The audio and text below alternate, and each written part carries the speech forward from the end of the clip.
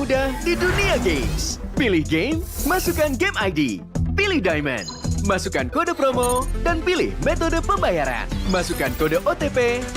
Selamat, kamu dapat tambahan kuota. Upgrade gameplaymu sekarang. Game smash andalanku bikin mainku semakin hebat. Tukar DG rings, diamond dan voucher game kau dapat. Main MOBA apa aja win streak di tanganmu. Cuma game smash makin no debat. Beli paketnya dan aktifkan boosternya sekarang.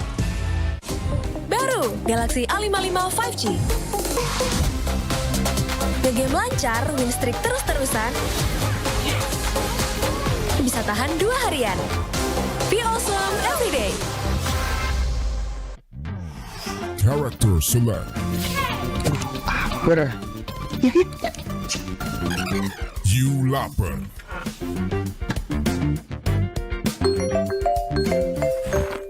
Stop!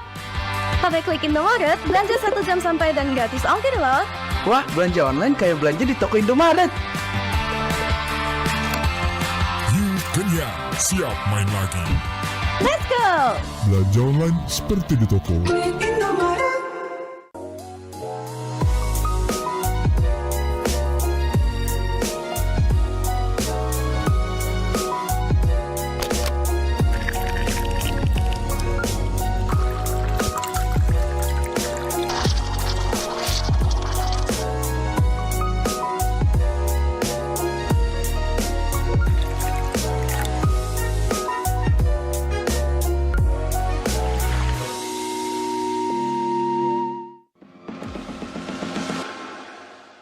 It's only you who rocks my world.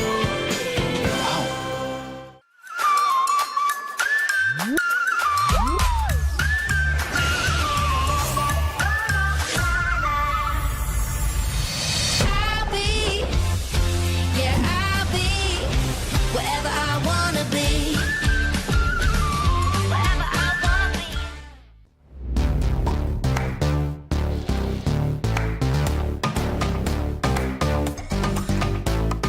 We don't need no sleep because the party.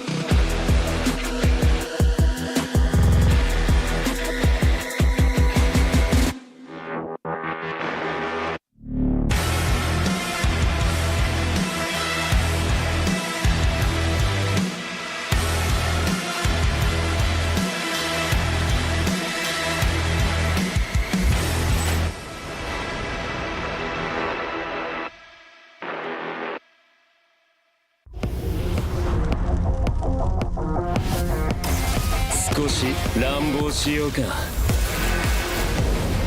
私は強くなるんだ。そのためなら何だって。自分の良心に従って人を助ける。オーラってやつは隠してもにじみ出るもんだからな。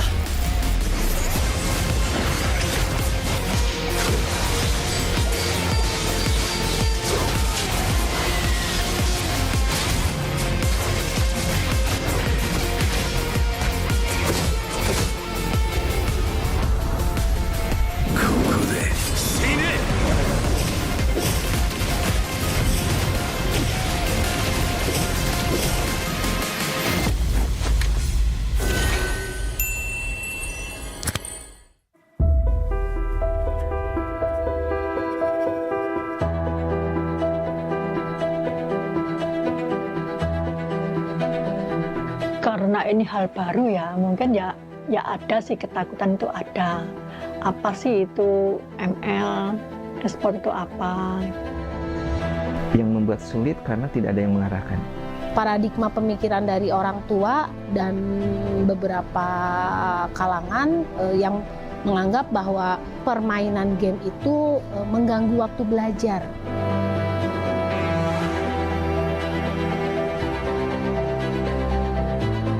Ketika saya membaca kata akademi saja, di situ respect saya satu. Ini adalah lembaga yang sangat peduli terhadap pendidikan dan pembelajaran anak.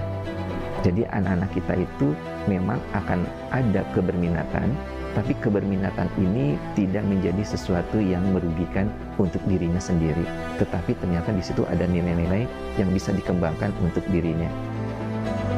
Rata-rata belum banyak tahu bahwa game online ini bisa dibentuk menjadi sarana selain kreativitas juga menjadi sarana prestasi. Ini adalah sarana prestasi yang bisa menjamin keberlangsungan pendidikan mereka. Kalau bisa benar-benar dikurasi sama dinas pendidikan, karena secara nggak langsung itu akan kontribusi buat anak ke jalur prestasi. Karena beberapa SMA sudah ada yang menerima jalur prestasi e-sport. Jadi orang tua biar ada pengakuan, oh ternyata anak saya main game ada hasilnya ya, gitu. Itu.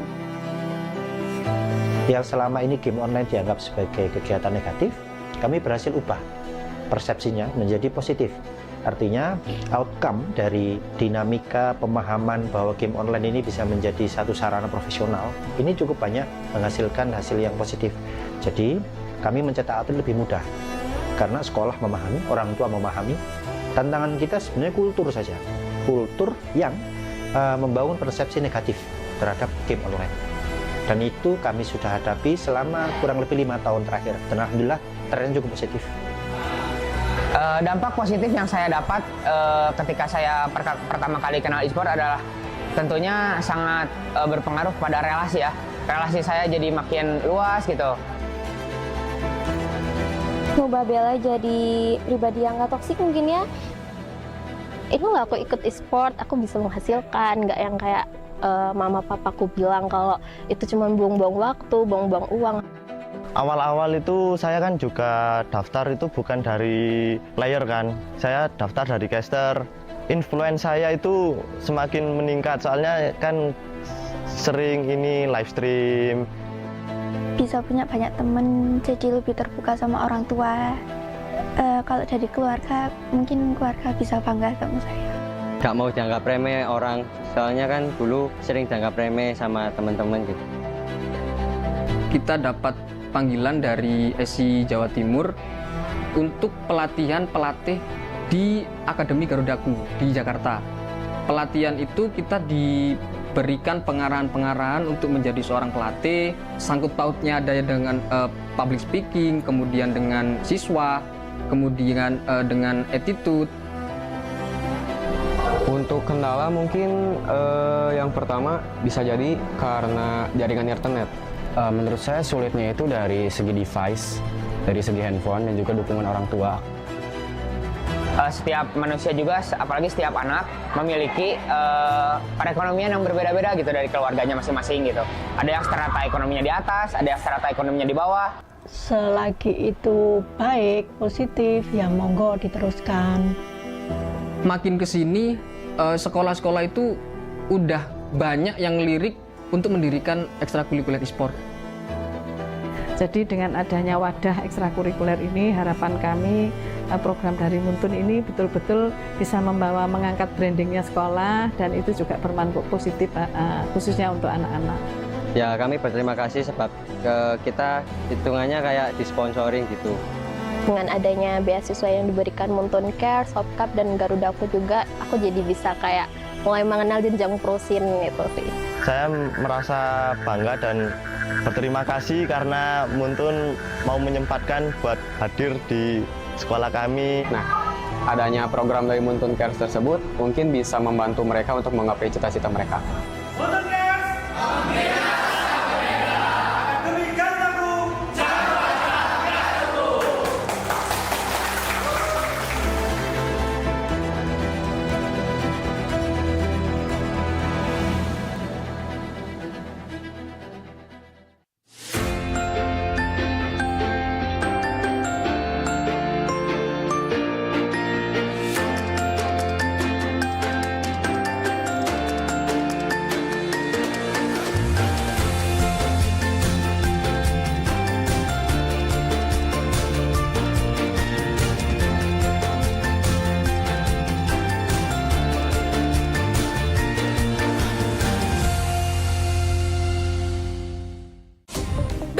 Galaxy A55 5G.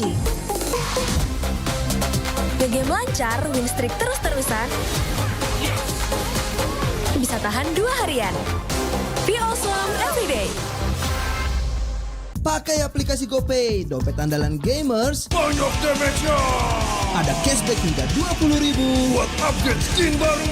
Jika seringan nggak makan memori, HP lemot bisa victory. Top up langsung dalam game tanpa hambatan. Ikutan selebrasi MPL di aplikasi GoPay. Menambah total hadiah ratusan juta.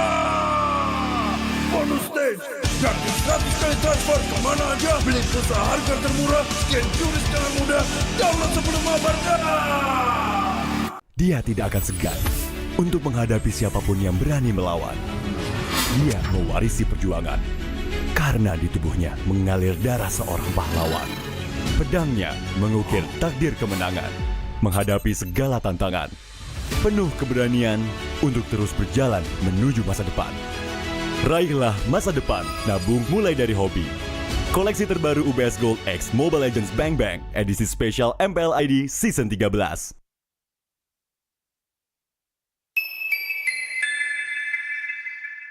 Kita adalah pejuang yang melangkah dengan penuh keyakinan, menghadapi dunia tanpa keraguan, karena hidup adalah arena pertarungan. Kita adalah pejuang yang tak akan gentar oleh segala tantangan, menghadapi lawan tanpa ketakutan, karena kita terlahir untuk meraih kemenangan. Raihlah kemenangan dengan koleksi terbaru UBS Gold X Mobile Legends Bang Bang, edisi spesial MPL ID Season 13. Saatnya nabung dari hobi bersama UBS Gold.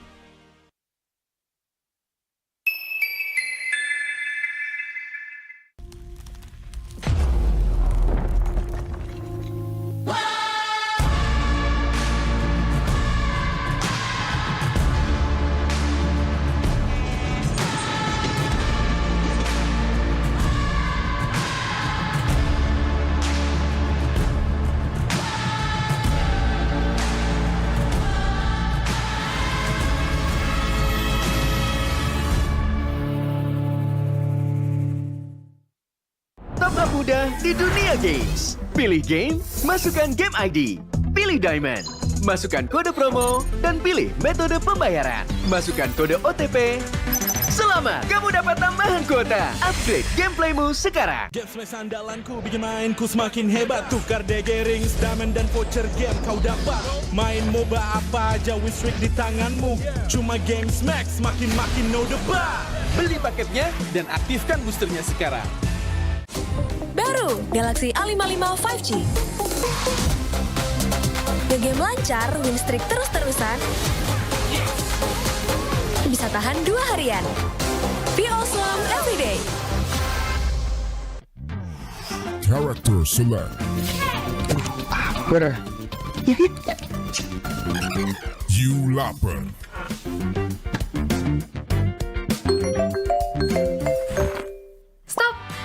Pakai klik Indomaret, belanja 1 jam sampai dan gratis ongkir loh.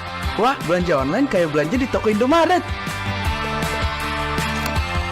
You kenyang, siap main lagi. Let's go! Belanja online seperti di toko.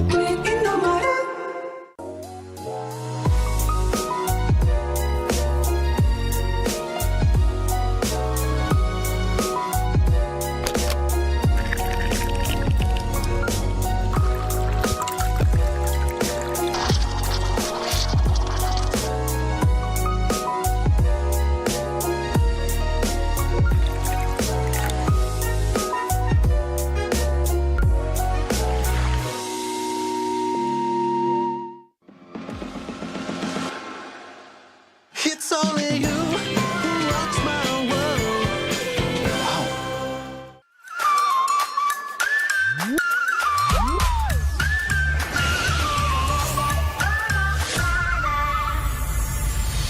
I'll be, yeah, I'll be wherever I wanna be. Wherever I wanna be.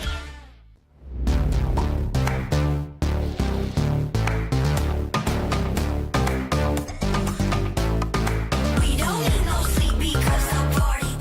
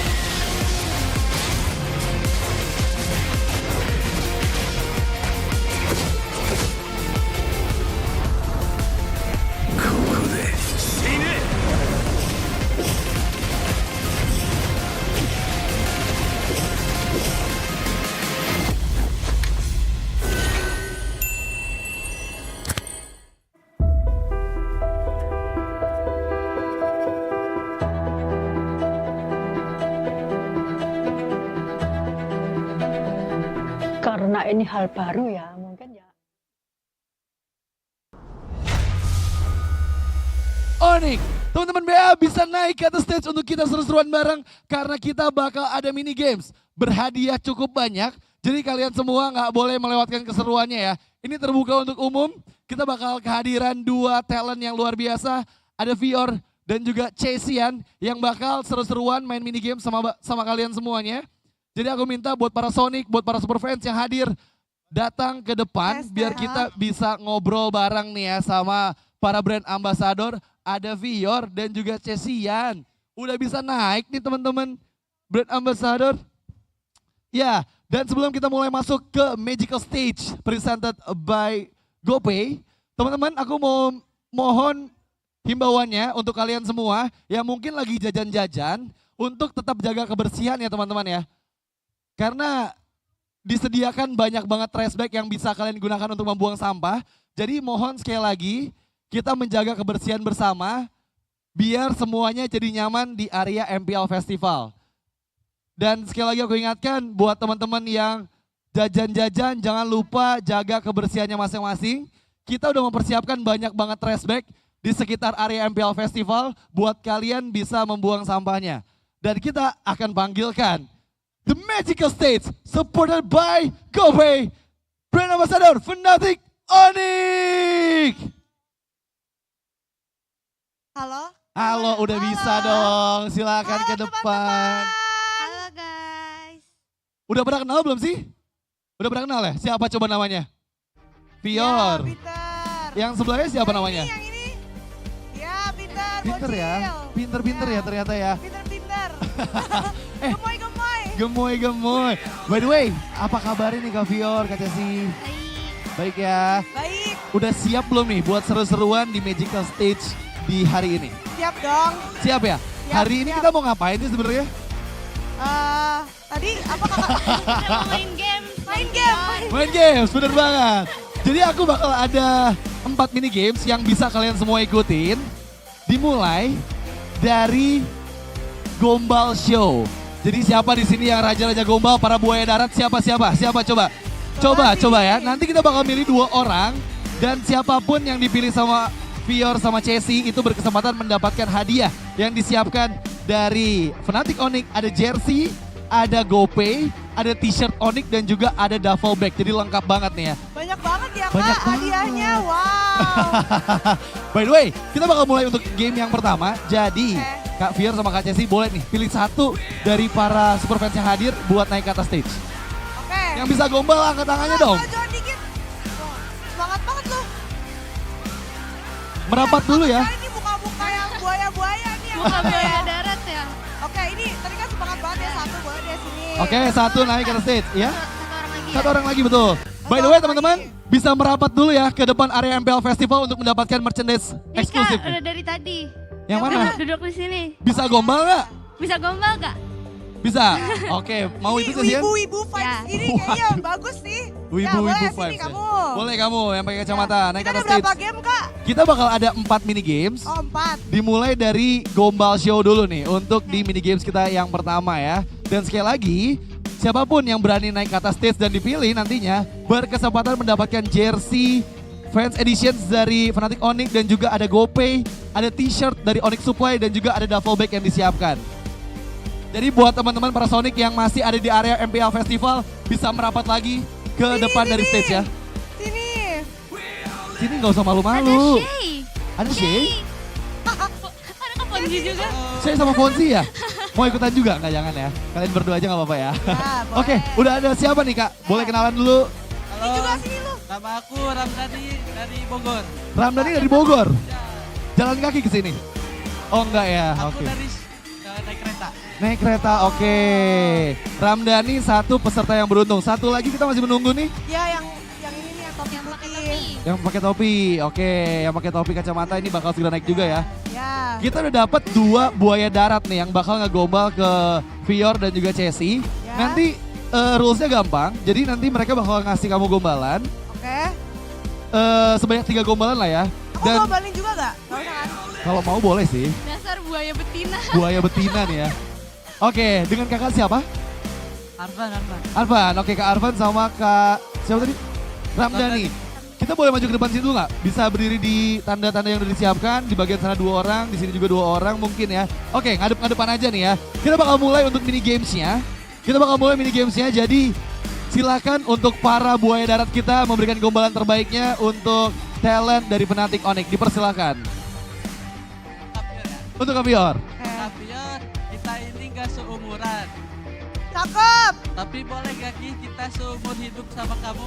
Woi, kelas ya. Ini buaya darat beneran kayaknya ya. Boleh. 1 gombalan ya. Aku mau balas. Boleh deh, balas dulu deh. Ikan hiu, ikan baja. Cakep. Ih, kamu bisa aja. Boleh. Sekarang kita pindah nih ke kakak Arfan. Silakan. Kamu tahu gak bedanya hujan sama kamu? Nggak tahu, apa tuh? Oh, hujan turun ke bumi, kalau kamu ke hati aku. Woi, lancar ya. By the way, kita udah ada tim parade dari FNATIC Onic yang hadir nih. Rame banget ya. Sonic ini bro. Wow. Luar biasa ya parade dari Onic yang udah hadir. Gemoy. Oke, kita lanjutin lagi nih ya. Kita bakal lanjutkan lagi untuk gombalan kedua. Silakan. Tahu gak sih Kak, hari ini aku capek banget. Kenapa tuh?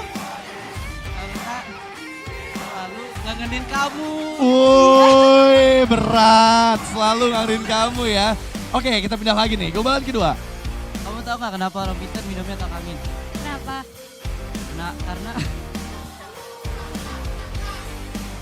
Karena cuma orang bodoh yang gak kenal kamu.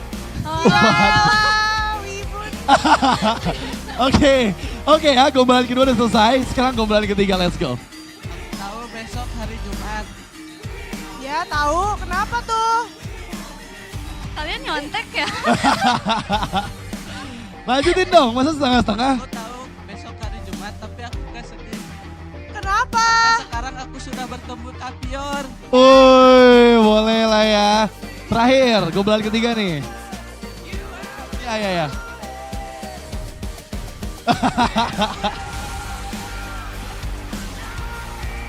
Aku rela ikut lomba dunia, asalkan kamu jadi garis finish.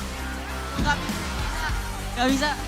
Gak apa-apa guys, itu namanya salting ya. Salting namanya ya, gak kuat kali ya. Oke, sekarang giliran para BA kita untuk memberikan penilaian. Siapa yang menang antara kakak-kakak ini? Coba pilih. Yang menang siapa guys? Siapa guys?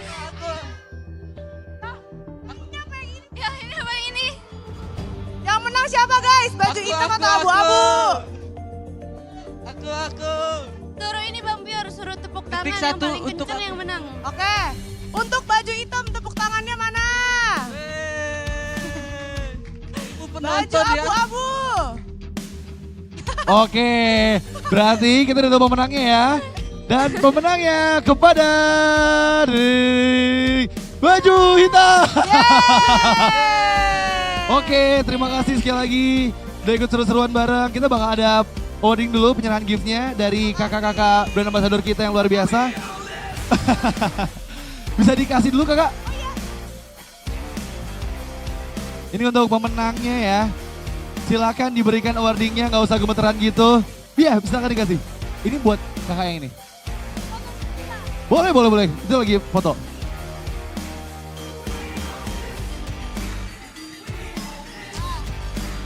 Oke, terima kasih. Ini untuk satu lagi juara 2 kita mendapatkan t-shirt dari Onic Supply dan juga GoPay. Sudah, terima kasih. Wow, seru ya. Baru gombal show aja mini games pertama kita. Seseru itu. Oke, kita lanjut untuk di mini games yang kedua. Lagi-lagi nih Kavior, KCC, aku butuh bantuan untuk milih 2 orang lagi yang akan bermain tebak bibir bersama kakak. Tebak bibir. Jadi nanti bakal pakai headphone dan kalian harus bisa nebak apa yang diucapkan sama mereka. Oh, kita harus bisa nebak mereka ngomong apa gitu ya. Betul. Oke, yang mau siapa nih? Yang mau, ayo maju sini, maju. Nah, Waduh, loncat tuh dari situ. ya boleh sini. Oke, langsung dapat nih ya. Yang baju pink jangan katanya. Kenapa emangnya? Gak apa-apa lah ya. Oke, Aku bakal jelasin dulu aturannya gimana. Jadi nanti kakak-kakak BA kita ini bakal pakai headphone, dikasih gangguan juga. Mereka biar nggak bisa ngedenger apa yang diucapin sama para peserta kita. Dan para peserta kita harus bisa ngucapin sebanyak-banyaknya kata yang ditebak sama para brand ambassador kita. Oke? Oke. Sebanyak-banyaknya selama 30 detik ya. Oke, jadi aku bakal persiapkan dulu untuk propertinya. Silakan diambil mic-nya untuk kakak-kakak. Udah ada mic-nya, satu lagi silakan. Nah, ini handphone-nya juga disiapin. Kita bakal bergantian ya, dimulai mungkin dari Kak Vior dulu ya. Teman-teman bisa ke tengah dulu. Mungkin kenalan dulu kali ya dengan Kak siapa? Perkenalkan nama saya Robi, Kak. Robi sama siapa? Teddy. Robi sama Teddy, oke. Kita bakal mulai dari timnya Kak Vior dulu nih ya, sama Teddy ya berarti ya. Robi sama Teddy. Bener Teddy? Oke, siap ya. Jangan grogi ya. Kita bakal mulai mungkin dari sini. Sebentar. Sebentar lagi dipersiapkan ya. Sabar dulu ya. Kakak, dipakai ke Kak Vior.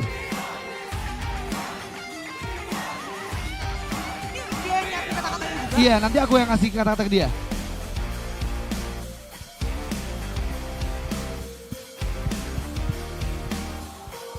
Oke. Udah, siap? Bisa ke setengah stage sini, Kak Vior juga nggak kedengeran ya? Oke, siap ya. Kamu bakal nyebutin kata-kata ini dan berusaha biar bisa ditebak sama Vior, oke? Ngerti tadi? Siap ya? Produser siap? Kita bakal mulai 30. Emang iya? Bentar, kamu nggak pakai mic berarti? Jangan pakai mic. Kayaknya nggak perlu pakai mic deh yang ini, soalnya kedengeran ya. Bentar, kakak kayaknya nggak perlu pakai mic deh. Oke, aku pegang mic-nya ya. Oke, siap produser 30 detik sekarang. Oke, kita bakal mulai ya. 30 detik dimulai dari sekarang.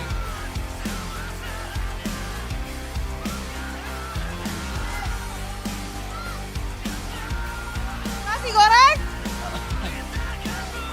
Petai goreng. Bertiga. Bitrix.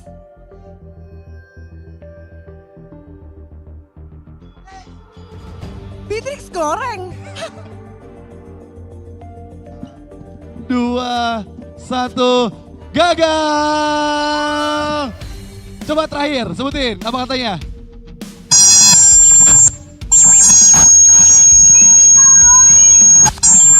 Mythical Glory. Oke, benar 1 poin ya berarti ya. Oke, 1 poin ya. Jangan curang, jangan dikecilin. Oke, kita pindah ke tim dari Kak Cesi ya. Caranya sama. Aku bakal ngasih 30 detik, sebanyak-banyaknya harus bisa jawab jawab kata-kata yang dilemparkan sama Kak Robi ya. Oke. Kita ganti ke tim B ya. Tadi dari timnya Vior cuma 1 kata doang yang bisa dijawab. Kalau dari Kak Cesi nih. Udah siap? Udah siap ya? Apa? Masih bisa denger? Oh enggak, ntar kan dia nggak pakai mic. Oke. Siap ya? Kita mulai.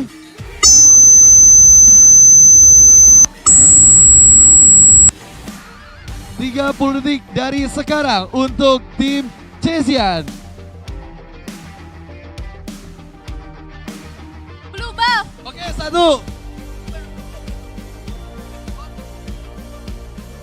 Kaos kaki. Adi. Coach Adi betul, 2. Keranjang kuning. Bukan. Raja kuning. Randa kuning. Oke, 3.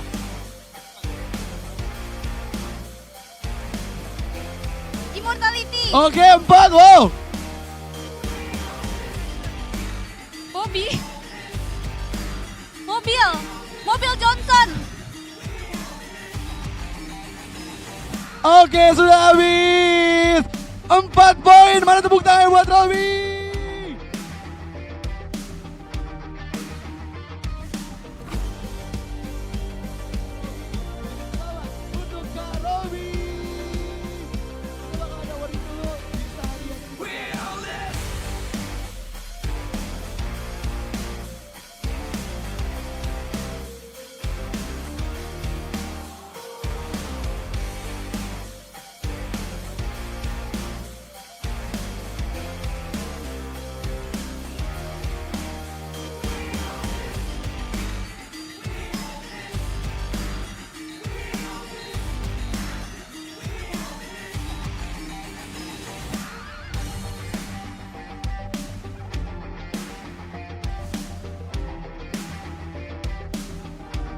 Teddy di sini.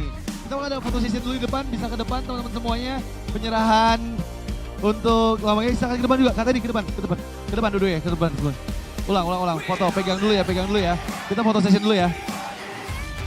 So inilah dia untuk pemenang dan juga peringkat kedua ya. Dan sekali lagi terima kasih. Kenapa tuh, Tafior? Kenapa? Oh enggak apa-apa. Tadi Oke, silakan kembali ke bawah kakak. Lewat samping ada tangga sih sebenarnya, nggak apa-apa lah kalau mau loncat juga boleh deh. Oke, ini kan baru game kedua ya. Ya, satu game lagi ya.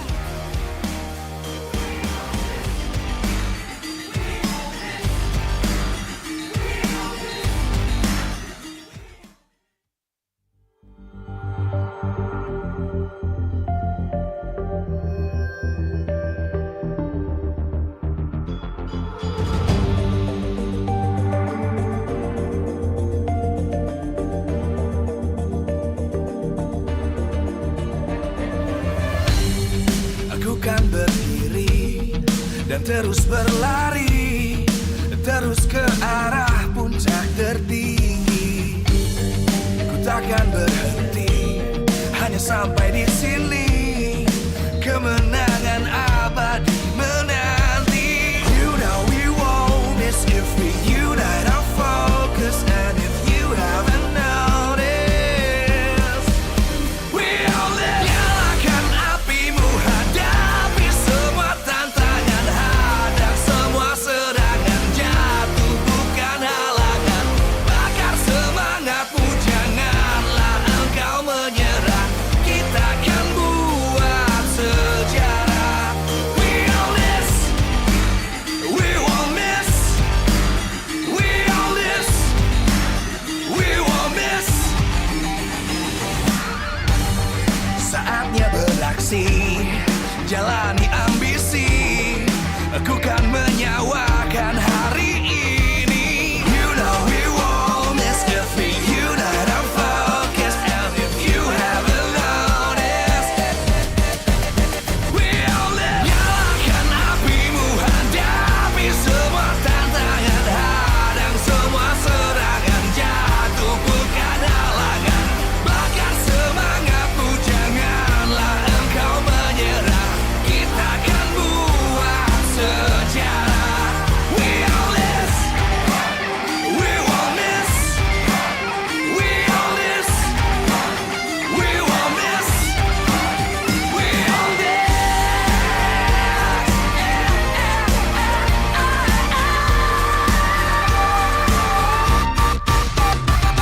Nyalakan apimu, hadapi semua tantangan, hadang semua serangan, jatuh bukan halangan. Bakar semangatmu, janganlah engkau menyerah. Kita akan buat sejarah. We all this.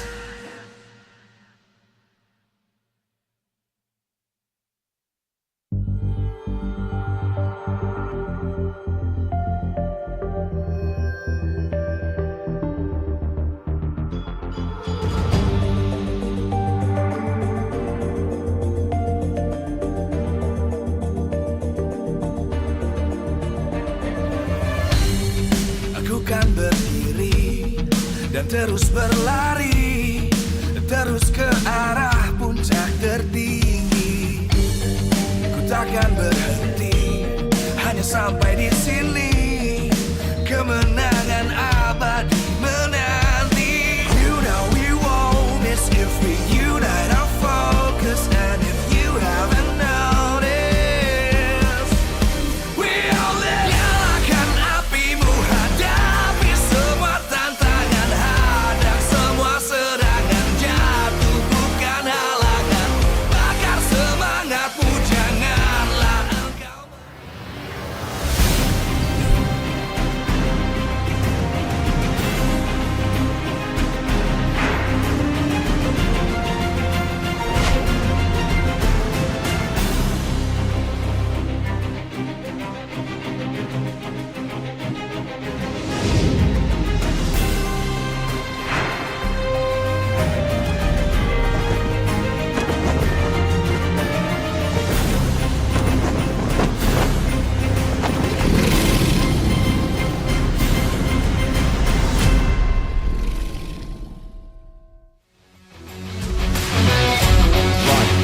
Jakarta International Velodrome. MPL Season 13 is powered by Moontalk.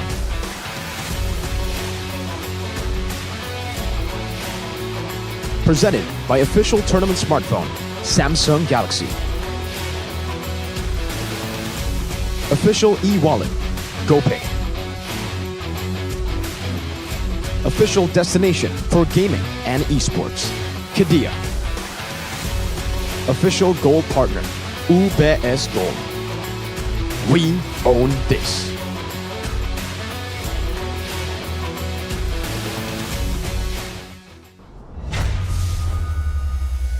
Hadir, inilah dia tim FNATIC Onic.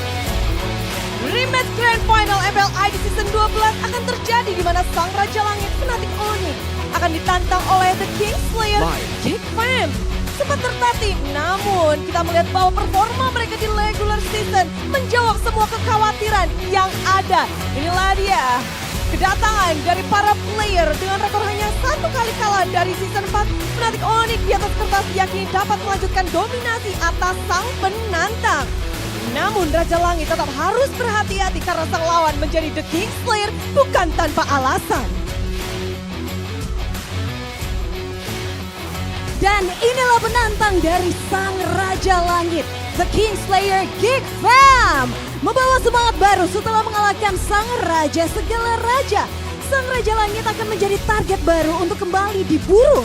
Memang sejarah tidak berpihak pada mereka, namun semangat mereka tidak akan pernah padam. Karena Geek Fam Unity selalu ada untuk mereka. Sejak hadirnya Beloyski, Geek yang sejak season 4 tidak pernah lolos playoff, sekarang 3 season menjadi langganan playoff.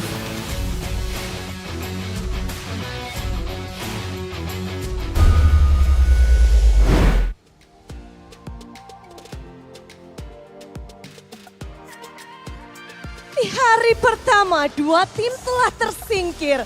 Kali ini kita akan melihat 4 tim tersisa akan mulai mengukir sejarah. Betul sekali, yang mana di hari kedua babak playoff MPL Indonesia Season 13 kali ini tentunya akan berbeda dengan hari yang pertama. Kalau hari pertama seperti yang tadi Bude sampaikan, 2 tim telah tersingkir. Tapi kali ini di hari kedua setiap tim memiliki 2 nyawa. Pertarungan akan semakin mendebarkan dengan semua mata menyaksikan. Selamat datang di MPL Indonesia Season 13 babak playoff. Wow, super fans semua di sini begitu semangat untuk melihat bagaimana keseruan dari hari kedua babak playoff hari ini. Akan ada 2 match yang begitu seru hari ini. Di match pembukaan hari ini, Bude Clara, kita akan melihat yang bisa dibilang ini kayaknya flashback ke mungkin Grand Final Season 12 kemarin. Iya, tentu saja menarik karena 2 tim ini sedang kita lihat betapa performanya kuat-kuatnya. Namun mengingat kali ini adalah kita sudah melihat Geek Fam kemarin berjuang dengan Gigi, kita belum melihat seperti apa FNATIC Onic dengan jersey terbaru mereka. Dan repeat champion. Bukan dari mereka hoki, bukan dari apa. Mereka membuktikan diri bahwa mereka Raja Langit. Tapi Bude, kalau memang ini bisa dibilang flashback atau rematch dari Grand Final Season 12 kemarin, tapi ada yang berbeda. Yang mana di season kali ini, di playoff kali ini, ada Ray di Geek Fam dan ada Lutfi di FNATIC Onic. Ini menjadi pembeda. Ya, dan Lutfi menjadi Rising Heroes. Bisa dibilang untuk Onic membawa warna baru dan kita akan menggali lebih dalam The Rising Heroes dari Onic, dari sumber yang sungguh terpercaya dan mengikuti karir Lutfi juga bersama di Onic Prodigy saat itu. Mari kita sambut bersama-sama. Inilah dia mantan coach dari Lutfi, ada Lionheart.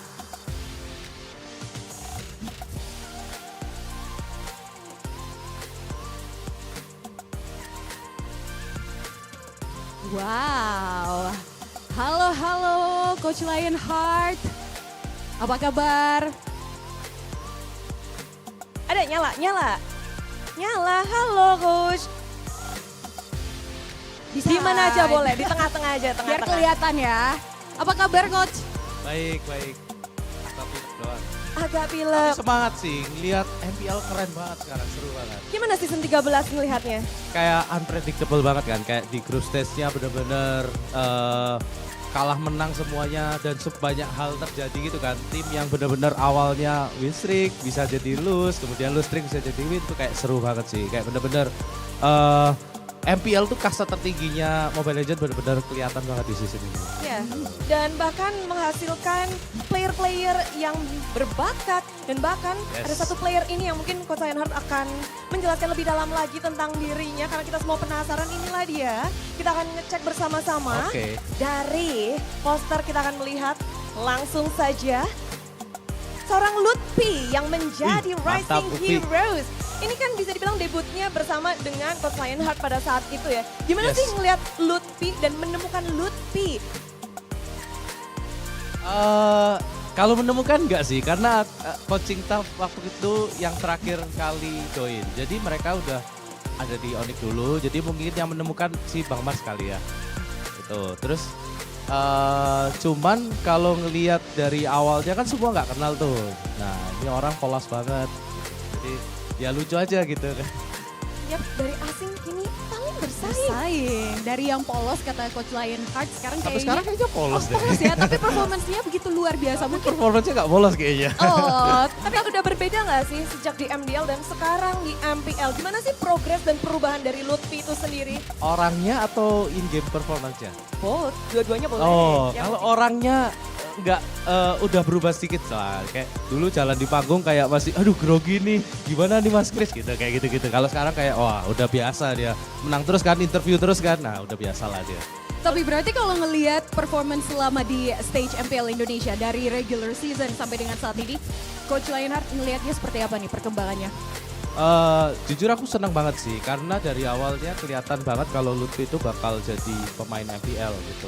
Kayak kelihatan lah gitu dari cara mentalnya dia, main gamenya juga oke, dia bisa semua kayak di XP Land. Nah kurang lebih dia benar-benar memenuhi ekspektasi, apalagi di season ini dia naik dan momennya pas nih, kayak misalnya abang-abangannya juga udah bisa bantuin dia gitu buat nggak grogi, buat apa. Nah ya, jadi benar-benar dari supporter Onyx ya, Sonic benar-benar support juga, kalau kalah awal-awal itu juga nggak dihujat dan segala macam. Nah itu salah satu faktor-faktor yang bikin anak semuda Lutfi bisa pede lah istilahnya di MPL. Ya, ini menarik ya, di mana Coach Lionheart berkata bahwa sudah terlihat ini punya potensi untuk bermain di MPL yang mungkin nggak semua player punya.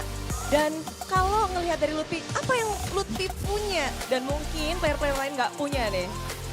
Oke, mungkin aku gimmick sedikit kali ya. Kalau di MPL itu menurutku nih ya, buat kalian-kalian yang pingin ke stage MPL ya, main di stage MPL tuh banyak semua orang pingin jadi pro player dan pingin ke MPL. Tapi menurutku MPL tuh punya universe sendiri. Jadi dia yang menarik pemain-pemain terpilih. Dan aku bisa ngeliat sih kayak oh ini orang pasti MPL. Ini kurang lebih kayak kelihatan gitu. Dan Lutfi ini punya kelebihan kayak yang nomor satu aku bilang dia orang dengan mental paling humble sih.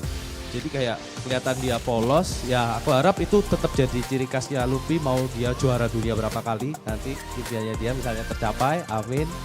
Dia tetap humble seperti waktu pertama kali ketemu sama aku dulu. Jadi sifat humble itu yang membuat dirinya yang membawa dia di kasta tertinggi. Mungkin banyak orang jago, tapi memang dia in game-nya juga jago banget. Dia bisa versatile semua ini gameplay.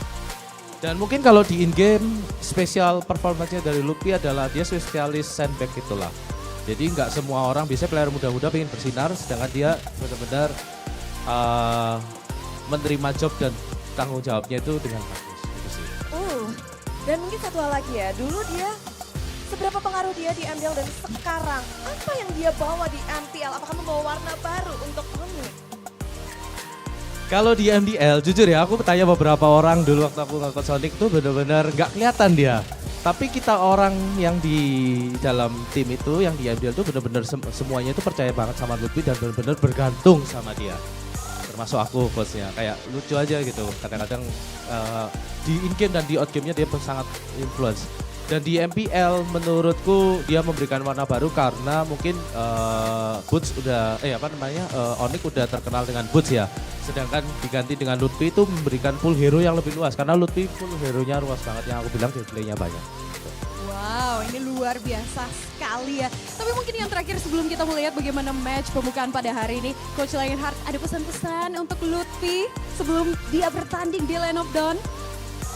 Oke Lutfi, semangat terus ya kan. Ini season 13, season pertamamu bisa jadi kamu langsung juara ya kan. Nah, kalau misalnya pesanku itu tetap humble kayak tadi aku bilang. Seperti pertama ketemu mau kamu juara dunia 10 kali juga tetaplah menjadi Lutfi yang dulu. Gitu. Karena yang membawa kamu ke MPL juga kamu yang dulu. Gitu sih. Predict score? 3-1. Untuk? Gak usah ditanya Oh lagi. ya udah ya, udah ya. Oke, kalau gitu mari kita beri tepuk tangan yang meriah untuk Coach Lionheart. Thank you Bude, thank you Bude. Enjoy the show, karena ini memang kali perdana semua orang bertanya-tanya seperti apa performa Lutfi di panggung playoff bersama dengan FNATIC Onic. Betul sekali, dan tadi kita melihat ya, ada mendengarkan fun fact-nya. Ternyata memang Lutfi ini dari awal MDL sudah diprediksi nih bakalan bisa menuju panggung MPL. Kemudian polosnya itu ternyata walaupun polos, kalau kelihatannya polos, tapi di Land of Dawn nggak polos ya, tapi bersaing begitu keras. Benar, tentunya semuanya juga menantikan seperti apa performa yang diberikan oleh kedua tim ini mengingat historinya. Di Grand Final season lalu mereka bertemu.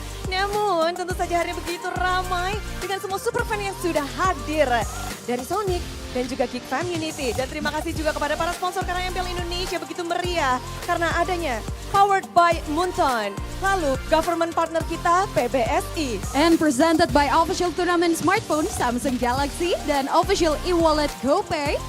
Official destination for gaming and esports Kidia.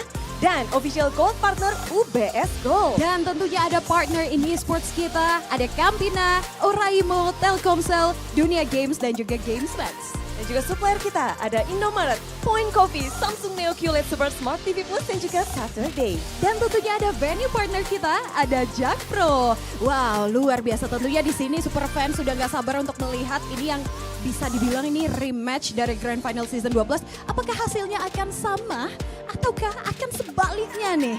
Ya, semuanya bertanya-tanya dengan Geek Fam yang mereka udah panas duluan seharusnya di hari pertama kemarin mereka menang dengan percaya diri. Walaupun dengan skor yang cukup mendebarkan membuat kita semua berdebar. Tapi tentunya Onic juga mungkin mereka kemarin tidak bermain tapi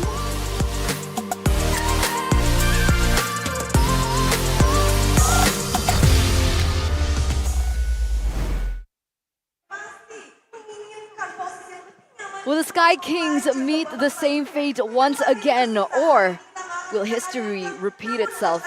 Ladies and gentlemen, welcome to the opening match of the playoffs of day number 2 here at MPL ID Season 13. We are now live at Jakarta International Velodrome, Jakarta, Indonesia. And here on the English broadcast, you are now being accompanied by me, Eterna, alongside with Connie, as well as Arashi.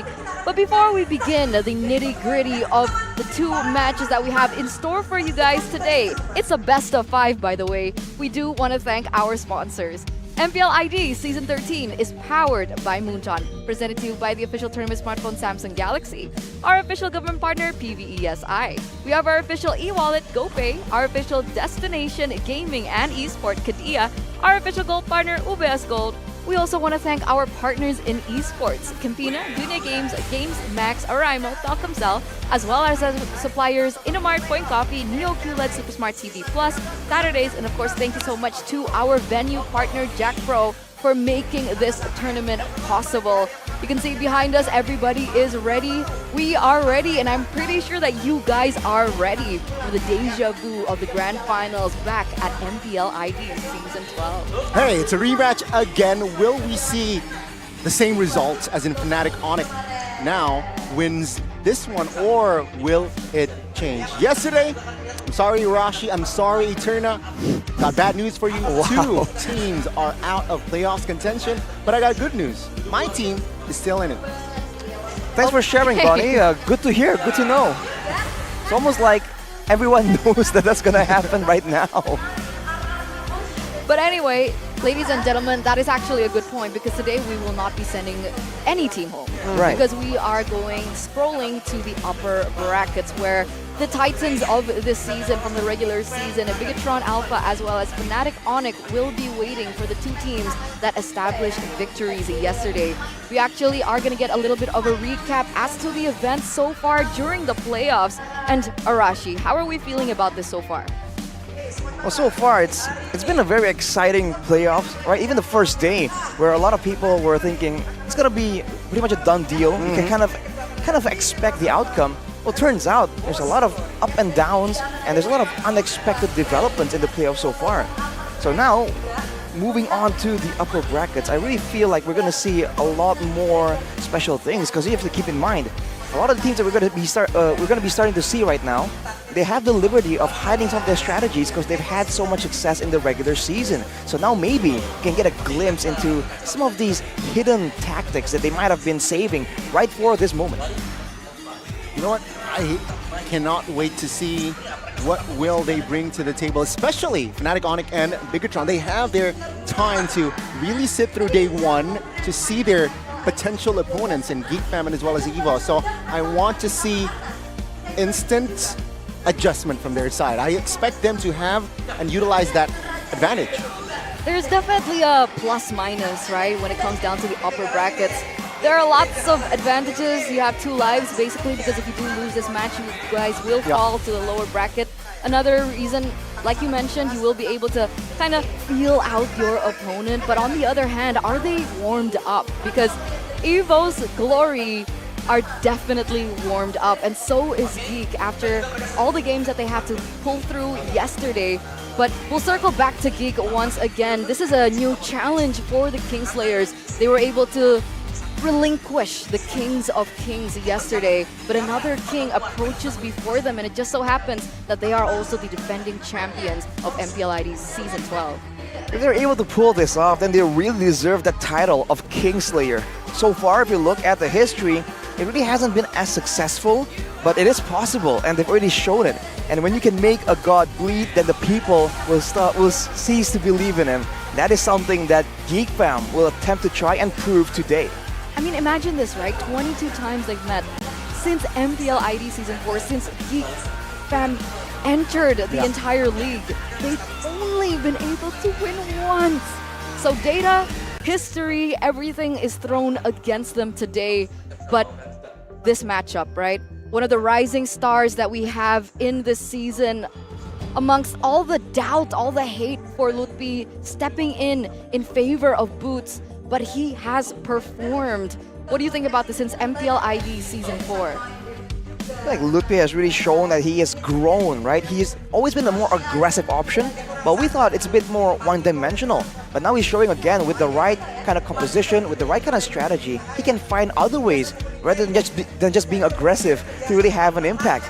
But on the other side, against Luke right here, if you look at the stats, it's actually quite impressive that Lutfi is able to match up to Luke, because for at least 1 or 2 seasons now, we've been talking a lot about Luke, especially when he does get his hands on the signature heroes. So he wouldn't be as flexible, but when it comes to comfort picks, when it comes to the good old-fashioned heroes that both these players are good at, I think Luke definitely has a bit more of that X factor, right? A bit more highs, but also a bit more lows. Yeah, I mean, I agree, right? I mean, Luke has the experience, which, sure, Luke will perform and he will be one of the key factors of the successfulness of Geek Fam. But I'm actually a bit surprised of Lutfi, because I also is one of the doubters of the change from Onic. Sure, Boots was very shaky earlier on, but I did not expect Lutfi to adjust that quickly, right? And we're talking about hero pool, he has shown a lot of depth in that field, and perhaps now more comforts though. They can definitely stick to more comforts, like the Paquito, perhaps like the Lapu, right? Paquito, very positive. If I'm not mistaken, around above 70%. So I think they should draft towards that Paquito, give him something more comfortable in this series, especially nothing to lose. If it's open, why not? Definitely. We'll see exactly what they have brewing for us today, because this is our throne defenders, our defending champions, FNATIC Onic, going head-to-head against the Kingslayers themselves, holding up that banner with Luke, Ray, Avoid, Voloisky, as well as Chidera. They were given a big responsibility yesterday. Let's see if they're able to make it happen today. Well, they took down the Kings of Kings yesterday, and they have set their eyes on another kingdom with their general, Voloisky. It seems like anything is possible. Ladies and gentlemen, let's welcome both Geek Fam and Onic. This time that their kingdom is under attack and they have donned their new armor with a new name. Will they be able to defend their throne? It's both FNATIC Onic and Geek Fam. Deja vu, ladies and gentlemen.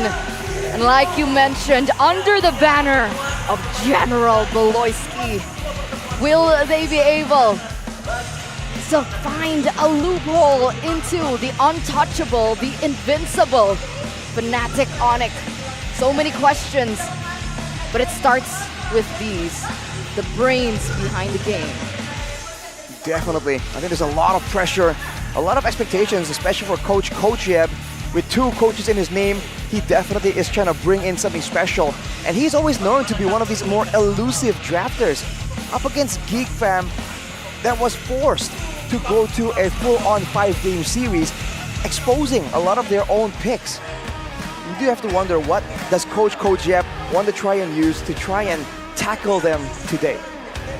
And I think that kind of caught everyone off guard, right? The fact that Geek was forced into game number 5. I don't think anyone expected that. And the question is, as well, what's up with Geek?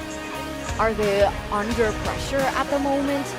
Is it strategy that's still lurking? Have they not shown all their cards? Because for Onic, I think a lot of people can agree that we haven't really seen the full-blown scale of what FNATIC wants to bring, right? So many cards that they have still hidden away, and nobody really wonders why they were second place. It's like, yeah, they're second place in the regular standings, but we'll see what kind of a monster they are in the playoffs. And we're gonna get a glimpse of that actually today in this upper bracket match against Geek. But this is the most pick and ban heroes, and maybe we'll get a glimpse as well as to what they commonly like to go for. Is this what we're gonna be expecting today? Well, what really stands out is the red side win rate for Onic. Not really too far-fetched from the blue side win rate. That's a very different look compared to a lot of these teams that really rely, or at least have a very noticeable difference in success rate when it comes to the first or second pick. Along with that, you do see the Paquito. That is something that will definitely come into handy, especially against Geek Fam. Luke is a well-known X-Borg player, so if you get a Paquito, you get a double benefit of securing a strong laner to go up against an X-Borg that usually has a chance to really dominate and bully in that laning phase.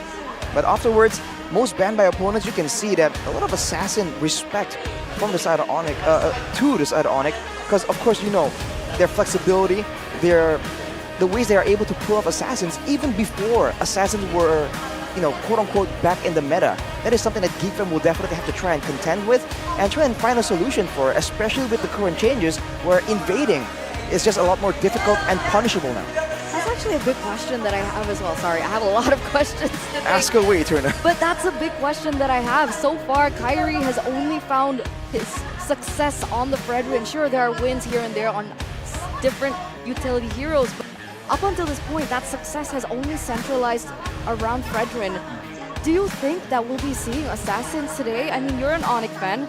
Do you have any feelings about it, or your analysis? About the draft, I feel like. If Geek Fam allows Onic to play around Assassin, sure, I'm very positive that Yeb will definitely take that gamble. Hey, Kyrie, here's a Fanny. Hey, Kyrie, here's Lancelot, you know? But only if that the draft from Geek Fam is quote-unquote vulnerable towards Assassins, then we might see a huge potential. But most of the time against Onic, you wouldn't draft a draft that is vulnerable towards the Assassin, especially if we're talking about the first phase. Well, let's look at the most picked mid-lane heroes in each region here while we're on that topic, Goni. Because, you know, see the world, MSC 2024 summing up. It's right in the horizon. So if you look at the mid laners, you see a lot of very similar picks, and that's because there's a lot of similar things that teams are looking for. The vision, the long range from Novaria, the crowd control and the fighting potential of the Vexana, and the flexibility, and of course, the IMU from the Valentina. interesting enough, in NACT, you do see the Faramis, and I thought that Indonesia was gonna pop out there with the Faramis as well, considering how often teams right now are just going at it, going for these big fights and relying on that extra bit of fighting potential from the Nether realm. But it turns out, when it comes down to it, it's about wave clear, and it's about how these laners can really help out the roamers and the junglers when they really go in for those aggressive plays in the early game. And I find that especially true now that we're looking at this team, right? Geek Fam. I think they are one of the teams that have utilized the Faramis the most.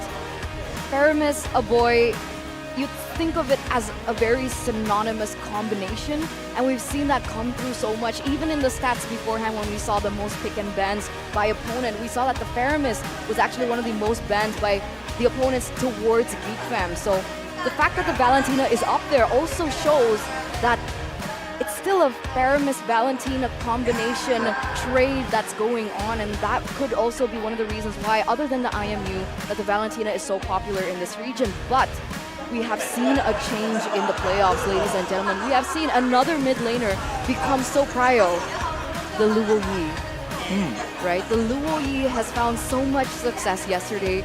We saw that that was one of the main reasons as to why Liquid had to say goodbye to their playoff contention. They left it open 3 times and they were banished, they were dismissed by Evos so easily because of the Luo Yi, the global presence, the global pressure that the Luo Yi has, especially when it comes down to the final moments and the Lord fights. Do you think we'll be seeing the Luo Yi today in this matchup?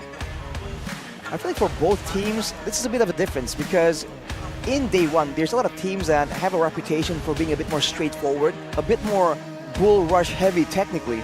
But now against with Onic and Geek Fam in the picture, these are both teams that have shown amazing macro game, amazing rotations as well. So I feel like both of them will be very comfortable dealing with that kind of global presence. But after 1 or 2 games, if it does prove to be a threat, I feel like it's no surprise to see it ban away or respected, right? Because it is a very impactful option right now for a lot of teams, especially on the pro level where the coordination is just so much more compared to the, I guess the rank scene. I mean, let's not get it wrong, right? Luo Yi is a prio hero, but it's not as popular because it's mostly banned out in that first phase. So if we're talking about priority, it's still such a high priority because it has damage-based damage early game. As we all know, especially you've added more items on towards this hero. Mid-game, late-game, wave clear, not too shabby. And I believe maybe in this match we can see a couple of Luo Yis come out of maybe game 1 or game 2. We'll answer that question very soon there, Goni, as we're now entering the drafting phase of game number 1 in this best of 5. Presented to you by the official tournament smartphone Samsung Galaxy A55, A35, 5G. There are no but there it is, right? Faramis is instantly banned out by FNATIC Onic. That respect towards Geek Fam is definitely still there. But other than that, we do see the respect to General Boloisky himself with the Health Curt and the Florian taken away. Meanwhile, for Geek, Akai, Harith, as well as the Ling. And there it is, the Luo Yi pops up into the Land of Dawn with FNATIC Onic occupying that chip in the first phase. We have seen this trend for a while here in the regular season. The Luo Yi match with the chip. I'm surprised to see that the Akai out of nowhere was banned off so early from Geek, but maybe that is a particular strategy they want to make sure they have at their disposal. Now for Onic though, the chip with a 2-way global play on the shortcut, with also the Spear of Destruction from the Moskov, they have a lot more macro ways to play around with this game. So I think Geek, knowing that, we're going to try and get some way to really catch Onic mid-rotation. And even with the Baxia now, they're going to be moving around the map so fast unless Geek can put an end to it by threatening a pickoff of some sort. Yeah, it's very clear that Onic, there are 3 heroes here picked up the first phase, very fast rotations, right?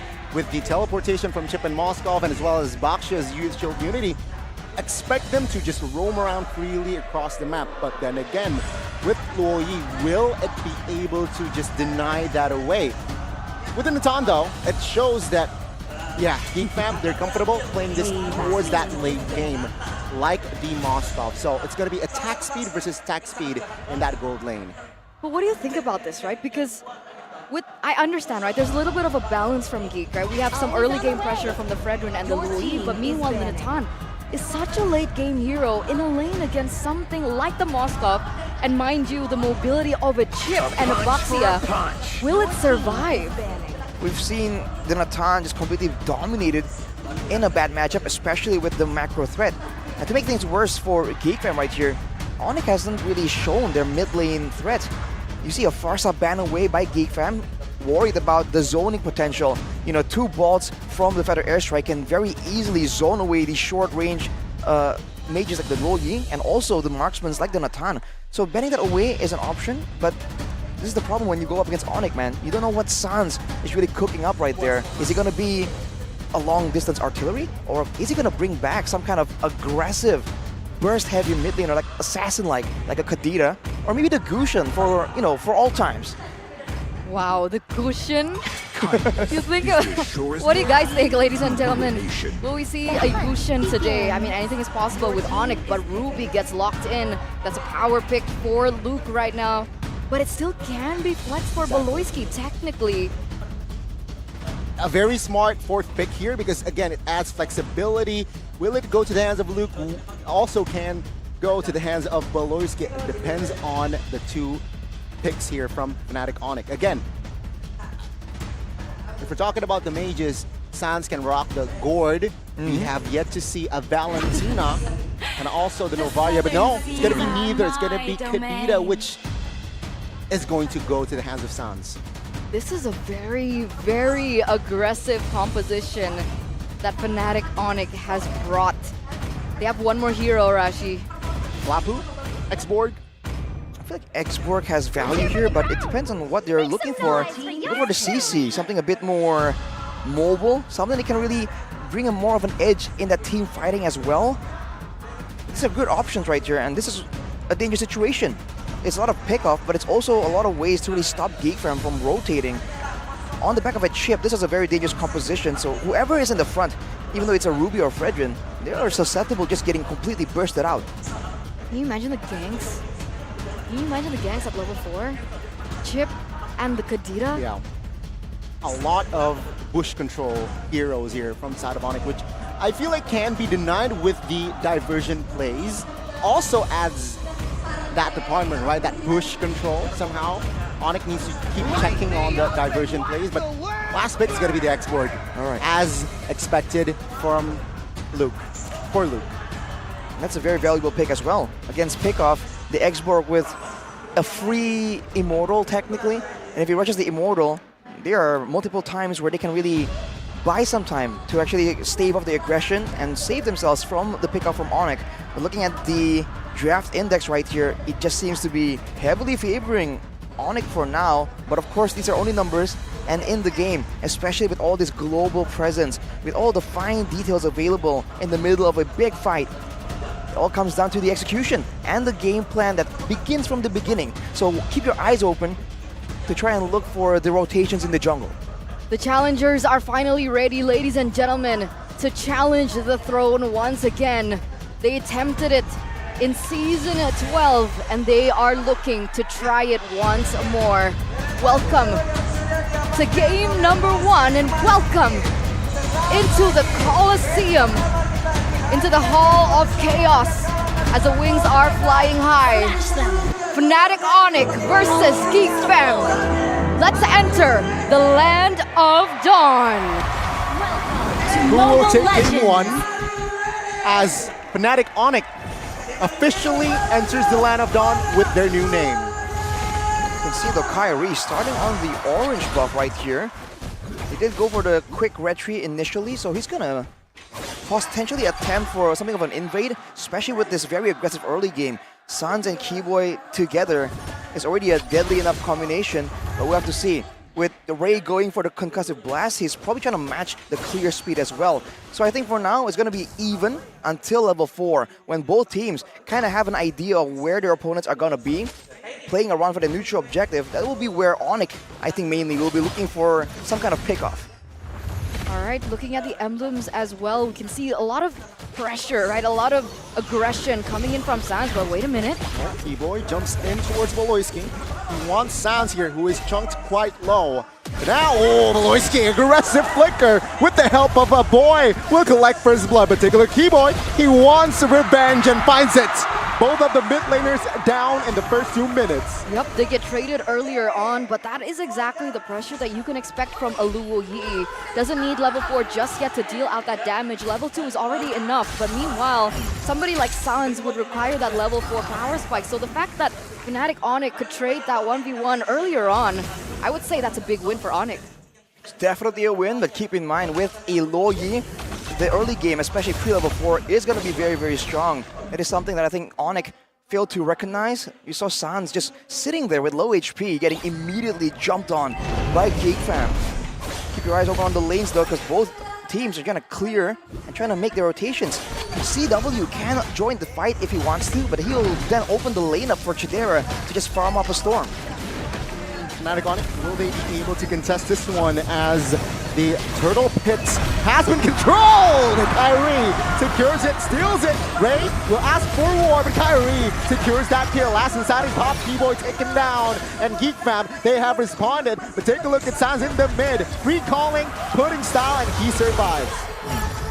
A lot of confidence now for Onic in this early stage of the game. The fact that Kyrie was able to get that retribution down as well was a good start for their game at the moment. The talent predictions are, oh wait a minute, Sans. Beloyski's gonna go for it? Wow. Wow. Oh no. Boys there. Crash Force has not been committed and Beloyski just gets out. Just walks over and takes a bunch of damage from the turret, but on the talent prediction, Papulong on the Indonesian desk has never, for the most part, voted for the majority. He likes that underdog story a bit too much sometimes. We'll have to see though, will he prove us wrong today? Because right now, Onic is doing really, really well, even in this lane right here. The CC X Brook matchup, Lutpi seems to be still quite comfortably not really bullied out of it just yet. I mean, remember, right? This is more of a ticking time bomb for FNATIC Onic, right? The fact that Geek Fam has done a ton, all they need to do is weather the storm a bit, right? They need Chidera to get to his power spike as soon as possible and try to prevent damage from happening, but damage is coming. Oh, shortcut used on towards Beloyski though. Ray in the backside actually taking, oh my god, a lot of damage by Kyrie and taken down. To the front side of the map, it is Lutpi, and as well as the X-Force will find that kill. The boy stuck in the 3v1. Sans quite low, needs to back away, and Geek Fam, they will chunk T-Boy to take him down. Oh! The bottom side of the map, Kyrie picks up a kill. Was that a solo kill onto Chidera? It was with CW. Was CW present? Yeah, he was. That's so unfortunate. Whoa. Okay, Beloyski kind of just deter CW, but both teams going aggressive right here. But I can't help but feel like for the side of Onic, they're getting a bit more value because they got Ray twice now. And of course, there's gold involved in these skirmishes, but also the XP. Kyrie 3-0, level 7, already a level ahead, going for the turtle right now. If this goes on, Geek will have to concede most of the neutral objectives. They can go for the fights, but they can't really go for 50-50 contest any longer. And that is a big part of their gameplay. Yep, they haven't been able to get any objectives on the board. Still a perfect turtle now for FNATIC Onic, but it looks like this is the trade, right? Ray going in very aggressively onto the purple buff. Actually gets it, by the way. Say goodbye to that purple buff Kyrie, unless he goes in for a counter jungler play, which it looks like he's aiming for, but not just yet. Oh, Chidera! Oh my god, what happened? Top side, the shortcut actually assisted FNATIC Onic to take that kill, and Geek, they were a little bit late to that party. He traded in to top. The portals came in so quickly, and Chidera gets punished again. It's just a good read from Onic there. Just identified that opportunity during the shifts, but ooh, Lutpi getting jumped on. Won't be taken out. So I think for the most part, Onic is getting so much success here because they are playing very well around the Luo Yi, right? A boy in the Luo Yi should be very dangerous right now. Even with only one item, we saw that the Luo Yi can absolutely chunk down a fighter or a frontline member, and multiple members actually from the side of Onic. But the way they're playing right now, the tug of war, the pull and push from Onic is making it difficult for a boy to really be decisive with how he wants to position and walk up to do that damage. What's happening here? The bottom side, actually. 3v2. Oh, Luke off camera kill in the mid. Now Chidera stunned up by Keyboy, but no follow-up damage just yet here. Geek Fam, they have reinforcement also with the shortcut Onic.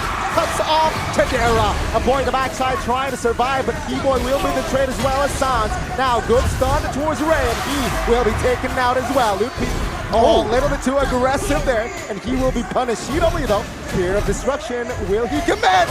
That boy, 1 HP, and will be taken down. CW with the triple kill. 3-4-4 trade, a triple kill for CW. That was a very risky play under the portal. They went in for the gank, but they were able to get the most out of it. That's another objective taken in by FNATIC Onic in the first 7 minutes of the game, a 3K gold lead. Arashi, talk us through what happened there. This is a great dive initiated by Keyboy. He's been playing this chip so aggressively and so nonchalantly that Geek Fam were thinking, oh, this is just one more move from Keyboy. Just walk up and take damage, and it won't be a big deal. But he walks up, brings the whole team in with the portal, uses the portal to tank some turret hits as well, and then they just go in for it, and they have better AoE. Sans was just zoning, but CW was hitting multiple members at the same time. And even though initially it seems kind of even, that final play from CW, I guess a boy just wasn't expecting it, was kind of waiting for it, but now look at this. Sans once again making sure that the core members from Geek Fam are always under pressure. Well, I'm going to be committed there, but it seems like Geek diversion play. 3-man rotating towards the bottom side of the map. Looping, caught in a no-man's land. Keyboy a little bit late, but he committed all towards the shortcut as well. Teammate here is there, but Keyboy will be taken down. Now let's see here, Sans here trying to escape, but the damage will not be enough to take any Geek Fam members down, and the Priestess Wrath also committed, but no members from Onic are down again. Ooh. Hang on a minute, that was a flicker play from Beloyski there. CW already with the preemptive escape from the situation. Now with Luthi picking up the Brute Force Breastplate, this means that in a fight, Geek Fam are going to be forced more and more to corral around each other unless they want the backline members or the guys flanking to just be absolutely shredded down by Ludpi on the Chi-Chi. And you can see the damage ramping up for CW already. With Chidera only having 2 items, he's still far from that late game monster that we are expecting. And to make things worse for Geek, their source of physical damage mainly is the X-Borg. So for now, if Onic is itemized heavily for magical defense, they can kill 2 birds with 1 stone and deny damage from both Aboy and Chidera at the same time. That's definitely a problem here, especially now that both of them are corralling for the next neutral objective. The Lord has already spawned in the Land of Dawn. The fact that FNATIC Onic are controlling the map so hard, you can see that both Aboy and Chidera are worried even just about clearing the lanes. CW already doing some damage. Do they want to go for it? Forward. Geek Fam with a play to respond now. Take a look at the rough way. Sans though, taking a lot of damage and taken out with the trade of Ray. Now, take a look at Beloyski soaking damage as well, but CW will fall first. Now let's see here, without Moskov, FNATIC Onic will lack damage, and it seems like Kyrie will not be able to escape. 4 members taken out from FNATIC Onic. The Kingslayers, they're not going down without a fight. Chidera goes back in. Oh my god, Chidera looking for the kill. As Insanity committed as well. Keyboy, where are you going? Chidera collects the killing spree. That's essentially 5 taken down in a span of just a minute. It's basically a wipeout for Geek Fam. The fact that they were able to really find Sans in the middle of that engagement, take him out, and they were able to find CW when he went in to try and surprise them. It's like Onic have been making all these crazy plays from the beginning. Geek Fam are adjusting, and they were expecting that crazy play. The Spear of Destruction flank coming in from CW. He is still ahead, and by all means Onic is still at a 1k gold advantage.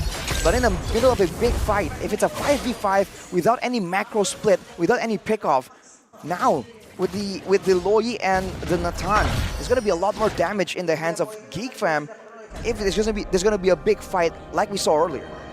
The defending champions are now starting to feel the heat from the Kingslayers. Diversion play, Luke goes in, but not necessarily to engage in anything just yet. If we take a look at the comparison of the gold laners, we do see that CW is still ahead. He has his core items as well, in addition to the Malefic Roar.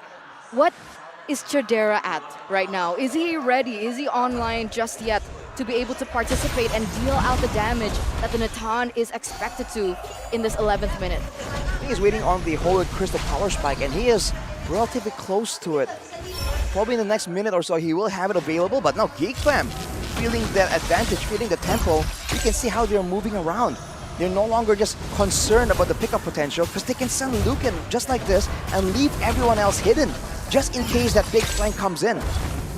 Just slowly but surely looking for more opportunities and trying to set up potentially for this next Lord. With 38 seconds to go, it feels like both teams are just waiting and saving that global skill for the right moment. And there you go, Holy Crystal. Chidera with the Holy Crystal, that's his power spike, right? The damage will be ramping up for him, and all that damage that FNATIC Onic received happened before that even occurred. So now that he has the Holy Crystal, FNATIC Onic need to respect Geek even more so now. And that's the issue right here for Sans in particular. He hasn't been having the most stellar of games. Right now, at least, he is 1-3, and he's up against 2 Purifies, so he doesn't really have a really ideal target in these fights. Maybe if they go for a pure 50-50 Lord contest, he can go on Ray and be that source of crowd control. But otherwise, with 2 Purifies in the hands of a boy and Chidera, it's going to be difficult. They're going to go in for Luke here, who has no Faraga. Has the immortality, though. Now concealed from below, he can assist Luke. He's going in an off angle here, looking for an angle. Geek Fam here just poking around the Lord here. It seems like no problem. Somebody from FNATIC Onic needs to somehow bait this purify from Chidera, then Sans can go in. Let's see here, Kyrie. With the shield immunity, stunned, Ray out. Oh, he's chunked, he's low, he's taken down. Ray and Beloyski are out of this game now. It's a 3v5. My goodness, Sans taking some heat, but Kyrie falls as well. No retribution from both teams. Keyboy is there to secure the Lord. Now it's a 3v1 for Luke in the top side. Will save his immortality though with a boy and Chidera backing him up. What is that outcome? What? That would have been so disastrous. Oh, wait a minute. Diversion player. They're going to go for it? It looks like they don't want to go for any more risks here, and they will retreat. That was such an expensive Lord steal by Keyboy. I mean, to begin with, the fact that Kyrie got so low and he was finished off by Luke there, that's a great call from Geek to try and get the jungler. But as a result, that damage, the physical damage, right? The only damage that's not magical from their team isn't really thrown at the main carries who are participating in the fight. So everyone was zoned away, and that's where the CC really comes in, when he can go 1v2 and just get that insane amount of sustain. He's going with the Vengeance as well, so at least against Chidera, that's kind of window heavy, but look at his play though, whoa. Keyboy using the ult a little bit too early. And all of the Geek Fam members were there and took him out. That was so close as well in that mid lane. If CW didn't retreat, that would have been disastrous. That Lord push doesn't eventually end in an inhibitor turret takedown, but they were able to take a few turrets.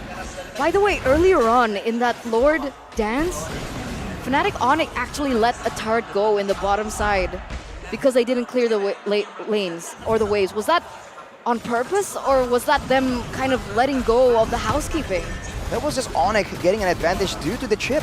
They sent CW down and he can join in with the shortcut or with the Spear of Destruction. So he was able to push a lot further and a lot longer than Chidera can before joining and coming into that fight. And that's the value of the chip. The Loyi can't do that, right? It's no longer a two-way, it's not a two-way street as well with that portal. Now with the gold advantage just shrinking though, still 1,500 gold lead for CW, but Chidera is one item away from that full power spike, and he's already doing an insane amount of damage. Now, I don't think Onic can really stand in front and tank that damage. They have to try and find ways to zone him away, to threaten him away before they go and execute for that big fight. Sans, though, was able to get several kills in those fights. He can now maybe threaten with damage, and even though he can't get the full-on knock-up whole combo, if he just uses the rough waves and jumps on Chidera, he might have to trade his life for it, but he's denying valuable seconds in the teamfight that Chidera can't use to deal damage. Do you think the main job to take down Chidera in the backline will be for Sans? if possible. But if it's not possible, then he can at least zone. Because aside from Sans, no one else here can really go in the back and get to him safely. I mean, maybe CW can try and do that with the Spear of Destruction, but it's a bit too risky. He does not have that invulnerability with the Rough Waves provides for Sans. Wait a second, did CW trade in one of his items? Did he trade? Did he get the Haas Claws, or was that Yeah, he earlier sold on? his boots for the Haas Claws. Okay, what does that mean, Arashi? That means that in these fights, it will be a bit more sustainable. So a lot of the smaller chip damage that the Fredrin, oh, hang on, Keyboy shocked me a bit right there. But the chip damage that Luke, Ray, and a boy can deal can be mitigated, and he can kind of go for a 1v1.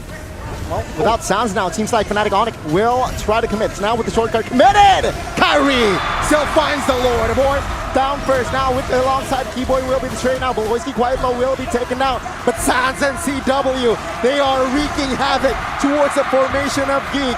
1, 2, 3, 4, and soon 5 members of Geek will be taken out.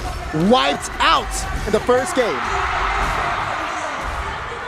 The second triple kill for this man, this myth, this legend, CW.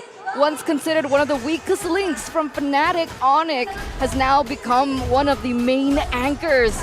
2 times in a row, another wiped out in for the Kingslayers themselves, and Sans has even initiated a takedown into the base. This looks like it might be the end. Yeah, with the attack speed, ladies and gentlemen.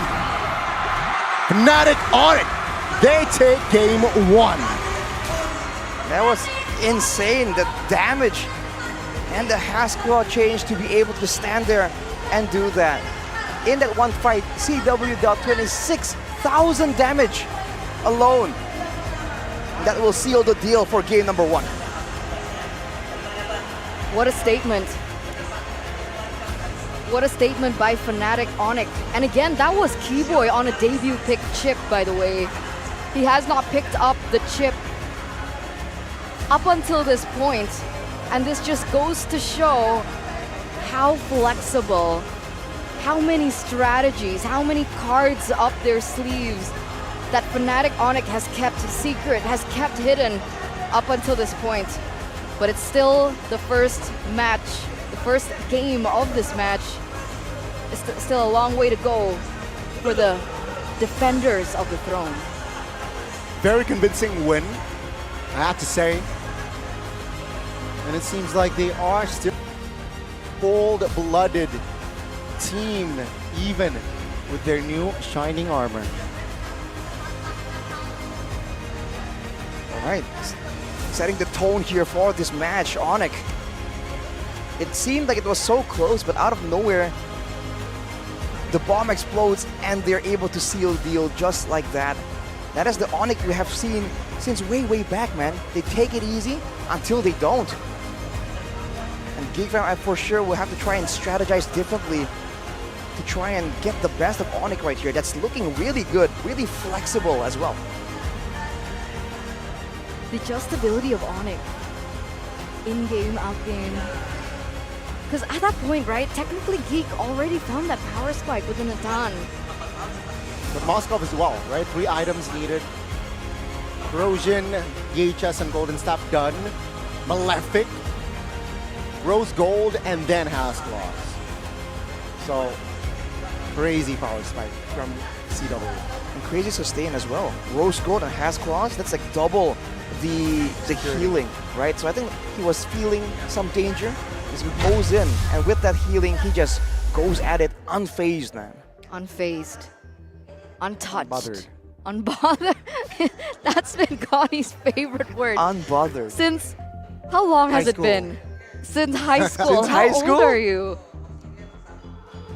21. 21. Forever 21. Forever 21. Very interesting. But again, right? I mean, again, a lot of people are like, okay, Onic, they're looking so shaky in the regular season. It looks like this might be the end of their era. But then they pull out a performance like that in game number 1, and you're reminded why they were considered, why they had the reputation. Despite them kind of falling off at M5, they were still the runner-ups, mind you, against all these regions across the country. MSC as well, and it looks like they are serious about this and they do want to defend their title at MSC as well. Yeah, I mean, this is still game one though, right? We have to see more samples as well, but yes, very convincing win, very strong, still very structured and organized, shown in game one. They were very composed in and dealing Geek Fam with their threats, diversion plays. But let's see here, what made them win? Who else? Calvin Who else? Winata? Constantly winning. Constantly CW. winning. Winata has a win in his name, right? Calvin win nada. Yeah, not lose nada. Yes, it's definitely win nada. Last we checked. That's a player of the game, ladies and gentlemen, presented to you by the official tournament smartphone, Samsung Galaxy.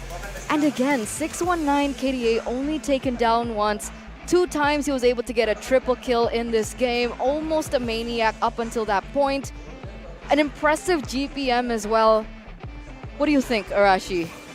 I think it's great. We've talked again in this season, again and again, about how CW used to be, just the weak side player, the safe player. He doesn't really carry, but he's always consistent.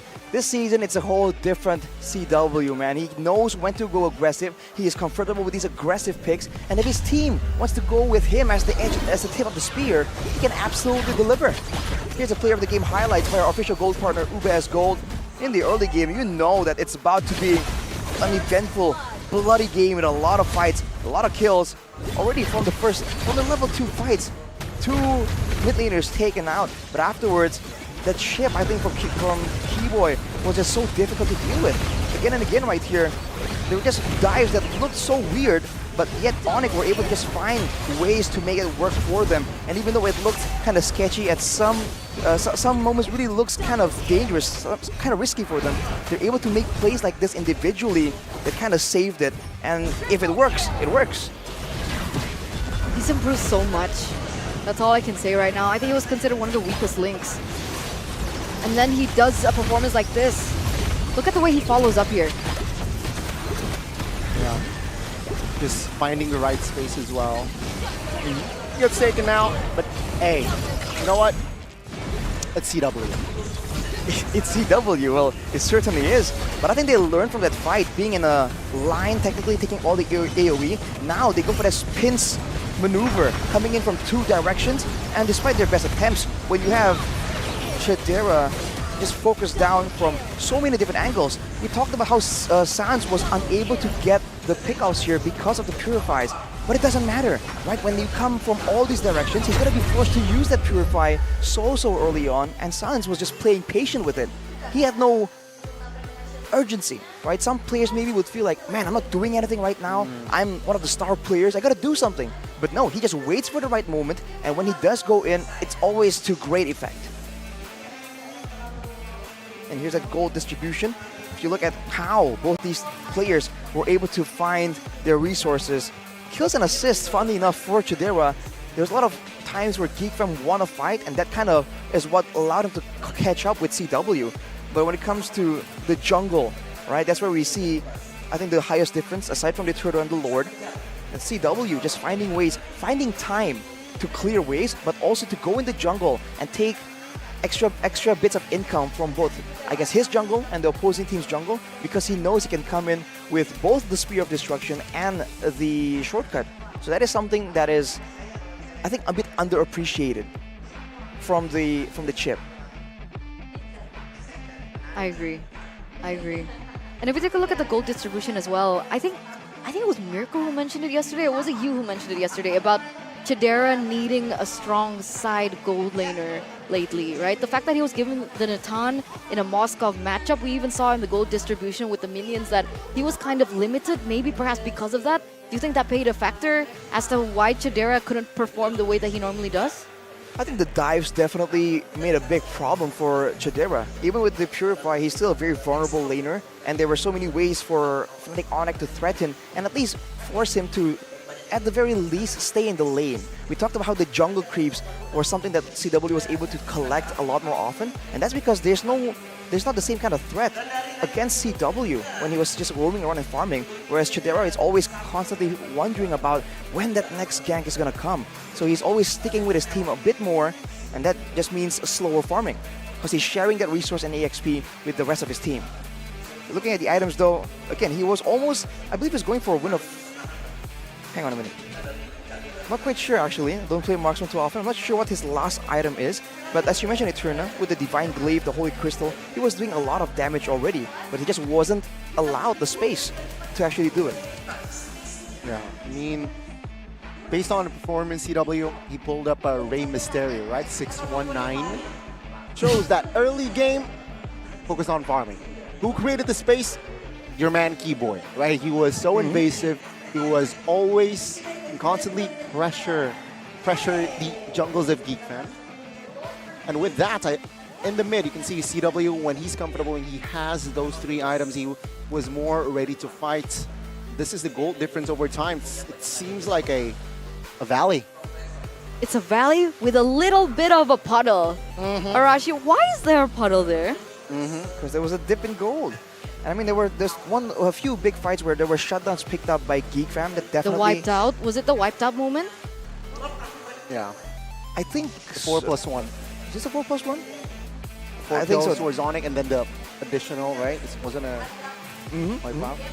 So again, it was a bit of a messy game for sure. So usually, I was expecting FNATIC Onic to be a bit more calm and composed, calculated, and Geek Fam as well. So I thought this game was going to be slower, but it turns out when there's 2 teams that are very similar, they end up just going at odds with each other, just going for fights again and again.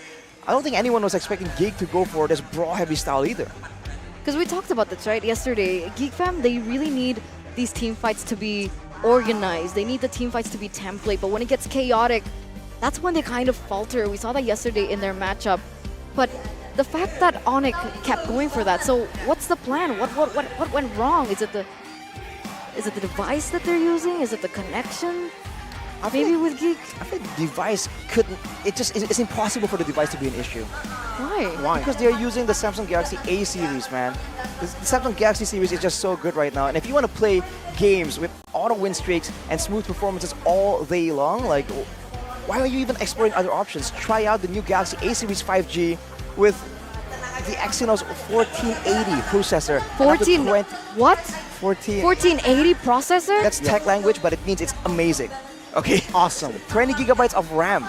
Bro, 20 gigabytes. And of course, 256 gigabytes of storage. There's no way you're gonna run out of space. No way.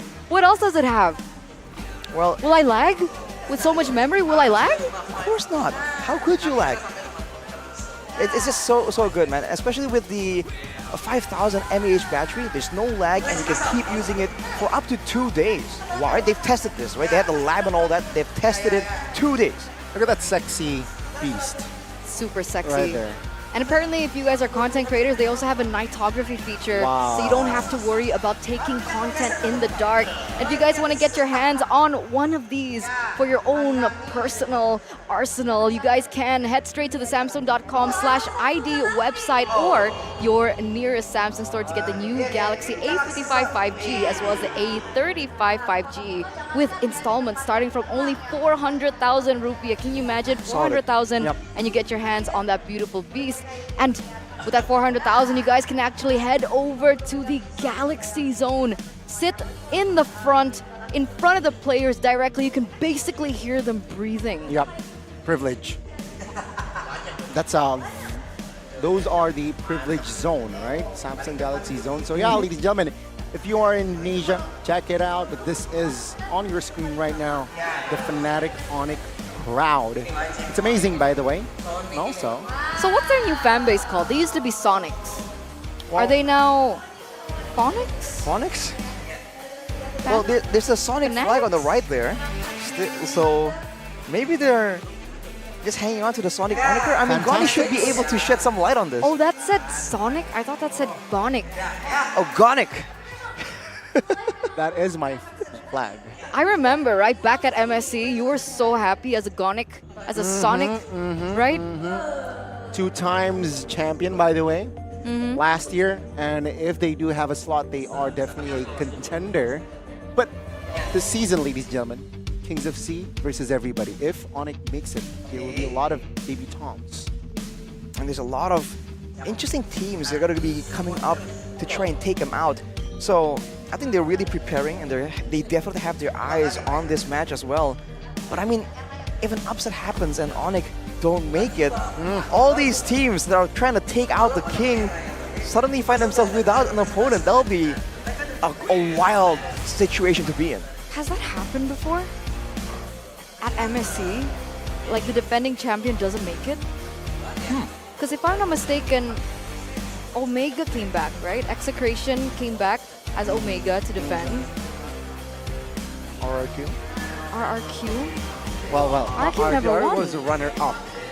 RSGPH. RSGPH? Did they make it? Came back.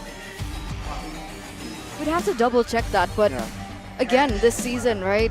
That's why even at the start of MPL ID season 13, people were like, you know what? Onyx not focusing on the regular season. They don't care about the standings. All they want is that upper bracket slot, which eventually they were able to sprint towards, by the way. And then they'd focus on MSC. They'd focus on Riyadh in order for them to prepare to defend their MSC title, the Kings of the Sea title. That's a sentiment we hear a lot from someone on the English desk likes saying that so often. I almost memorized the whole spiel, right? But moving back to the game though, the previous game recap, if you guys missed it, the highest damage dealer on the side of Geek Fam was Luke. That was how bad a boy and Shader were pressured in the middle of the fights, and I guess it shows again that when you have a similar source of damage on your main carries, it is still, even though you're the best team and you have strategies to try and make it work, it's still gonna be a big problem. So Luke on the X-Borg was able to do more damage than the Lo Yi that we saw do so much damage in game number 1. Showing again that it's not just about the picks, man. It's just not just about the compositions. It's not about getting all the prior heroes. It's also about the plan, how to use it, when to use it properly in the Line of Dawn. What about the player's performance? Let's one up you a bit, okay? Okay. Some people are saying that a boy underperformed yesterday. What do you think about his performance earlier on with the Luo Yi? Man, I feel like he still has moments in these games we've seen, at least in the first 2 days so far. But I believe it's more of Onic realizing that, okay, we've seen how this Lo Yi was so devastating in both matches yesterday. What's the problem? Oh, people stick together, people go from one direction, and when you're in one direction, you take that rotation, you take those blasts from Lo Yi, you just get absolutely chunked. We saw a bit of that in the early game just earlier from Geek Fam, but immediately Onic recognized it, and they're like, okay, we ain't doing this. This is a bit too much damage, and so they start going for weird flanks, weird angles, weird push and pulls until they can get a proper guaranteed fight. Which is why you can still see all the way to the end, if they don't really fight properly, they can still get wiped out, even though they were a couple thousand gold ahead. Which is mostly done by Kibo in that game, right? With the chip provided off angles, provided off weird angles, weird flanks, right? So let's see here the adjustments, not just from Geek Fam, from Onic as well. Will they change their approach in the second game, or will it be similar? Let's see here before we jump into drafts. I think Luo Yi still will be that's out by Onic. I literally Especially if invented they one. decide to stay on the same side. Now there's a chance for the first pick to really pressure and force out like a ban, right? If they ban away, let's say, the chip, then maybe they'll have to force the Lo Yi to be banned away. And that's what happens right here. They ban the Lo Yi, but Geek don't bite. They go for the same bans and they let go of the chip. But now Geek will be taking that Moskov away, so the gold lane landscape will be looking quite different in game 2. Seems like the Moskov will be taken away, and I think I know that Yeb should saw this scenario right off the bat. Moskov taken out. Will they instantly pick up the Natan, or will they have their own approach, right? Will it be a trade, or will they have another at that chip? Again, this just adds more I see lots of gray. versatility in the maps, right? Versatility, more map control. Ooh, there we go. as you're talking about solutions, Connie, the Roger coming in, solid laner, good aggression, and the Farsa that was banned in game number 1 moves up. But that means that Onic will not be securing that Baksha too early, so that can be banned away as well from Geek Fam. If they really want to try and shut down that, take that jungle angle and target Kyrie. I mean, wouldn't you want to let that slide into the late stage of the drafting phase? You can play with Kyrie's flexibility here. If they want to go for an assassin, I think at this point they still can try to do that if they want, because like we all know, with the changes in the jungle, utility heroes, sure, they still clear quickly, but they can't go for the invades onto the assassins, not without so much risk happening onwards. And we saw what happened to Yawi yesterday, so that's definitely something that can be considered. The only way to prevent that from happening is to pick up something like the Ruby with really good crowd control against these assassins, but other than that, that shutdown needs to really be thought about. With the Ruby pickup, again, flex, like we mentioned in game number 1, it's a power pick for Luke, but Beloyski can also utilize this hero, and they're gonna play with that flex. The one thing that I wanted to talk about in that early stage of the game is that I'm not a big fan of Natan, and so far Natan doesn't have a great win rate either. So the fact that they traded the Moskov with the Roger clearly shows that they don't see the value in the late game, and they do want to try and pick up a snowball with a Roger in the gold lane for CW. But you do have a comment here from a boy.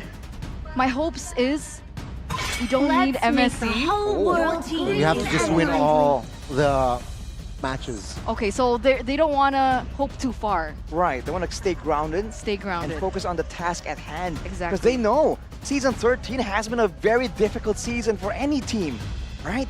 I mean, Mirko will be, if he was here, he was going to go like, well, Bigetron, we know, right? But the fact that every single game just seems so close, so intense so far in Season 13, has to be a big problem. And teams, I think, will be unwise to look too far ahead, even though Goni might disagree. He's smiling right now. He's smirking. Are you Smirko now? Smirko? Smarny? Smony. Smony? Smony. But here it is, Teresa. Okay. So that's a big power pick for Lutbi, taken away. He does still have a few options. With the Pokito and the Teresa taken out, Arlet was one of the heroes that he performed really well in. Is that a potential pick here? Does it work well with the composition? Considering that it's a displacement tool, I think the Arlet can definitely set up for some pretty good combos. I mean, Geek Fam can pick Arlet for themselves, right? In this position, right? So maybe we'll see. FNATIC Onic though, will they commit another Beloyski ban? Or they can ban the Lapu maybe, because they have a Farsa. Going up against Luke's Lapu. I was thinking it would be something a bit too dangerous, but they are banning with the Mathilda. Second time they've done it. They banned it in the second phase of game 1 as well. There's something about early game pressure that Onic are trying to eliminate right now. Novaria, there you go. Wow.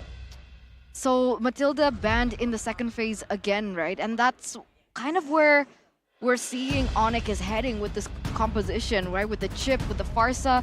Farsa with the Wings by Wings can mobilize very quickly around the map. That early game damage is also very great for pickoffs if they want to go for it, especially after that level 4 power spike. Roger is also a very snowballing hero. And to have Beloyski given a hero like the Matilda, I think would kind of hinder that strategy or that plan for them. But the Novaria pickup, what do you think about the Novaria? Has range, right? And also, it's not static. Feather Airstrike, static move, but Novaria has mobility in that sense. Baksha, and as well as Benedetta though. It's gonna be the response, so mobility versus mobility now. Geek Fam, wow, very fast pick. So they saw this pick and instantly picked up the Masha. They want to make sure that Sans is going to get controlled completely. Okay, there you go. I was thinking like, wait, are they not going to swap there? But they do swap. Now the Farsa is going to be so vulnerable right here. The Masha can take him out. The Fredrin, if he can go and flank and catch him solo, can 1v1 him. And so can the Moskov. So you can go and start the Feather Airstrike and get hit by a Spear of Destruction and get completely demolished. That is something that Onic have to keep into consideration. But when it comes to the mobility, and especially, of course, that global presence with the chip, Onic has it again with the Benedetta as well as the Baksha. You're seeing this strat actually applied by Liquid Aura just in day 1. everyone being so versatile, so mobile, going around the map again and again. That is something that Geek Fam will definitely have to try and find a solution for. And so far, it has been very difficult. So we'll see if it works out, ladies and gentlemen. The adjustments from both of these teams. We have FNATIC Onic with the speed, with the global presence, but he picks up the Moskov this time around. Is this going to be the proper setup that they need? The proper winning conditions to succeed in game number 2 of this best of 5 between FNATIC Onic and Geek Fam. Keep your eyes peeled for early action, especially in the mid lane. We're seeing this trend where the mid laners are always just fighting for dominance, trying to find space and safe zones for their jungler. And look at that, Lutpi trying to be a bit aggressive, trying to threaten Ray, but you can see that he just takes a lot of damage, too much damage, and he'll be backing away. So if the idea for Onic is to try and go for the jungler, so far doesn't look like that will be possible. At this point, we can also take a little look into the battle spells. Sans opted to go for the Purify. Keyboy gets chunked a little bit low there. Still going to be able to retreat in that situation, but there it is, right? The mobility of the Pharsa. But Rupture as his option here. He wants that early game damage right here. And with the right setup, there's more than enough ways to really stun someone down. But in the grand scheme of things, these are very short stuns on the side of FNATIC Onic. From the Benedetta, from the Baksha, as well as from the Chip. There's no real long duration lockdown. So that's something that they have to be a bit careful about. Because for Geek Fam, they do have the Imo Pendant, and still, that's a more effective form of crowd control. See here already. 10 seconds towards the personal bottom side. It's going to be a 1v1. CW and Chidera just trading. They're even. But yeah, Keyboy and Boloiski looking for 4 in that mid. Seems like very organic, very natural early phase here for both of the teams. I think things are going to start exploding at level 4, right? Because that Feather Airstrike will come at that. Keyboy will be able to open up the ultimate as well. But here it is. Sans! Oh, Purify and Wings by Wing committed though. Feather Airstrike was also invested. Now take a look at top side, Lutpi as well as Luke.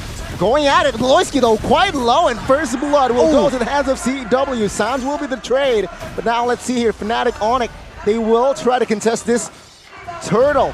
Ray has yet to get an objective in that first game. Will it be the same this time? Ray, my goodness, finds the first kill on him and also collects a double, but it will be just a trade because Kyrie will secure that neutral objective. I mean, you called it, right? The inability for Sans to properly output the damage with the presence of all these sources of damage, all these risks, and at the end of the day, Luke was able to take him away, deny him away from that team fight. So they lost a few members there, but they were still able to claim that turtle. But all in all, that 3-1 trade, it's in favor of Geek. Good immunity. Oh my goodness. Final blow to save Lutpi's life with the Feathered Airstrike. What a sequence there. Finds the kill. The revenge from Sans, just being in the right position, reading the aggression coming in from Luke. It's a great moment for Onic, but as you mentioned, Eterna, they have to be really careful right here. Even when they go with the shortcut, we saw earlier, they were unable to really get anything conclusive in those situations. They were able to get the neutral objective, but they have to try and find ways to keep Kyrie ahead, because we've seen the farming potential from this Fredrin, and of course there's damage there. We saw earlier Keyboy getting bonked out immediately. Both teams are just waiting around, and I feel like the big moments are going to be coming from the shortcut. Oh, good shortcut now. Valoisky, 4v1, will not be able to escape. Ray jumps in. Good taunt, but the damage is not there. Ray jumps in to his death. 2 members taken out, and Onic, they are just controlling this time. Top lane again. Final blow just to clear. Oh my goodness. Lutpi with the juke. Top side. What is going on? And it looks like Keyboy gonna dish out some damage here onto Boy in the top side. But a 1v4 situation. Ray, what outcome was he expecting there? There was absolutely no follow-up from the rest of the teammates as well. And then Lutpi gets even more value in the top side. It's chaos. It's an all-out brawl. Not what we were expecting at all, at least yesterday. Ray, though, this is the problem with going up against a Farsa with a sustained fighter. There's no time at all before you get completely nuked by the fighter airstrike. And that outplay, man, Lutpi just shows again that he is not backing away, but look at Keyboy. Yep, now he wants to engage. Flickers out, though, as Geek Fam members are visually shown in the map. Kyrie taking his time to take this turtle, but take a look at Keyboy in the backside, trying to force a spell, but Beloyski will be out. CW secures the kill. Ray now will be the next target as Luke is just hiding now. Ray is receiving heat. CW, though, will be taken out surely, but oh my goodness, good cover as CW survives that one. That was such great backup, and now FNATIC Onic, they pick up the turtle as well. That was a 4-0 trade, basically. 3+1 turtle. But again, the backup coming in from Onic onto CW, that should have been him dead. And this is a snowballing Roger. 4-0-2, 3K gold lead. It's the flanks, man. Geek Fam, they just can't establish a proper front line. And if they want to go all in for a big dive, they just haven't found the right moment to do so because they are outmaneuvered every single time. And of course, the 1v1, Lutpi here goes for it again. It was Lutpi outplaying Luke top side earlier, but now Sans with the jukes from Luke from that feathered airstrike. Now bottom side of the map though, 3v1, 4v1. Keyboy will not be able to escape, but Sans and CW pops from the shortcut as well as Kyrie. Will they be able to find blood? Ray now isolated in front side. Beloyski looking for a cover, but no. Ray will be the trade for Keyboy. No, you're not allowed to take down my Keyboy. I don't care if it's a 2v, 3v4 situation, we're still gonna get it traded back, and they do. The fact that Geek went running for the hills as soon as they saw Sans and CW, it just speaks volume to the dominance that they're currently holding right now. It's just so dangerous the way Onic is playing. They're relying on the speed and the damage. They know that there isn't a full-on solid tank hero on the side of Geek Fam. There isn't a Uranus, there isn't a Barat, so they just keep going for maneuverability and more burst damage with the Farsa. And even if you look at the itemization from CW, he's going with the Endless Battle for an extra chunk of just big damage. So in these short engagements, I think Geek Fam has to be very, very careful. 3 seconds before Turtle. Top lane though, it's a 2v1. Oh, 4v1. But it's all for naught. Luke finds the space to escape. Kyrie, CW versus 4 members of Geek Fam now. Let's see, Astrolight go committed. Ray finally collects his first neutral objective, but Beloyski will fall now. FNATIC Onic, they want war. Ray and Chidera caught. Flickers out, perhaps here, no. Chidera used the Purify. Sounds quite low, but Ray, taunted, will not save his life though. He will be taken out as well. 2 levels below, by the way, Ray. Still able to get that neutral objective. There was the team just committing towards it immediately. And that shows again for Onic. They can go for a play on the top side and somehow make it back in time to the bottom side as Luke takes a lot of damage.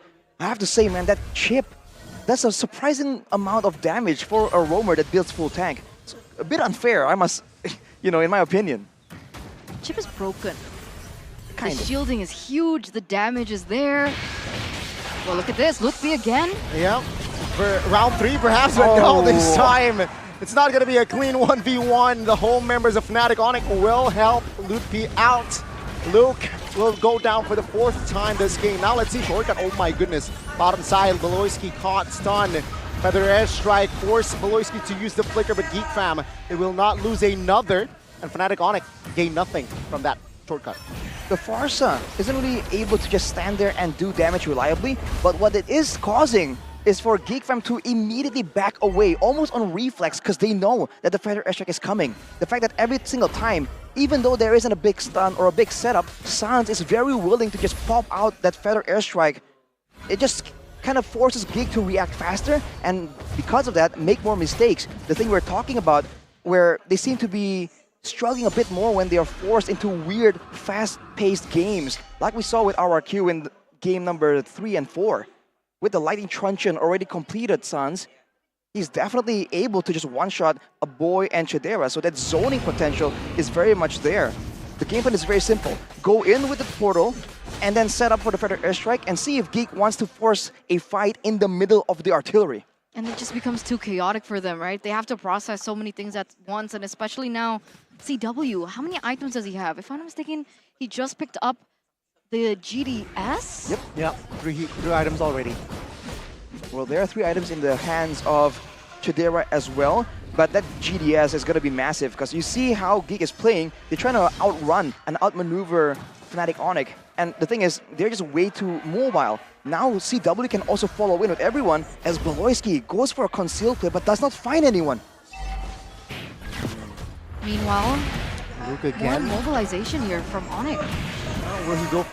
Will he go down for the 5th time? Ooh. Seems like CW will be sealing his fate. Goes down for the 5th time. Turtle is up, unenhanced.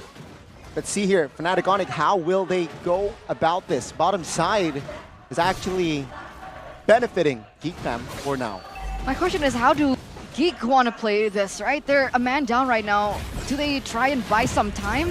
Looks like Kiber want to force it, though. Yep. Feather airstrike also here early towards Beloyski. Beloyski flickers out of that fight. Lord still here, chunked, 4,000 HP left. Ray looking for the steal, no. FNATIC Onic denies it, but Keyboy taken out by a boy from 3 there. And that's Geek Fam finding a trade. 2 members actually taken out. That is a trade onto Lupe as well as Keyboy, but remember, FNATIC Onic still hold on to the Lord. But that extra space that they have with the man advantage has given them that mid-side turret, and it looks like they're eyeing for more. Smelling out the buff right now, but he's alone. Has he used the retribution? He has. He doesn't want to go for it, he backs off, and CW will be able to claim it. Good stun here, but Geek Fam will try to cover Ray out. Kyrie, soaking damage. CW also forced to back away very low there. But FNATIC Onic, they will not really commit with the 6th man, all right? It's still the first Lord, it's a whatever Lord in Geek Fam. Take a look at their mid though. Still 3 turrets still standing. Well, Geek were able to get a surprising amount of turrets right there. I think Onic kind of were forced to go for a fight because they know there was a massive wave on the bottom side, like you mentioned, Goni. But now with the Lord coming in, Onic are trying to get value out of it. Oh, 1v1 on the bottom side though. Technically, they're round 2. Oh, Flicker! Petrify though, committed as well. Lutpi. Oh, Keyboy's coming? Oh my goodness, Kyrie, Keyboy looking for the jukes here. Luke quite low. But Spear of Destruction connects both the EXP laners down. And with that trade, it's just going, yeah, they both disengage. They trade EXP laners for EXP laners, but Lutfi nearly got out. Keyboy, however, in a no man's land. 1v4, he's stuck. No way out, and Geek Fam punish Keyboy. Trading his life for a turret, kind of worth it, but at the same time, usually you would expect a more calm and calculated Onic. They seem to be a bit more scrambly right now, just reacting for a lot of these fights. They still have the control though. Their whole game plan of just going in with the portal and then threatening Geek from far away hasn't really been solved just yet. And to make things worse, Luke 1 and 6 right here. If Geek want to let him farm up and kind of match up 1v1 against Lutpi, it's gonna take quite a while. As we take a look at the gold distribution here between CW and Chidera, CW still definitely getting a lot more resources, and you can see again that the jungle creeps are what is allowing CW to just be a lot more economical with his in-game gold. And with that being said, is there still a way for Chidera to come back here? Because technically, like Goni mentioned earlier on, that he has his items ready. So what does he need? Does he need just proper setup from the team? And if they do need proper setup, what is the proper setup against this combination that FNATIC Onic has brought? It's almost they have to try and make a play happen and not wait for the portal. But Luke, once again, rematch. Relentless. But Lutpi knows his calculation, right? Always. Keyboy this time will engage Beloyski though. Again with the defensive flicker. from his side. And Geek Fam, they do not want business. Stick to the Lord though. Fredrin is actually poking the Lord. Ooh. But yeah, CW, last item collected. For the airstrike on towards Ray. Oh my god, the damage will be enough to take him down. Now Beloyski looking for another counter engage, but he will fall to the hands of CW. Double for that Roger. That was a 1-4-2 trade. What was Ray doing as well? He was committing so further in without any backup up until that point. And the trade back is again not worth it for Geek. They just feel pressure to make a play happen right there. And now, to be fair, they have a situation where they don't have the junglers though. So it's a waiting game. But in the middle of all that, if I'm not mistaken here, Geek Fam lost the base tower on the top side. That was a very costly situation, and now they're trying to salvage it, but Sans is low, but he's still in the fight.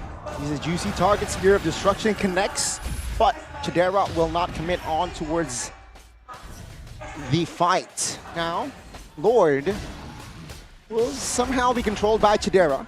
Ray is already back in the game, so it's an even game except the map control and the economy. Concealed by Keyboy, looking for an engage off angle, shortcut also puts, good petrified by Ludpi in the backside. Chidera quite low, half HP. But take a look at Ludpi now being the target. Luke takes him down. Now the Lord will go to the hands of FNATIC Onic. Oh! It's actually Ray who finds the Lord. And take a look at the speeds of the destruction, finding another mark as well. 3 members of Onic, they're down. A rising star indeed from Geek. He was a level below of Kyrie. Still able to get that neutral objective, and with 3 members taken down, Beloyski is looking for more, and the siege continues. Luckily, Onic has Sans with the feathered airstrike, was able to clear that wave. And Geek Fam, they understand that there are going to be no more objectives, so they back off and wait for the Lord. Great move from Geek. This is what they just love doing. Pressure for the Lord and go for a drawn-out fight every single time. With the spammable nature of the spells of Beloyski compared to Keyboy, with the fact that everyone is already gathered anyways, the chip loses value, and when it comes to damage output, you can see the difference with Chidera and CW. CW is going for a very heavy burst damage build. After the GDS, he went for the Blade of Despair and the Rose Gold Meteor.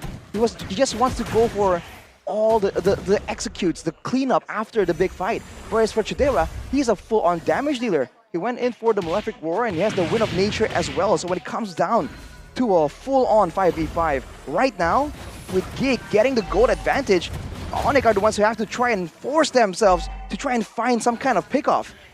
TW's at 12-0-2, by the way. 12-0-2. He's a monster. Question is, will they be able to defend? Kyrie very low. Astro Recall does not connect Spear.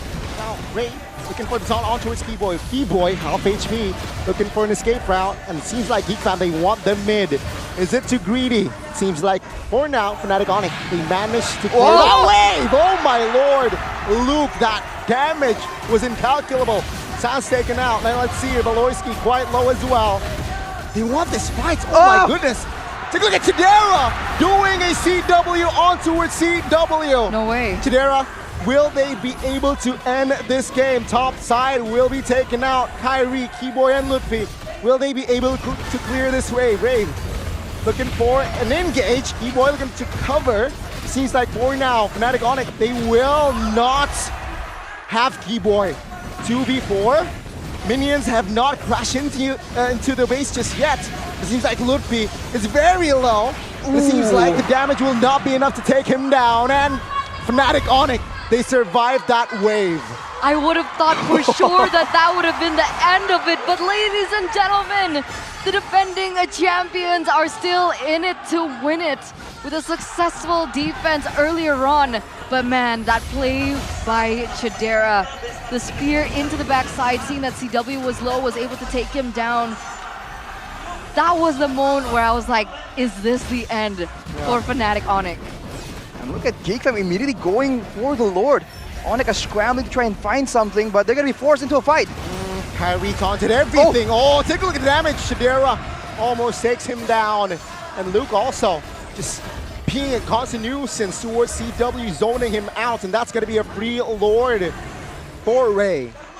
They're controlling the objectives so well.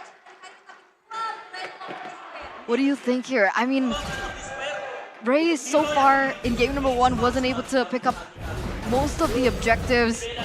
In game number 2, it feels like the setup from the rest of the team is enabling that, facilitating that Geek have come back in this game.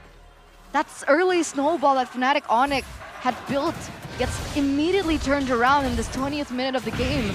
And look at this. That inhibitor turret in the mid lane, it just falls.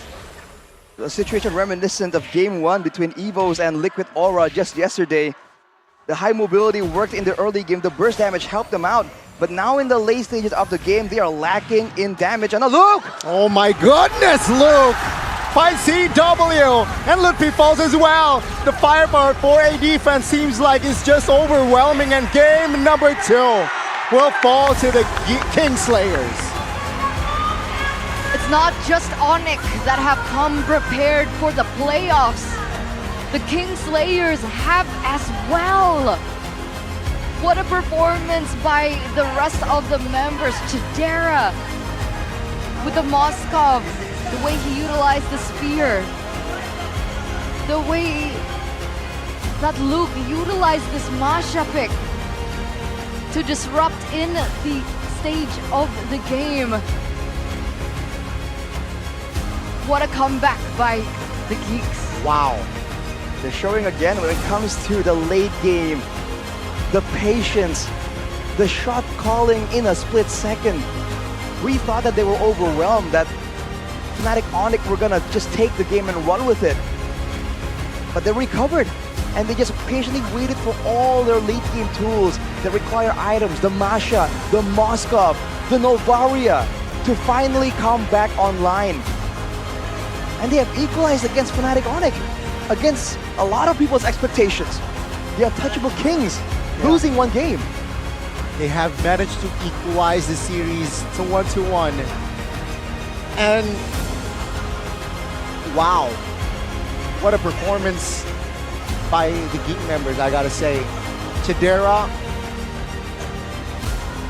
when they were able to just facilitate him, it's done. Goni just looks shook though. You okay, Goni? It's 1-1, hey! I'm chill. He's chill, guys, of course. Still chill, it's still a best of 5. Still a best of 5, it's the upper brackets as well. It's the upper brackets as well. But you can see in the face of the supporters so far, yeah, you just realize it's about to get real. That was so entertaining to watch, man. That was a fun match. I love the layer of resources that were allocated by Geek and that instinctual moment by Luke when he goes in. We saw 2 instinctual moments. We saw an instinctual moment by Chidera, and we saw one by Luke towards the later stage of the game when they went in for the siege, right? They were able to take CW down first. He's like the main defender up until that point, right? At that point, Sans already utilized the Feather Airstrike, so he couldn't go for the clear. That was already wasted. All they could rely on was the wave clear from the rest of the skills of Sans or CW with that constant damage, but CW was completely eliminated. A boy was able to get the sphere in first into CW. He was forced back, but before he was able to get into the base, Luke came in. So beautiful. At the late game Masha, we haven't seen a lot of teams go back to it after that certain week where everyone was hyping it up. But Luke, out of nowhere, man, the MVP presented to you by our official tournament smartphone, the Samsung Galaxy series. I think this Masha last pick just won them the game, right? Against Farsa, sure, against I want to say a glass cannon Roger as well. Very, very just juicy targets, 2 juicy targets. And Luke, towards the later stages, provides that damage and accuracy towards the composition of Onic. And that answers the question again we were asking about, whoa, Farsa? Is it too vulnerable? Well, he got deleted instantly in his own base, out of nowhere. So there are moments like that that you kind of have to expect, especially against a team as dangerous as Geek Fam. I was honestly wondering towards the late game, where is this, the big advantage they had over Geek Fam was that global presence with the shortcut. So where was that? Why was it not being used? I initially thought that maybe you can kind of send, the way Baloyski does it, send the chip to a faraway lane with someone. That way you can just go with a shortcut. But at the same time, maybe they were a bit concerned because there wasn't any other front line except for Keyboy. That's what we're talking about in day one, right? When you want to have a utility, whether it's crowd control, whether it's a portal, you have to have someone else to take away the burden of tanking as a front line. That was the problem, right? I mean, the only person they had left was the Boxia. The Benedetta earlier on was great. Really fast clear, was able to mobilize around the map quick as well. The Jukes as well, very expensive to buy the time. And this was a beautiful 1v1. And we actually saw a few 1v1s, but at the end, he had to call in some reinforcements and make it uneven. It almost feels like Onic were kind of feeling the urgency to really try and end out the game. Of course, it is reasonable because they do not scale as good. And here you can see, again, there are moments here where Geek Fam were still able to get close fights even though they were behind. And it's always when there's a big flank happening, either from Ludpi or from Keyboy towards the back line. So when the core members are just strong enough to hold their ground and instead turn the aggression towards the members of FNATIC Onic instead, it's a whole different story. So it almost feels like they could have played a bit more patient, lock Geek in their base and wait for the next big lore to try and have some backup to end the game. But this play, Chadera fearlessly coming in, knowing he has the Wind of Nature. You're talking about his aggressive instincts awakened in Season 13. You're seeing it really proven in the playoffs right now. And even here, right? Sans eliminated. Oh, this was a beautiful moment by Chidera again as well. I just love what we're seeing, especially since yesterday. It's like that insta adaptability from these players that we didn't really see in the regular season. Evos, for example, and now Geek as well. It's really ramping up to maybe a full best of 5 here. Ooh, I'm all for that. 20 minutes. It'll be cool. I mean, both these teams are known to just be comfortable in these long marathons of a match. I think what's very impressive from Geek Fam though is that for the longest time, everyone is talking about FNATIC Onic always having the very impressive individual skill. Macro-wise as a team, they're very solid of course, but individually, they can make the crazy outplays happen, right? But in this game, you're seeing some individual plays at least being attempted, and sometimes you can see individual playmaking from the side of Geek Fam, and they're not worried to try and do it against a team that's known to be generally better than the other teams in doing so. So the play from Chadera to go in the back line, the play from Luke to just immediately go in for a massive dive. I like the decisiveness and how they're kind of saying to Onic, like, okay, you can do solo plays, we can do that too. Exactly. That's why I thought it was brilliant. It was instinctual, but it was also calculated, right? Because if they attempted that at the wrong time with the wrong calculations, that would have been so bad for the team. And if you look at the items right here, CW, but calculated aggression. In the beginning, it was enough, right? The calculations for damage is enough to actually get him a 12-0 KDA ratio. But as the game goes on, his choice of build just makes him lose out in damage output. Very different to Brands, who we saw went for that same full attack speed, shred late game build on that Roger when he knows that the game might go that long. Yeah, the gold distribution here, minions for Ludpi, actually a lot higher. I was expecting Luke to be the one to have the higher one, but the kills and assists, I guess in the late game, even though Ludpi was showing great amounts of outplay, was actually matching the macro. Towards the end, Masha it's just the kit for Masha was just so difficult to deal with, and maybe that's why Keyboy wasn't feeling confident going for a quote-unquote split using that chip. So what do you think was the main problem here for Onic? I feel like they just drafted for the early game, like we saw look at Aura. It's almost the same situation. Okay, but like what specifically would you change? Obviously this Farsa in the first phase no longer works unless they're planning on taking away the Masha perhaps in the second phase of the draft, but then they would have to leave open the Florin and the Matilda. I feel like either we go for something a bit more late game for the to replace the Roger or the Farsa, right? Something more, let's take a Lilia as a quick example, right? With a lot more spammable abilities, or they should get something a bit more engage heavy that they can use to try and force fights and end the game and kind of force Geek Fam out of the game when they're going for that base defense. Because for Geek Fam, again and again, when they are forced to defend inside their base, when they lose a lot of their outer turrets, that's where they seem so dangerous, so solid, right? They don't make any misplays, and they just position so well that teams just can't really crack it open, and they're waiting for that late game Lord fight again, where that's their element. I'm surprised that it's getting to this pattern, right? That comebacks are so possible and so common. I mean, because I think coming into this, somebody mentioned that the meta is like, if you are able to take in the early game, it's very difficult for you to lose control of the game. Someone mentioned it, yes. Was it Mirko? I think it was Mirko. But we're getting so many comebacks lately. See, in game number 1, it was a comeback. In game number 2, we're seeing a comeback. What's happening with the comebacks? You know what? I think personally, Onic overlooked this Masha pick, which if they picked it up for themselves, it's a-okay. Sure, Geek Fam has a Ruby, which can deny the movement from that Masha, but Novaria and Moscow, though, same like Onic, it's just juicy targets for that Masha, right? So instead, they pick up the Benedetta. Sure, has fast clear, can control the split lane as well, and also a huge threat towards Novaria and as well as the Moscow. But that Masha is just more straightforward, right? Because Benedetta, you somehow need the Petrify to be available to have that kill threat. But Masha just has, it's only ult. Then instantly, right, that kill pressure, that kill threat is always there.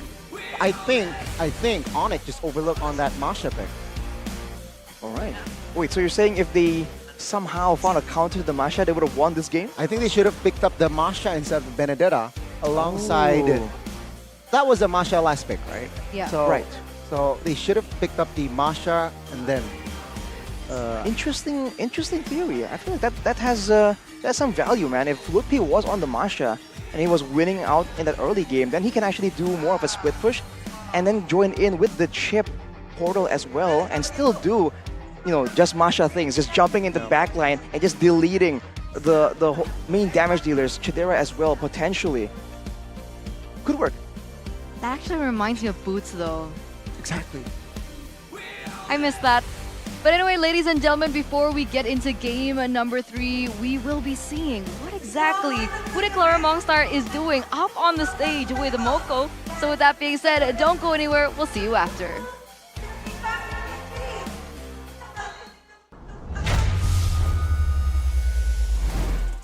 Kan ya, dan tenang saja, ini best of 5 series, jadi masih ada game point selanjutnya yang harus dimenangkan oleh tim-tim yang ingin melaju dengan nyaman di upper bracket.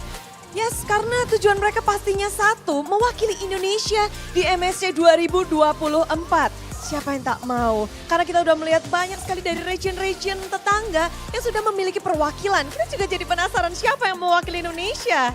Betul sekali, kalau yang kita tahu sudah ada perwakilan-perwakilan dari MPL PH, kemudian dari Kamboja, kemudian ada juga dari NACT atau dari North America Region yang mewakili di MSC 2024. Yap, ada tim BTK yang kita tahu ada satu player yang sudah sering kita dengar dengan performa junglernya yang bahkan beberapa kali dia pun sudah ke Indonesia. Memang sempat untuk vakum beberapa saat di scene internasional, namun kita melihat kiprahnya di North America khususnya, di international event pula, begitu memukau dan meninggalkan jejak yang baik. Siapa lagi kalau bukan Mobazane. Dan kalau ngomongin Mobazane ini, Bude, emang ya kalau dari debutnya aja di M3 itu udah langsung top 3. Dan kita sudah terhubung dengan Mobazane. Hello Mobazane, how are you? What time is in your country? It's really late. It's 3:30 in the morning right now in New York. Pagi ya, jam 3 subuh di tempatnya Mobazane. But congratulations for winning NACT. And can you tell us the journey and how was it like for you? It was difficult, you know. We're basically with a whole new team, but we worked it out, and now I'm really glad to be back to international stage. Wow, ya dia happy, dia susah perjalanannya, apalagi timnya juga baru. Dan dia happy banget akhirnya bisa kembali ke international stage. But right now you're in Indonesian stage, in MPL. Can you say hi to your fans here? Because everyone is so hype when you appear in our screen. Hello everybody from Indonesia. I miss you guys. I miss Jakarta. Wow, we miss you too, Mobazain. Jadi kata Mobazain rindu dengan Indonesia, rindu dengan Jakarta. But Mobazain, after you've been through the NACT this season, how is it comparing to the MPL Indonesian stage right now? Could you say that again? After you've been through the NACT this season, how do you compare it with the MPL Indonesian stage this season? I mean, NACT probably has less competition. You know, there's only 1 or 2 really good teams in North America, but everybody from Indonesia usually is really strong of a team. So, I mean, even just this series, Onic versus Geek, I feel like it could go either way. Wow, jadi katanya memang ini kompetitif sekali ya kalau di skena Indonesia, di MPL Indonesia. Apalagi sekarang ini juga Onic lawan Ki, katanya wah ini cukup kuat juga katanya ya. Yeah, and we saw you on your watch party, you're watching MPL ID and on the first day and then probably on the regular season too. But I want to ask you, Mobazain, is there any players that caught your attention? In MPL, Indonesia? Yes. I really like Taz, to be honest. I think he's an amazing player. Luke, I'm a big fan of. T-Boy, of course. I like a lot of the players from MPL Indonesia, to be honest. I think they're amazing players. But what characteristic that you are looking for that can caught your attention, Mobazain? Because you mentioned a lot of names. Taz is a jungler, and then we have, who else? Luke is the AXP laner. Is there any pattern that you are looking in the teams, in the player? I think Taz just has a really good retry and just a really good player overall. Luke, I like his attitude. I think he's funny, and he's also just an amazing player.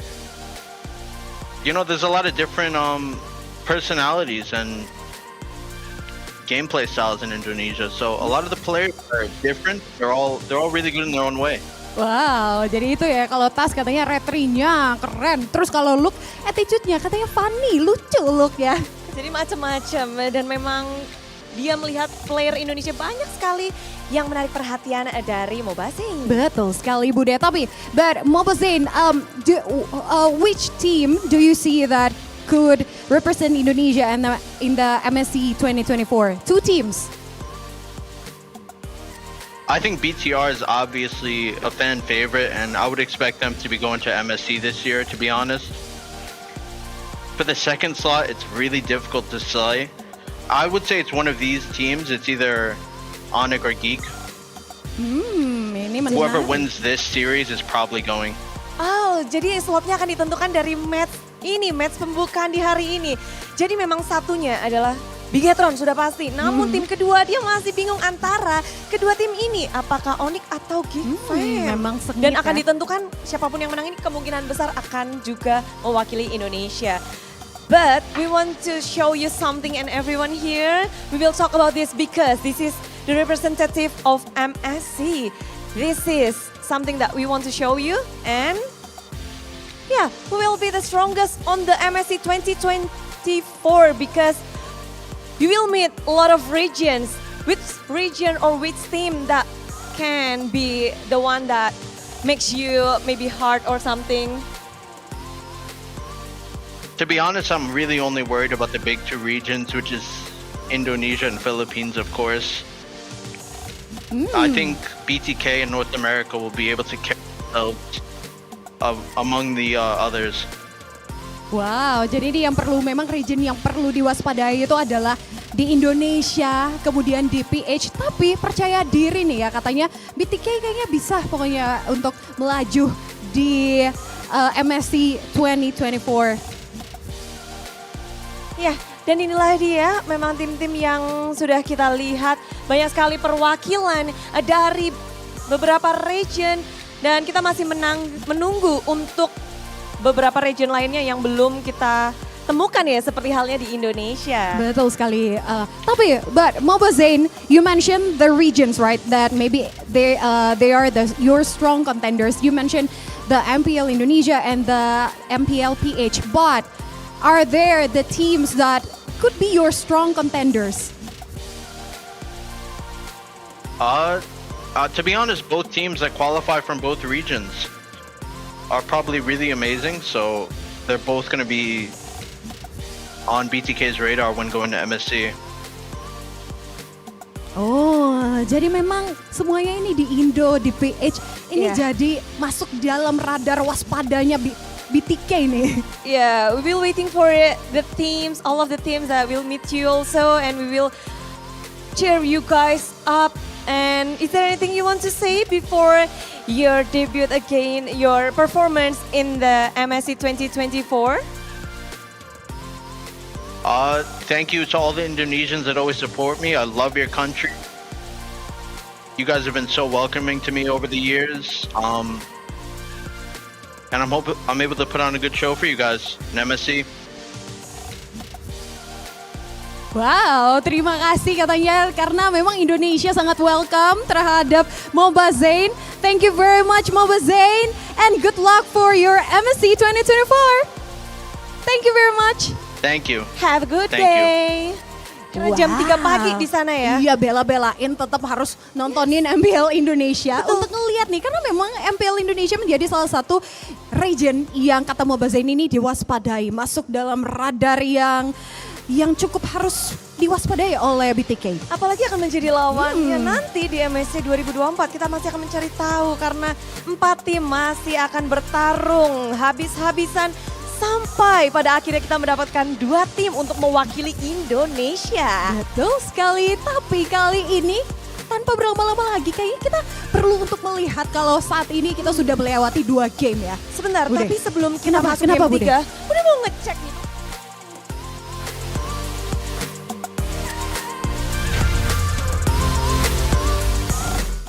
Welcome back, ladies and gentlemen, from that break. I hope Bude Clara Mongstar, Mobazane, as well as Moko took good care of you. But we're back for game number 3 in this best of 5 series, a 1-1 now, as the Geek has equalized the defending champions. Are you sweating a little at this point? I gotta be honest with you, I'm not sweating at all. Because keep in mind, it's the upper brackets. Okay. So, 2 lives. Okay, so you think that Onic might fall to the lower brackets? What I'm saying is, if Onic loses the series, we are still in the playoffs.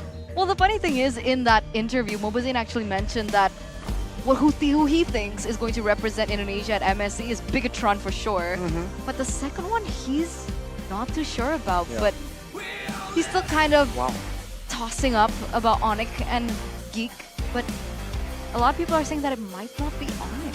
For the first time in a long time, people are doubting the absolution of Onic, you know, the inevitability of Onic. All right, I mean, that's a exciting development for season 13 because for Indonesia, for the longest time, there's always a certain few teams that people think will be the grand finalists every single time.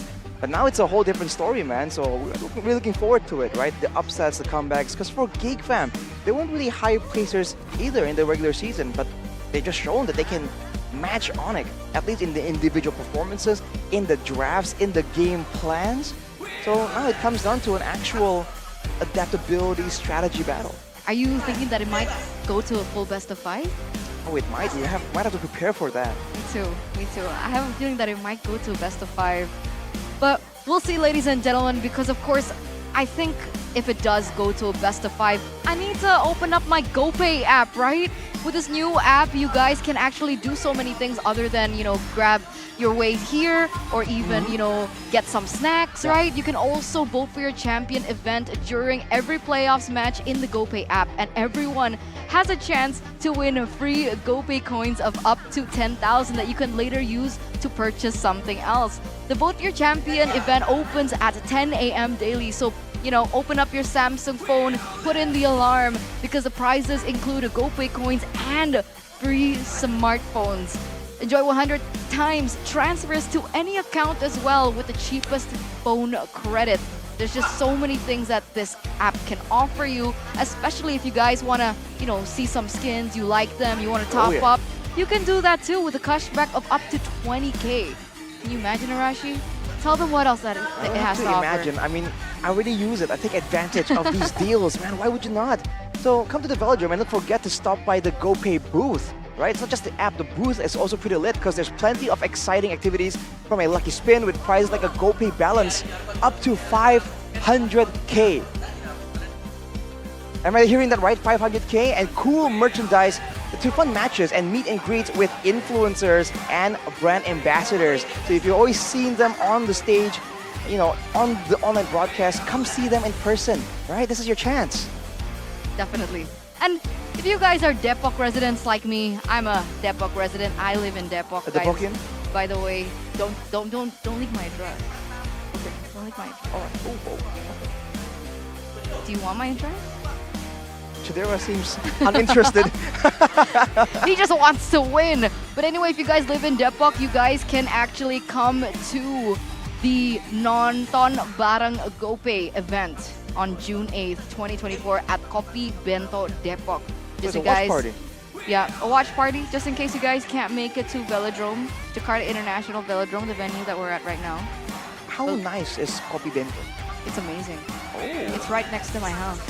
Okay. Three seconds away now. I thought you said don't dox. You kind of narrowed down the radius, man. What did I keep doing this to myself. Why do I keep doing this? I did it yesterday. The one with the black gate. And then I did it.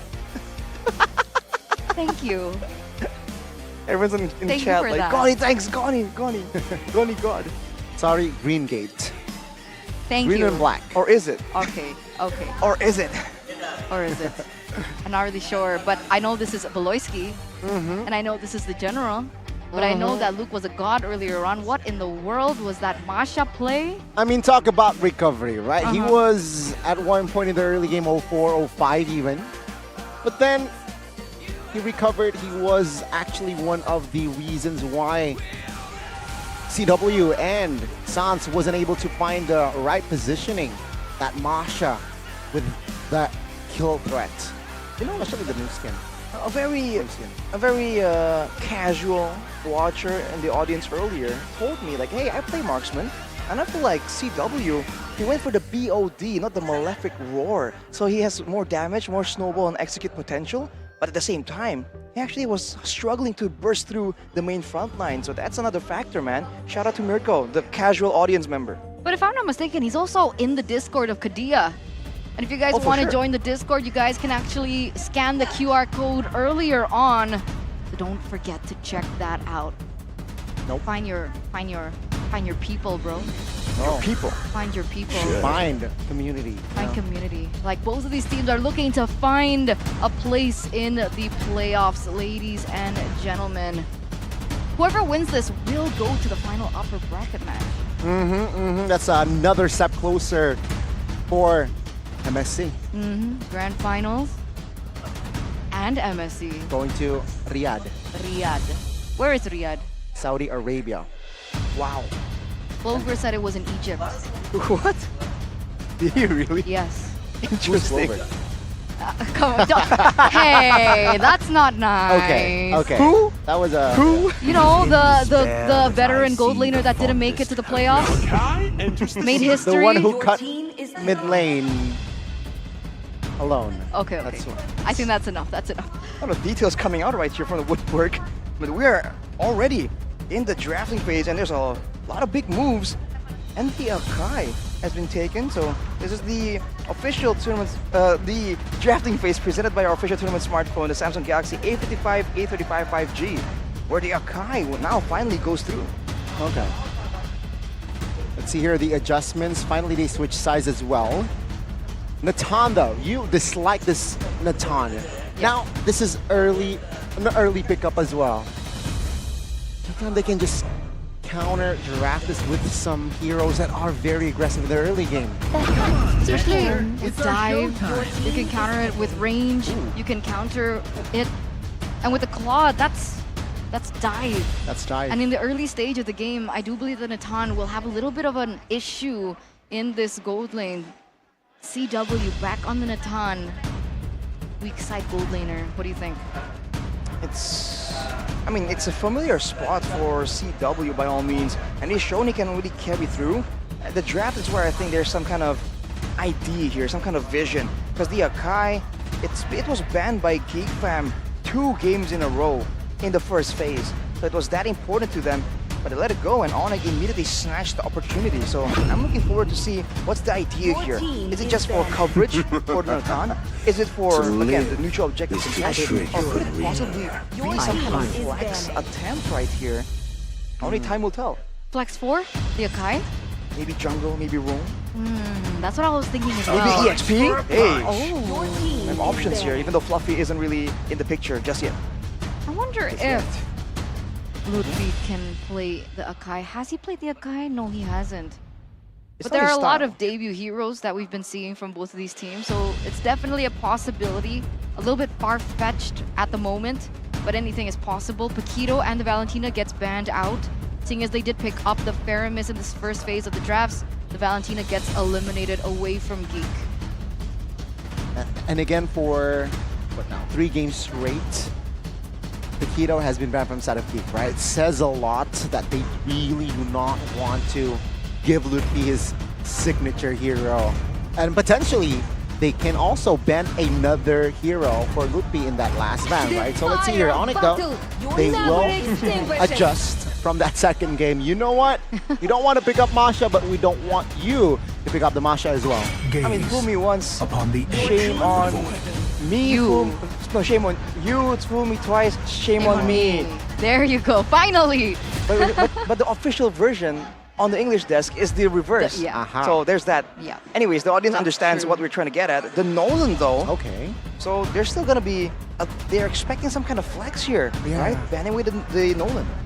They're not really convinced with the Akai jungle, so that's a good spot considering perhaps, with Claude, maybe it's vulnerable towards the fracture of that Nolan, right? Of the Nolan, so you know what? Let's just ban that away. Nolan was devastating yesterday in the hands of Annabelle, especially in the early stage of the game, up until the end.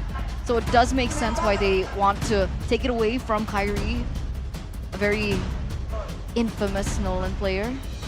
Cold-blooded. Well, now for the side of Geek Fam, though, they have a lot of fighting power in the early game so far against a Faramis and Mathilda.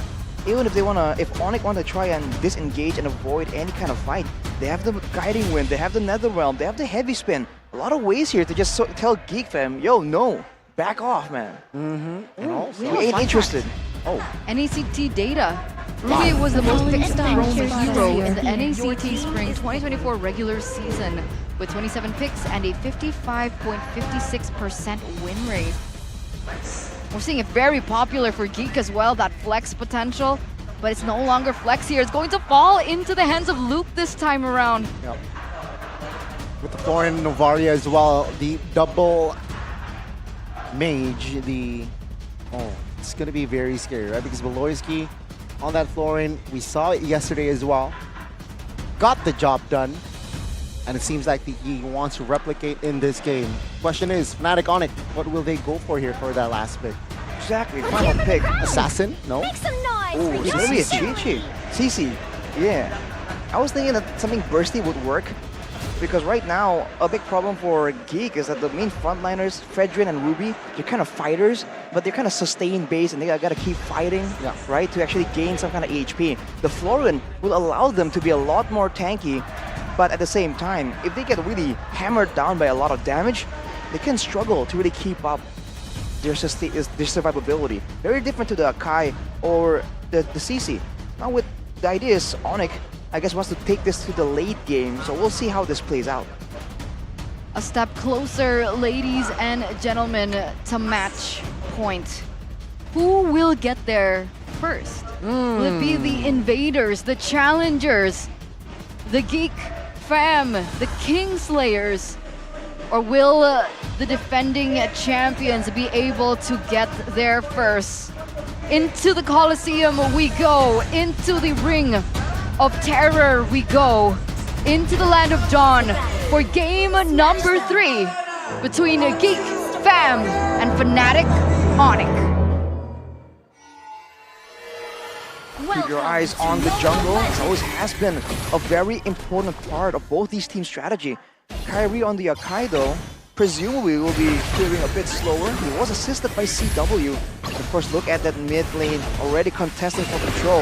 The Paramis not really as good in the early game just yet. I think Keyboy will be doing the heavy lifting here, so he might be forced to stay mid a bit longer, and that could mean that Geek has opportunities elsewhere on the map. And if we take a look at a quick scan of the battle spells, we do see that Chidera here opts for sprint on the quad. It'll be dangerous considering that the heavy spin potential is there. But I guess he feels that he is going to be dealing more likely with Lutpi later on. He'll be chasing him down where the mobility will be so important. So we'll see if that will come to haunt him later on, if Onic can get their hands on him. It's been a 1 minute, and honestly, I'm kind of curious as to the specific emblem choices. Oh, there you go. The emblems by GamesMax. Does anything stand out here? Agility for Chidera and Beloyski, so kiting is the name of the game for now. Keyboy, though, with the Wilderness Blessing on top of that, will be very, very active around the map. So there's a chance that Geek Fam, if they're really trying to force for a pickoff, they have short duration card control like the Ruby and the Fredrin. They might not be able to really find the opportunity to actually lock someone down before Keyboy can show up and save the day with the guiding win. Top lane here, no Purify for CW, but is able to recall. And let's see here for that turtle fight. It's still a balanced fight except for that gold lane, right? Because Baton already recalled. Let's see here for that turtle. Will Onic somehow find an equalizer? Getting, again, that first turtle. Looks like they're already setting up here. Both of the junglers are at the same level. And it seems like Sans already has his ult as well. A boy spots 3 with the ult. Luke trying to grab more space. Ray, though, distracted. CW quite low as well. Back to the turtle pit. Luke with the healthy HP actually claims first blood, but Kyrie again finds the first turtle of the game, though. He's isolated. Good taunt by Ray, and this time it's actually going to be Kyrie. Saved by Keyboy. Nearly gets taken down there, and it looks like Sans was taken down before he was even able to pop in the net. Ooh, good juke there, good awareness, and CW will pop that entropy to save his life. Second recall of the game. CW just getting absolutely pressured right here, but he's doing pretty okay. He went with a weakness finder though, not the quantum charge, so lack of sustain. You can see him getting low and low again and again in this laning phase. But with the weakness finder, when Chidera comes in for those short trades, he's going to have his attack speed lowered down quite a bit, and later on, it can facilitate for some ganks. Just show that CW isn't really planning on fighting back too much later on in the game. Yubi's just staying his ground because he knows that his team has the tools to protect him and allow him to be that artillery, just stand in the back and do that damage and shred everyone. I agree. I guess he's been the weak side laner for quite some time now, so he looks quite comfortable there. Being able to stand his ground will be very important to the sustainability of his team in the later stage of the game. Meanwhile, Chidera looking to farm up as soon as he can. A little glimpse into the jungle. Kyrie is a level ahead. Are they going for a play? Yeah, they're going to collide here in the river.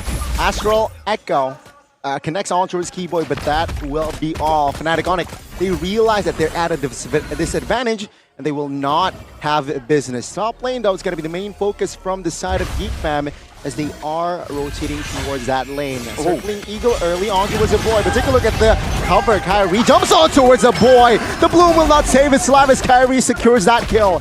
Geek Fam, though, will they be able to trade? It seems like this time, not yet. CW gets stunned, but there's no follow-up just yet. Keyboy is also in the vicinity, but right now Luke looking into a play to 3 members. He gets chunked quite low here. Second neutral objective of the game here. Let's see here, Geek Fam, will they be able to find space as Kyrie comfortably this time controlling the turtle pit, but good taunt, NetherRealm. Wow, invested as well. Ray, very low, survives, but Kyrie will secure that turtle, but Luke will fall. It's a 2-0 for Onic. The defending champions bite back here in the second neutral objective take. Meanwhile, CW still has remained untouched in the top side. That's homework. That's a ticking time bomb for the Kingslayers. CW has finished the feather, but he also went for 2 magic necklaces. So it really seems like he's not trading with basic attacks. He's just coming in, basic attack, first skill, and back away. He's going for these even shorter trades, maximizing the window of that weakness finder as well. And Chidera, he isn't really getting to win in this lane at all. And go Keyboy! Different story. They want business. Take a look at Kyrie though. In the front side, Sans as well repositions as Geek Fam is actually finds the taunt on towards Kyrie. Now take a look at Luke. It's a 5-man rotation. Rotating towards the top side, and oh my goodness, Sans! He needs to back away. This time he's able to find the escape route. No casualties there from both teams. The Meteor doesn't land. The Meteor doesn't get that final hit onto Sans. And it looks like Keyboy is trying his best to buy some time for CW to at least clear that lane. But do you not think that it was surprising that FNATIC Onic even considered going aggressively under the turret to punish Chidera, seeing as they have a later comp? Wait a minute, Lutfi! Oh, vengeance popped. I'm offended. Was invested there, but Lutfi, with the help of NetherRealm, actually comfortably will back away. And again, it's just both teams here trying to trade, trying to find the right angles, but no casualties yet again. Still just a 3-kill game. At the end of the day, though, it's a bit of a ticking time bomb, especially for FNATIC Onic, who have 2 ways to secure CW's performance in the late game. Now with the Starlium, these short trades are going to be even more devastating. That is something that Geek Fam need to take note of. We have a game fun fact here for Claudera by GoFate. Claude was the most picked and banned gold lane hero with a 68.39% pick and ban rate. And he's been performing so well. We've seen that 100% win rate that he had in the regular season kind of falter, but we'll see how it pans out today and how he's able to perform on it today as Kyrie gets caught.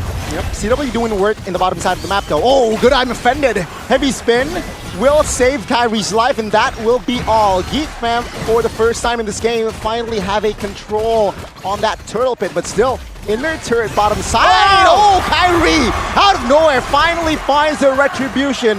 No turtle, but Chidera finds the blazing duet. NetherRealm will save the members of Onic, but Lutfi now will enter that area and actually survives, but Kyrie will be caught and will be taken down. Geek Fam, they still want more as Lutfi and Keyboy should be the juicy trays, but CW is actually the one to fall.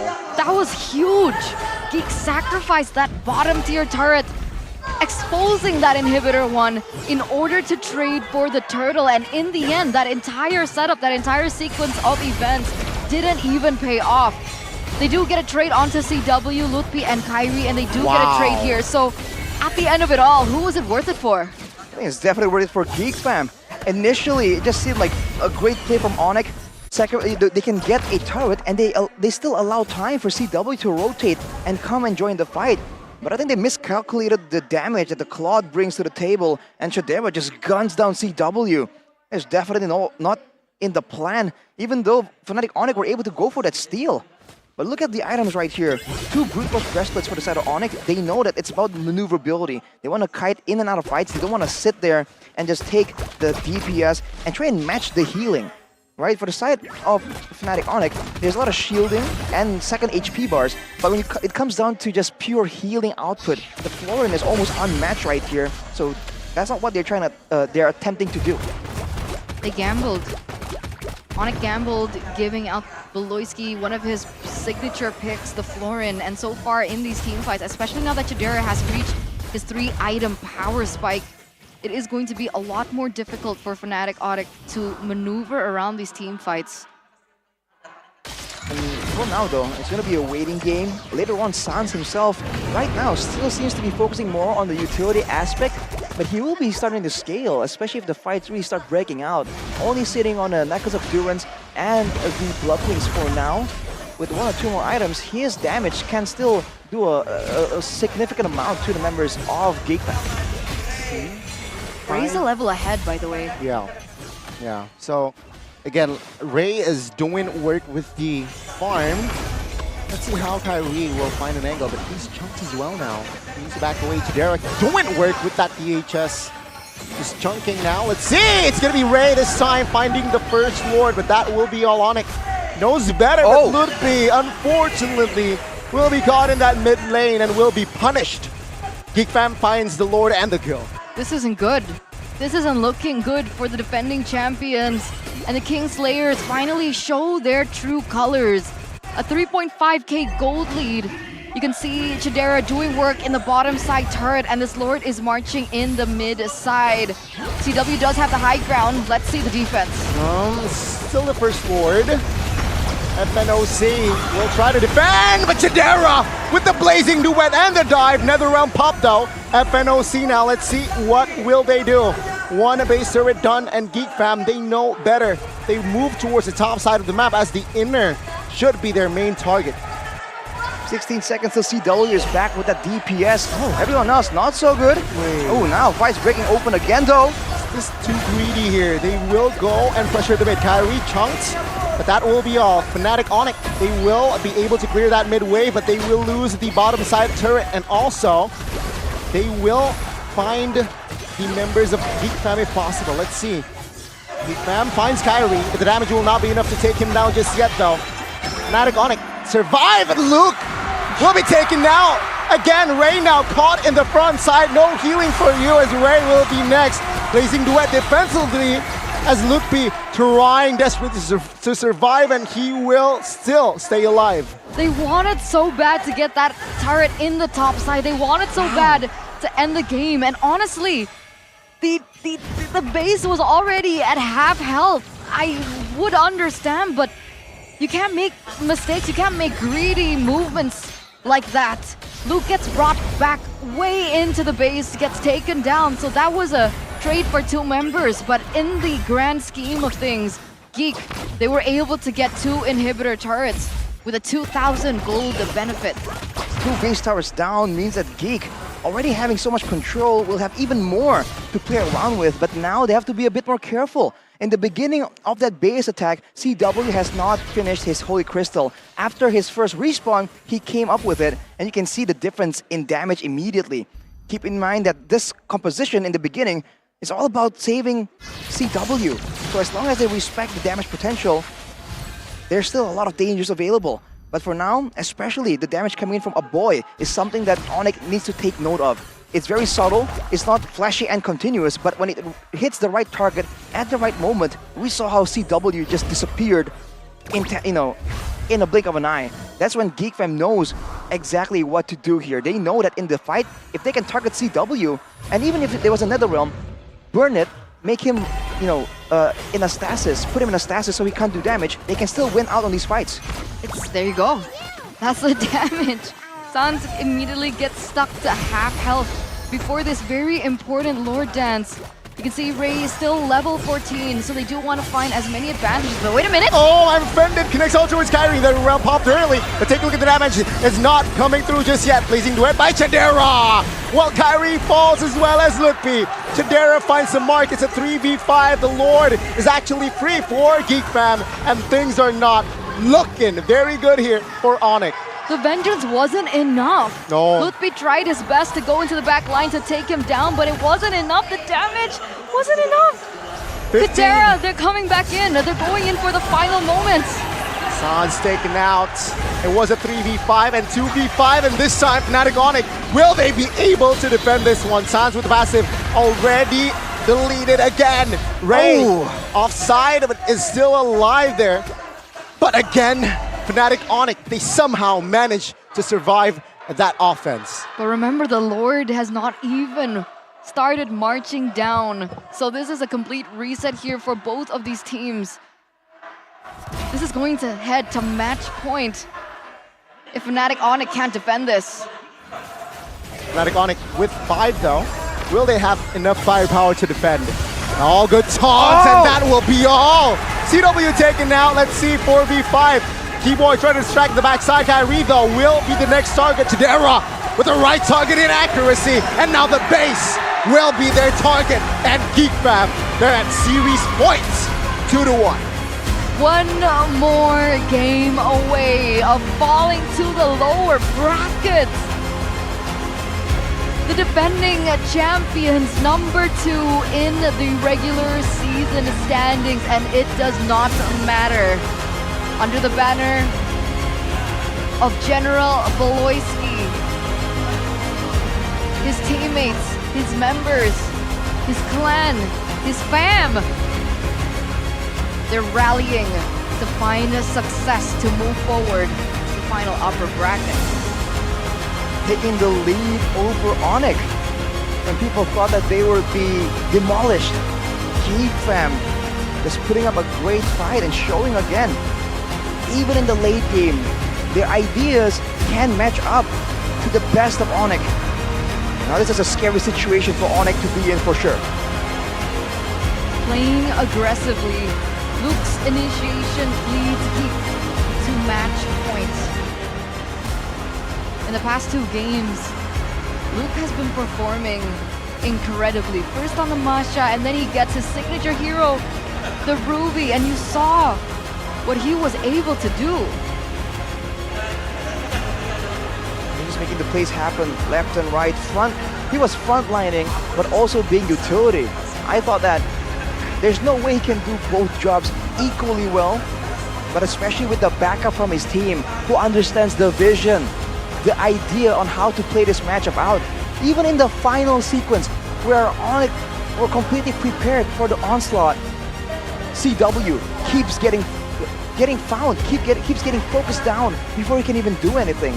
And that is a rare sight to see from a team like Onic that usually just sees ahead, sees through the plans of their opponents. A very sharp execution here from Geek Fam in their 3rd game. I really like how it's simple. They made it simple that game, right? They made it a spike. Onic in the early towards the mid doesn't really want business because CW was not ready, but towards the late when they thought they were ready, Geek Fam were readier. They, again, with the right initiation from Ruby, from Luke this time, it just sets a lot of opportunities for Geek Fam, and they've done it. It's done. 2-1, match point. One more game to send Onic, FNATIC Onic, down to the lower brackets. Again, I don't like the Natan pick. Again, right? I see your point. I don't know what changed with the Natan, but if the Natan gets his power spike, the Holy Crystal item, it feels like nothing can stop the Natan at that point. But coming into the playoffs, I feel like that invincibility, that illusion of invincibility has kind of gone away, has kind of faded. And people who pick up the Natan, 1, it takes too long to get to that Holy Crystal power spike. And 2, even if they get to that point, it seems like it's so difficult for it to be like that groundbreaking play or hero that it was notorious for in the early stage of this season. I mean, there's probably a reason why it's fallen out of the meta for now. A lot of teams no longer focusing it so early on. But more on that later. For now, we have to give credit to the player of the game, presented by our official tournament smartphone, Samsung Galaxy A55, A35 5G. It's Luke, big man Luke, with the Ruby signature play. This combination, right? The fact that the Ruby can be used by him and Beloy is just so good and so annoying to try and strategize against. 100% team fight participation. I'm just saying, we've seen high, but 100%? As an EXP? Exactly. I don't think I've seen that so far. But I do have bad memory, so that might be the reason. No. So far, 100% TP, it's absolutely impressive. And like you mentioned, especially as an EXP laner, and that's one of the things that Geek Fam has, the fact that they can always utilize the Beloyski and Luke combination, the fact that they can change roles at any given moment. And among others, that Ruby flex pick that happens, right? So you can see in this particular game with Beloyski picking up the Florin that Luke assumes the title or the role of the initiator, and he did amazing. He was just in the right place at the right time, and considering the fact that they're just the one that's supposed to be trying to go in and find CW, they did a great job cutting in and out just matching away the positioning to ensure that, okay, we can take damage, we can lose members. But if you want to do that, we're going to make sure that whatever damage you deal to us, we deal twofold, with Chidera just doing a lot of damage, and keep an eye on the healing as well for Chidera. He can play so aggressively this time, because the healing from Florin is just amazing, especially with the Lantern, the Seed in his inventory. Afterwards, it's just Geek Fam once again showing their control when it comes to the neutral objectives with the main engage tool, with the poke damage as well. Onic will force something out, try and get a desperate play, and Luffy there, to his credit, almost took out Chidera. He got pretty low, but in the end, this was inevitable, and Luke somehow, some way finds CW, and it's almost like it's all planned, because with the I'm Offended, there's always a Astrosphere coming right behind it from a boy that just seals the fate of CW. And it's so impressive because CW utilized the Purifier. But even that, they were able to find the loopholes and make the plays happen. And that was literally the only winning condition that they needed. Eliminate CW, and the rest kind of fell like flies, like a domino effect. 14 minutes. That's all it took for Geek Fam to win that particular game. And I gotta say, in this particular game, I was also very impressed by Ray. The fact that he was always able to be a level ahead of Kyrie. There were a few Lord Steals here and there from Kyrie, but for the most part, the neutral objective control was mostly favoring Geek. I think the big difference right here is in the EXP lane idea for both teams. For Geek Fam, they want a spammable skill frontline initiator in the form of that Ruby. For FNATIC Onic, they were banking on that CC being able to just walk in and just be a big distraction on the side. And just like that, they lack the front line as well, because they have the Akai, of course, but mainly in the front. It can't be the Mathilda, right? And it can't be the CC as well. So they're lacking in that front line, and they're forced to just go with this dive idea, and they're relying on the Netherrealm to try and augment that tankiness. Whereas for Geek Fam, it's a lot more, I guess like you mentioned, Eterna, straightforward. They want to go there, they want to sit in the fight, spam out all the skills as much as possible, and land the crowd control tools on the right target. And unfortunately for FNATIC Onic, the CC just wasn't strong enough, right? Maybe if the CC was snowballing a bit more, was winning in the lane a bit more, he can actually shut down that backline, but it just wasn't possible. Looking at the gold distribution right here, for Lutpi, he was actually farming a lot better, but when it comes to the Turtle Lords, turrets, kills, and assists, 100% kill participation gives him 500 gold over Lutpi, and that's only from the kills and assists. So Luke was just a lot more willing to stay with his team and get resources that way instead of going around trying to farm. Would you consider this the weak link for Onic? Because Lutfi performs. He's been highlighted as a rising star this season. I'm not saying that he's a bad player. I think he's fit into the shoes of Boots so well, but if he isn't given his signature heroes, it feels like Luke can get the better out of him, right? Paquito constantly banned out. Yeah. Terizla earlier on was also banned out. Do the CCs, do the Benedettas, do they just not work well enough for him? I feel like it's hard to say that when you saw his performances and some of that outplays we've seen on the Benedetta, on the CC as well. But at this point, his career is just, in the MPL at least, a lot newer. And it really does seem like he's not bad, but without the Paquito, without these signature picks that he is so well known for right now, it's just not exactly good enough, especially if he needs to be the key to victory for his team. And also, just looking at the composition here from side of FNATIC Onic, right? Just not enough crowd control, I feel. Just the heavy spin. Mini stuns from the Mathilda, mini pull from the Paramis, and apart from that, the composition from the side of Geek Fam, they're just free. You know, they will be able to grab space, they will be able to back away easily, and especially they have the Ruby. They will control more fights, considering apart from the Natan, the composition from Onic, they're just short range, right? The Paramis, the Mathilda, they will close the gap, they will close on you, and with the Ruby, it adds a lot of value when team fighting. And you can see it's very evident in that fight that there's the I'm offended, that there's the flicker. So there's a lot of resources from that Ruby alone that can bring a lot to the table regarding team fights. I wonder if this is a question as well to the effectiveness of the Faramis, right? We haven't seen it too often, especially in the other regions. It's not really the most picked hero. Except And- NACT. Except Exactly, NA. and so only one region, and so far not a lot of teams still go back to that Faramis. So maybe there's a chance that it's been solved, right? There have been changes to the Faramis. It has come and go. Maybe now with teams just wisening up and having better executions when it comes to those big, massive team fights, especially near a neutral objective. Maybe the Faramis just leads to being too predictable, right? Crawling together to try and to get that value from that Netherrealm and then getting punished instead. So if you want to get value, you should go for something more reliable like Indomart.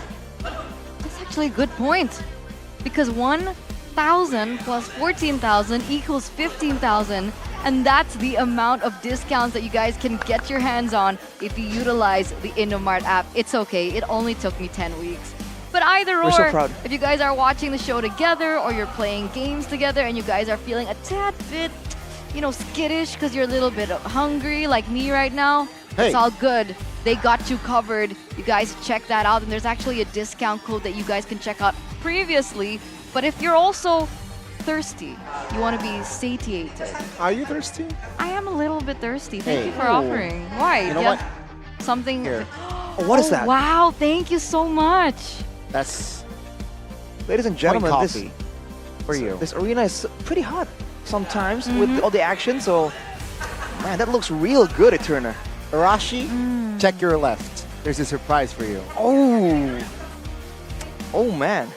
Yep. Bro, this is actually really good. I think this is the iced lemon tea. Do you, Arashi, do you mind switching? What? Do you want to switch? Is that chocolate? That is chocolate. I love chocolate. Okay. Give me that. Okay. There you go. You guys don't have to trade straws. Oh yeah. It's the same Sure. straw. It's All part right. of the package. That's point coffee for you, ladies See? and gentlemen. Wow. Anything for everybody. You got chocolate, you got coffee, you got tea, but you also got the team a Galaxy Zone Hey! up front. It looks like, oh, he's a little bit shy. Is this his first date? Arashi, tell us, is that his first date? How that your date? am I supposed to know if that was his first date? You go on a lot of dates, so you have a lot of experience. Well- You can read body language. Considering I'm like the third wheel on the desk today, I don't know, man. Someone tagged me on an Instagram story and went like, "Why are you third wheeling?" It's like, bro, what do you want from me? Oh man. But your date is in the building, so technically you're not there. Which really. date? He has Which- so many in the building. It's so which- confusing. Seat, right? Legend, mythic. Arashi's got it all. That's Which what Goni alphabet claims. is more accurate? Wow. I did not know your game, Arashi. Wow. My game. And apparently, Onic didn't know Geek's game as well. Yes, because if you look at the damage dealt, Chidera actually out-damaged CW with all the tools right there to try and secure the Natan. Yes, the Goni has a point right there. Lack of crowd control, a lot of protection for the Natan, but when it comes down to it, when it comes to a brute force fight, you can't just expect to win in a full-on damage contest when you are up against so many crowd control tools that can stop the marksman from doing damage. So that will be something that Onic will have to amend. It was a very ambitious strategy there to just go for, okay, protect the Natan strategy. We haven't seen it in a while. Well, Geek has shown that they know how to deal with it, and they can even do better. You want to try and play that protect game? We have Baloyski, man. We have a boy. And they're looking confident. Very confident. They're looking confident. I think that was one of the main things that everybody was worried about, Chidera's mental state. You know, He's coming looking- into the playoffs, sometimes he falters, Ah. especially going against a big team like Onic. But if you saw on screen earlier on, it's CW that looks more focused. A boy all smiles there. Hello. Playing with the camera. Yo, look at the camera, bro. There you go. One more game. They're feeling confident here. One more game to secure that upper bracket finals. Just one more step closer towards the MSC slots. But Onic, FNATIC Onic, seems like Sans. He's just chilling. He looks worried to me. Is that Sans chilling? He's usually all smiles, joking around with Coach Jeb. It's quite the intense look on his face. I think, Interesting. Here's a question though, Goni. Right? Connie just rolled his eyes, by the way. Right, Goni, here's a question, okay? Okay. For the longest time, a lot of people say, hey, Onic looking bad. No, bro. Onic has always loved the lower bracket strategy, the lower bracket meta. Is this potentially the idea? I mean, what do you think as a guy who watches Onic? You know what I think? I think this match, okay, it's in the bag. Yeah, I think either way, they will still have their playoff run. True. But they will, if they lose this game, they just lost a life, you know? So we're still here. But do you think they're intentionally trying to go for that lower bracket? Maybe. Okay. Let's see the drafts. We'll see the outcome course. for this game first, right? Of course. If it even gets to that point. But here it is, ladies and gentlemen. Game numero, what's 4 in Spanish? Cuatro. Game numero 4. What? Presented to you by the official tournament smartphone Samsung Galaxy. Swap sides once again here. FNATIC Onic in first phase. Oh, Luo Yi. So already a very different draft here, ladies and gentlemen, with the bands pouring through. Chip band out. Halkert, Moskov. On the other side, we have a Ling, Harriet, and the Fredrin. Right. Let's see here. What will they prior here, right? Geek Fam, I think the approach from Onic, I think they're going to secure a hero for Luke in the first phase. But it's going to be the Barats and Claude here from Geek. FNATIC, I think they need to secure Paquito here for Luke. Paquito? Or potentially an X-Borg as well, right? With the Barats with the Barats in the picture here. This is the issue with Geek. The Barats we haven't seen being used at all in the jungle. We have seen Geek use it in the EXP lane, being the main front line, being the main annoying control Daytona's welcome tool. But now, wow, FNATIC Onic take away the Ruby. They feel like that's a bit too annoying to deal with. But will they get something in the EXP lane? Technically, the Ruby can still fill that role as well. around here. But let's see, one more pick. It's gonna be the carry. They're trying to shred through this big dino. That's a big adjustment here.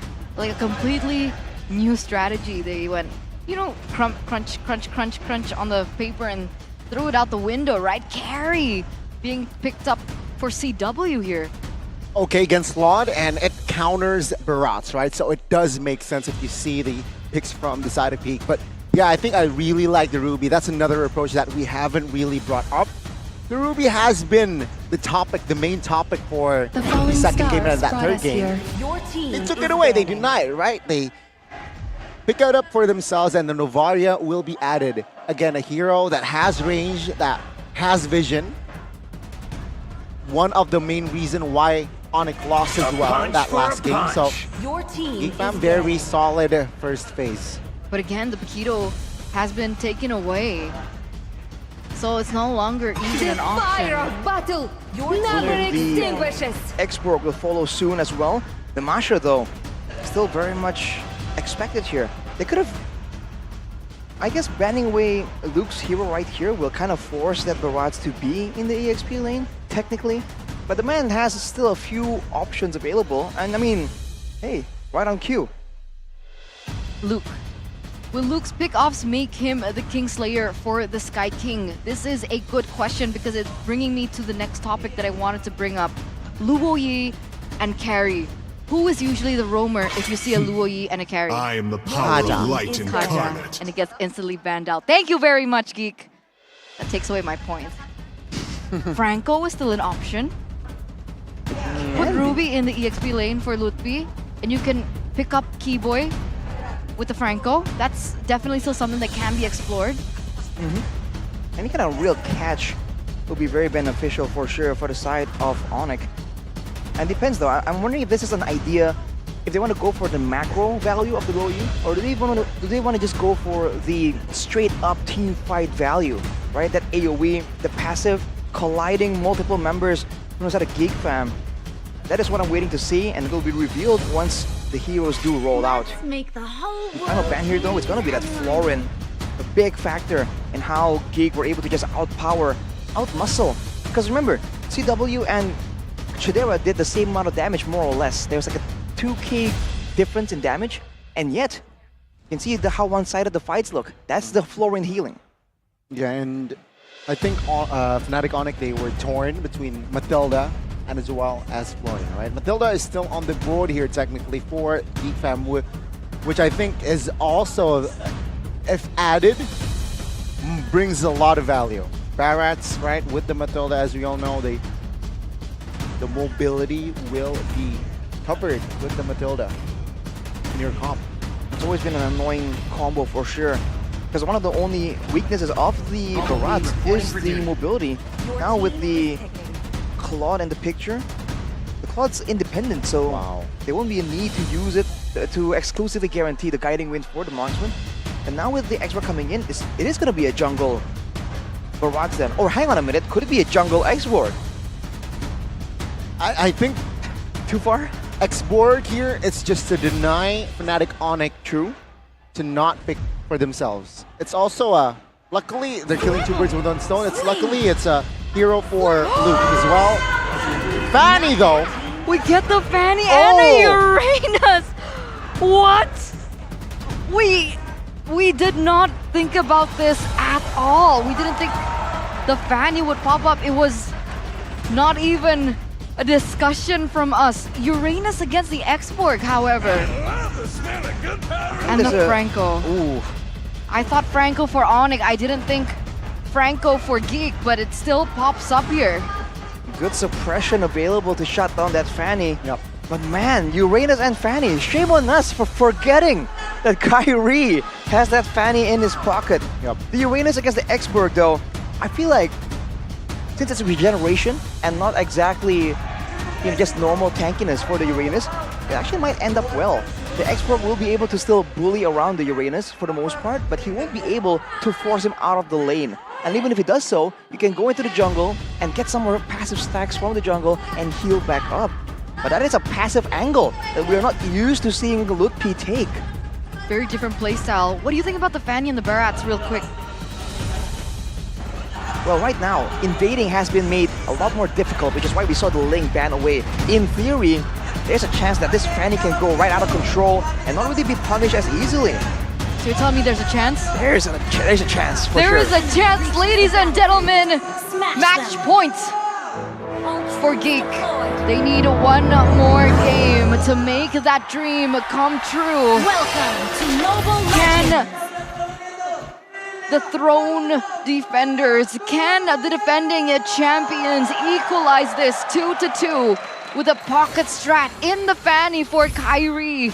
We're seeing him back on the Assassins and the Uranus for Lutpi.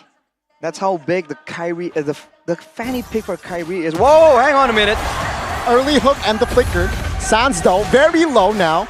A boy will be there to provide the damage for Beloyski. Will secure the first blood, a boy. 1 HP himself, but not enough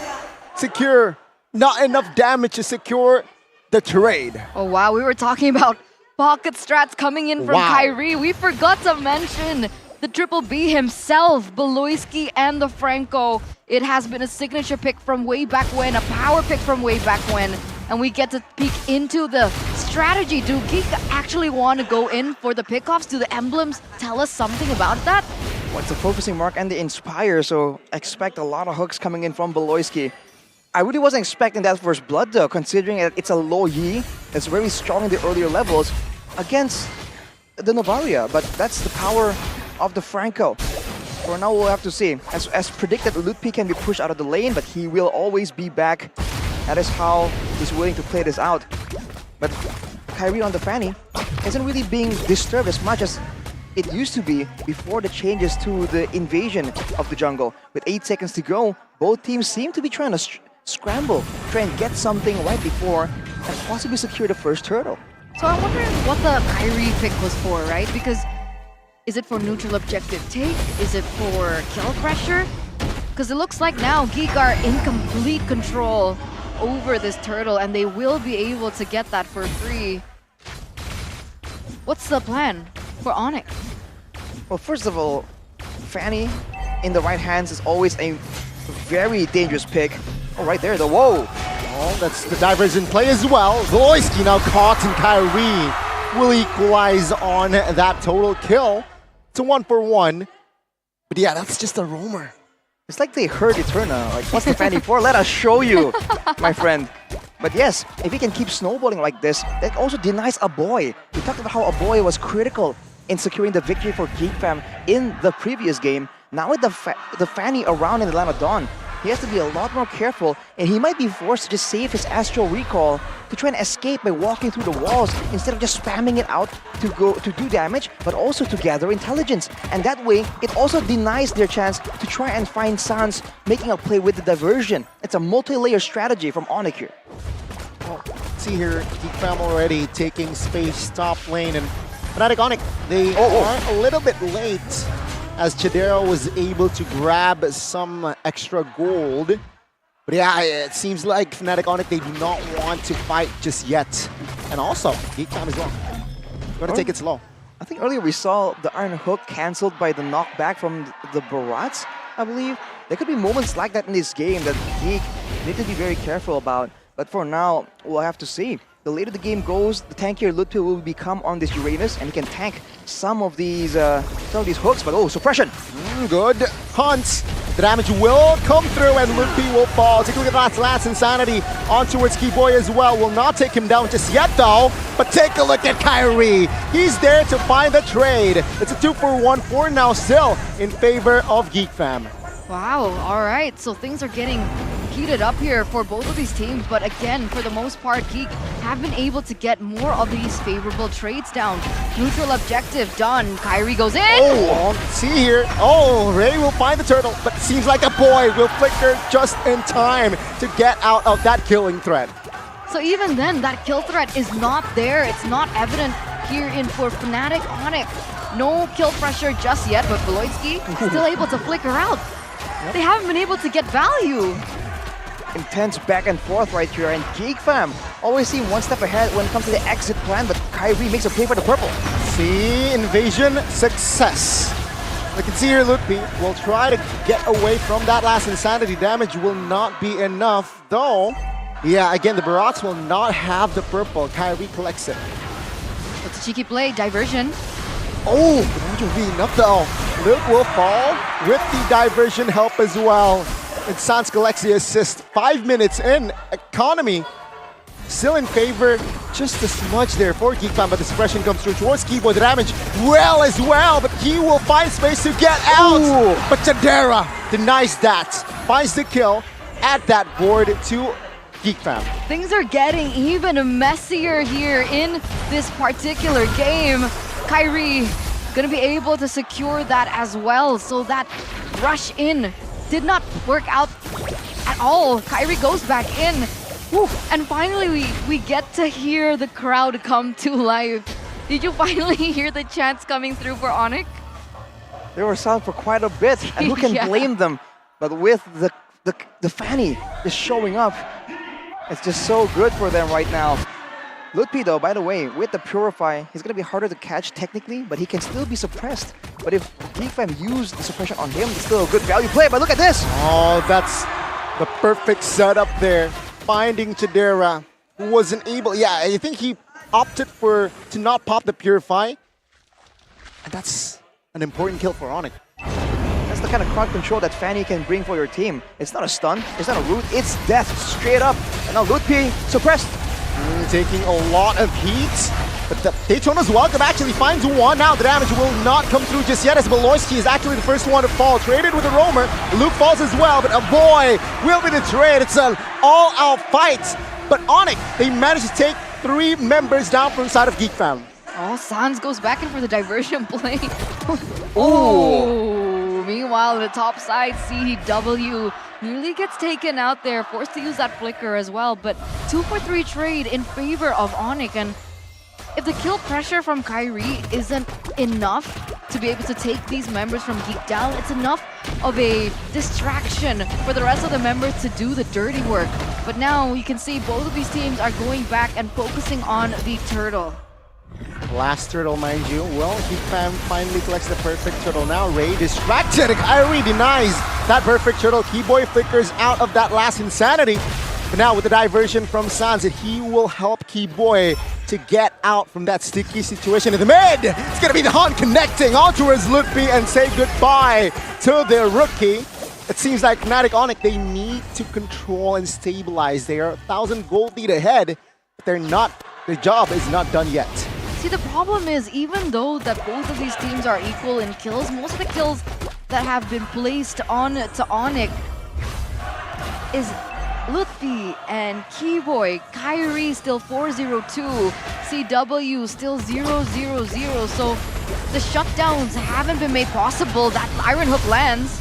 Oh, purifying, but a boy flickers out in time, but the retribution, not the retribution. Lethal ignition. Lethal ignition will secure that kill. Wow, what a performance by Kyrie, man. A lethal ignition indeed. Onic is pushing the tempo again and again, almost like how RRQ did it. They're just making sure that all the plays keep happening with all the mobility and the diversion.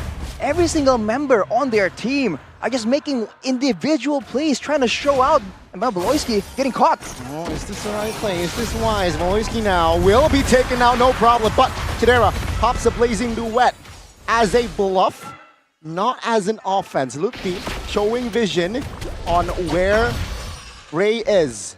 And again, FNATIC Onic, they are somehow controlling this game, but I don't think they're out of the woods yet. They're not really comfortable on this lead.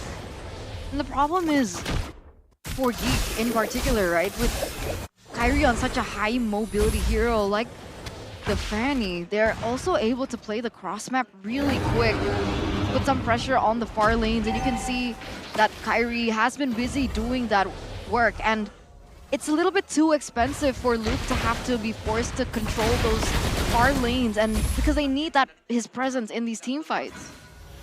The longer the game goes though, even that being the case, I guess Luke can't really clear as fast as other heroes technically, unless he uses his ultimate, which is still a very valuable resource to be spending out. And later on, Lutfi can take most of the poke damage from the Astral Spheres, and Maloyski, even if he grabs someone, is there even enough damage to just completely burst him down before the bloody hunt ends? That's the big problem right here, and Maloyski.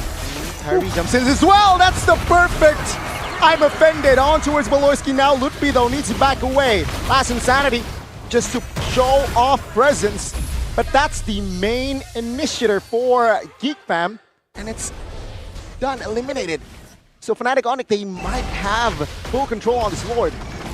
Meanwhile, Kyrie was just doing work in the bottom side of the lane, being able to push that turret and eventually get it for himself. That's a Malefic Roar. Third item, by the way, for Kyrie. 5-0-3. He's taken all the retributions as well so far in this Lord. Wait a minute. Last insanity. Sans will be taken down. That's a shutdown. Lutfi looking for an escape route here. Still able to just hover around, but damage will be significant and will be taken out. It's two members out from Onic. Let's see here. Ray secures the Lord comfortably. There's a disconnect there from FNATIC Onic. That is just not how they were planning on that fight going out.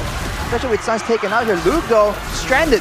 Yeah, CW is there. The damage will be enough, especially Kyrie is also in the vicinity. Monster kill for Kyrie.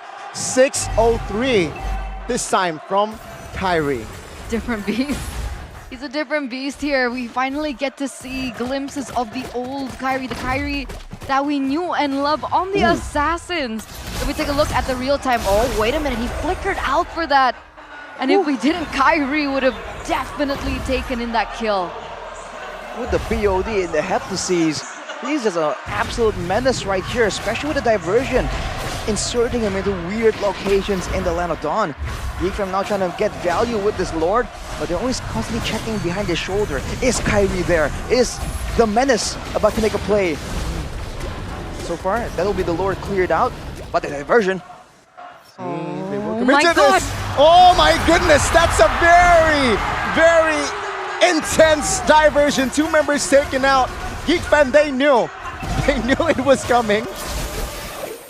And it was inevitable. You're right, like That would have been so disastrous. That was so intense. It's too intense. I can't think right now. Just came out of nowhere. Gila-san showing again the next level game knowledge. No iron hook means that Onic will be moving up right here, undeterred. Oh, last insanity from Luke to have to take space. And Kyrie is just farming the jungles of Geek Fam. Ray though spots this one out, and Kyrie will stay disciplined. He will not force that one out.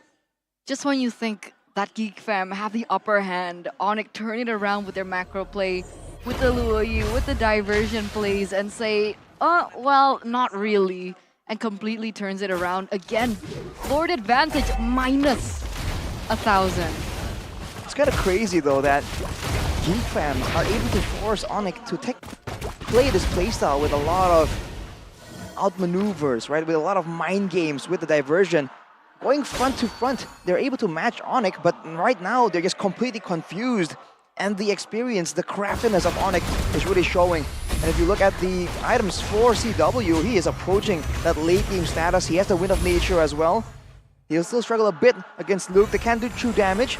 But aside from that, he is clear. Just go in and go aggressive. Loiski pulls the buff to take time to buy some time. Daytona's welcome, connecting on towards one member. Keyboy will receive a lot of damage, will be taken out as well. Luke in the front side will not be able to find anyone, but Luke will destroy his immortality, and Kyrie finds the godlike. It's a 1-for-1 roamer for EXP. But take a look at the Lord Pit. It is all Geek Fam in that vicinity. This is a big problem. Oh! CW and Sans! The connection, and as well as Kyrie. Ray is very low. Sans though will flicker out with the slide there. Kyrie secures the jungler of Geek Fam. That's a Lord for FNATIC Onic. What a setup, what a play, what a macro usage of the Luo Yi for Onic to completely dismantle the entire plan that Geek threw at them. To top it all off here, Kyrie gonna be able to steal that purple buff. And so FNATIC Onic, they're picking up the value left and right. Malefic Roar also completed for CW on the back of that fight. Now the frontliners need to just look for the right moment. They can just stay in front and tank damage. It's almost like Onic is using that diversion off cooldown every single time. A very bold choice to use it in a bush that's so close. Usually you want to go further away, but they use the diversion right next to the members of Geek Fam, and they get absolutely rewarded for it. Now with the waves coming in, with the Lord pushing at the top side, they're gonna try and go for an angle, but they don't have a lot of technical high ground, but they're going for the diversion. They will go towards the top side, and Luke is gonna be the target. No Faraga, no last insanity. The bait still stands this time. And okay, Geek Fam will concede that mid lane. The mid base turret though will be rescued and still up for Geek Fam. Purify, clutch, purify from Lupi. Just as it lands, it gets purified away from Geek Fam. And Jakarta International Velodrome, they have finally come to life once again with this meaningful lead from the defending champion, 6K and counting, with so much in their hands, with so much control that they already have. The chants are getting even wilder. It looks like this is control from FNATIC Onic. FNATIC Onic, man. By the way, you just have to love offline events, because when the hook almost lands, you can hear the audience go, ooh, it's so good. And right now, despite the fact that there is pickup potential, the iron hook becomes even more lethal technically the longer the game goes. But as of right now, they can just send Lutpi to just stand in the front, and even if he does get taken out, it's gonna take so much effort and so much time from Geek Fam that Onic can absolutely just turn it around, look for another diversion, and make it absolutely worth it. They have the tools to catch up to Geek, so they can't really be outmaneuvered the same way we saw in the previous game. 6,000 gold lead here in hand. And you can see here the tempo already just coming down, not just by Geek Fam, of course, because they're behind, but Onic as well. They know that, you know what, let's just wait for the next objective that is in the Lord. Yeah, they're playing it patiently now. But obviously, Geek Fam are put in quite a precarious position. they can't play the front to back when they go for dive. Somehow they're either utilizing the kill pressure from Kyrie to find a flank or even utilizing macro plays from Sans. So it's difficult. They have to rotate S5. They have to check their bushes. Even that doesn't land a concealed play. Big Brain Voloisky, again, using all his brainwaves right now, using all that he can to figure out a way, a loophole, to figure out this win from FNATIC Onic, but diversion again! Oh my goodness. Oh, what a conceal as well. Conceal as well. Well, they find the angle. The off angle, Chidera though will show. Now, Luke will be chunked. Voloisky in the backside finds the suppression. Sans deleted. That might be a mistake. Geek Fam now has more control in the Lord fight, potentially. 5v1 right now, and they were very patient to wait for all these resources to be utilized, right? The diversion, they utilized the conceal as well. Those were two big ones, but now there's still a looming danger. There's still a looming Kyrie, but it looks like they try and bait him out. Are they looking for him right now? They can't commit because that looming pressure is always there. Now with the soaking damage, D-Boy has the immortality. Will find multiple members, but last insanity towards CW will actually not take him down yet.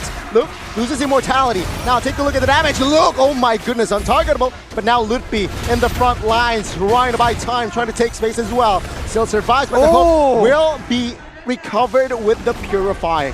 FNATIC Onic, they managed to recover now with 4 in the Lord Pit. Will they commit to this Lord as the hook connects on towards Lutpi? Ray is there as well. Lutfi still holding on towards that immortality. But Geek Fam and Onic, they will take their time. They need Chidera back. They needed to buy some time. And all they could do was utilize the burst pressure, the burst potential coming in from Aboy. But at the end of the day, there was no finisher in this. And so the Lord once again gets reset. Ladies and gentlemen, but wait a second. Oh, Aboy, 1 HP and CW. Last Shuriken hits. Now, Kyrie jumps towards the back of the diversion. Play! CW! It's just free hitting. He finds a double and he collects a triple. And that will not be a maniac, but I said corrected. CW collects the maniac. What a performance once again.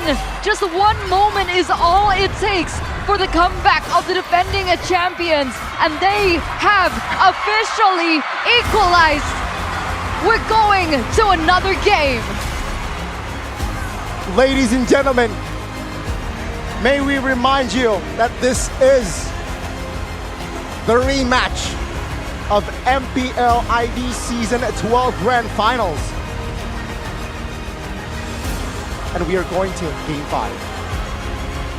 What an effort here from both these teams, but Onic, they find that last play.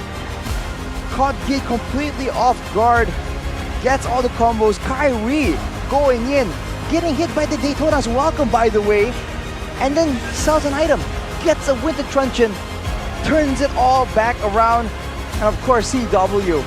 We can't stop talking about how aggressive he now looks in that gold lane. Even though we're already at the playoffs, the whole season we've been hyping up aggressive CW. Constant wins. Game 4, Onic more. Seems like they were just hungrier in Game 4. For sure. Man, more intense. Wow. This is reminiscent.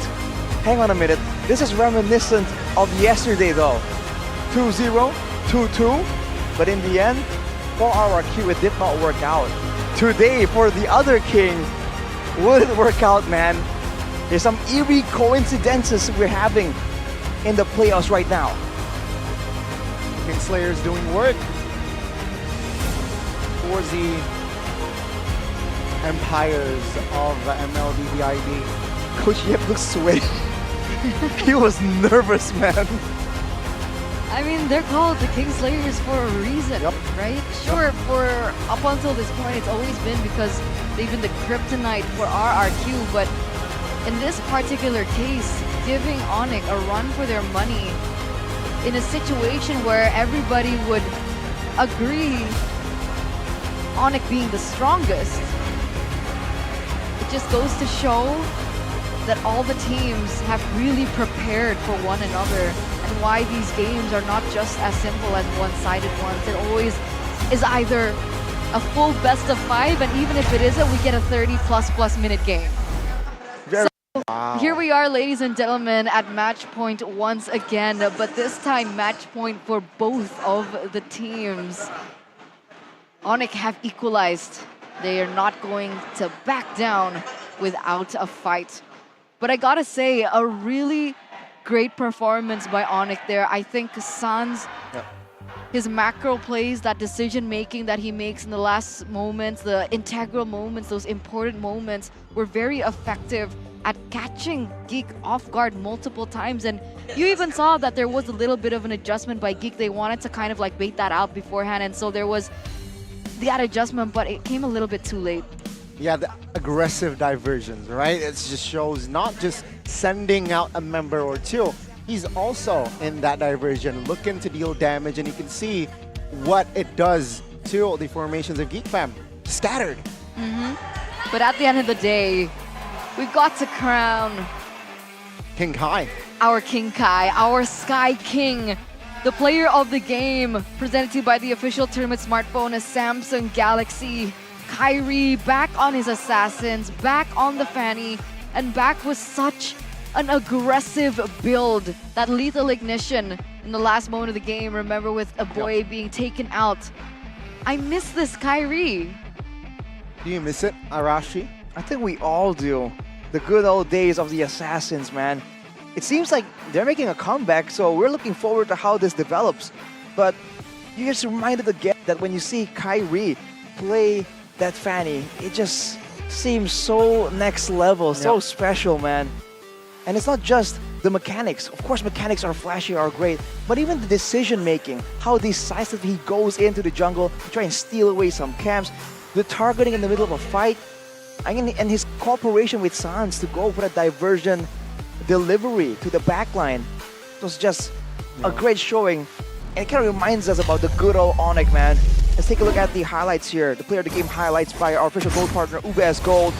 It began with a first blood for Geek, and we're really all quite surprised that it wasn't the low Yi that got it.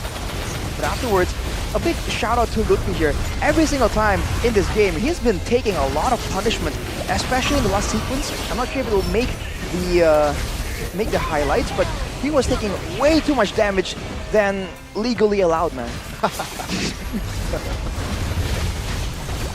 It's just a bit too much. And right here, you can see that the fact that Ludwig puts himself either right in the front or 90 degrees to the side, it's just so annoying. But eventually, he bit off more than he could chew. It's a work in progress, but afterwards, it doesn't matter. Onic still wait for the right moment. They back away, they clear out, but then this diversion, man, was so massive. They got two of the main carries out of nowhere, Chidera and a boy. And here, same, Chidera just did not see it coming. A bold diversion. And that seems to be the solution to try and deal with Geek Fam. If you can find a pathway to the backline, they get demolished, man. Keyboy on the Ruby with the tenacity, with the firmness, staying in the front and just making the plays happen. Kyrie hit with the Daytona's Welcome right here and still finds a way to come out on top. Makes Geek Fam wait for the suppression, the immunity. And as a result, that's the Maniac coming in from CW, just shredding everyone down. And Sans sends a message, getting it to the base of Geek Fam. Also, correction, it's not massive, Arashi. Ooh. It's intense. Intense. Intense. Intense diversion plays. And this was a 19, almost a 20-minute game that previously was 14 minutes. So despite us seeing that it was very dominant by Onic, it wasn't as fast as we thought. Sure. I thought it felt like a 14, 15-minute game. Sure. 20 minutes. It's the pace, right? The fact that at every single moment you see a diversion. Oh, it's either a gank or a diversion. You wait for it, diversion, right? Oh, Lord, diversion. That's the global presence here. Whenever there's a chip and a low Yi in the game, it just feels so fast because there's always action on the board. And there needs to be action on the board because otherwise you're not really using those picks to its maximum potential. I'm wondering though, how many Maniacs has CW been able to get? This season. This season? I'm not quite sure. I'm checking. Oh, he hasn't gotten a Maniac. So This is his really? first Maniac. Really? Maniac holders are Iman, Albert, Watt, Kabuki, Skylar, Chidera, D, and Annabelle. All right, so finally he caught up. Yeah, finally. Shows everyone like, okay, you know, my turn. Interesting. Anyway. But Albert got a Maniac. Right, did. according to the data. Yeah. Well, looking at the items though, it was a late game performance, and you can see that Chidera, on the same claw that was so respected, doesn't have the same kind of impact, because now it's different, right? No Florin, no Ruby to help him out. The bulk of the crowd control Garnet that we were talking about that led Geek Fam to actually have so much pressure in the fight, now are used so early on to try and initiate to begin with. And as a result, Chidera has to be a lot more independent, and against a team like this, with a short-range marksman like a Claude, against a Loyi, against a Ruby, with Kyrie on the fanny just waiting in the wings for you to just misstep ever so slightly. It was just a tough game to be in for Chidera. Definitely a problem, right? See, especially towards the late stage where technically there's two flanks coming, right? Right. Fanny and the diversion. Yeah. Where would you run? If you're a boy, if you're Chidera, there's no way to go. It's very There's nowhere difficult. to go. It's very difficult. That's why. Wow. Well, Game 5 Fanny ban? Maybe. But if they ban Fanny, could something else pop up? Nolan. They banned two assassins, Ling and the Nolan. True. We'll have to see. What really surprised me here though is the damage taken. If you look at it, it's only 9k higher damage taken for the side of Onic, when we've been seeing Lutpi just getting beat up by the whole team, dogpiled on by Geek Fam again and again, just regenning back up. So I really thought that it's going to be quite different, you know, quite a stark differential. Looking at the gold difference over time, it's a Mountain Eterna. What do you think? It depends. On what? Because this is a lake first, so it's a lake I with see a the lake. mountainside view, not a Interesting. mountain with a lakeside view. What exactly is a mountainside view though? This. Because you can see mountains from so far away. Does it really count? Yeah, because it's really close. See, there's like that small bump. See, that's a small mountain. There's like two No. cities in between. We have the bigger mountain, and then we have the Ginormous volcano. The Ginormous volcano. Yeah. This is where you want to buy a house. near Exactly. The lake. You Yeah. have I a see. mountain view and also a lake view. Interesting real estate tips by Goni and Eterna. You're welcome. You're welcome. You're All welcome. right. I have to find out. Maybe someone else can add to this as well. Hit me up if you guys need more real estate tips. Okay, It ain't free. it ain't. Well, you know, good things cost a good amount. So we have to see. We do. Especially now, waiting for the final game of this match. Do you like Wow. lakes or mountains better? Oh, that's a tough situation. I think I would prefer a lake, actually. Lake. But funny enough, I spend more time in the mountains. What about you? What are you doing in the mountains? I prefer both. You like both? That's classified. I like suspense. That's what I like. That's Sasarashi. You like suspense? Suspense, get it? Suspense? I like suspense before we So? get into the finale of this best of 5 upper bracket match between Geek and Onic. So with that, ladies and gentlemen, we are going to go through a short break. Don't go anywhere, stay tuned. We'll see you right after.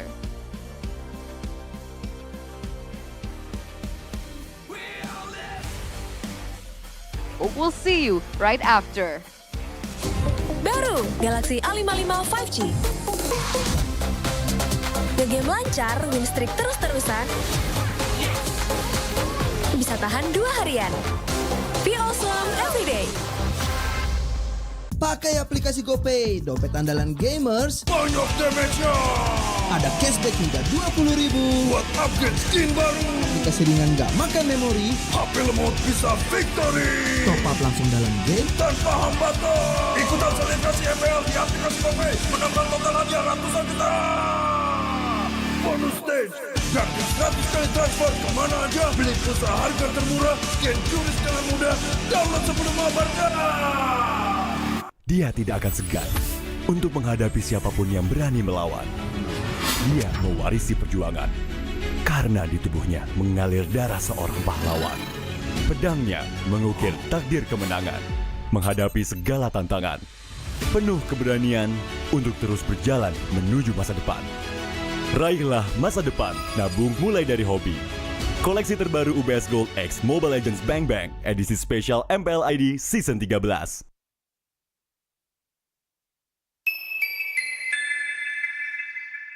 Kita adalah pejuang yang melangkah dengan penuh keyakinan, menghadapi dunia tanpa keraguan, karena hidup adalah arena pertarungan. Kita adalah pejuang yang tak akan gentar oleh segala tantangan, menghadapi lawan tanpa ketakutan, karena kita terlahir untuk meraih kemenangan. Raihlah kemenangan dengan koleksi terbaru UBS Gold X Mobile Legends Bang Bang, edisi spesial MPL ID Season 13. Saatnya nabung dari hobi bersama UBS Gold.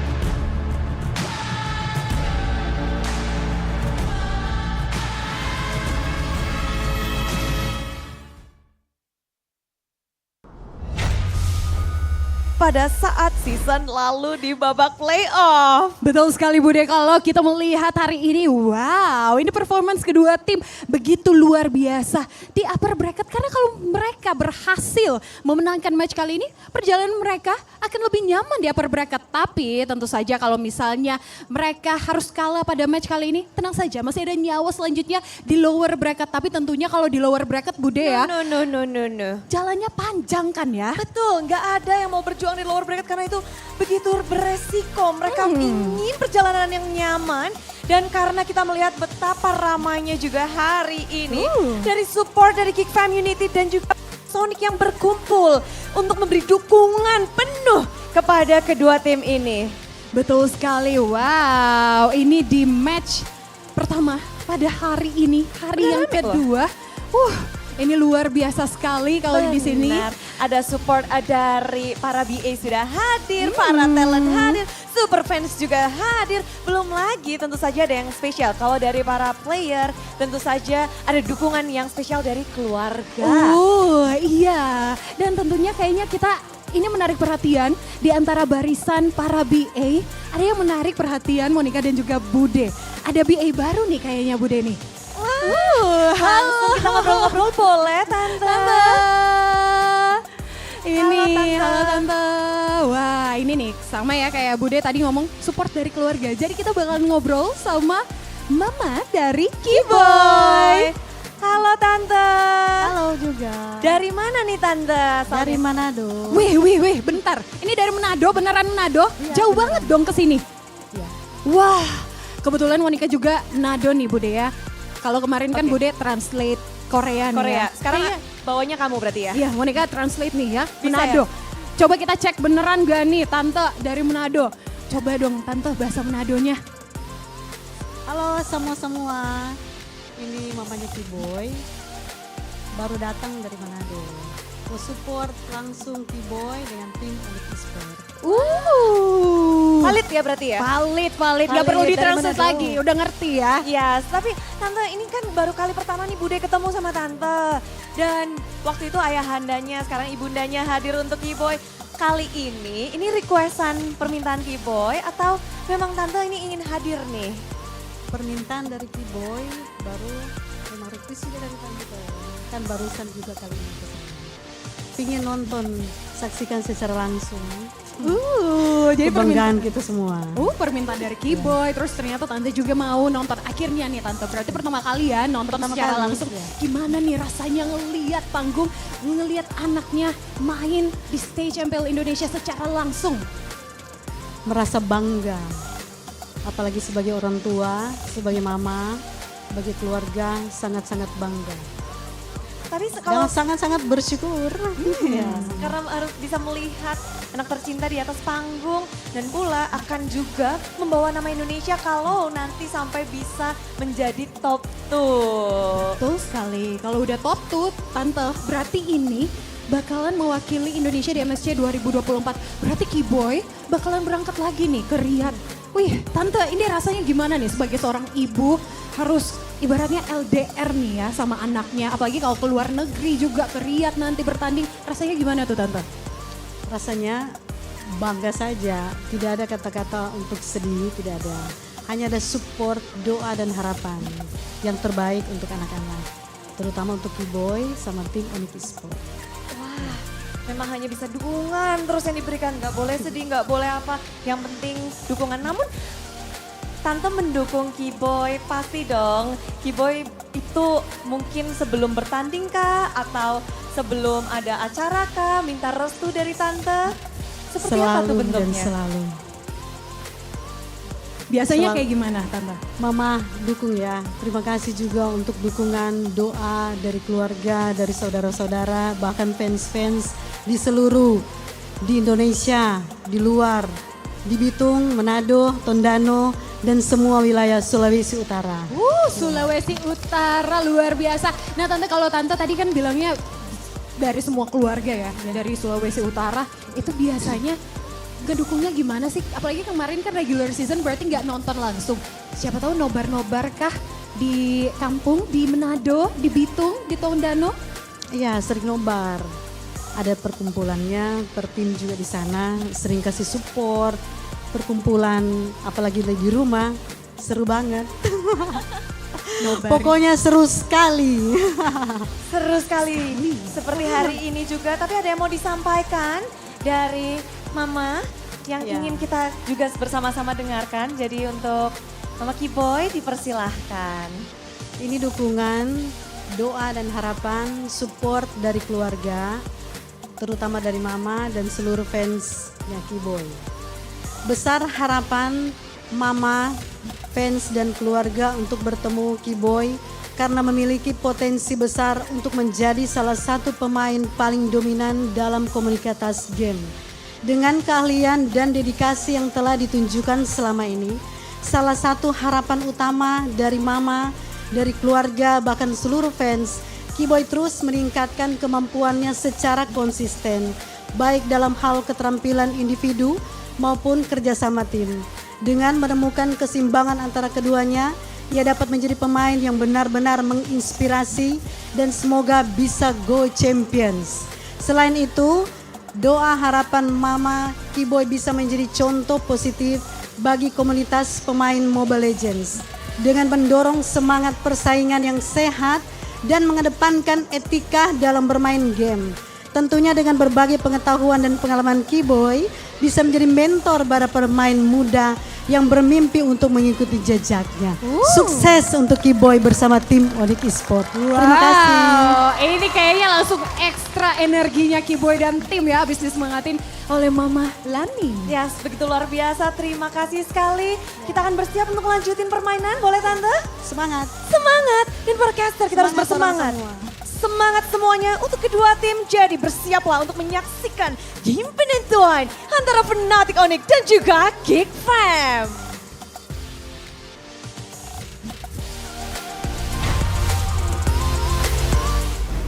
The conclusion to this upper bracket match, best of 5. We're going all the way, all 5 matches, as both of these teams do not want to go down with a fight.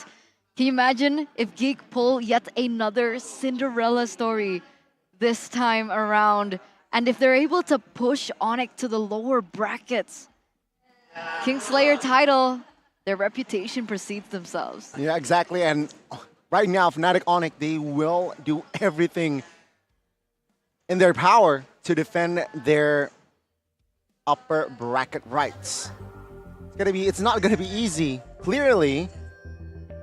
But I expect a different Onic. Oh. In Game 5. Why? More intense. Why is that the case? Because it seems like in Game 4, it shows that they're just a lot more sharper. They're just more they connect more in that game, right? The timings, the skills Okay. that were put. Could we be expecting yet another assassin from popping up? Because if we take a look at the previous game recap here, Arashi, he played so many roles, right? He was so busy doing so many things. Utility was there, neutral objective take was there, kill pressure was there, the mind games was there.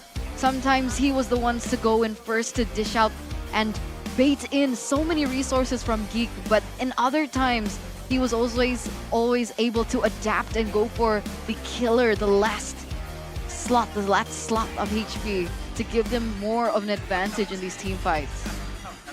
It just shows again the class, the level, the caliber of player we're talking about right now.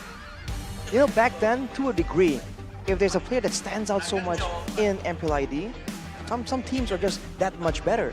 But now in Season 13, the fact that you can still stand out and have highlight performances when everything is so competitive, I think that just shows again like there's even more levels than we actually, I guess, thought before. It's so intense. He loves that word. What is with this intense word? It's the intensity. The theme of the series. Okay, I agree. Intense. Going full best of 5. Yep. It's been intense. Even the wins that these teams have been able to accumulate wasn't easy as well. Okay, I'll give it to him. Intense. All right, intense, guys. Intense in the chat, please, for Goni. But looking at the intense faces, you can see that Onic, even though they're usually a bit more cheery, not completely just joking around, but they're usually a bit more lighthearted. Now it seems like everyone's locked in, man. They need to pull everything they got. And this current season that's so competitive, so risky, so volatile, going to the lower brackets, that's just a massive blow in its own right. Because even if you fall to the lower bracket, right? Who are you going to be in the lower brackets with? Yeah. Either way, that's another tough battle. Evos or Bigetron. Yeah. And fun fact, I believe the last time Onic were sent down to the lower brackets in the second day, or it was Season 7. And they got immediately knocked out. Season 7. It's been a while. Season 13 now. It has. We're so used to the dominant Onic. The Onic that has no equal in the regular season, in the playoffs. But it looks like we are moments away of witnessing the final mind game of the drafting phase, ladies and gentlemen. And we do hear the picks and the bans coming through quite quickly. We will be expecting yet another assassin ban, respecting the capacity, the capability that the Sky King still possesses up until this point. And the answer is only one. Just the Ling has been taken and out. Ladies and gentlemen, welcome to the drafting phase of game number 5, the final game of the series presented to you by the official tournament smartphone Samsung Galaxy. And look at the insta adjustment. Wow. Ruby, just that prio for Geek Fam right now for them to take in that first phase. And Onic respond with an Edith. Edith, out of nowhere here for Onic. But I do know my I think they're noticing that they need utility, they need tankiness, but they also need that versatility for maybe an extra bit amount of damage. The Edith can fill in those shoes, but it's very situational. And Geek now going for the Natan themselves. Up against an Edith, technically the same kind of style, rapid fire, magical damage. Noticing that hyper carry in the backline for Geek Fam though, Onic must be looking at trying to get rid of that Florin. We've seen what it could do in the previous few games. I think right now Onic do not want to deal with it. Yeah, I mean, Florin is just so expensive in the hands of Beloyski, right? So much value. But the trend is, this series especially, the team that picked up the Natan loses. So, Geek Fam, are they trying to break that trend? They surely are, but oh my goodness. Wow. Another Arsafer's face pick for Onic. This is quite bold by Onic, right? Because technically, the Barats and the Ruby can still be flexed around. Barats can still be flexed into the EXP lane, and if they do that, the Ruby can still be placed in the roam for Beloyski. For sure. So they don't know if the Masha can still pop up yet or not, unless they want to go for the bans right here, right now, to take it away from Luke. I mean, we saw what he was able to do on the Masha, and the fact that they were able to eliminate the entire artillery, the entire purpose of the Farsa was just tragic to see, especially for King Sans himself. It does seem like when Sans can find ways to be impactful, Onic just do a lot better. We've said that a lot in previous games, but in this game, in these few games in particular, also very much important. Looking at the bans though, Hellkurt for the side of Onic, and the Fanny ban away finally for the side of Geek Fam. So both teams respecting the potential of an assassin making a surprise appearance. What do you think about the Nolan? Do you think the Nolan could pop up here for Onic? It can, but against a Ruby, that is a risky preposition. With how fast the skills are off cooldown, the AoE, it's kind of easy to land on the Nolan, and he's just not as safe. He has a lot of mobility, and we saw how Annabelle, despite being up against crowd control, can position himself and maneuver around well enough to ensure that he can find opportunities to get those solo kills without being threatened by some kind of catch from his opponents. Never extinguishes. Yeah, I mean, there you go, right? Masha is too much of a nuisance, especially in the hands of Luke. They will not deal with that this game, the last game. Let's see here, Geek, what will they go for here for that last ban, right? Florin is still on the board, so I'm sure that Geek Fam might pick it up later on. But what do you go here? Oh my god. And Paquito, it's 100% Paquito ban, right, this series? Paquito? In the last game, yes, Paquito, yeah. Yeah, no Paquito has completely been taken out as an option for Lutfi to pick up for himself. Seems like Geek just don't like boxing. Just are not willing to try and get into with that. And technically they've been going with the X-Borgs, right? And Paquito is a tough matchup for the X-Borg to try and go up against. So now, going for the Baksha, seems like it's gonna be maneuverability. So Onic are trying to impose the same kind of high-tempo gameplay, and Geek, oh, they show their cards, man. A ton of sustain. So much. You get the Netherrealm from the Faramis in these team fights, and you also get the Blooms coming through for Florin. That level 4 power spike is lethal here. So definitely, even if they went for an assassin, that's so much miscalculation. That probability is so large that the Baxia is a safer pick. But how do you shred through that much sustain is the question. Now that they already picked up the Cloud, they already picked up the Farsa as well.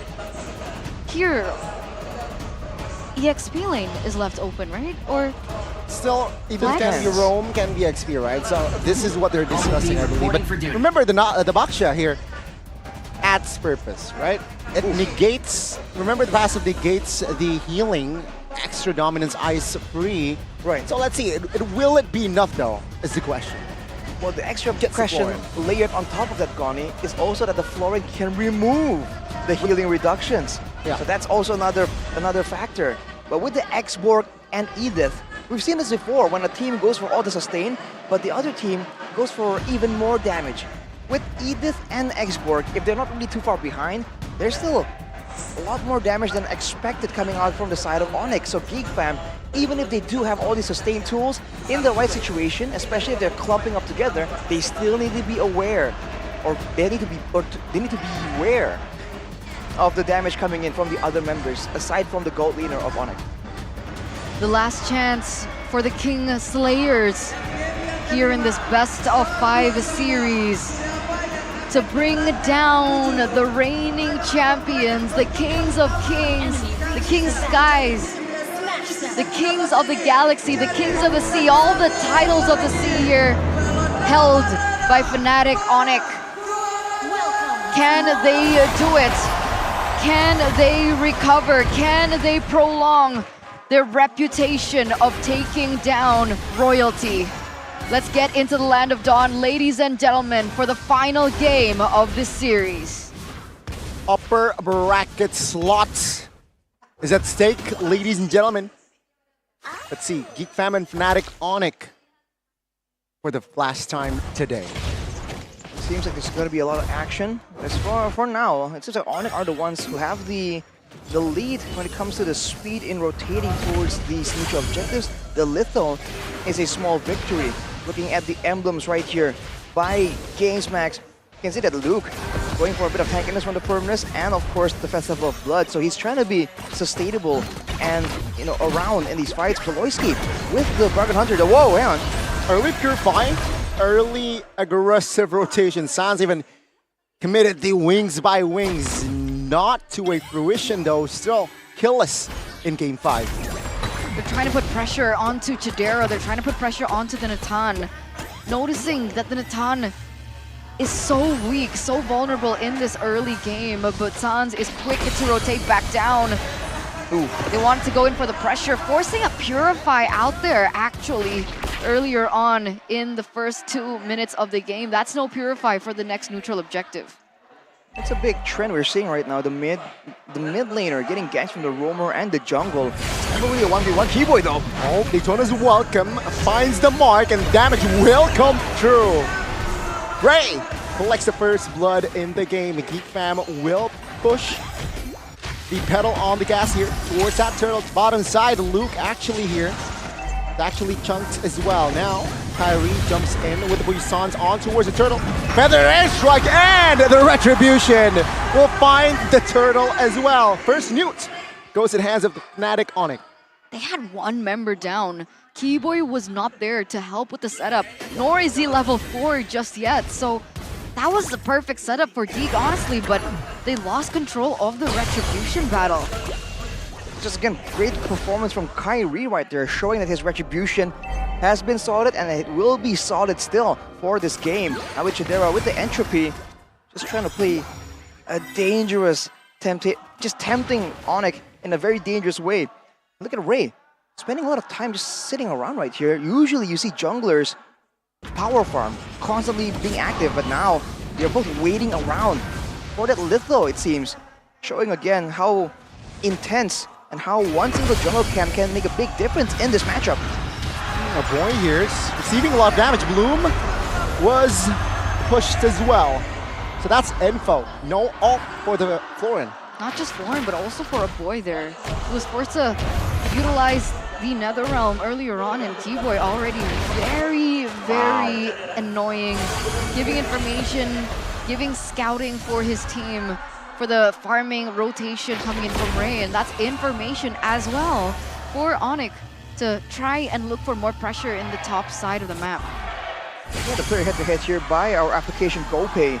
Aboy and Sans actually quite similar when it comes to their stats, and that's what people have been talking about. Aboy is one of the contenders for that best mid lane spot that usually is just dominated by Sans. So you're seeing that there's a lot of new names in the mix, and even if you are quote-unquote the best, you have to be aware, man. People are trying their best and they have been catching up. Catching up with a target on your back, it's a harder time to try and stay consistent as being #1, and Geek are proving exactly that. A lot more play on towards this neutral objective. Oh, Feather airstrike to deal on towards Ray. Now Kyrie receives a lot of damage as well here. Stunned up. Luke though will be the target. Netherrealm popped from side of Geek Fam.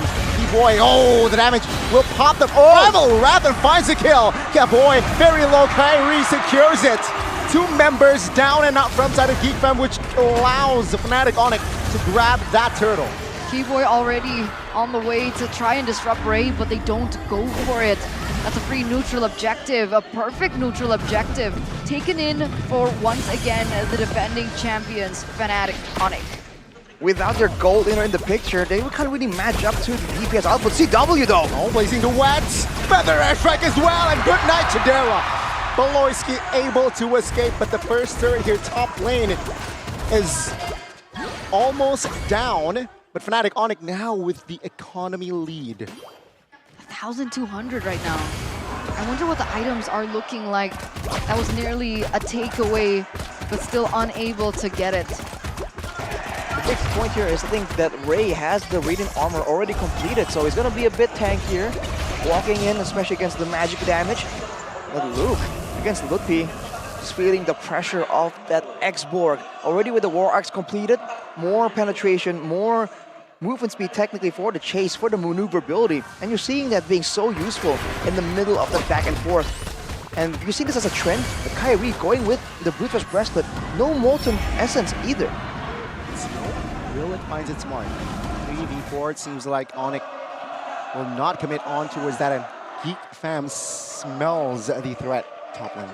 Did you see Ray's items earlier on? Steel leg plates as well as the Radiant Armor for Ray. So he's actually worried a lot more about the magical damage coming in, especially from Keyboy, I believe, because for now, the gold leaders won't really be in the picture just yet. That Primal Wrath is what's really shredding them down, so the Radiant Armor will help with that, but he's getting picked up a bit too early. Isolated. Last Insanity and Flicker will save his life though. But Geek Fam, they will not be able to find another kill here just yet.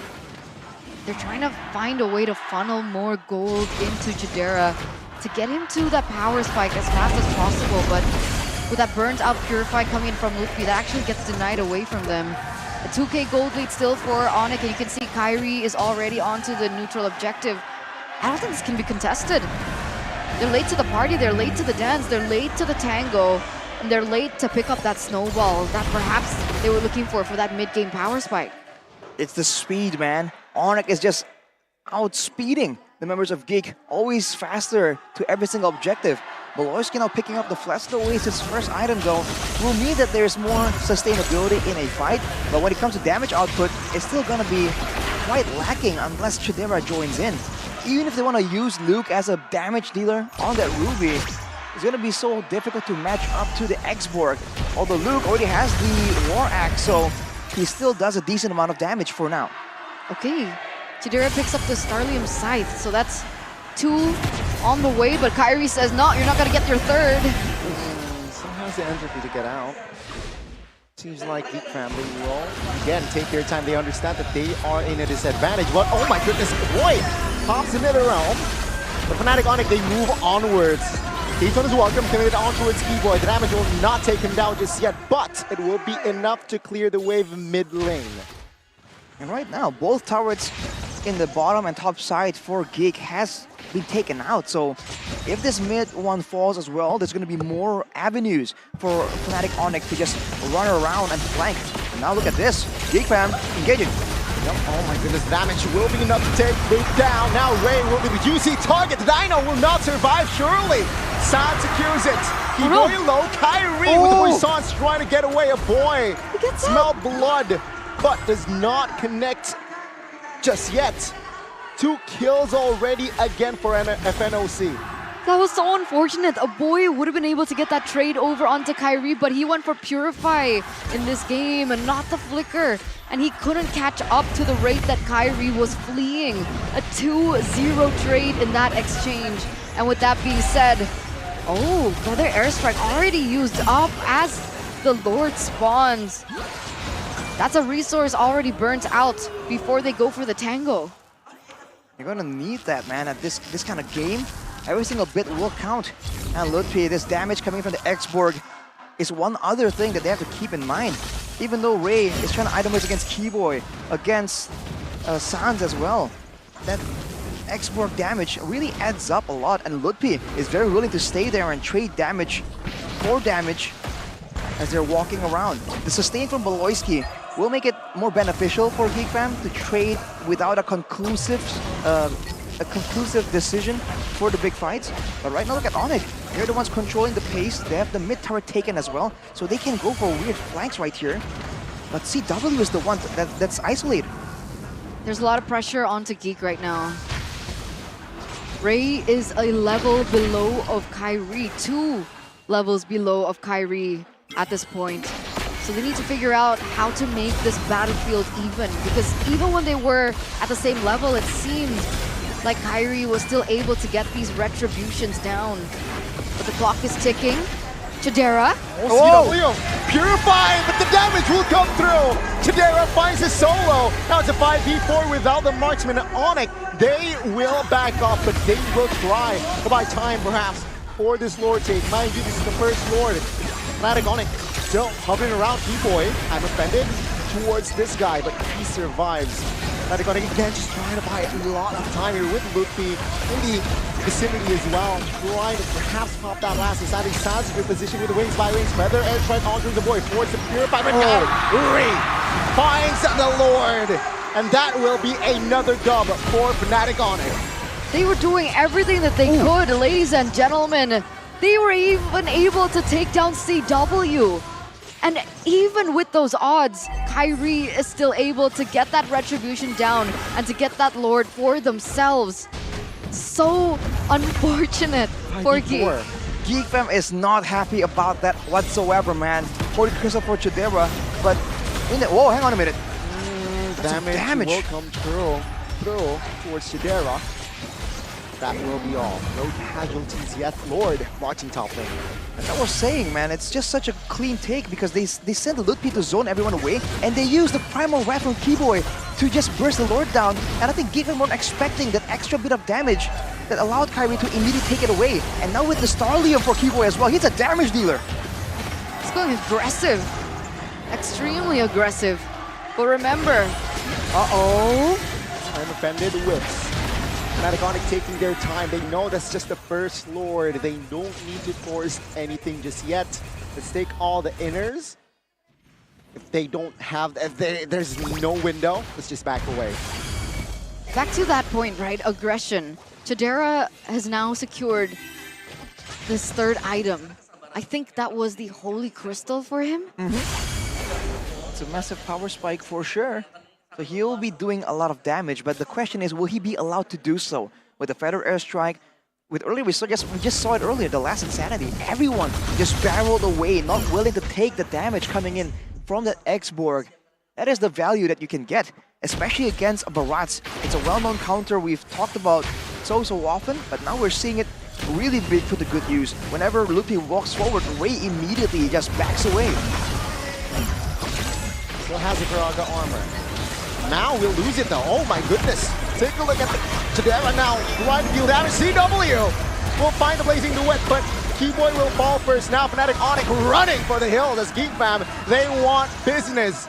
Lupi low. CW able to find space to get out. But Geek Fam, they still want blood. But they will take the mid lane turret first. Did Keyboy get a Earth Shatter on more than one member earlier on? Was that the knockup? Was that where it came from? It has to be. I don't see any other knockups available for FNATIC Onic. But look at Geek Fam, really barreling through just with the roamer advantage. Yeah, the timing couldn't be more perfect as well. 20 seconds towards the Lord. Last Insanity will try and deal hefty damage. But with the Bloom, Geek Fam, they are now back at full HP. FNATIC Onic slowly but surely getting out of their own jungles. But the Lord now is up. Still 4,000 gold. Benefiting Onic. Oh, Divine Glaive for Chidera. But he has to be careful, right? He's going full damage, full glass cannon, and the problem is Sans just picked up the Holy Crystal as well. So they're banking on utilizing the range and the burst potential from Sans to get Chidera in the back line. Purify, caught by a boy. FNATIC Onic looking to reposition, especially CW. Lupi though, on another angle. Recipient of that Daytona's welcome. Loses some more Viraga armor, but take a look at Keyboy. In the backside, other round committed, but Chidera is just feeding alongside CW. Now, CW blazing duet on towards a boy's face, but Ray will fall. No retribution for Geek Fam. That's a green light for FNATIC Onic to take on the Lord. Let's see, 4v4 situation right now. Lupi caught very low. The Viraga armor does come back up, and Luca does get this, but there's no follow-up. Chidera was still 2 behind, and it looks like CW now going to be focusing on trying to get that slow push in the top side towards their benefit. But neither teams want to go for this. They're going for another reset in this 15th minute of the game. It's a bold play by Keyboy though. Flickering with the Earth Shatter, hitting the whole backline of Geek Fam. Unfortunately, he had to be taken out. He's just not tanky enough with that Starlium build, but he definitely was a big problem in the backline. If that kind of fight happens again, Geek Fam have to respond by taking him out. They cannot let him free hit like that. Now it's back to the waiting game. Luke tries to make the play happen, but it did not land. I know I'm offended here for the next 10, 15 seconds. FNATIC Onic now. They are together. And the Geek Fam, they right response, right? They just back away. And with this, just not a lot of time. Now a boy though, this time will pop and force the bloom early. Perhaps that's a green light for FNATIC Onic to really commit on towards his lord. But remember, the Netherrealm is still available if they want to utilize that extra layer of sustainability in these team fights. But look at Claude, look at CW, keep an eye out for him. Oh, Lutpi, oh, immortality is still there, but now with the help of the Feather Airstrike, will it be enough? Lutpi trying to survive, trying to sustain last insanity. Will it be enough? Geek Fam running for the hills as Geeboy finds an angle. CW in the bottom side of the map with the split push finds the base. And this time, FNATIC Onic, with their new armor, they have defended their throne. The defending champions, the Sky Kings, the kings of the galaxy, remain untouched. Their throne remains unchallenged as they move forward in their playoff run, as they move forward in the upper brackets. And the King Slayers, the Geeks, they are forced to continue their journey from down below. What a conclusion. It was so intense that we did not see it coming.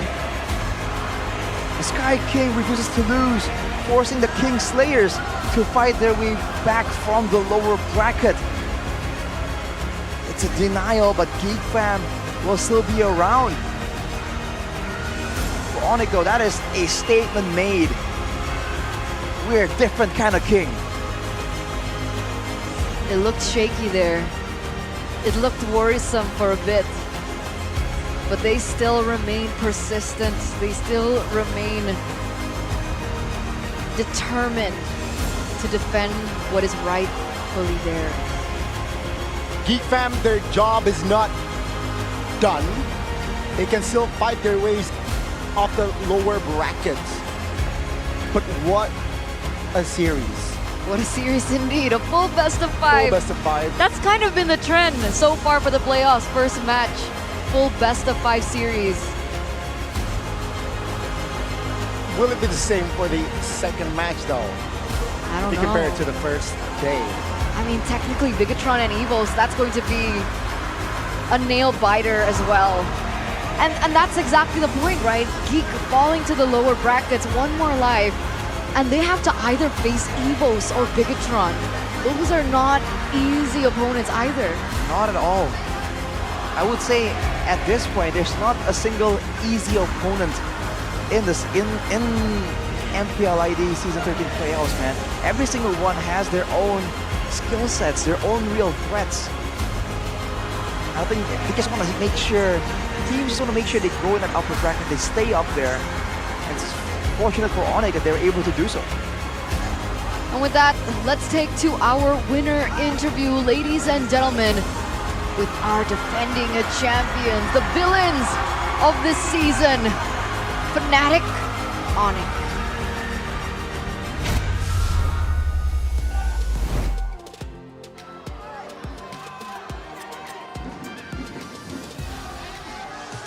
FNATIC Onic membuat seluruh Sonic dan juga Superfans berteriak dengan kemenangan yang begitu dramatis. Congratulations!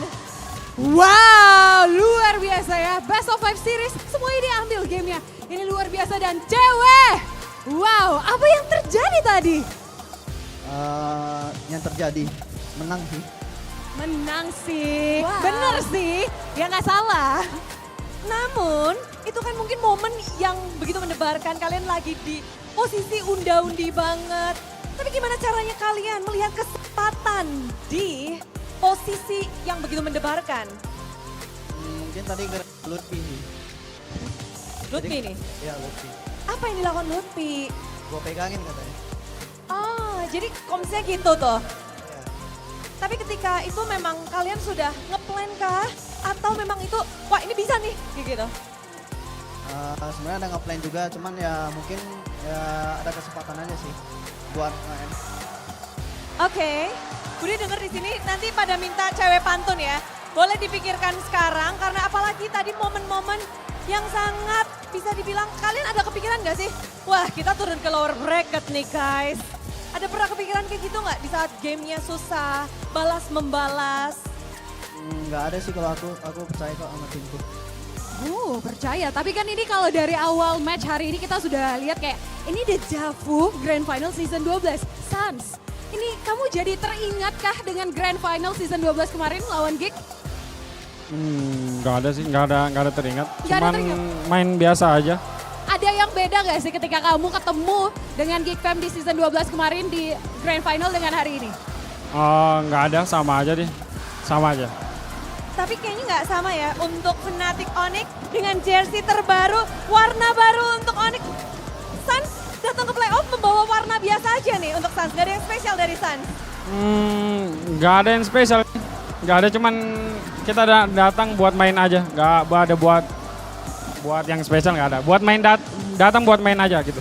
Main dan menang atau hanya mikir udah main aja? Ada harus menang gitu nggak Sans? Pasti dong, pasti. Main dan menang, 2M untuk Sans. Bener dong. Tapi tadi menarik juga di mana ini begitu ketat, balas-membalas. Gimana caranya kalian bisa ngeriset setiap saat untuk Onic di babak playoff? Ini kan panggung perdana kalian di season 13, babak playoff. Ya risetnya mungkin ya seperti biasa, teman-teman pada bilang riset, lupain game sebelumnya, fokus ke game kedepannya. Jadi ya riset, lupain game sebelumnya. Riset ya, lupain game selanjutnya. Tapi di samping Sans ada Lutfi. Wow, luar biasa. Ini rookie kita di MPL Indonesia Season 13 dan langsung nih masuk ke playoff bersama dengan FNATIC Onic. Gimana rasanya panggung playoff Lutfi? Senang ditonton banyak orang kan, beda sama yang di reguler. Seru-seru. Seru sekali, tapi kali ini ketemu Geek Fam dibanding mungkin pada saat regular season ada yang berbeda nggak nih? Beda sih. Sekarang poinnya lebih banyak kan, kayak bisa 2-3 gitu. Kalau di reguler kan cuman itu doang, BO3 doang. Gamenya lebih banyak. Wow, berbeda betul Lutfi. Tapi Lutfi, di sini kan kamu bisa dibilang player yang anyar, menjadi yang begitu megah, begitu banyak penonton dan supporter. Dan gimana sih cara kamu untuk seperti, apalagi lawannya juga international stage, mereka sudah babat. Teman-temanmu pun demikian, apa yang mungkin dikatakan oleh teman-teman teammatesmu sebelum bertanding kepada Lutfi? Main enjoy aja, jangan dibikin pusing. Jangan dibikin pusing, udah sesimpel itu. Yeah. Jangan dibikin pusing. Tapi Lutfi, dari tadi kalau kita di backstage ya ngelihat kayaknya ada Coach Boots nih mondar-mandir sibuk gitu ya. Gimana peran Coach Boots nih buat Lutfi? Ya sangat penting sih, dia sering ngingetin. Ingetin apa? Banyak lah pokoknya. Pokoknya di situ ada boots yang khusus buat Lutfi aja nih, apa buat semuanya? Buat Lutfi doang. Lutfi. Coach khusus ya ternyata. Tuh, senyum-senyum katanya, bagus nakku, bagus. Tapi Lutfi, melihat hari ini lawanmu juga lawan yang cukup berat. Dan tentu saja kita menantikan performa selanjutnya dari tim FNATIC Onic. Tapi kamu sendiri dari sudut pandangmu, apakah ini Lutfi sudah mengeluarkan kekuatan penuh by Lutfi? Belum sih, hitung aja nanti nextnya. Belum, ditunggu nextnya. But how is for you, Kyrie? This is the first match. Ini match pertama kalian di babak playoff. Are you okay with the result? Ya seru banget. Seru banget. Ya. Meeting with Baloy? Ya Baloy sama yang Marki. Terus ada jungle baru juga, Ray. Oh, bagaimana tuh pertemuannya di playoff ini? Apakah di panggung ini berbeda, Geek Fam? Dan mungkin player-player yang kamu sebutkan tadi, siapa yang paling bikin Kyrie pusing tuh di match ini? Pasti Baloy. Baloy. Wow, ini luar biasa sekali. Tapi kalau tadi dengar-dengar ya katanya, Monica sama Bude tuh ngobrol-ngobrol belakang katanya, hari ini ada yang spesial dari Onic pas persiapannya. Bangun pagi katanya. Benar nggak sih bangun pagi? You wake up early this morning katanya. Wah, itu persiapan untuk menuju playoff kah? Nggak tahu sih, coach tau. Coach Kocep yang membangunkan. Namun support system dari kalian akhirnya kalian rasakan. Dari para Sonic, dari semua super fans dan khususnya Mama Kiboy hadir hari ini Kiboy. Hari ini apakah season ini begitu spesial sampai pada akhirnya kamu meminta Mama untuk hadir ke sini? Ya kan kemarin Papa udah datang, sekarang gantian lah. Sekarang gantian ya. Tapi rasanya gimana nih? Akhirnya kalau tadi kan ngobrol kata Mama Kiboy, ini pertama kali nontonin Kiboy secara langsung. Rasanya gimana tuh? Jadi gugup gak sih? Atau makin semangat? Ya yang pasti seneng banget lah. Kayak ada motivasi tambahan lagi, terus buat bisa kayak lebih fokus lah. Biar kayak pokoknya pikirannya harus menang, tapi gimana caranya menang gitu. Harus bisa menstabilkan ya. Pengen menang, tapi harus tenang, tapi harus bersemangat juga. Dan itulah yang dilakukan oleh tim Onic. Kalian adalah tripit champion. Untuk mempertahankan gelar itu di season ini, apakah tantangannya berat buat kalian? Cewek katanya. Dia mau jawab. Iya. Tadi cewek dari tadi kayaknya mau ngomong kok. Iya betul. Apa ya? Ya namanya mempertahankan ya pasti sulit lah. Cuman kita bakal ngelakuin yang kita bisa buat pertahanin gelar itu. Pertahanin gelarnya Bude ya. Tapi ada yang menarik, kayaknya ini masih agak terlalu early. Tapi nggak ada salahnya kalau kita tanyain kalau season lalu kan. Ini pada saat grand final udah siapin kaos nih. Kali ini udah siapin juga nggak? Sepede itu nggak sih untuk bisa menjadi champion di season ini? Sebenarnya kalau ngurus kaos sih Gilang sih. Oh Gilang ya. Tentang kaos ya. Oke, tapi Gilang mungkin bukan kaos ya. Tapi Budi mau penasaran nextnya. Untuk upper bracket final kalian udah ngedapetin satu slotnya. Kira-kira siapa yang akan menemani kalian di upper bracket yang mana? Harus memenangkan match setelah ini. Apakah Bigetron atau Evos menurut Sans? Kalau dilihat-lihat mungkin lebih unggul BTR. Soalnya kita udah beberapa ketemu sama Evos, kita menang-menang, jadi mungkin lebih unggul BTR untuk semifinal. Berarti bakal challenging dong buat kalian untuk upper final? Enggak, biasa aja. Biasa aja. Ya. Tapi ya, di leg 2 kemarin itu Onic tidak pernah kalah kecuali sama BTR. Ini mungkin jadi ajang balas dendam nggak? Balas dendam ya pasti, cuman kita kasih yang terbaik aja nanti di semifinal. Ya. Kasih yang terbaik aja, tapi last word untuk menutup match hari ini karena kita akan menutup sesi kita kali ini. Ada yang mau disampaikan? Mungkin buat Pantun ya. Kayaknya udah disiapin dari tadi Bude ya. Ini nggak ada sumpah. Tapi tadi Sans buat siapa? Sans mau buat siapa spesialnya? Enggak, mau berterima kasih sama fans aja. Ya. Untuk Sonic. Buat Sonic, makasih banyak yang udah datang. Buat keluarga juga. Kita besok ketemu lagi. Thank you. Thank you, tapi cewek.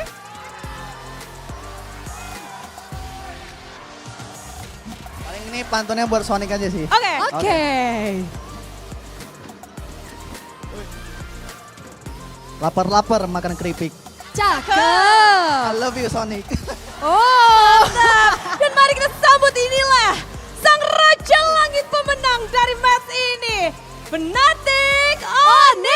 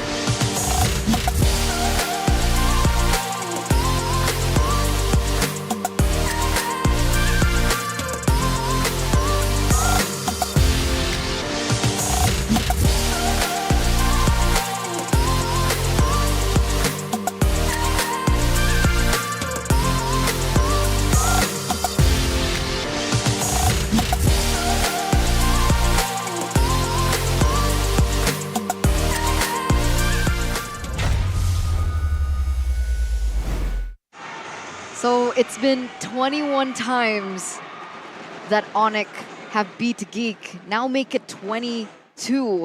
out of the 23 times that both of these teams met. So it feels like it's like a chess match, not a chess match, a rock, paper, scissors battle, right? Yep. The Kingslayers, the history that Geek has always been able to outmaneuver RRQ, but then the Kingslayers themselves always fall short when they are head-to-head against the Sky Kings. So maybe the Kings of Kingslayers, but not the Sky Kingslayers. Yeah. If you want to be more specific, the Kings of Kingslayers, definitely. But again, they give a very, very strong fight today, right? Show hard again. But the MVP. Presented by their official tournament smartphone. Calvin Winata. Constant wins. Calvin Winata. Player of the match right here. Man, it just feels like it was such a long series. You kind of have to kind of try and recall. But this guy has been putting it on since game number 1, trying his best, getting high performances. 2 triple kills, 1 maniac. 1 maniac. He just knows that in the right circumstances, it's his turn to go in. And of course, you have to shut it out. It's going to be in the highlights. But that final play to just end the game as well, I have a theory that he kind of set it up, because several times during that game in particular, there were times where they were, both teams, 5v5, were at the Lord, and he would just start walking to the far side of the map, and he can clear and come back to join the fight. Now I thought it was just an attempt at clearing faster, setting up a wave, and getting him back, and because he's faster with the battle mirror image.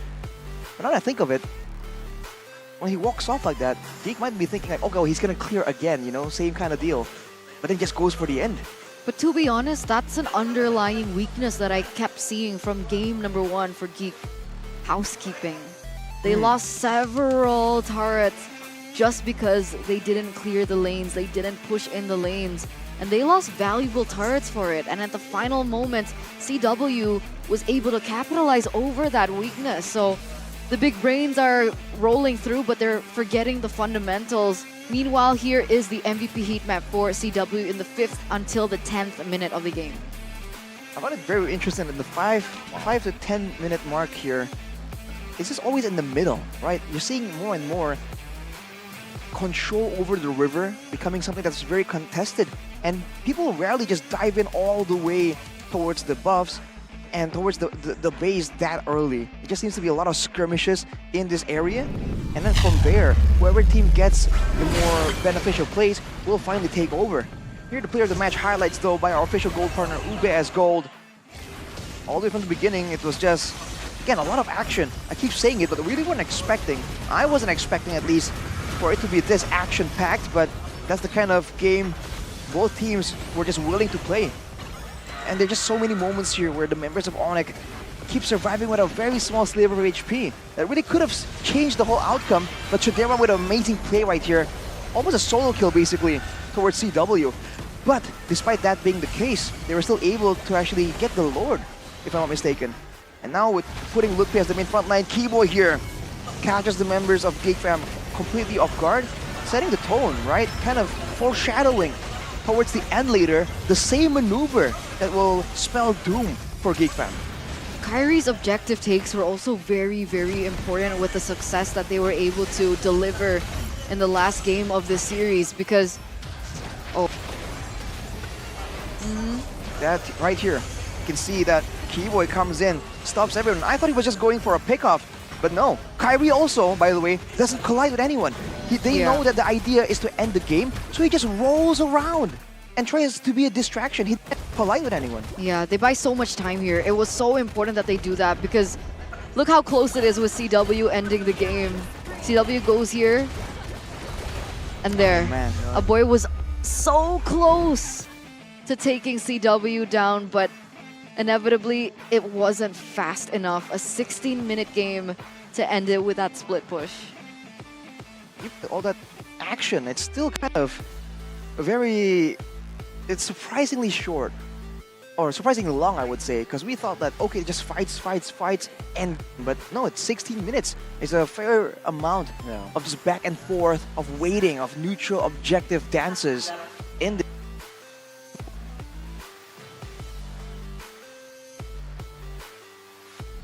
objectives that were completely controlled, right? You would see like there were amazing setups that were taken in by Geek, but towards these setups,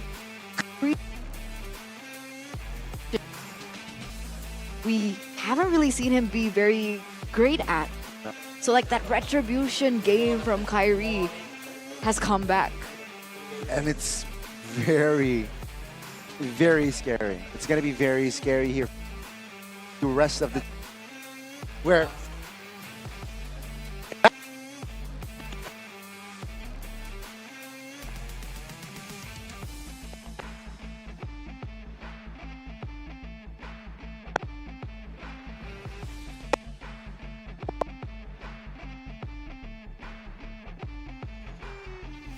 now for any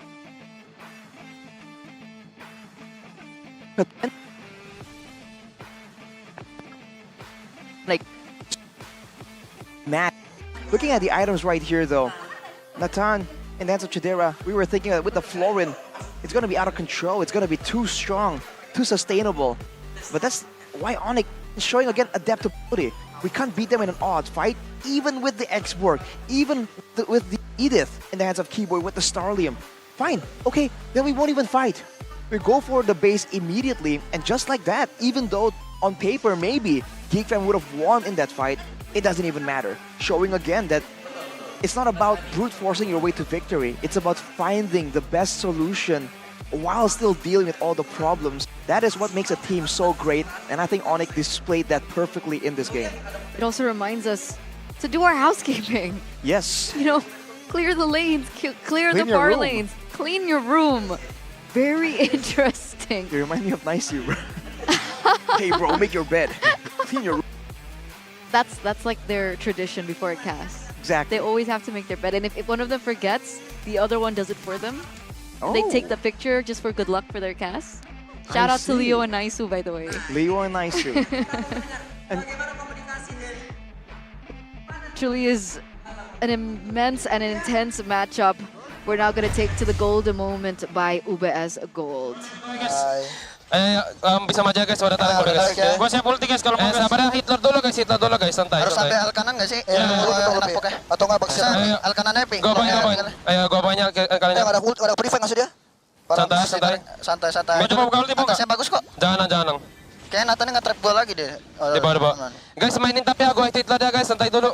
Sekarang tuh ya, Florin ulti guys. Pelan-pelan. Oke. Tadi Florin ulti guys. Saya mainin guys atas guys, sabar. Ya udah, reset dulu. Itu ulti Florin bisa mau fight atau ini aja, gua atas sekali lagi ya. Tap sekali, Iya. Habis tap sekali, gua langsung aja. Boleh. Awas, dia mau pancing aja guys. Mundur. Tarik ya, aman sih guys. Pancing aja guys. Udah alin tuh. Gua atas ya, sabar. Oh ya, aman. Jangan perang guys. Coba tap. Bikin dia panik aja. Jangan sampai mati. Sini guys, pelan-pelan guys. Mau coba nggak guys? Boleh. Maju guys. Gua guys. Depan.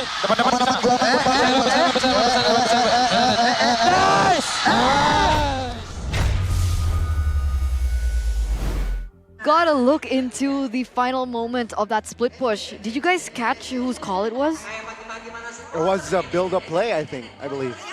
Wait, was what? It was just organically. It was a call. It was a everyone.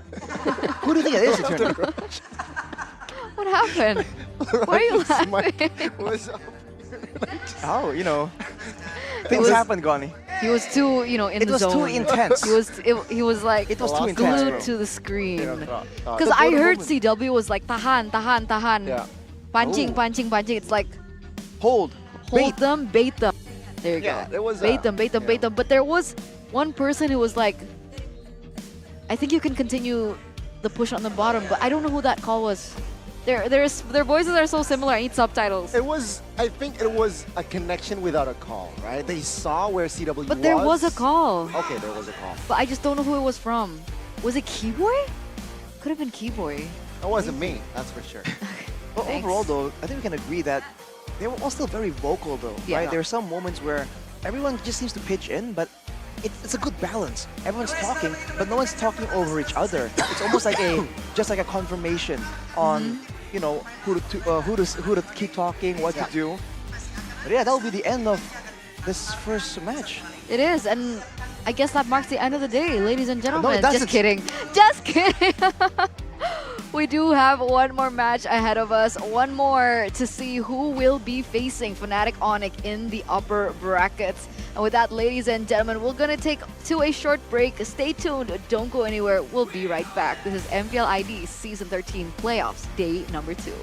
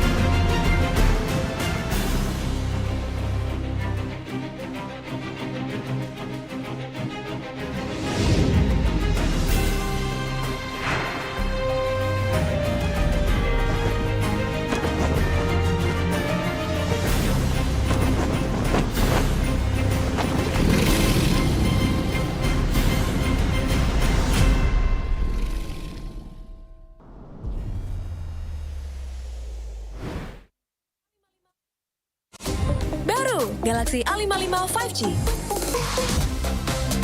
Ngegame lancar, win streak terus-terusan. Bisa tahan 2 harian. Be awesome everyday.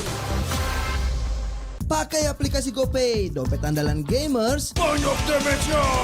Ada cashback hingga 20.000 buat upgrade skin baru. Aplikasi ringan gak makan memori. HP lemot bisa victory. Top up langsung dalam game tanpa hambatan. Ikutan selebrasi MPL di aplikasi GoPay. Menambah total hadiah ratusan juta. Bonus stage. Gratis 100 kali transfer kemana aja. Beli pulsa harga termurah. Scan QRIS dengan mudah. Download sebelum mabarkan. Dia tidak akan segan untuk menghadapi siapapun yang berani melawan. Dia mewarisi perjuangan karena di tubuhnya mengalir darah seorang pahlawan. Pedangnya mengukir takdir kemenangan, menghadapi segala tantangan. Penuh keberanian untuk terus berjalan menuju masa depan. Raihlah masa depan, nabung mulai dari hobi. Koleksi terbaru UBS Gold X Mobile Legends Bang Bang, edisi spesial MPL ID Season 13.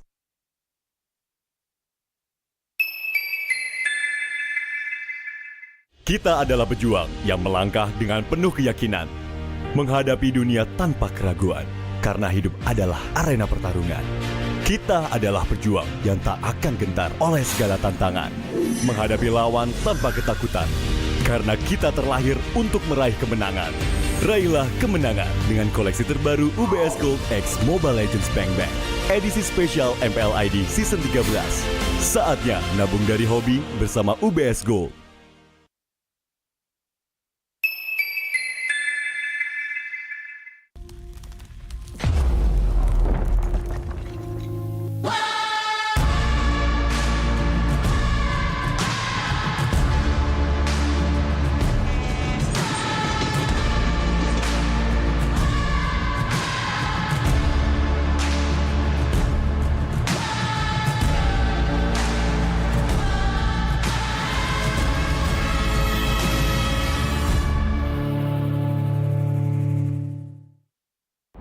Mudah di dunia games. Pilih game, masukkan game ID.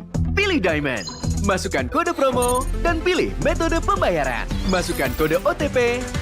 Selamat, kamu dapat tambahan kuota. Upgrade gameplaymu sekarang. Game Smash andalanku bikin mainku semakin hebat. Tukar DG rings, diamond dan voucher game kau dapat. Main MOBA apa aja win streak di tanganmu. Cuma Game Smash makin no debat. Beli paketnya dan aktifkan boosternya sekarang. Baru Galaxy A55 5G. Ngegame lancar, win streak terus-terusan. Bisa tahan 2 harian. Be awesome everyday. Character select. Bener. You lapar.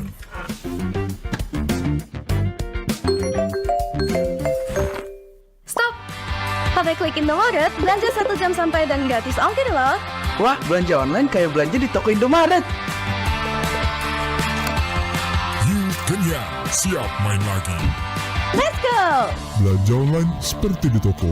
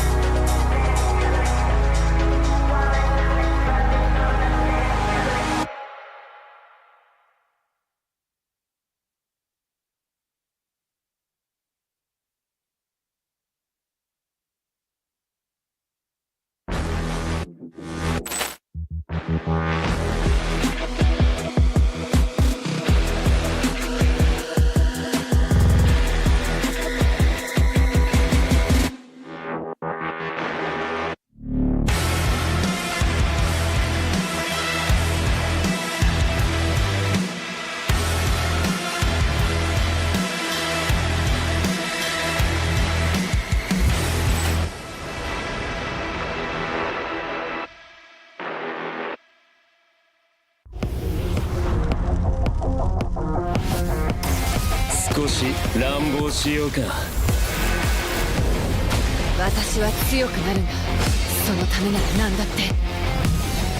自分の良心に従って人を助ける。オーラってやつは隠してもにじみ出るもんだからな。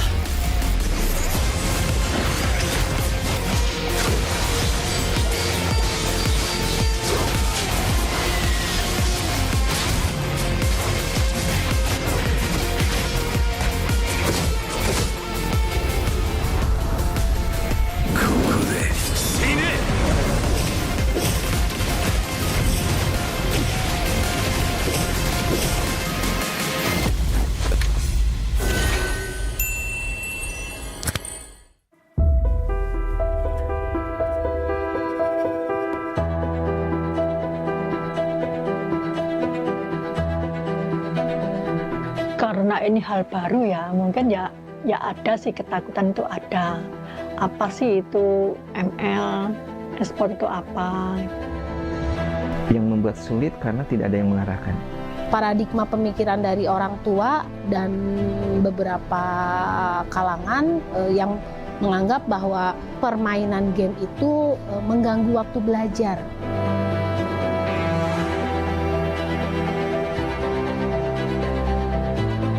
Ketika saya membaca kata akademi saja, di situ respect saya satu. Ini adalah lembaga yang sangat peduli terhadap pendidikan dan pembelajaran anak. Jadi anak-anak kita itu memang akan ada keberminatan, tapi keberminatan ini tidak menjadi sesuatu yang merugikan untuk dirinya sendiri. Tetapi ternyata di situ ada nilai-nilai yang bisa dikembangkan untuk dirinya. Rata-rata belum banyak tahu bahwa game online ini bisa dibentuk menjadi sarana selain kreativitas juga menjadi sarana prestasi. Ini adalah sarana prestasi yang bisa menjamin keberlangsungan pendidikan mereka.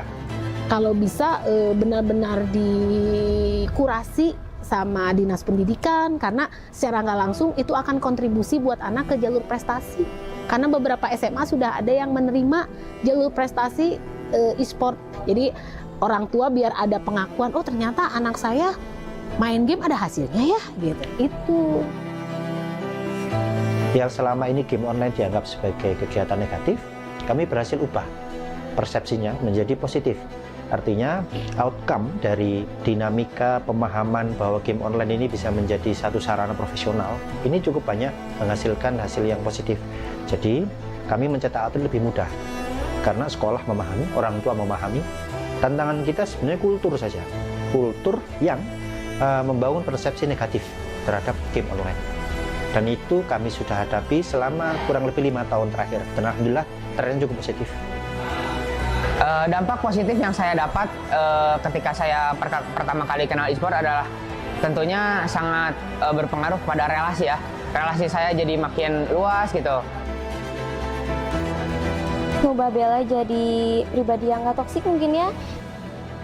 Itu nggak aku ikut e-sport, aku bisa menghasilkan, nggak yang kayak mama papaku bilang kalau itu cuma buang-buang waktu, buang-buang uang. Awal-awal itu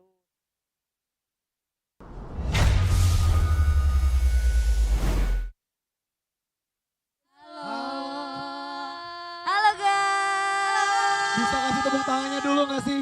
Tepuk tangannya dulu nggak sih teman-teman semuanya? Kalian berempat? Apa? Kalian berempat? Harusnya berlima, tapi satu orang lagi bentar lagi nyusul ya. Oke, kalau begitu. Jadi kita di sini mau ngapain sih, Nin? Kita di sini mau karaoke bareng dong sama karaoke bareng? Iya, sama fans yang ada di sini.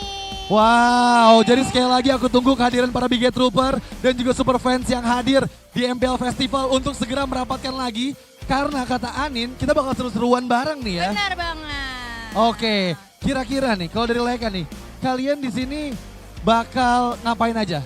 Kita bakal nyanyi bareng kalian, jadi kalian harus ikut nyanyi, oke? Siap? Siap semuanya?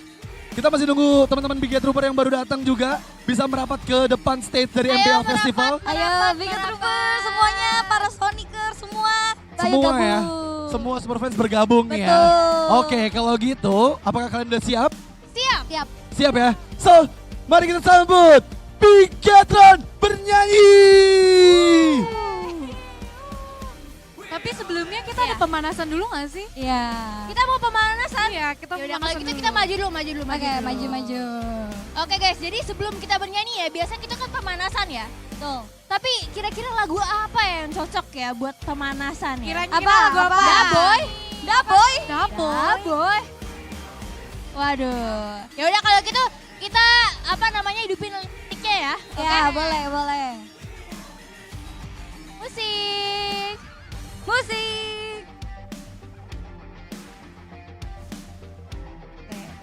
Yuk kalian ikutan juga ya pemanasannya ya. Kalian harus ikut nyanyi juga, oke?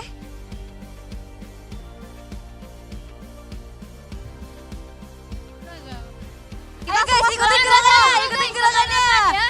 Yang duduk boleh berdiri juga mungkin. Pasti udah pada makan kan? Tahu. Mau aku suapin?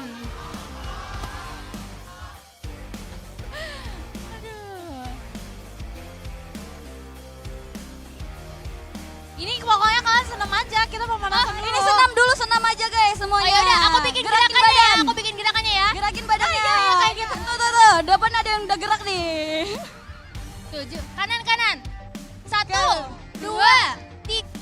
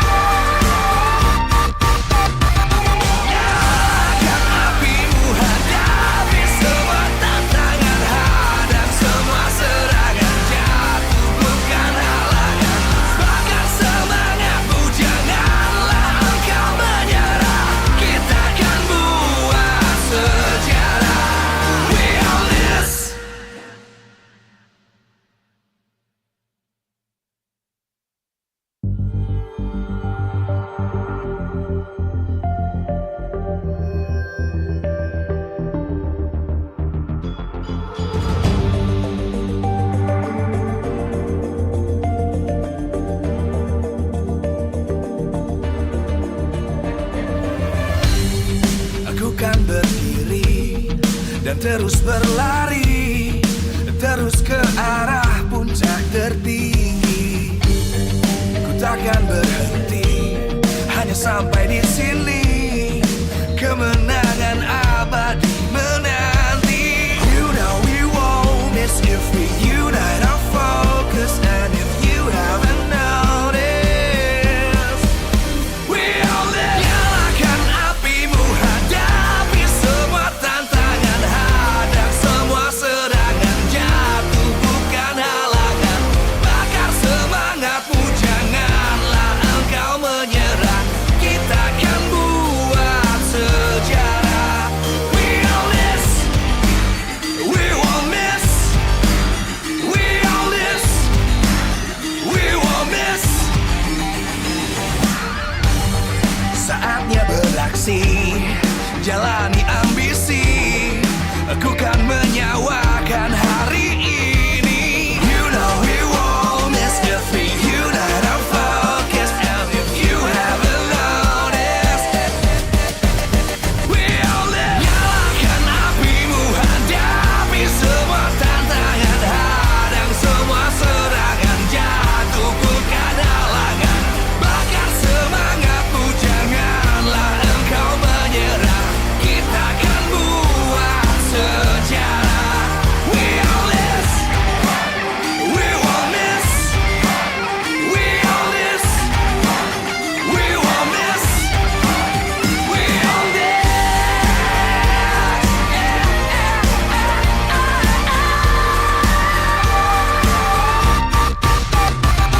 Nyalakan apimu, hadapi semua tantangan, hadang semua serangan, jatuh bukan halangan.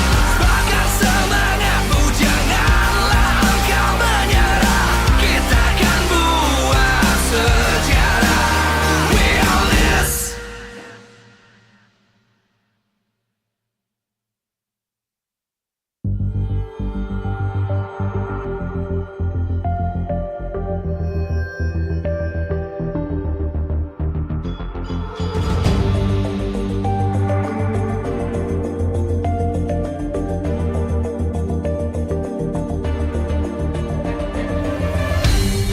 Aku kan berdiri dan terus berlari, terus ke arah puncak tertinggi. Ku takkan berhenti, hanya sampai di sini. Kemenangan abadi menanti. You know we won't miss if we unite our focus. And if you haven't noticed, we all live. Nyalakan apimu, hadapi semua tantangan, hadang semua serangan, jatuh bukan halangan. Bakar semangatmu, janganlah engkau menyerah. Kita akan buat sejarah. We all this, we won't miss. We all this, we won't miss. Saatnya beraksi, jalani ambisi. Aku kan menyawakan hari ini. You know we won't miss if we unite our focus. And if you haven't noticed, we all live. Nyalakan apimu, hadapi semua tantangan, hadang semua serangan, jatuh bukan halangan. Bakar semangatmu, janganlah engkau menyerah. Kita akan buat sejarah.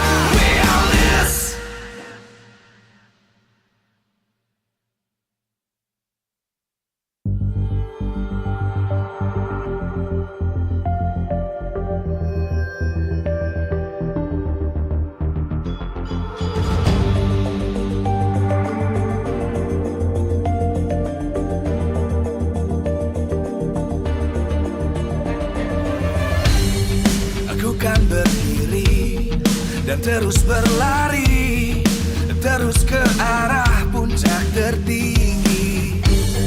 Ku takkan berhenti, hanya sampai di sini. Kemenangan abadi menanti. You know we won't miss if we unite our focus. And if you haven't noticed, we all live. Nyalakan apimu, hadapi semua tantangan, hadang semua serangan, jatuh bukan halangan. Bakar semangatmu, janganlah engkau menyerah. Kita akan buat sejarah. We all this, we won't miss. We all this, we won't miss. Saatnya beraksi, jalani ambisi. Aku kan menyawakan hari ini. You know we won't miss if we unite our focus. And if you haven't noticed, we all live. Nyalakan apimu, hadapi semua tantangan, hadang semua serangan, jatuh bukan halangan. Bakar semangatmu, janganlah engkau menyerah. Kita akan buat sejarah. We all this, we won't miss. We all this, we won't miss. We all this.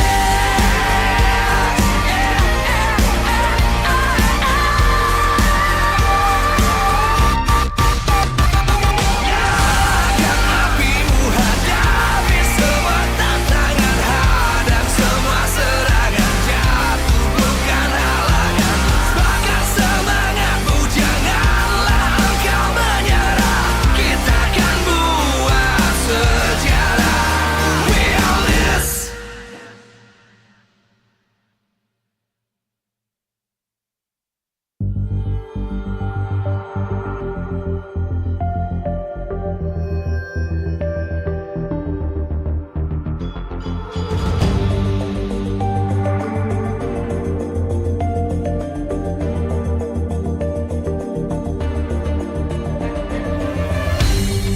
Aku kan berdiri dan terus berlari, terus ke arah puncak tertinggi. Ku takkan berhenti, hanya sampai di sini. Kemenangan abadi menanti. You know we won't miss if we unite our focus. And if you haven't noticed, we all live. Nyalakan apimu, hadapi semua tantangan, hadang semua serangan, jatuh bukan halangan. Bakar semangatmu, janganlah engkau menyerah. Kita akan buat sejarah. We all this, we won't miss.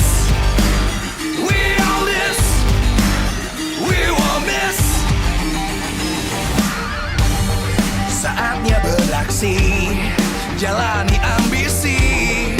Aku kan menyawakan hari ini. You know we won't miss if we unite our focus. And if you haven't noticed, we all live. Nyalakan apimu, hadapi semua tantangan, hadang semua serangan, jatuh bukan halangan. Bakar semangatmu, janganlah engkau menyerah. Kita akan buat sejarah. We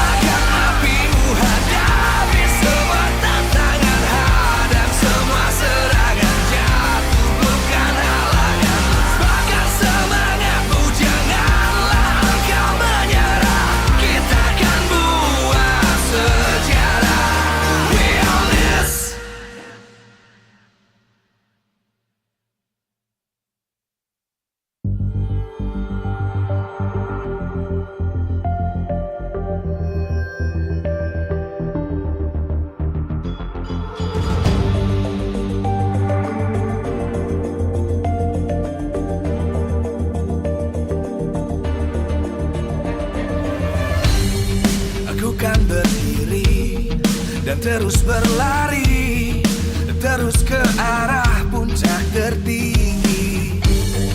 Ku takkan berhenti, hanya sampai di sini. Kemenangan abadi menanti. You know we won't miss if we unite our focus. And if you haven't noticed, we all live. Nyalakan apimu, hadapi semua tantangan, hadang semua serangan, jatuh bukan halangan, bakar semua.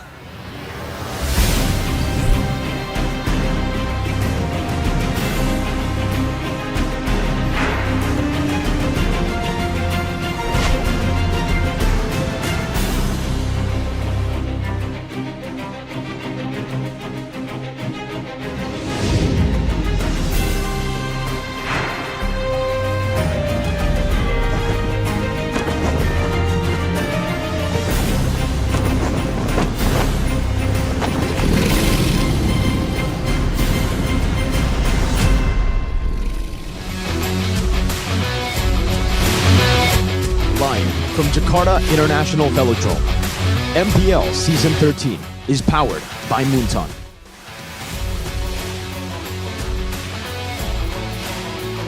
Presented by official tournament smartphone, Samsung Galaxy. Official e-wallet, GoPay. Official destination for gaming and esports, Kadia. Official gold partner, UBS Gold. We own this.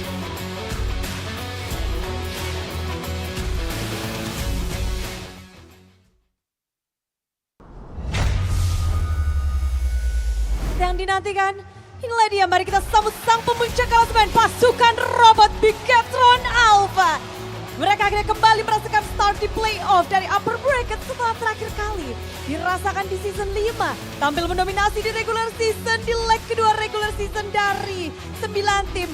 8 mereka berhasil kalahkan, hanya 1 yang belum mereka taklukkan yaitu lawan mereka saat ini, Evos Glory. The Jav Grand Final MPL ID Season 7 siap tersaji di upper bracket playoff MPL ID season yang ke-13. Inilah dia pasukan robot yang telah bersiap. Akan tetapi tentunya lawan dari sang robot adalah macan putih yang sedang mengamuk, Evos Glory. Di playoffs, Evos langsung tampil gagah saat mengalahkan tim Liquid Aura dengan clean sweep 3-0. Sang jungler muda Anavel menunjukkan kualitasnya dengan hero-hero powernya. Tapi kali ini yang dihadapi adalah sang player muda berbakat dari Bigetron yaitu Super Ken. Akankah kejadian serupa terulang dan membuat kisah Evos from minus to MSC semakin nyata?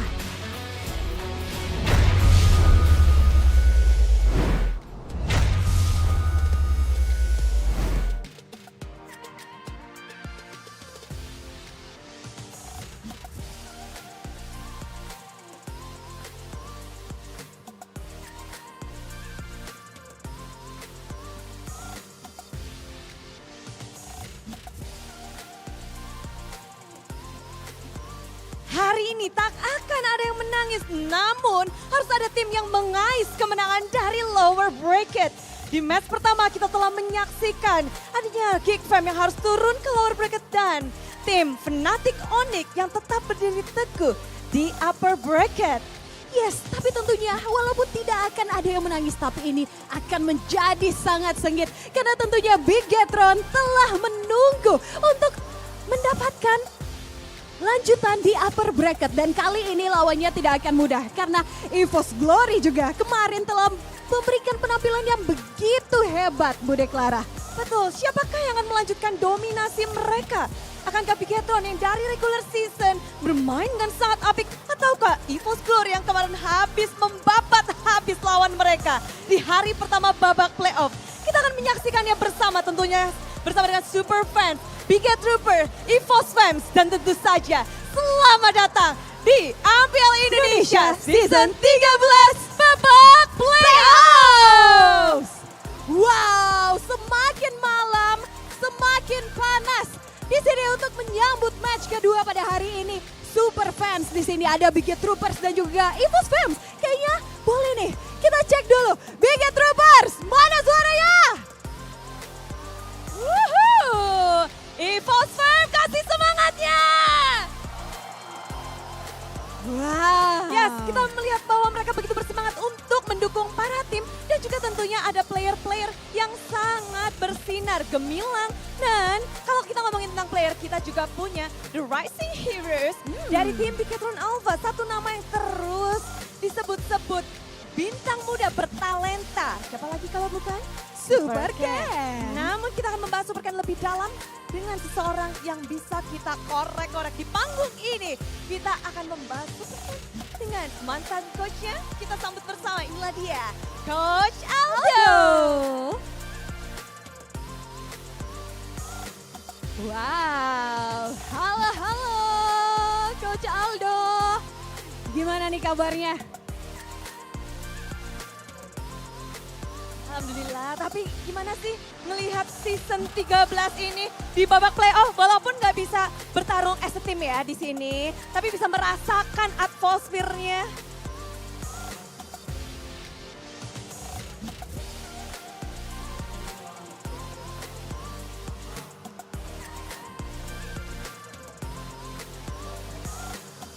Sangat disayangkan, tapi nggak apa-apa. Masih ada next season dan kita kalau di sini mau bahas sama Coach Aldo sebenarnya tentang satu player ini.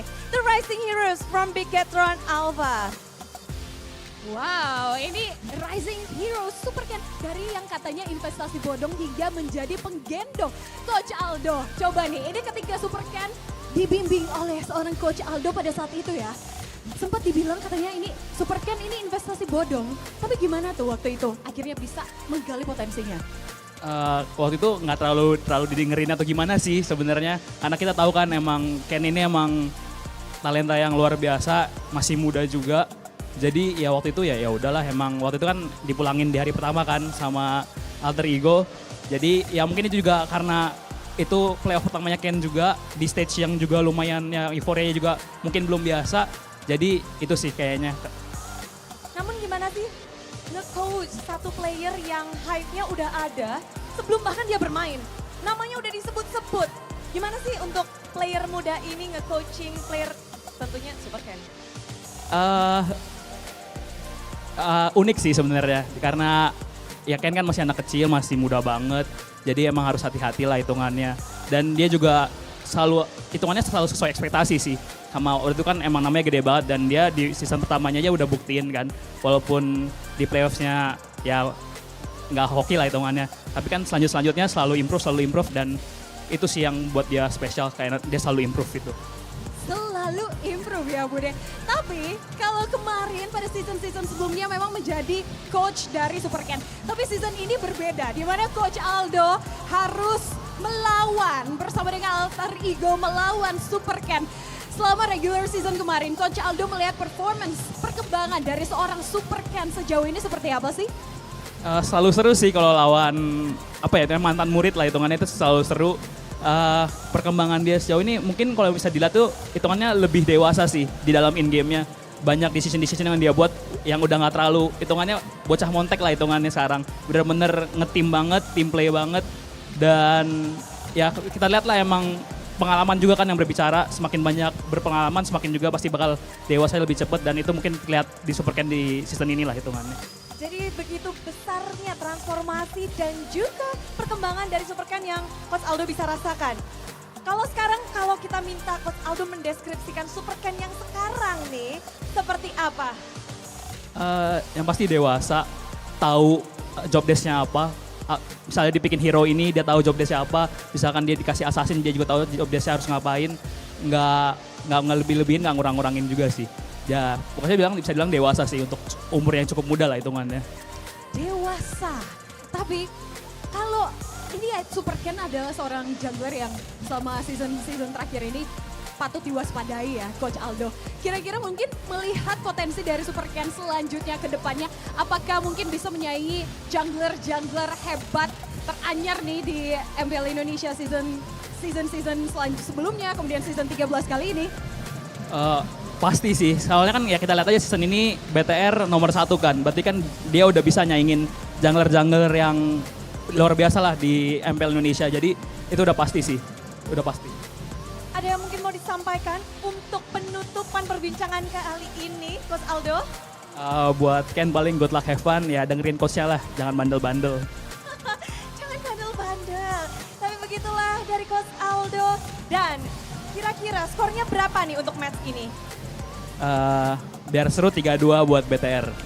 3-2 untuk Bigetron. Kalau gitu kita akan sebentar lagi menyaksikan. Terima kasih sekali Coach Aldo sudah bergabung bersama kami dan ngasih tahu tentang Super Ken lebih dalam. Betul. Terima kasih Coach Aldo.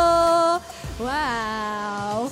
Bude, kita udah dengerin ya, ini dikit-dikit dari mantan coachnya Super Ken. Katanya, wow makin dewasa. Dan kita udah gak sabar ya ngelihat bagaimana penampilan dewasanya Super Ken di Land of Dawn nanti. Benar, dengan performanya yang luar biasa bersama dengan tim Bigetron Alpha. Mereka menyabet bersih, bahkan 8 match terakhir mereka di saat regular season. Memang ada satu kekalahan di awal leg yang kedua, yaitu saat melawan Evos. Namun kali ini mereka akan berhadapan satu sama lain dan juga Bigetron menantikan pertemuan ini.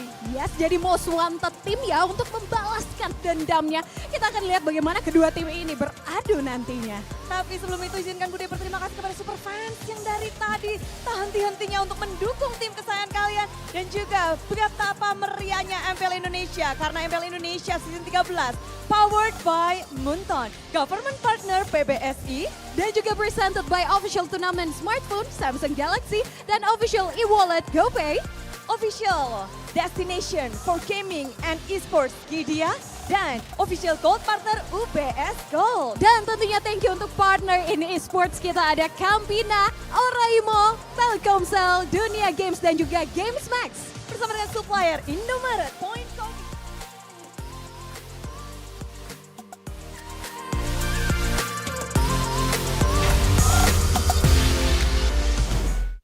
The Red Terminators fight for a dystopian future in our second match and our final match of the day. Ladies and gentlemen, welcome back to the playoffs of MPL ID Season 13.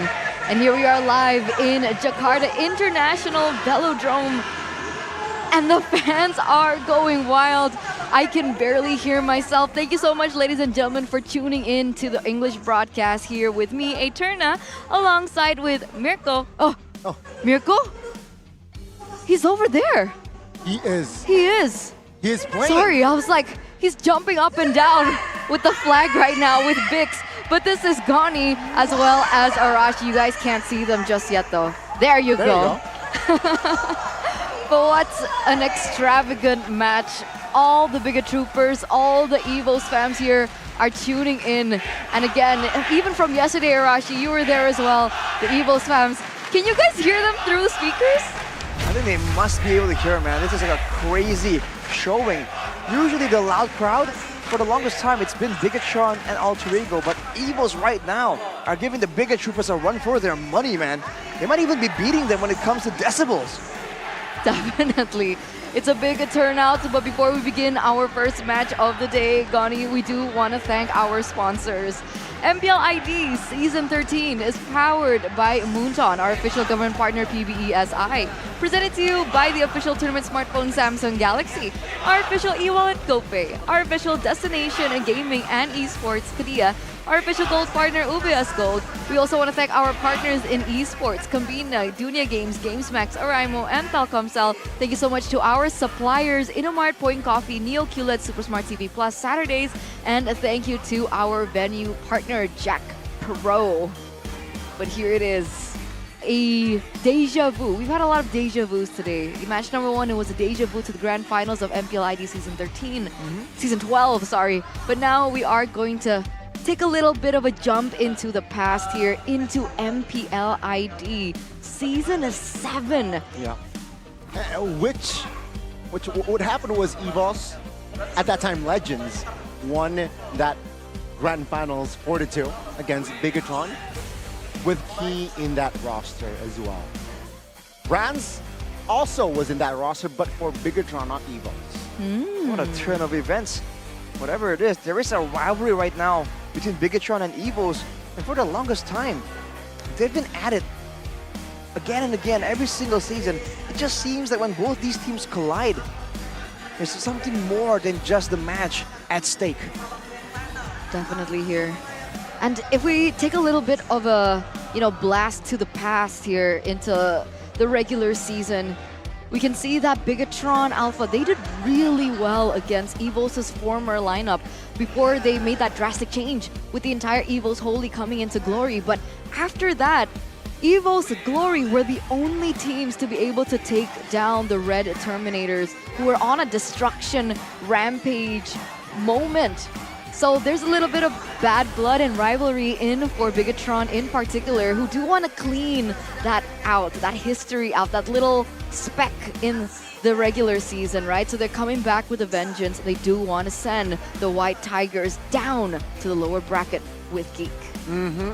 Which is, again, very, very unfortunate for Bigetron Alpha, because their second half run was basically clean, undefeated, except for that one match against Evos, it went to full of best of 3.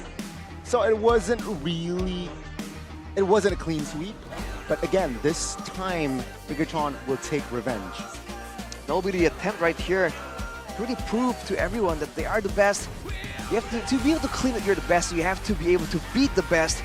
With Evos looking so scary right here, a lot of the fans believe they have what it takes to shut down, literally, the Red Terminators. But we'll have to see, man, because right now, the stats speak for themselves. Number 1 in the regular season standings. That is definitely a big factor, but so is this. Definitely. Super Ken versus Annabelle. These are the rising stars from both respective teams. And you got to give it to both of them, right? Super Ken in his debut also made a fantastic performance. A lot of people were saying that he could be one of the main reasons as to the success of Bigetron. And here they are now, number 1 in the regular season standings, defeating Onic, the Invincible. But the same can be said about the performance from Annabelle, a rookie coming into this from the Evos Holy lineup. And he has been performing out of his mind, especially now in his playoff run. Even against Liquid Aura, right? He almost forced every single game at least 2 respect bans to the Link, to the Alpha.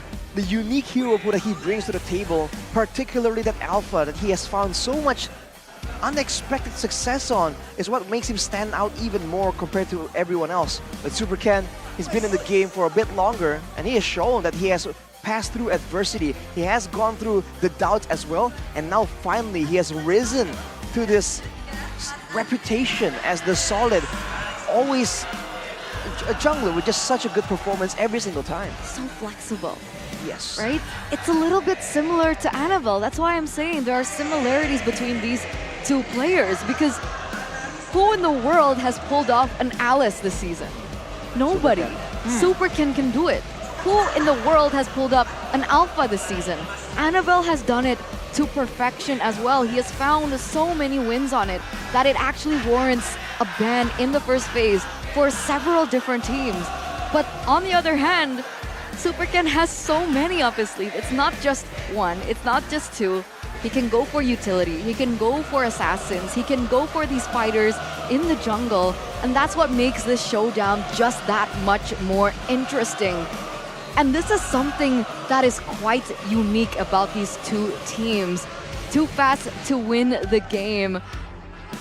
Arashi, talk us through this. Bigetron right now has the fastest average game time on MPL ID Season 13 with 15 minutes and 55 seconds. So basically 16 minutes. Under 12 minutes, 8 wins, 1 loss. 12 to 18 minutes, 15 wins, 5 losses. And over 18 minutes, 5 wins and 3 losses.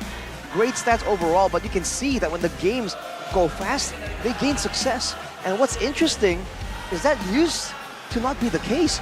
Poetically, in this matchup, back then, when Evos and Bigetron were battling it out, Evos were the ones who want to go fast, and Bigetron used to be the team with the longest game time. If you recall the age-old 30-minute games whenever Bigetron was in the picture. But now it's a complete flip. How to turn tables. Exactly. We remember the times with Bigetron with, I do believe, Renbo in the mid lane. He loved the Sicilian picks. And that's why they always wanted to drag it to the late game, because that's where their power held. And it's a completely different story now with Evos now, with brands and so on and so forth. They're the ones who find most of their success when they bring it to the late game. So I'm wondering, with this clash again of playstyles, although flipped on a different shoe, will we be seeing Bigetron be able to snowball through what Evos want to be a late game kind of deal? Definitely an evolution, but I feel like most of the part, it depends on Iman, right? This guy, Bigetron acquired him just this season because, yeah, season 12, season 11, Bigetron Alpha seems like to have this hole in that gold lane. With Shive, with Saken, it didn't really work vision-wise and also mission-wise for that org. They changed things up, bring in someone from PH, Iman, it seems like. Wow, Iman fits this org perfectly, and this is why one of the reasons also, with the help of Super Ken, Iman shines in this roster, right? This is why they are sitting in first place regular season. They are the #1 contender, but against Bronze, who has experience in ID, I feel like it's going to be a fair, balanced game. It can be fast, but I believe Brands has something in his bag to, hey, Iman, let's take it slow. Depends which side he woke up today, though, for Brands. Did he wake up with Mr. Fantastic? Or did he wake up with Mr. Bombastic? We're gonna see which exactly is the shade that we will be given today by Brands, but this is the official team lineup for the Red Terminators. Meanwhile, for Evos Glory, still the main five with a strong mid trio in Annabelle, Glocken, as well as Dreams. They are looking to push this forward. They are looking to take a step closer to their MSC run, and we are going to welcome them on to the stage.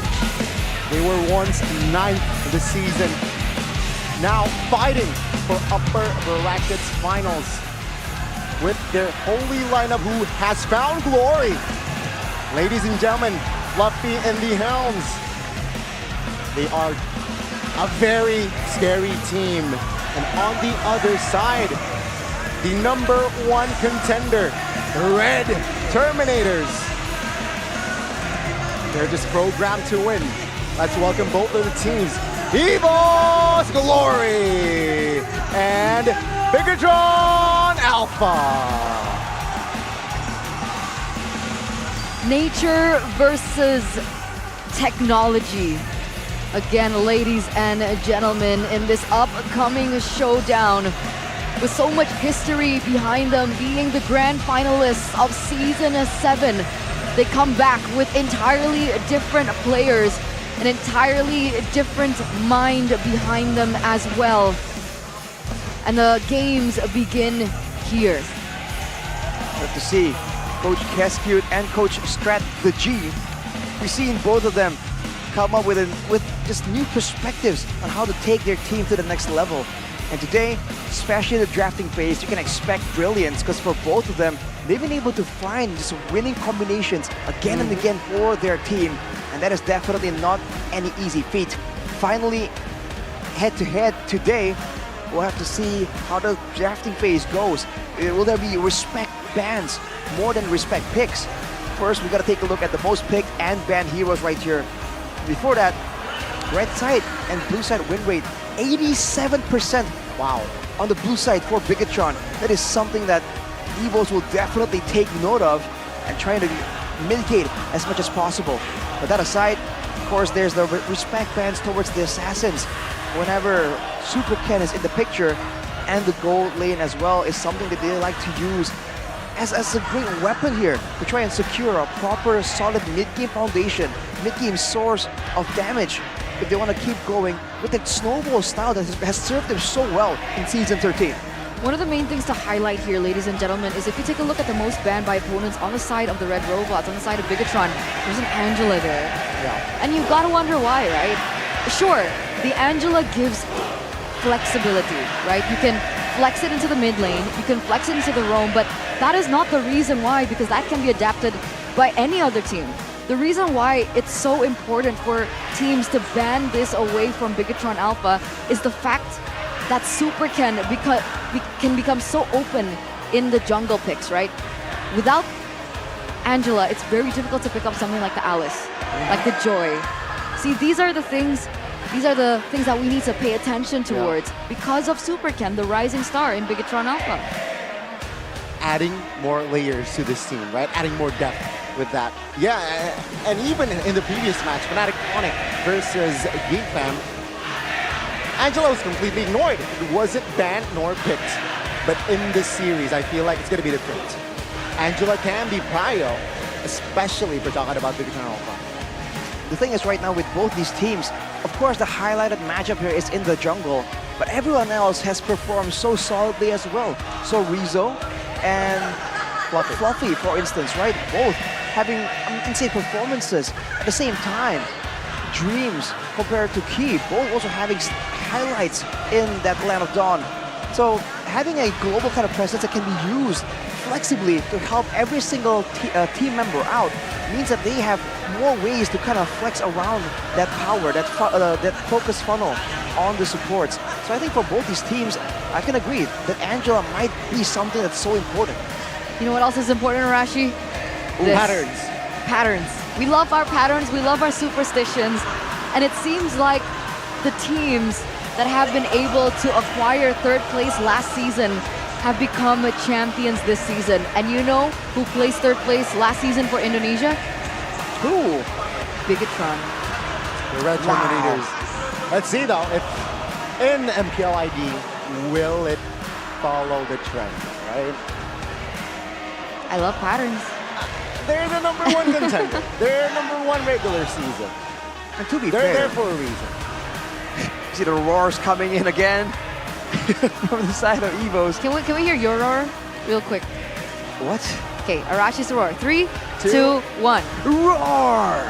Nice. All right, moving on. Oh, hey! It's a Bigetrooper! Who could that be? Oh my god, did he actually? Is that Ladies and gentlemen, if you know, you know. And of course, for Evos, there's no lack of supporters as well. As far as patterns go, you have to remember that a lot of patterns have been made and broken in the playoffs so far. True. We have said again and again, in Season 13, you never know what's going to happen. And now, today, is no different. See here, one team, one voice, one family. That is a roar. That is a roar. And we've talked about Cerezo, the guy you see on screen. We've talked about Fluffy as well, but we haven't really touched on the mid-trio. So people are saying that one of the main pillars to Evos' gameplay is the mid-trio with Clocken, with Annabelle, with Dreams, but a lot of people are also saying the same thing about Bigetron. So this showdown is going to be very important and imperative. And will they be able to get the priority lanes for this mid-trio in order to set up for Bigetron to set up for their snowball and for Evos to set up for their side laners, right? They want to be able to give Brand some space in order for them to be able to anchor in towards the later stage of the game. And here it is, ladies and gentlemen. We are moments away of entering the drafting phase, presented to you by the official tournament smartphone Samsung Galaxy. It looks like Evos will be on blue side first, Bigetron on red side, so not the winning side for the red robots just yet. Matilda, Angela, and the Chip have been banned out, but so has the Moscow Blue Yi and the Export. And this is Evos with the first pick, Harris. This is interesting, having the Harriet finally let go. This is a strategy that was applied by RRQ, but whenever they let go of the Harriet in day one, they were unable to find any sort of success. But now Bigetron very willingly let it go, banning instead the X-Board very, very early on, possibly hinting at some kind of contest for domination in the EXP lane, but the Loyi does not show up either. What is going on? You should. It's not going to be Loyi.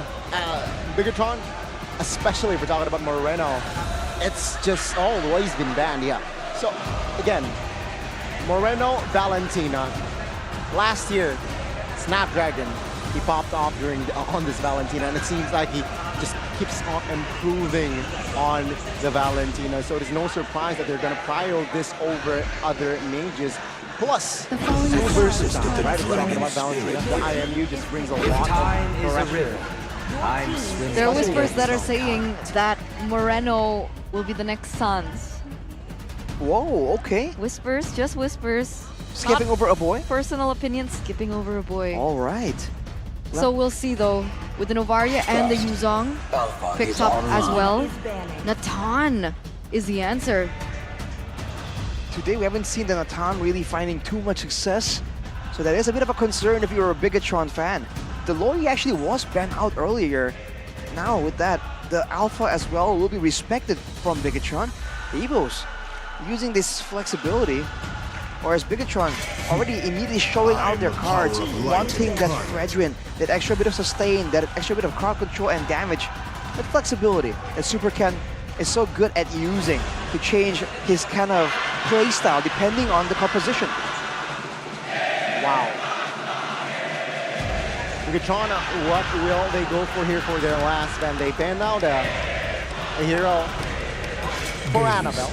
Seems like they will commit to another Annabelle ban. With that, Nolan saying, yeah, we'll try to limit you as much as possible. So what will Annabelle go for here in the second phase? Just say utility jungler, I suppose? There's a lot of options, honestly, for Annabelle, right? If we take a look at his hero pool, it's super wide. Boxia, Fredrin, Alpha, Fanny, Nolan, Daira, Joy, Barretts, Carmilla, Ling, Lancelot. Wow. What do you think suits the best in this composition? In this composition, I feel like some utility would be nice right here to really help the team out. Some AoE perhaps, because right now, there's a lot of ways for Evos to just go in, brute force, but there's no way for them to really guarantee that Bigetron can stick around and go for a fight. For Bigetron though, they've taken the CC.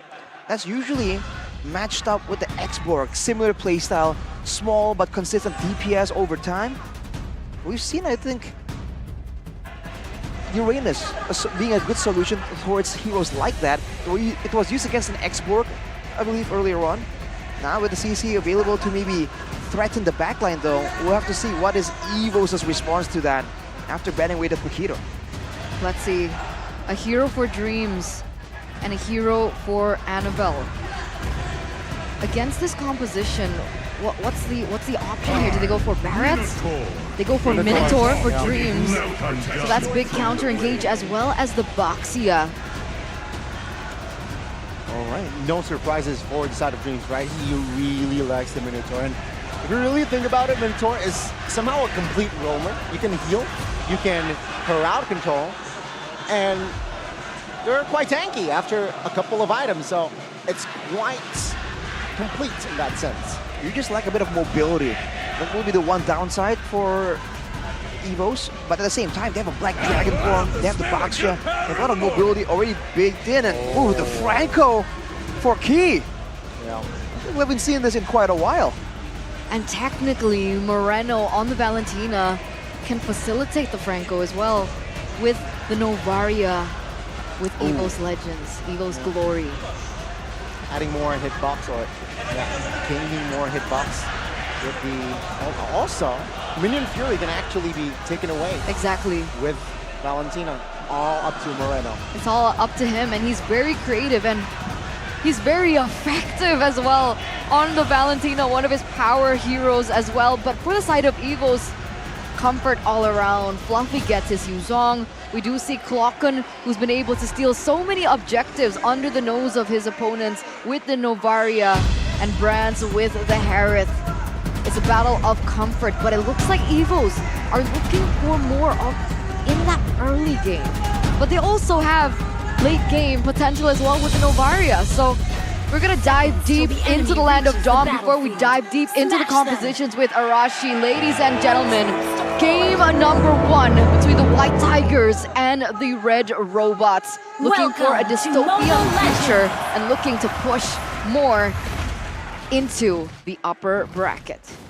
Very early on, Key already just forced to back away right here. His attempts to really slow down the jungle clearing speed isn't exactly successful. showing again the difficulties if you still want to try and be pesky and try and reset or delay that buff. In the EXP lane, it's going to be quite a skill matchup between Sorizo and Fluffy. And technically in the Golden as well, there's going to be a lot of eyes there to try and see how this matchup plays out. Because both of the goal laners right here are not going for any kind of defensive emblem setups. They both want that Bargain Hunter to try and get the power spike as fast as possible. You take a look at Moreno as well in his emblem choices. He's looking for much more cooldown. What kind of gameplay is he hinting at here? High mobility, impact in the fights by just spamming spells out. And he went for the Impure Rage as well to try and help with the mana issues potentially. No Quantum Charge though, so he can't really kite as efficiently. But Annabelle, whoa! Actually, caught here. Oh my god. Without the shield unit and not even level 4. Annabelle will be punished in the jungles of the red robots. Good spot there by Supercam. So aggressive and already happening all under 2 minutes. And that's when most of the damage really spikes in for those who go in for the enemy jungle. Was it the best of decisions? It was a bit hasty, and the backup from his team really wasn't around either. Now look at this mid lane. Woof. Bigetron already making the aggressive moves, trying to assert dominance before the first turtle fight. But even in the gold lane, by the way, the Natan is doing quite okay against the Harith. Quite surprising. You can see here Moreno already taking the black dragon form from Fluffy. Haunted here, Annabelle. Oh, Annabelle though was so clear the turtle. And now 2 dragons in the land of dawn already trying to perhaps find aggression. But Moreno, this might be a mistake, but very defensively, damage does not come through. Luckily for Bigetron there, they just escaped from dodge the bullet. Annabelle bares his teeth there. He was behind earlier on, still able to get that neutral objective take. What a comeback here. Even though there were some small issues for the White Tigers, it certainly seems that they have the neutral objective take. We had a talent prediction by the Samsung Galaxy A55, A35 5G though. Mr. Pulong on the in-agent desk, as always, refuses to follow the stream of support from the talents. We'll have to see. Right now, Bigetron certainly seems to be a bit more confused, looking for a chance to make a play happen. Seems like they're still stuck being a bit more reactive. They do have the Natan for that late game, but we've seen that it's no longer a foolproof solution, right? A lot of things can affect that outcome in these late game team fights. For sure. What if they don't want to bring it to the late game, right? With Franco not able to find a proper pick so far. Whoa. Annabelle made a mistake earlier. This time he has the Poissons to escape. Shoot. Everything's fine and dandy for Annabelle. We'll see if Key's going to be able to get this Iron Hook down. He does get it, but there's no follow-up. There's who in the composition of Bigetron is supposed to follow up these hooks? When it comes to the hooks, most likely Super Ken and Moreno, and maybe even Sorizo, right? Technically, without anyone around, Sorizo can do a lot of single target damage if they want to play it out like that. Oh, you see trades of skills here in the EXP lane. Again, right before the turtle spawns, to try and get some dominance. But Bigetron have to solve this problem of trying to go for a contest against a Minotaur that can stun up their own jungler.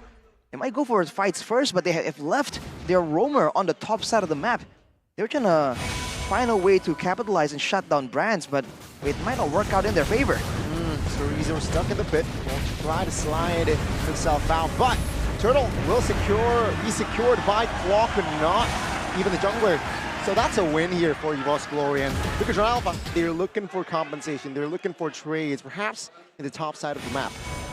So neutral objective take once again falls to the hands of the White Tigers. Annabelle didn't even use his retribution, so he can use it elsewhere. I thought he would have used it to go in for an invade, but he's just holding onto it.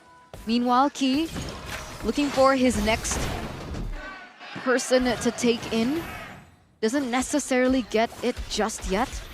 And my point earlier on with the Iron Hook was, sure, yes, I do understand we have Moreno, we have Sorizo to follow up, but it's not insta-burst. It's not something like the carry in the late game. It's not something like the Beatrix with her shotgun.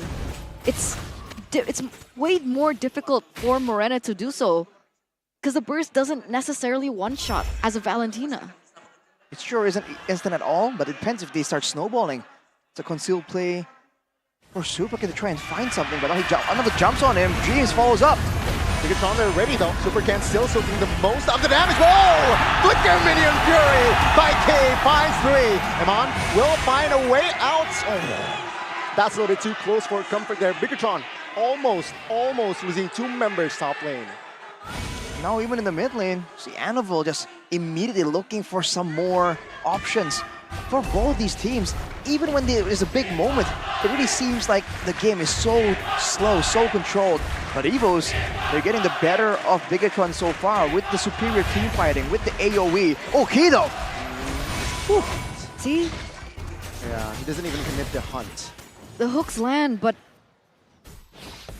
what's the next step, right? Eman doesn't have nearly as much damage just yet. And it feels like they haven't found the value of this Iron Hook, unless, of course, he commits with a ultimate. Well, the later the game goes, technically, considering what Goni was talking about, the Minotaur, right? You're flexible, you have healing. At the same time, usually Minotaurs go with the flash of the Oasis. Now Annabelle gets jumped on. Oh, he will commit the hunt this time. Good taunt as well. Simply the Herod though, jumps in! And that will be enough to take him down. Superkin next, double kill for Brands.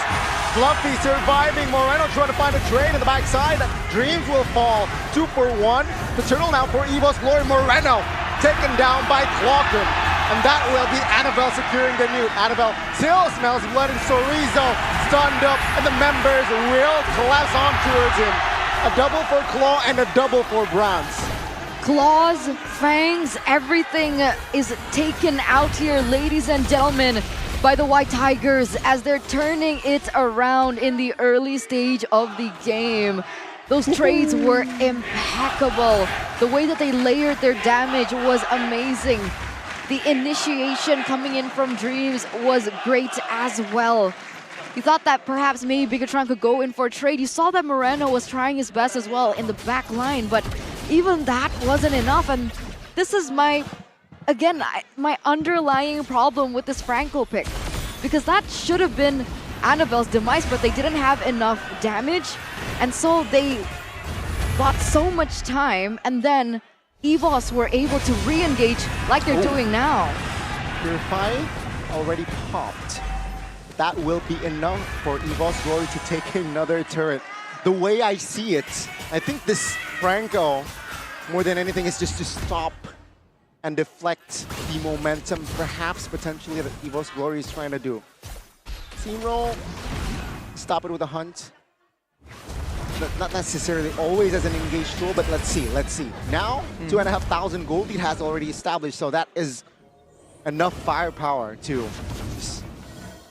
find the Franco and take him down. At the same time, though, late game for the Valentina and the Nathan is still very much a possibility for Bigetron, and they've been doing a great job at this trading when they've decided it's not time to go for a fight just yet.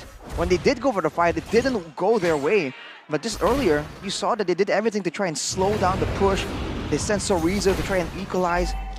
9 minutes in right here, it's almost a 3k goal advantage, which is quite significant. But Bigetron, they're positioning like they can still try and contest this. It might be a mistake. See those Sorizo sandbag. Oh, the hook lands on towards Fluffy, but he will soak in the damage. Sorizo falls, as well as Superkin. And now Evos Glory, they do not go more for a fight. Instead, they will look for the newts. 2 members taken out, that's already an advantage. It was already bad enough that Annabelle was a level above a Superkin. It becomes even worse that you lose 2 members having the man advantage. The Red Robots had absolutely no say in that particular interaction. And to top it all off, Brands now secures in that Holy Crystal. But back to that team fight again, right? He goes in for the Iron Hook.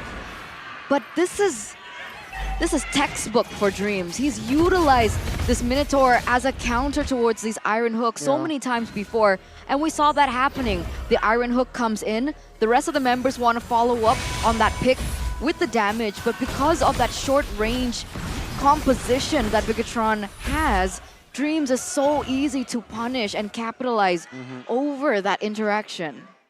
And right now, as you can see, he has the flash of the Oasis, so the healing is going to be ramping up. And of course, the extra bit of shielding when people are low.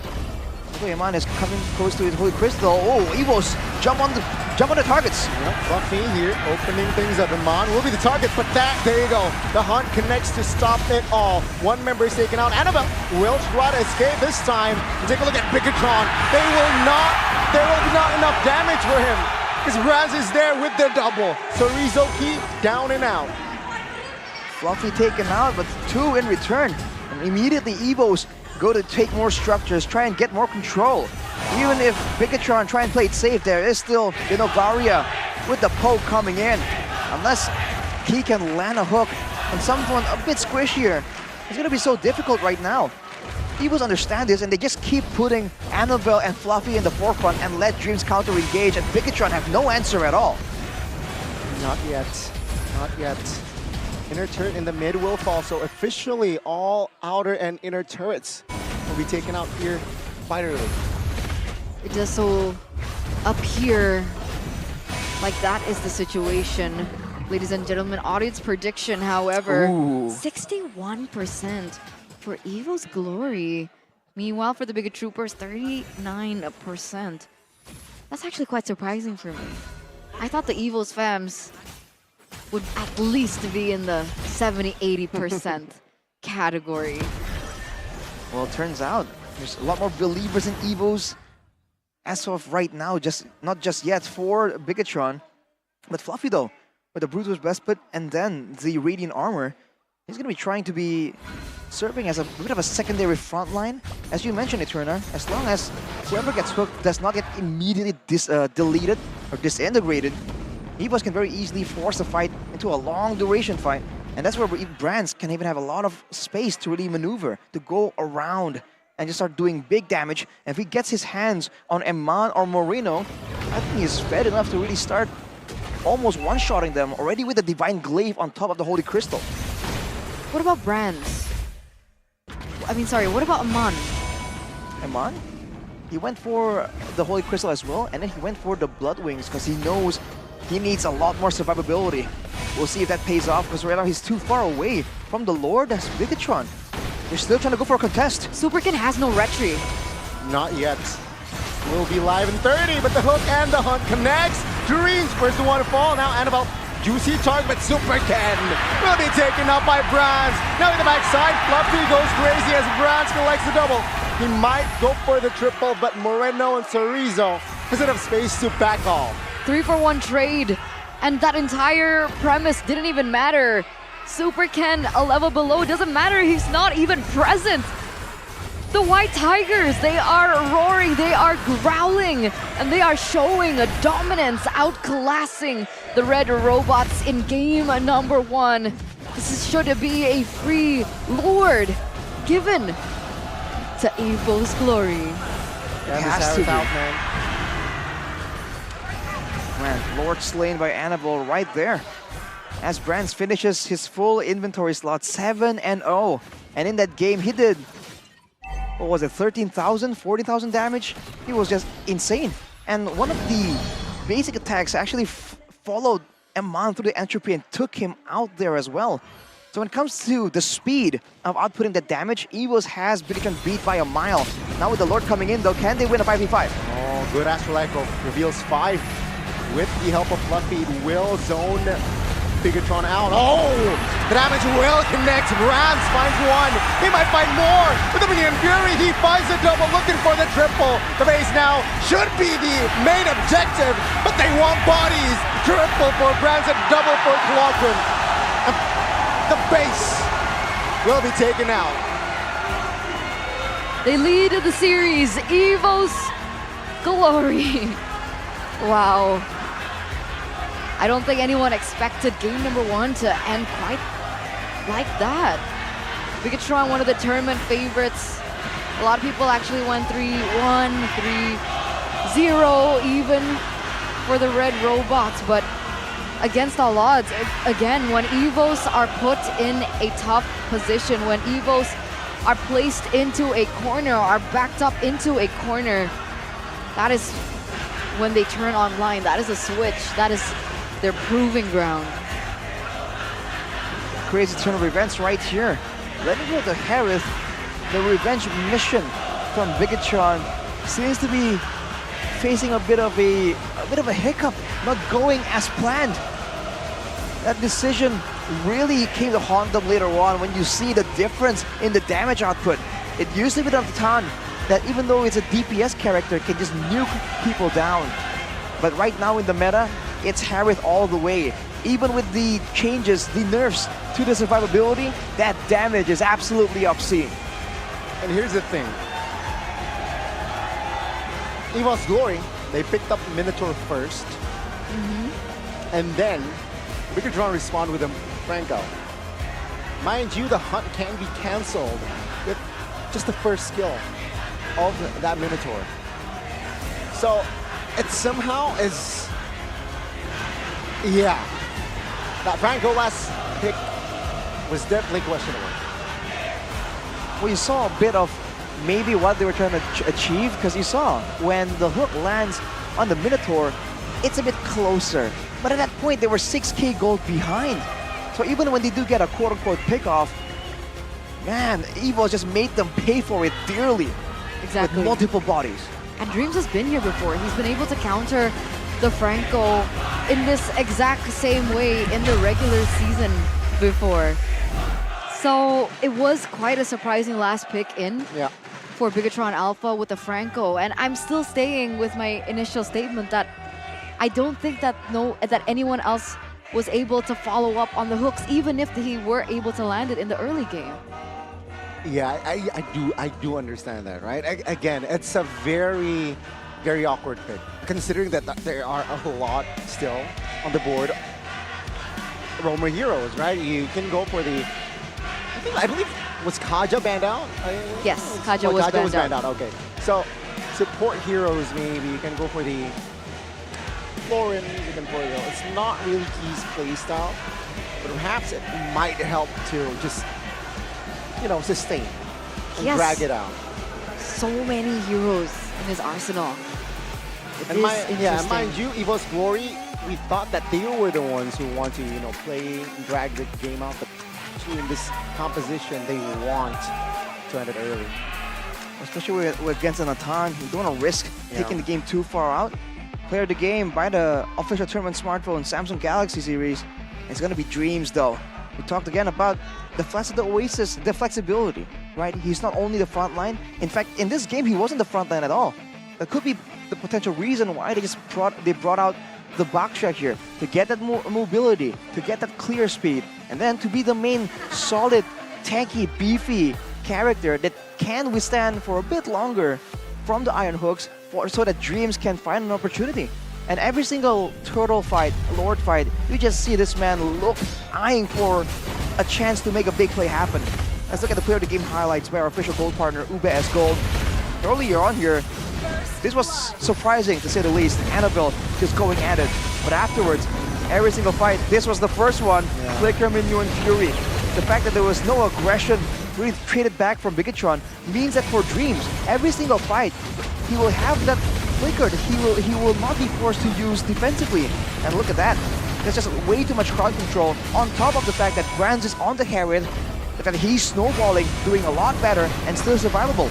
Look at the damage output from Brands. Definitely a contender for that player of the game as well. In most cases, the Yuzong is not a counter to the Natan, especially in the late stage of the game. But here, Fluffy was able to make it work, right? Despite getting taken down over there, he was able to push Iman back and make him a non-factor in the team fight. This was a fight where they got the Minotaur, so no Minion Fury, but at this point, they are far too behind. 6k gold. And everyone just dropping like flies because there's no real front line. So Rizzo and Super Ken, again, both fighters, not exactly big walls of defense like a Barats, like a Uranus. Look at Sorizo here. Immediately jumped on, immediately deleted. And he just wasted no time at all, denying any kind of comeback potential. Even right here, Brands goes towards the back, shows Aman how it's done. Reminds him that, hey, you're a freshman, I'm a senior, I've been here. before you even showed up. Oh, that's true though. 14 minutes and 51 seconds. What did you think? This was absolutely zero neutral objective control by BTR whatsoever. Look, 0 lords, 0 turtles. Yeah. I'm curious to see what was the vision from Bigetron, because if you look at it, there's no way it's about 5v5 contesting the neutral objective. But in this game, a lot of the fights really happened that way. And if you look at the drafts, it's almost a given that Evos has the upper hand. It's not a guaranteed win, but they have more tools to play around with. And Bigetron Alpha, it seems like their composition doesn't really match up to that in a proper on full 5v5. It's almost like they expected the CC to be doing a lot better and to be able to zone the whole backline, right? Maybe if that happened, if Soriza was quote-unquote snowballing due to all the ganks and the attention in the early game, maybe the Novaria or the Harriet can be zoned away in the back. If that happens, even though there's a big minion in Fury, then the whole team can still somewhat withstand it. Maybe, but maybe. Yeah, it's such. I think it's just a little too complex here, right? Seeing that last pick again, that Franco last pick, it just made it somehow. It's just slightly worse in execution.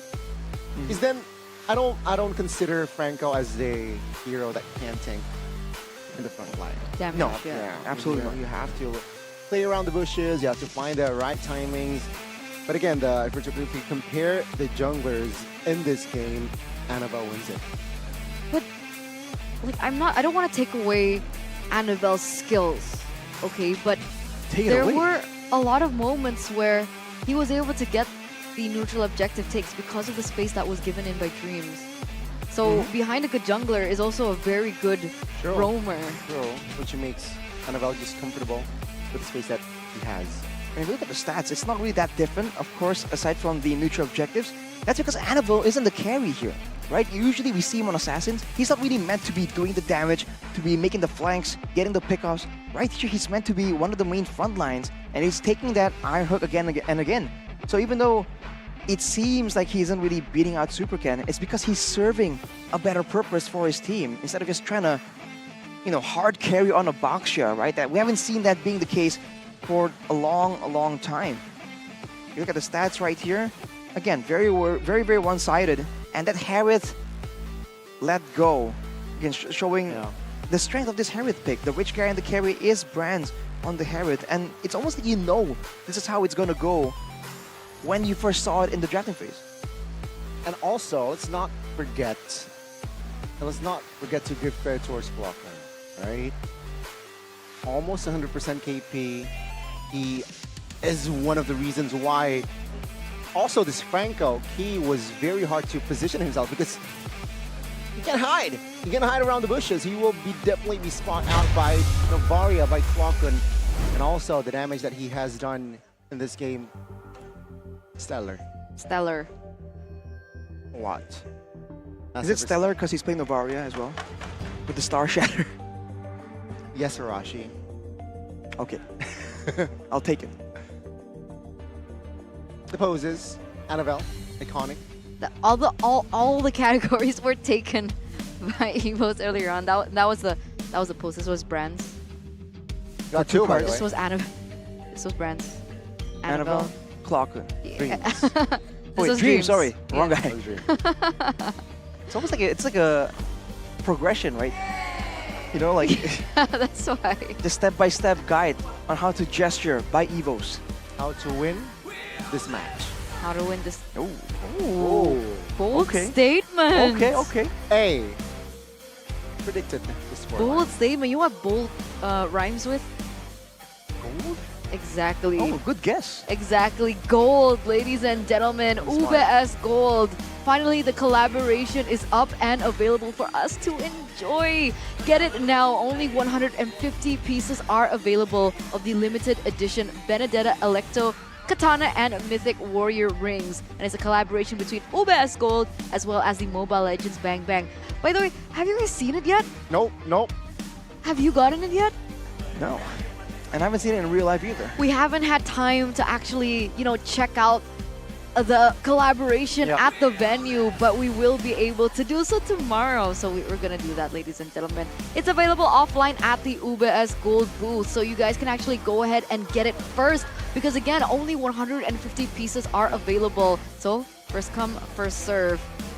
And I want to get my hands on it as soon as possible, ladies and gentlemen. Oraimo? Yeah, is also I mean, something that I want. With the gold that you've invested, you can also buy a good pair of audios, you know? What? Good pair of Oraimo. What's Oraimo? Check out Oraimo, the free Pods Lite. Right, that's the exclusive Edith edition, the collaboration Oraimo and as well as MPL. The ultimate choice for gamers with Edith's distinctive sound and gaming mode. It takes your gaming experience to the next level.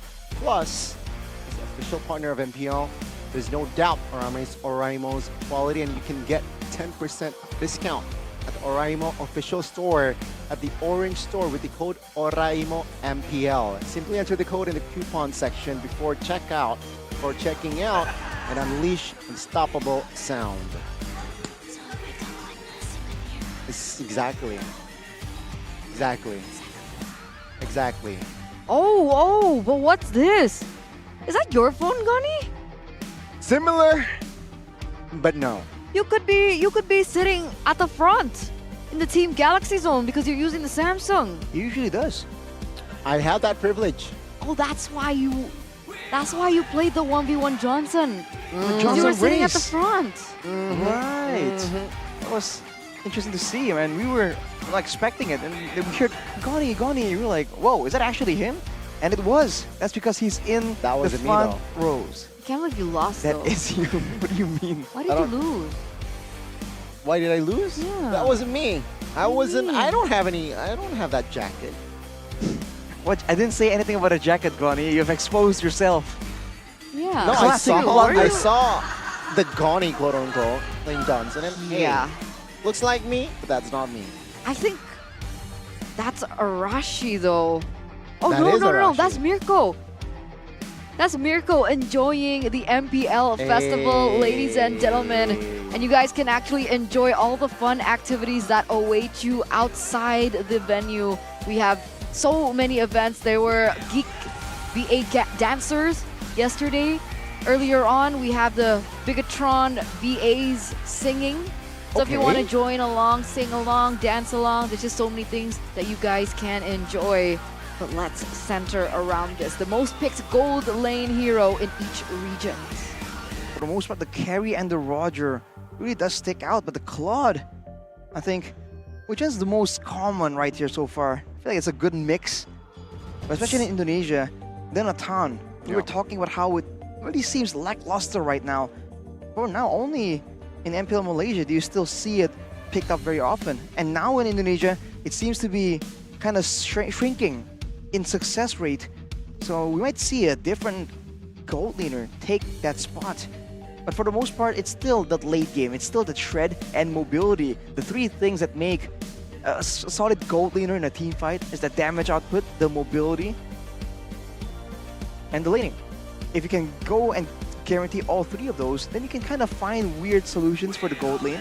But for now, teams are sticking to what has been working. So I think it'll be quite a while before we see any kind of massive development in the meta for the gold lane. Interesting. What do you want to see in the gold lane? What do I want to see in the gold Yeah. lane? Tough question, but I do want to see Moscow. Moscow, that's I want to see more. okay. So more Skov. More Moscow. Moscow. Moscow. But It was banned out earlier. True. Yes. Based on that data, though, carry from PH actually has that highest win rate.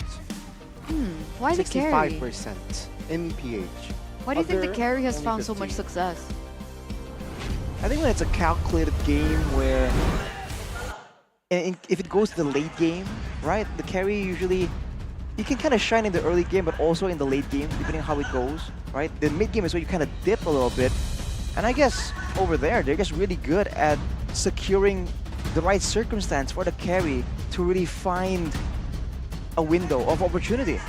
Which is why we're seeing a lot of teams right now also go for these picks that not only just win in their lanes and in the early game, but also that fits into the composition, especially if they have like a like we saw earlier from Onic, for example. We saw that okay, they go for Nathan, so everything else needs to be adjusted to give that Nathan success. Unfortunately, it didn't work out for them, but now they're getting straight back into it. Drafting phase presented to you by the official tournament smartphone Samsung Galaxy. Game number 2.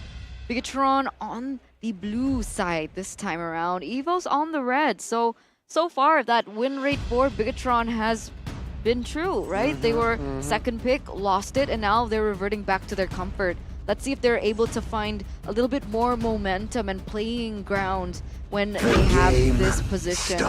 Export, Louis, Angela, Band out, Moskov, Matilda, and the Harris. Chip, Roger, picked up by Bigetron. Hey, these are very fast drafts, by the way, ladies and gentlemen. Arashi, I'll just throw it over to you for you to start.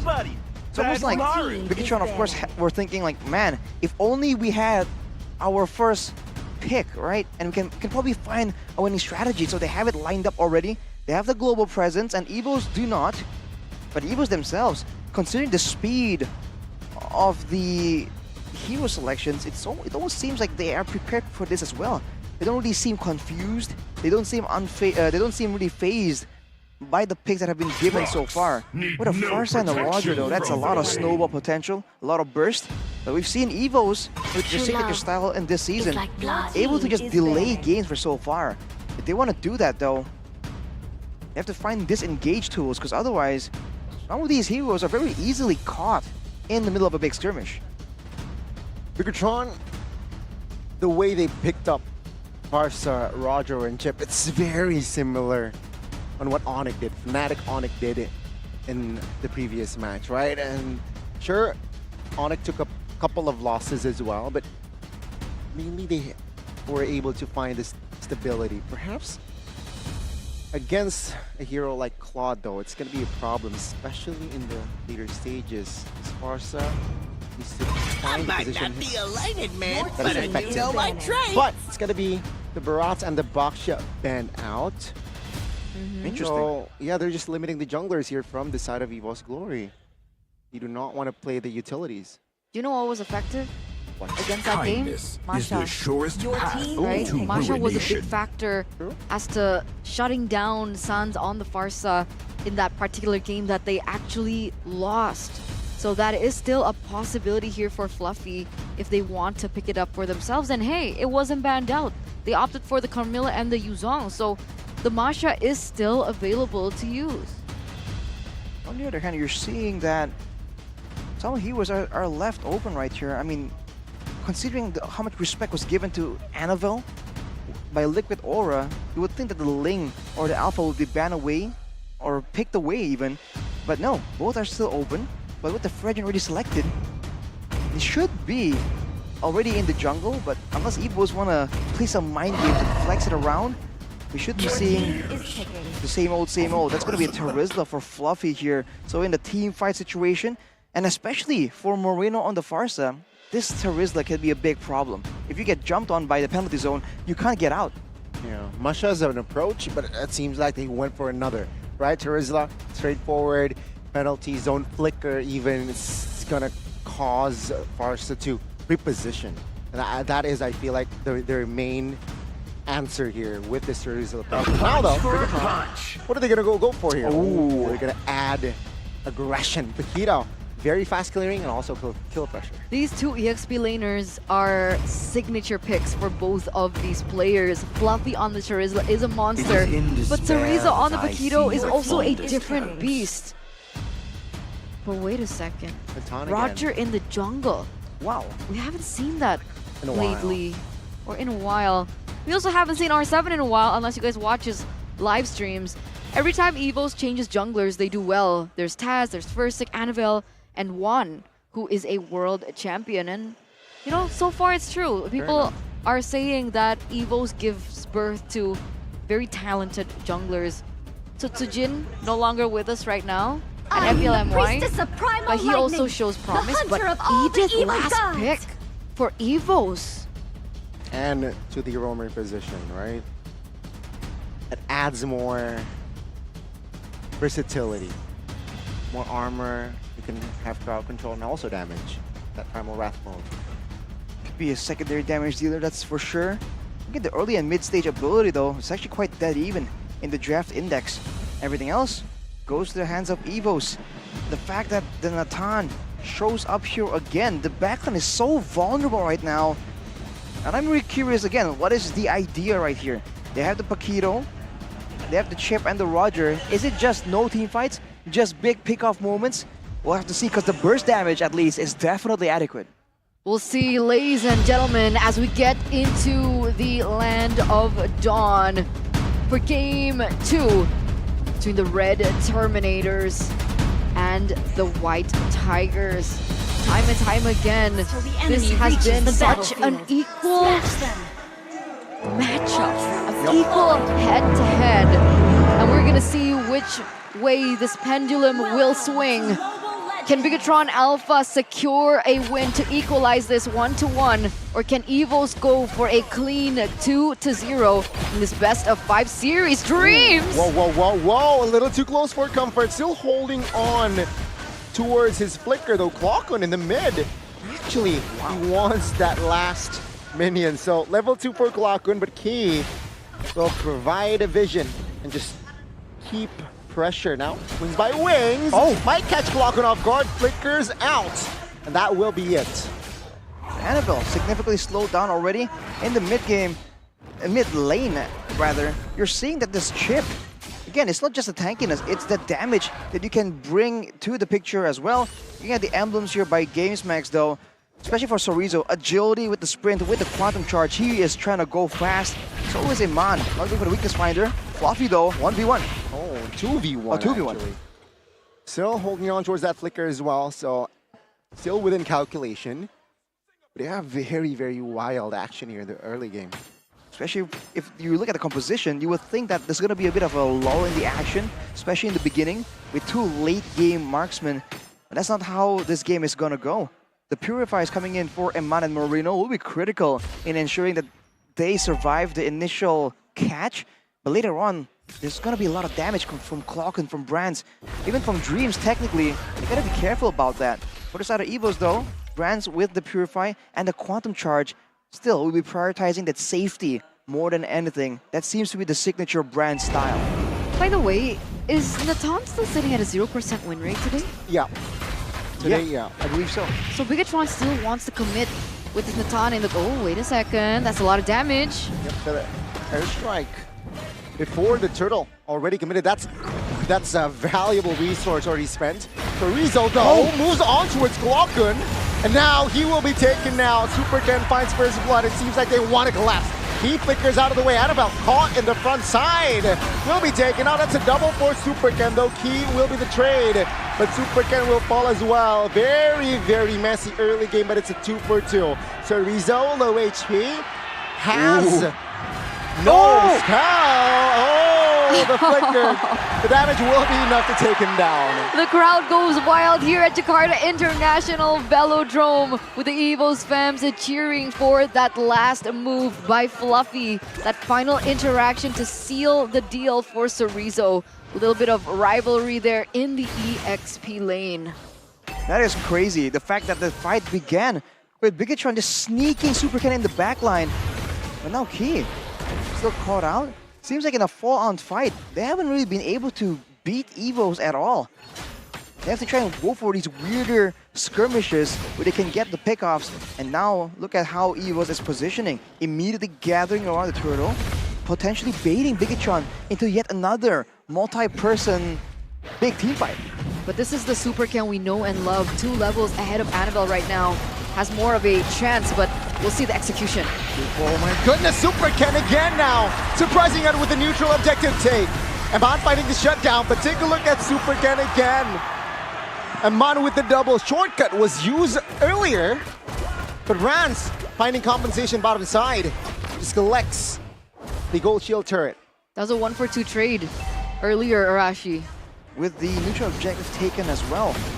All things considered, still pretty good.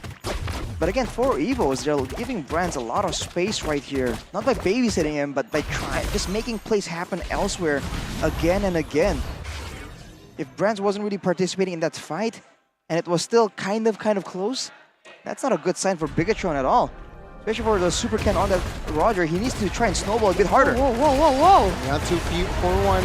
Key flickers out, but the damage will come through from that blazing duet to take Key down. That's a kill fed over to Brand. So already being able to munch that entire gold shield, he gets a kill onto Key. And he can actually go for a little bit more. They need to be aware of the gold. This is a tough situation for Bigetron because usually we saw when the chips really get success, it's when there's someone else that can face check that isn't the main tank. But now, oh, look at this. Mortal. Shortcut will be committed. Sorizo, Amon also is there in that vicinity. Oh, 3v4 is this wise. Key soaking damage. Feather airstrike the backside. Deals a hefty amount of damage, and Brands will take Key down again. 4v2 now in the bottom side of the map. Wings by Wings already repositions, but Amon caught under the turret. That's another dub for the White Tigers. Amazing. So quick, so clean. Fast tempo as well. Meanwhile, Annabelle holding his own there in the mid lane. But there is a trade, ladies and gentlemen. Sorizo will be able to get that tower in the top. A little setup here for the next neutral objective take. Locken's so low. That's the Feather airstrike bursting him down.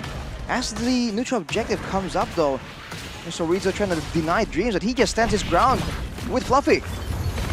Ken will collect the second turtle of the game here, so A-OK. Neutral objective-wise for the red robots, but they're slightly behind on economy. Dreams though will be jumped on 2v1. Fluffy Annabelle is there. Shortcut will not find anyone, but Super Ken finds a kill. Take a look at Key. He's stuck in the middle of that fight. So Rizona will be the next target by Evos Glory, but has not enough resource to take him down. That's a 1-for-1. And all the while, in the bottom side, Brands is just doing Brands things. Evos is really matching to this global pressure. And it's just a confusing situation for Bigetron to be in. They have Sorizo that, in theory, with this build, with this emblem setup, wants to try and split, wants to try and go for 1v1s. But even with the global presence, Evos are always faster, in the right place at the right time. Annabelle. Whoa! Jumps on towards Moreno. Wings by Wings will be enough. Yeah, he survives. And with that, Evos Glory will move on towards another objective bottom side. Take a look, Sorizo again. He took down the top turret and he took down the bottom. They're gonna commit to this 3v1. Fluffy, oh my goodness, penalty zone, desperate one. It seems like he will fall. Sorizo secures it, and also he might be greedy at another turret in the bottom side of the map. He's playing the map very well. Meanwhile, Dreams looks to do the same exact thing. The pressure in the mid lane, but look, here comes Sorizo. Ooh. He manages to clear the wave. Evos Glory, they realize that 20 seconds, the First Lord will be up. Man, it's such a even game this time. Again, Paquito, he's been so annoying. Sorizo, sure, like, in terms of like damage output, it's there, but it's not as noticeable as the fact of how well he's been playing the map. He's been taking these turrets under the nose of Evos, who, for the most part, enjoy grouping together and enjoy getting an advantage in these team fights. And they're capitalizing over it. They're punishing it. And looking at the gold disparity, actually now Bigetron, despite looking initially like they're on the back foot, these macro maneuvers have allowed them to get the gold advantage. But still, it doesn't seem like they have a solution to winning these big fights. So now they're going for the split push play, the combo, the Paquito with the chip, and they're using Moreno not to go for burst damage, it's for wave clear to ensure that he can clear the mid lane wave from a safe distance and deny the tower take. But look at the bottom side. That's almost Brands getting caught. But look at this play from Bigetron now. Pressure on both sides of the map. How will Evos respond? Super Ken is 2 levels above, mind you. So despite the back and forth, the ping pong toss-up between the White Tigers as well as the Red Robots. Superken has still been able to gain an advantage over Annabelle and into the team fights. Oh my god, Dreams suddenly jumped on by five members of Bigetron, and it will be punished. Fluffy though jumps in the penalty zone. No follow-up damages yet. Brands still hovering around, looking to reposition. Clockroom Annabelle will not connect just yet. But man, oh man, Bigetron, they're suddenly a 1,500 gold lead, so now it's more of a Bigetron game, and they are just taking their time here in this lore take. They know they have the advantage. That was so risky by Fluffy, but it turns out it was to back up Brands, and the calculation was right. Oh, the damage will be enough to take Key down. Surely no! What? He survives. Still 5v4 though. He has to recall, so Rizzo trying to buy time here. Dealing damage towards Fluffy, but it might be a mistake as the damage actually comes through towards him. So Rizzo taken out. Iman might be next. Blazing duet by Brands. He finds its mark and Fluffy claims a double. Evos Glory responds in the 10th minute of the game. A 3-for-1 trade in the 10th minute, just as you mentioned that Bigetron were holding on to the gold advantage onto the economy. Evos say not for long. And there it is, the space, the neutral objective. But he opened up a portal actually, but they don't go for it. That's a Lord given to the White Tigers. Just trying to use it as a threat somewhat. But Evos showing again that in a pure fight, they just have everything to win. Just like that, the mid lane turret falls as well. Now with the waves empowered, with the waves pushing, Evos have this window to try and force Bigetron to yet another fight, or at least force them to give up multiple turrets. Despite the fact that they've been able to maneuver around and get an advantage with that macro play, right there, they just got roped into a fight that they really did not need or really want. Superken make some risky moves. No one from Bigetron right now can really tank in the front line. And that is something that is just such a big problem against the guaranteed almost initiations in the hands of Evos. And if you take a look at the player head-to-head here between Superken and Annabelle, consistently always 2 levels ahead of Annabelle in this game. And I still find that so impressive, right? With the volatility of how this game is going, the fact that he's still able to retain that despite, you know, not getting the objectives. What's going on here with Bigetron? Well, they were able to let him farm really fast, being on the Roger with such good clear speed. But again, right now at 12 minutes, a lot of people are reaching level 15, are getting to the end stages when it comes to items. Bigetron trying to clear the waves. Once this initial assault is over, they can go back to trying to play the macro game yet again. But they have to be careful. Again, Evos has shown that they know how to deal with this. As they go for this purple buff, Bigetron has no answer. I'm excited to see the mountains and the rivers in this game. There must be a lot of mountains and rivers. True. Right? I don't think there will be a mountain even, just a hill maybe. Oh, okay. A small hill. Yeah. A hill and a puddle? Maybe. Puddle. Maybe, with how the game is going. 2.5k gold lead for Evos, equalizing, taking those turrets down.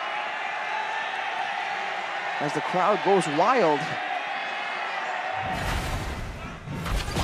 I love it. That's the offline experience. Imando with the entropy. Not really finding anything. They want business, Fluffy. He'll go back a little. He now stuck, flickers out Moreno to cover. Dreams from the flanks with the conceal as well. Just to perhaps intimidate, saying hello towards Bigetron. But yeah, both teams will not commit on towards another big fight. Dreams on the Edith has the Starlium though, by the way, so if Bigetron are treating him like he's just another utility roamer, they're gonna be sorely disappointed when the Primal Wrath just nukes everyone down. And look at the disengage. Evos aren't using skills on what not to leave. They just walk away backwards, and Bigetron are struggling to really find anything. Ooh, watch T, watch Dreams. Dreams still not spotted. Oh, blazing duet by Brands. Is this it? He falls from Brands. Dreams finding an angle. Superken, he's stuck. Pull off and secures the kill. No retribution, no roamer, and Evos Glory. Red carpet for that Lord. 2-0 trade, a red carpet for that Lord. with absolutely no fighting power whatsoever. Again, Bigetron have been outclassed with the performance from Dreams. He overstayed his welcome in that top side, and Dreams was on standby. Dreams set up for that and was ready to punish. A 5,000 gold lead. Alord marching in the bottom lane, and 3 waves are crashing. We'll see what the White Tigers have in store for us with the siege. Oh, Fluffy jumps in with the flicker as well! But Brands, he is ice cold! He finds the kill, moves back now with the feather edge right by Kwokun, looking to grab more space and take Moreno down. With the Lord, they're healthy, they have enough firepower, and one by one, the Red Robots fall as Evos Glory. They have the match point. 2-0. Wow! 2-0. One more game away of making the Cinderella story come true. Closer and closer to the anime Zero to Hero arc. The crowd goes wild here in Jakarta International Velodrome. This was supposed to be a game for Bigetron to show what made them the dominant force in the regular season. But it's all coming apart. Evos with the better draft, the better executions, the better team fights. And so far the better results, reaching match point, and even their supporters a lot louder compared to the one from Bigetron. MPL ID Season 13 Playoffs Day 1. First match 3-2, second match 3-0. Playoffs Day 2. First match 3-2. Will we get a 3-0 in the second match? I don't know. It looks like it's a pattern again. Hey, I love my patterns. Patterns are great. Patterns are go great. by. Sometimes they're just coincidence, right? Fair. But man, who would have thought? Especially in the drafting department, we've always said that Bigetron seems to be so many steps ahead from the other teams. I agree. And yet right here, wow, the roars. Ladies and gentlemen, get used to the roars, man, because Evos are doing amazing. Fluffy's penalty zone brings Bigetron Alpha to their knees almost.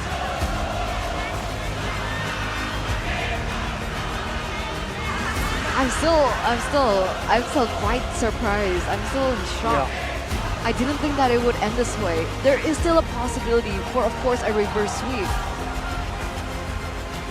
So Evos needs to reset, you know, go back to the drawing board, clear mind, level head to be able to close this series 3-0.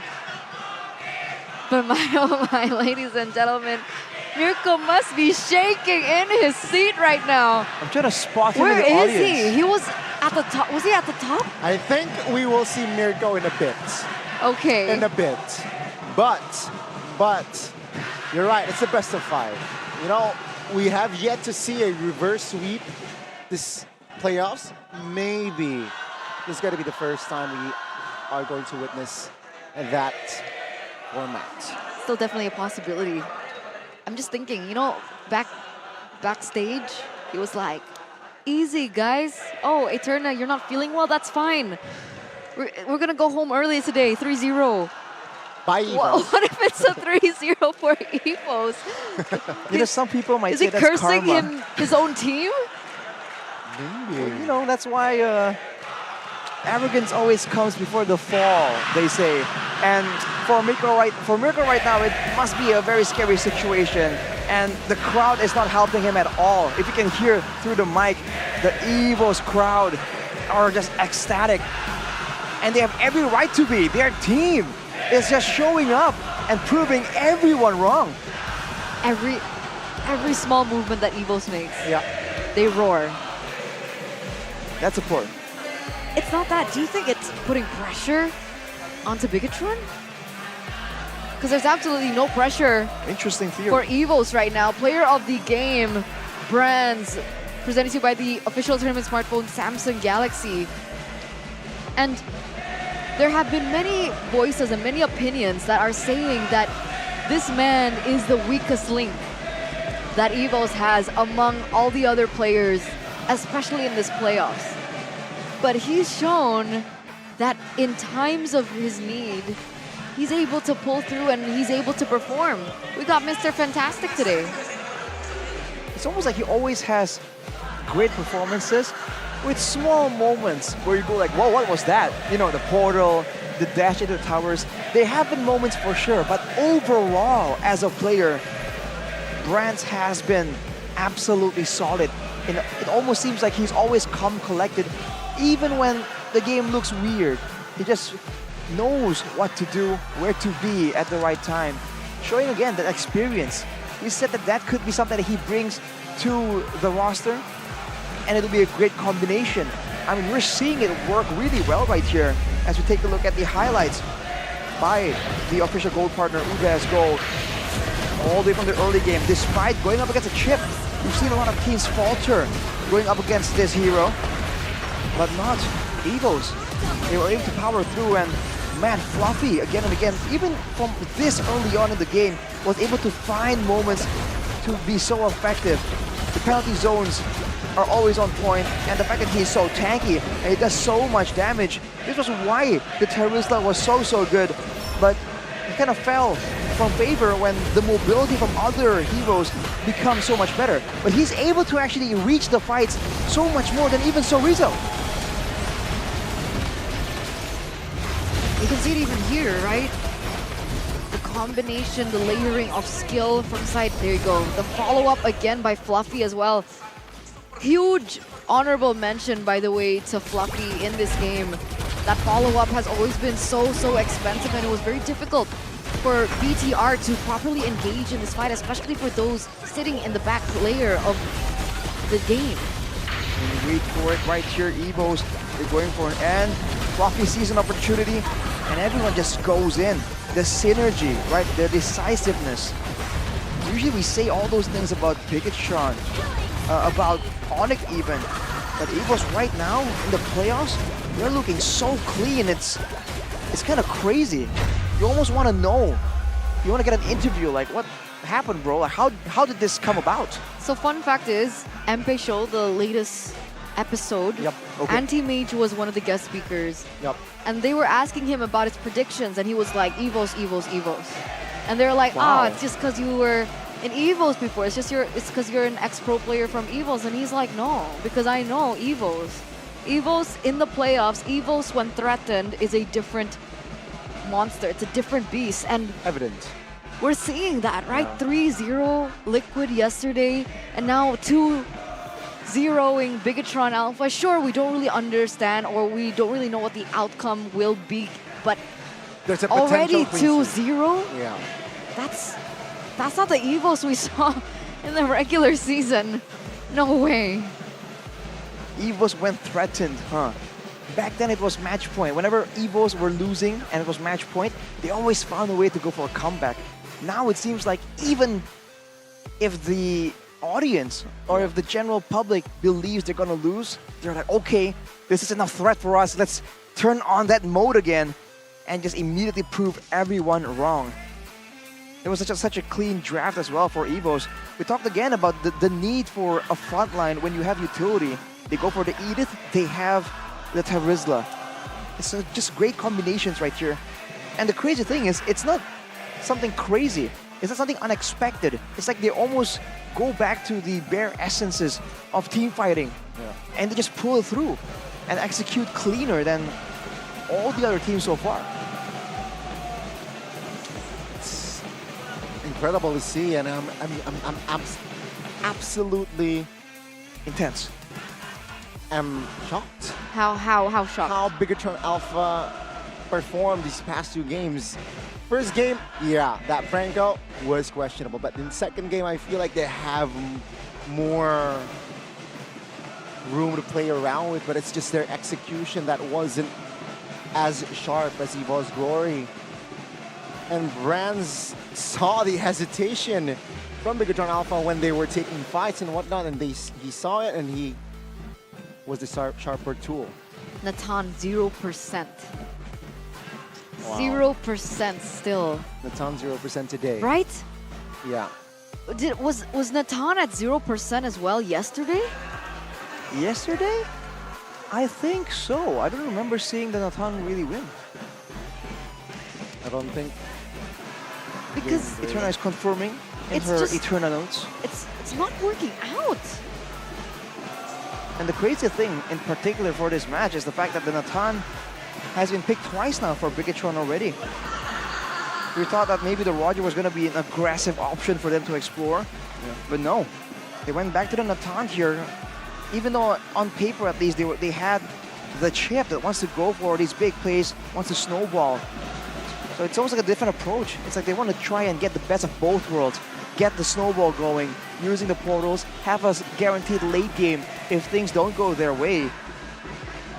Whereas Evos, they just kept going for it, like with a balanced composition that's less gimmicky than Bigetron. Yeah, 0% win rate. Confirm. The Natan. Day 1 and day 2. Day 1, day 2. Day 1, I don't think the Natan showed up. Okay. According to my quick scans. Eternapedia. The Eternotes. Eternotes. Eternotes. And Bigetron didn't win from blue side. Oh yeah. It was like about, what was it, 80%? 80% more or less. And they've just been beaten at it. Especially for the bigger troopers right here, coming in with that feeling like, okay, our guys are gonna do it. They're gonna destroy. Has to be a tough situation to be in. And you are asking Eterna for the landscape. Yep. The terrain. The topographical map. The real estate. All right, I want to know. Where would your house be? I have no idea, honestly. would I put my house in that middle of an island? Would I put it on an island? Maybe that's actually quite fun. The island in the middle, or is it the one on the right? Maybe. The mound. But this island, these hills, these small lakes, puddles, and eventually the Under ocean the is just representative of the volatility. Hell. Yeah? No. Continue. No, it's okay. You can continue. No. It's making reference towards a... Yeah, SpongeBob. Who said SpongeBob? What? Yeah. Because Gandhi was saying that let's put the house under the water. Put a pineapple I'm like, under the water. water. SpongeBob. Sounds good. I think we're gonna see Mirko in a bit. Okay. We should get like a segment here where Mirko gets asked for some opinions. I think he has some very strong words. The man has a lot of strong opinions. I see him. I wonder how confident he's feeling right now, right? Because he's always been confident in Bigetron, even before Bigetron was in their current form. Why'd you stop? Why'd you stop? Well, that's it. He's just always been confident, even when Bigetron is on a slump. Oh. I mean, he was feeling confident and his team went to the upper bracket, so maybe that same confidence can be, given to Mirko as well. But ladies and gentlemen, we are going to go on a short break before we continue the series to see the match point game. We'll be right back. Don't go anywhere.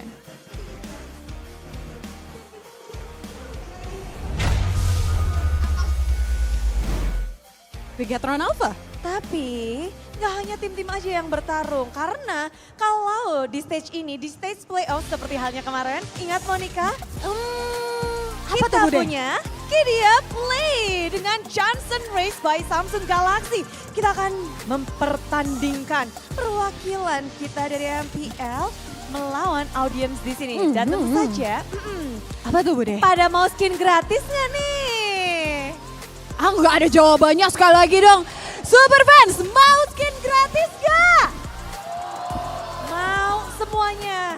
Tapi dengan catatan harus bisa mengalahkan perwakilan dari MPL. Kali ini perwakilan dari MPL kita mau panggilin Monica. Wah, yang udah siap banget nih kayaknya ya. Udah siap tempur banget.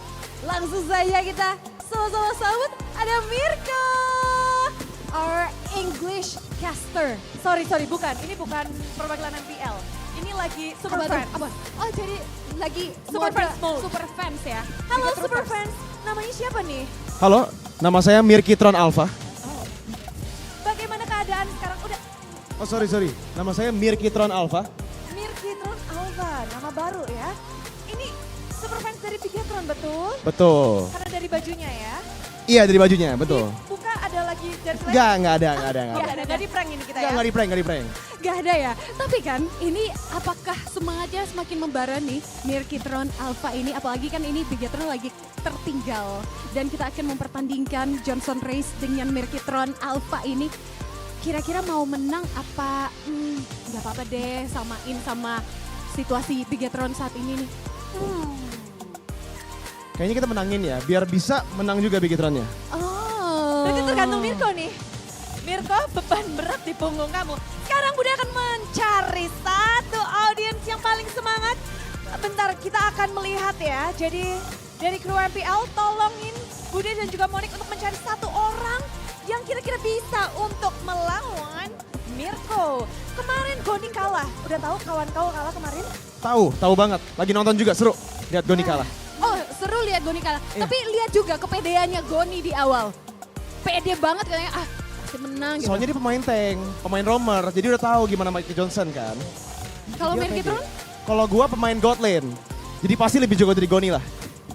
Bentar, Johnson gold lane? Ada yang pernah main? Mungkin nanti bisa dipakai. Tapi mana nih? Mana ya? Di mana? Sudah ketemu belum? Mana nih yang bakal menjadi perwakilan dari audiens untuk bisa mendapatkan skin gratis untuk semua yang hadir di sini, semua yang mau redeem. Dan wow, penantang Mirko sudah hadir di sini. Halo, siapa namanya? Fikna. Kamu player Johnson? Enggak sih, biasanya pakai god lane biasanya. Sama-sama gold lane nih. Sama-sama gold lane, tapi Bisa Johnson. bisa Johnson. Siap untuk melawan Mirko? Siap. Siap. Dan inilah dia, kita akan langsung saja. Kalian akan bermain 2 lap saja, tapi dengan rute yang berbeda. Jadi rutenya itu nanti akan kayak segitiga. Dan kalian sudah tadi harusnya udah lihat belum tadi? Nanti akan, kita akan tampilkan inilah dia. Ini dia maps-nya nanti akan membentuk segitiga dari start point-nya, kemudian ke base-nya, dan muter lagi untuk 2 lap. Jadi yang berhasil 2 lap pertama yang menang. Makin susah nggak nih Mirko dari Goni kemarin? Enggak sih, gampang kok harusnya. Masih aman lah ya. Oke, kalau gitu kita akan bersama-sama countdown. Ini menentukan nasib kita semua nih. Yang ada di MPL, yang ada di playoff untuk bisa ngedapatkan skin. Kemarin pasti yang udah pada dapat udah bahagia, senyum-senyum. Namun sekarang kita count bersama-sama dari 5, 4, 3, 2, 1. Start!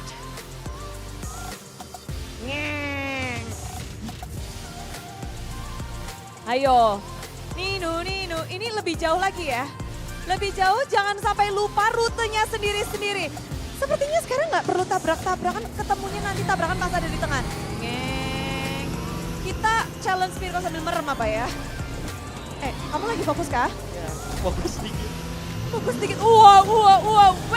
Weh. Maaf ya. Maaf nih. Mirko tolong ini. Mirko. Apa? Kenapa? Masih ngelaju aja. Mirko. Panggilin Mirko dong biar kalian bisa dapat skin. Mirko, nabrak dong. Hilangin fokusnya Mirko ya. Iya. Mirko gimana nih pada ngilangin fokusnya Mirko nih? Ayo biar audiens. Loh.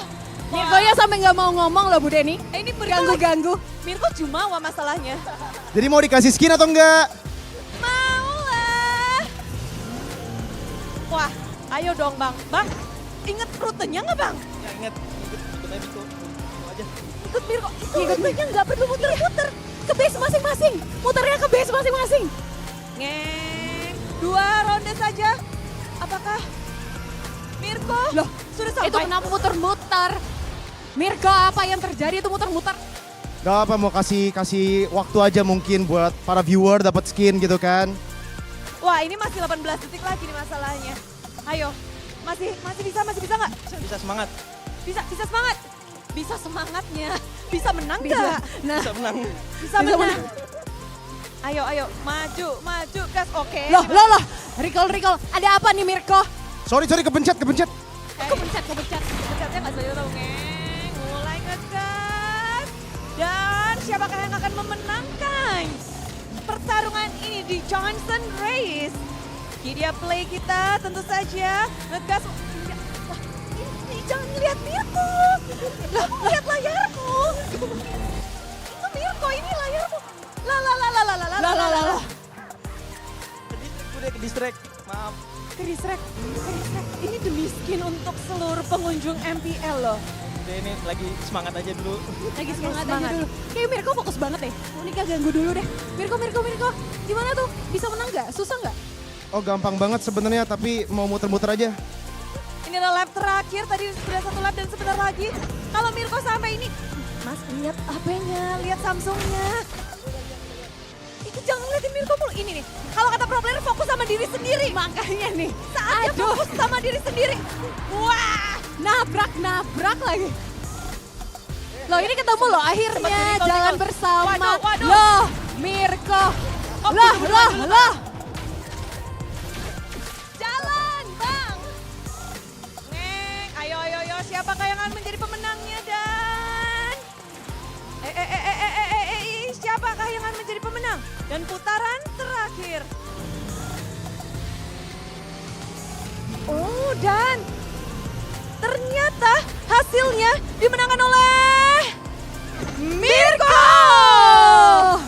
Wah, setelah ternyata tadi udah finish line-nya. Udah finish. Bentar, Bang. Kayaknya nggak mau berhenti main nih. Ya. Kita bunuh dulu. Ayo. Udah menang Mirko, aduh. Mirko nih kayaknya jiwa kompetitifnya apalagi ngelihat Bigetron. Kayaknya mau nyemangatin Bigetron kali ya, makanya menang nih. Pasti dong, harus reverse sweep. Harus reverse sweep. Tapi kalau kunci kemenanganmu hari ini apa nih? Kunci kemenangan main Johnson? Main aja sih, nggak ada kunci kemenangan sih. Yang penting lebih jago dari Goni. Oh benar juga. Goni. Kepengen menunjukkan bahwa dia lebih jago dari Goni.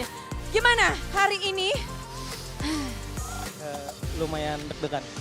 Lumayan deg-degan. Deg-degannya ini kekalahannya karena aduh beban berat nih harus ngasih skin gratis nih buat audiens di sini apa karena gugup nih ngelihat Mirko?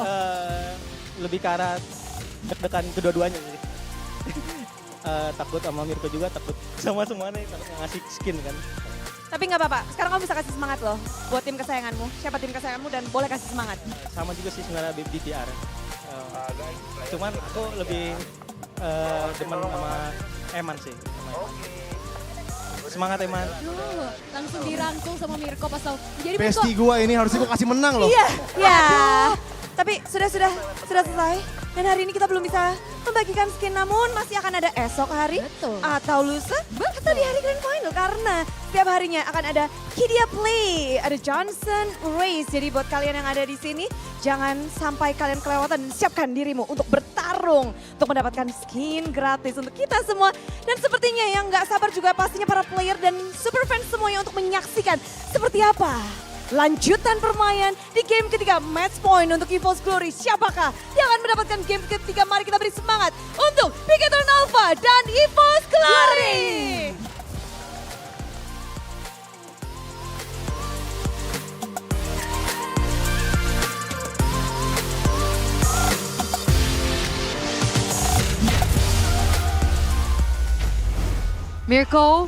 Mirko, give the phone back. Give the phone back. He pocketed the Samsung phone as soon as he won. Did you see that? He put it in his pocket and he was like... He thought he was slick with it. He needs some win, all right? He needs some win. Okay, it's okay. We'll give it to him. His team is down 0-2. Okay.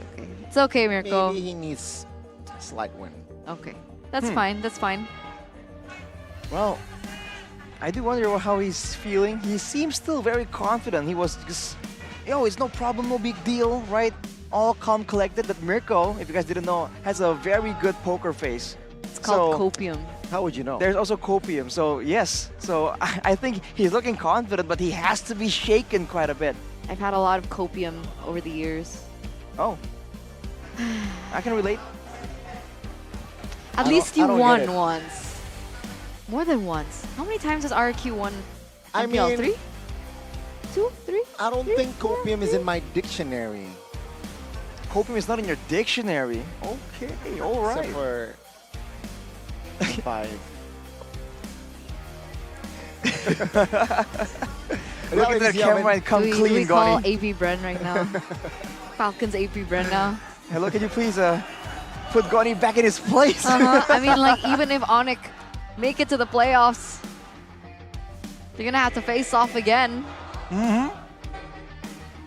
Hey, you won the MSC twice. Okay. Go on. What's your point?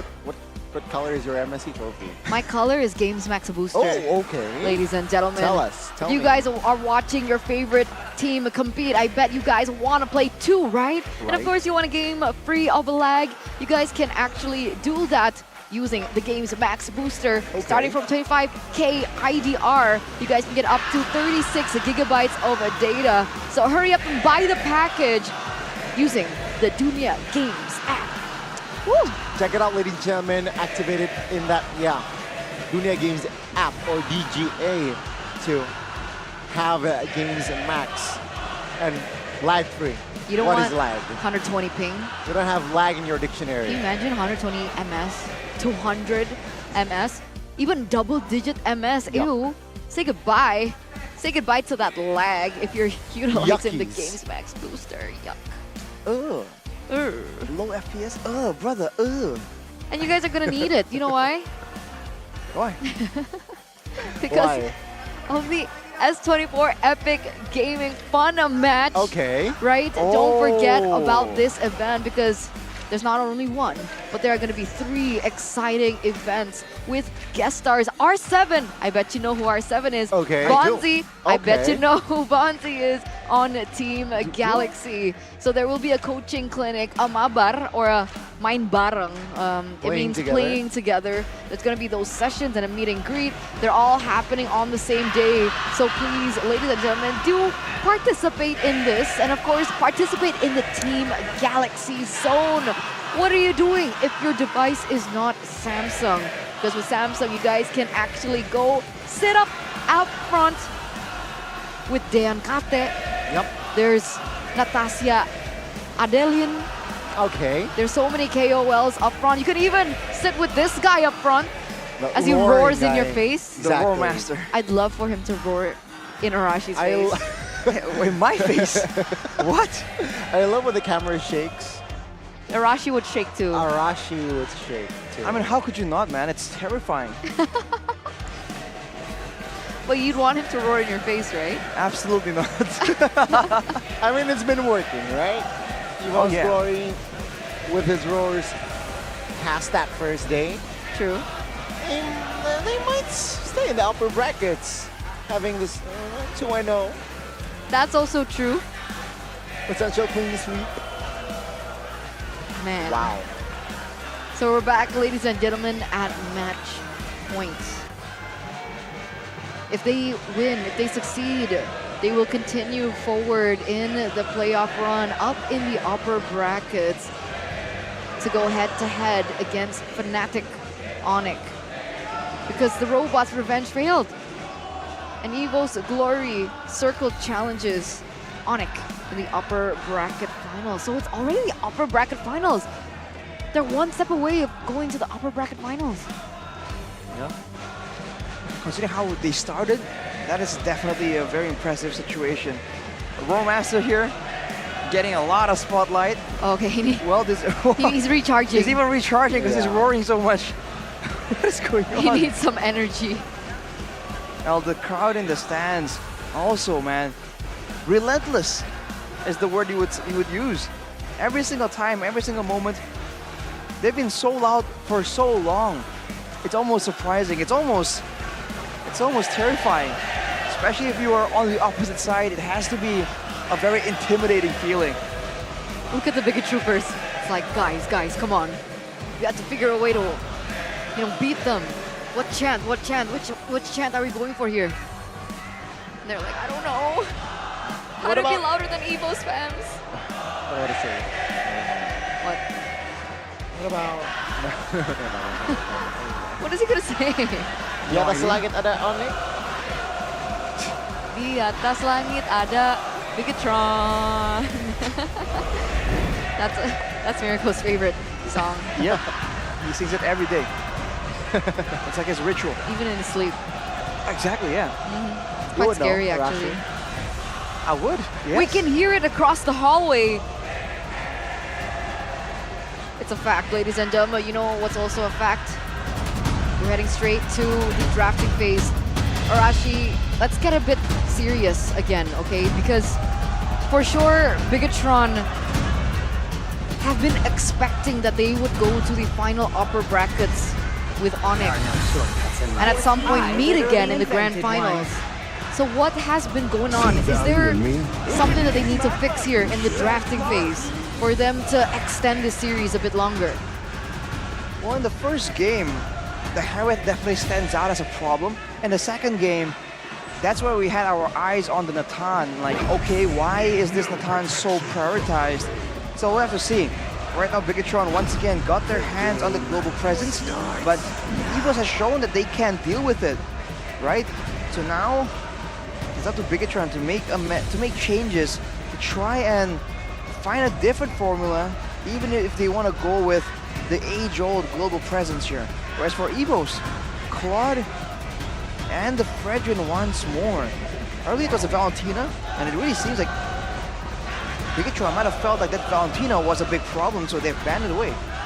I mean, even in the previous game, they picked up Fredrin, Claude, and it worked, right? So perhaps they are trying to somehow draft something similar in this game. And with that, they're going to add Camilla, knowing in that previous game, Camilla was banned in the second phase. Let's pick it up early against Chip. It does make sense. They were the first team to actually come up with this Carmilla in the roam, in ID, obviously, as a counter towards this chip. But we've seen that Beloyski can maneuver around that quote-unquote counter. So with Key as the pilot behind this chip, there is still a loophole for this to still work out. But what I find surprising is that the Angela has been completely ignored. Despite it being in the keys to victory, we talked about it backstage. It was actually banned out in the first 3 games as well, but, sorry, 2 games, but here, completely left open, ignored. You just haven't seen the same kind of playstyle, right? The one man with the hard guard demolishing everything. So maybe if someone like that pops up here in the drafting phase, the Angela can be more prio. But instead of the Angela, they ran away the Yuzong Bigetron, hinting at a vulnerable backline once more. The Roger, this time, certainly will go to the gold lane due to the Boxer presence, but with Bigetron, sometimes you never really know. He would not.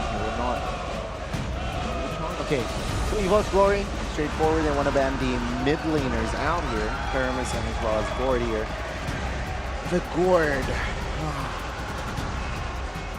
They're strangling Moreno.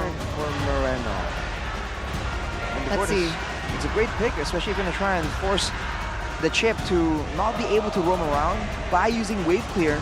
That Gord is a very good option, so it won't be available. And the Dairoth ran away for Bigetron. We haven't seen this in a while. What's the plan? What's the plan with the Dairoth man here? Do they think that Annabelle might utilize it in the jungle, you know, flex the Fredrin into the EXP lane? Do they think it's going to be placed in the EXP lane?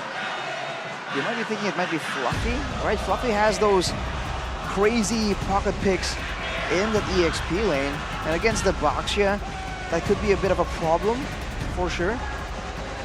That being said though, this could be a chance to bring out the Angela in the mid lane for Bigetron, right? It doesn't seem like the worst of ideas, considering the composition with the Roger, with the Boxia as well. Now with the Novaria though, any kind of surprise ambush playstyle from Bigetron will be nullified quite a bit. It does help with vision, for sure, this Novaria, but What? Oh. What? Okay. Sicilian, a debut pick for Moreno. This is a signature Bigetron pick from back in the day. Yeah. I mentioned it earlier on when we were talking about how Bigetron loved to play in the late game back from Season 7 up until the change in roster because of this signature Sicilian pick in the mid lane. And we're seeing exactly that. But it's so vulnerable. It's so susceptible in the early game. Clearing is also an issue in the early game because of the mana usage. It's going to be quite interesting to see what emblem that the Sicilian goes for. And it will be accompanied with the CC. Evos will close it off with a Paquito. Arashi, your thoughts on the Sicilian pick? Definitely dangerous looking at the composition right now. With the chip as well, there's going to be moments where they enter the portal and the Sicilian will be right up close and personal to a lot of those danger sources of threat. If you want to look at the previous game, the way Bigetron was playing it out, macro play and solid wave clear in the mid lane, it can be used that way, but compared to the Farsa, less mobility, less burst, but I guess later on, there's that late game super scaling potential. It's almost like Bigetron can't really win in the snowball, and they're setting their eyes to go back to their roots and take this game to the late stage. The early game didn't work for them, the mid game didn't work for them, and now they're going to be banking on the late game. Ladies and gentlemen, boys and girls, welcome to match point between the battle of the red robots and the white tigers. The #1 on the standings, the #1 contenders for the next Kings of the Galaxy titles. They are caught in a bad position. And if they lose this, they are going to be forced down in the lower bracket to meet up with Geek. And let's jump in to the Coliseum. Let's jump into the land of Dawn. Early on, we're looking at the clear speed difference. Bigetron, though, they have the pressure in the mid lane here. The chip and the Sicilian working well with each other in the early game, at least for a while. Actually, the clear from Sicilian isn't really that terrible, especially with how the clearing is done right now with 2 members together. It's not too bad. You can see Iman already exerting pressure as much as possible. Already a more aggressive set of lanes for the side of Bigetron. Can they find the opportunities though? Already going into the jungle to try and steal some resources. Lands with the Aegis though. Yeah. He's expecting a lot of burst damage coming his way, especially against the Sicilian. That could be the reason why he went for it, but man, that is definitely unusual. But look at this. Oh, Annabelle, 1v3 situation. Blockun will not be able to do much, but there you go. Chorizo pops the vengeance, collects the first blood, and get out. Whoa! Oh, they want more Moreno. Bigetron, old school Bigetron, right? With that Sicilian, add more kills to the board. Interesting situation right here with the Sicilian. We were thinking it might be a late game angle for Bigetron, but that Sicilian has been a lot more active and actually a lot more effective right here in the early game. Able to spam out the bad impacts like that certainly is a big plus when you're in a big skirmish. Without stacks though, we weren't expecting Moreno to be able to do that much damage. But with that pressure, with that success, now they're immediately going for the neutral objective. Buffy chunked below 50% of its HP. But with that, Super Ken will collect the turtle, no problem. Oh, another invasion. And now Annabelle will go down for the second time this game. Wow. 2,000 gold already, 2.5 minutes, and you can see here just a lot of action. Bigetron, they're not messing around here. Game 3. They're falling behind. And Annabelle, he was very late to that level 4, and he was still even focusing on his own buff. And Super Ken being able to very easily pick up that neutral objective. Very interesting. We mentioned this, right, with the Sicilian, that perhaps they would bank on towards the late game. Did Annabelle steal it away? No, okay, Annabelle still gets it. Super Ken now caught in a no man's land.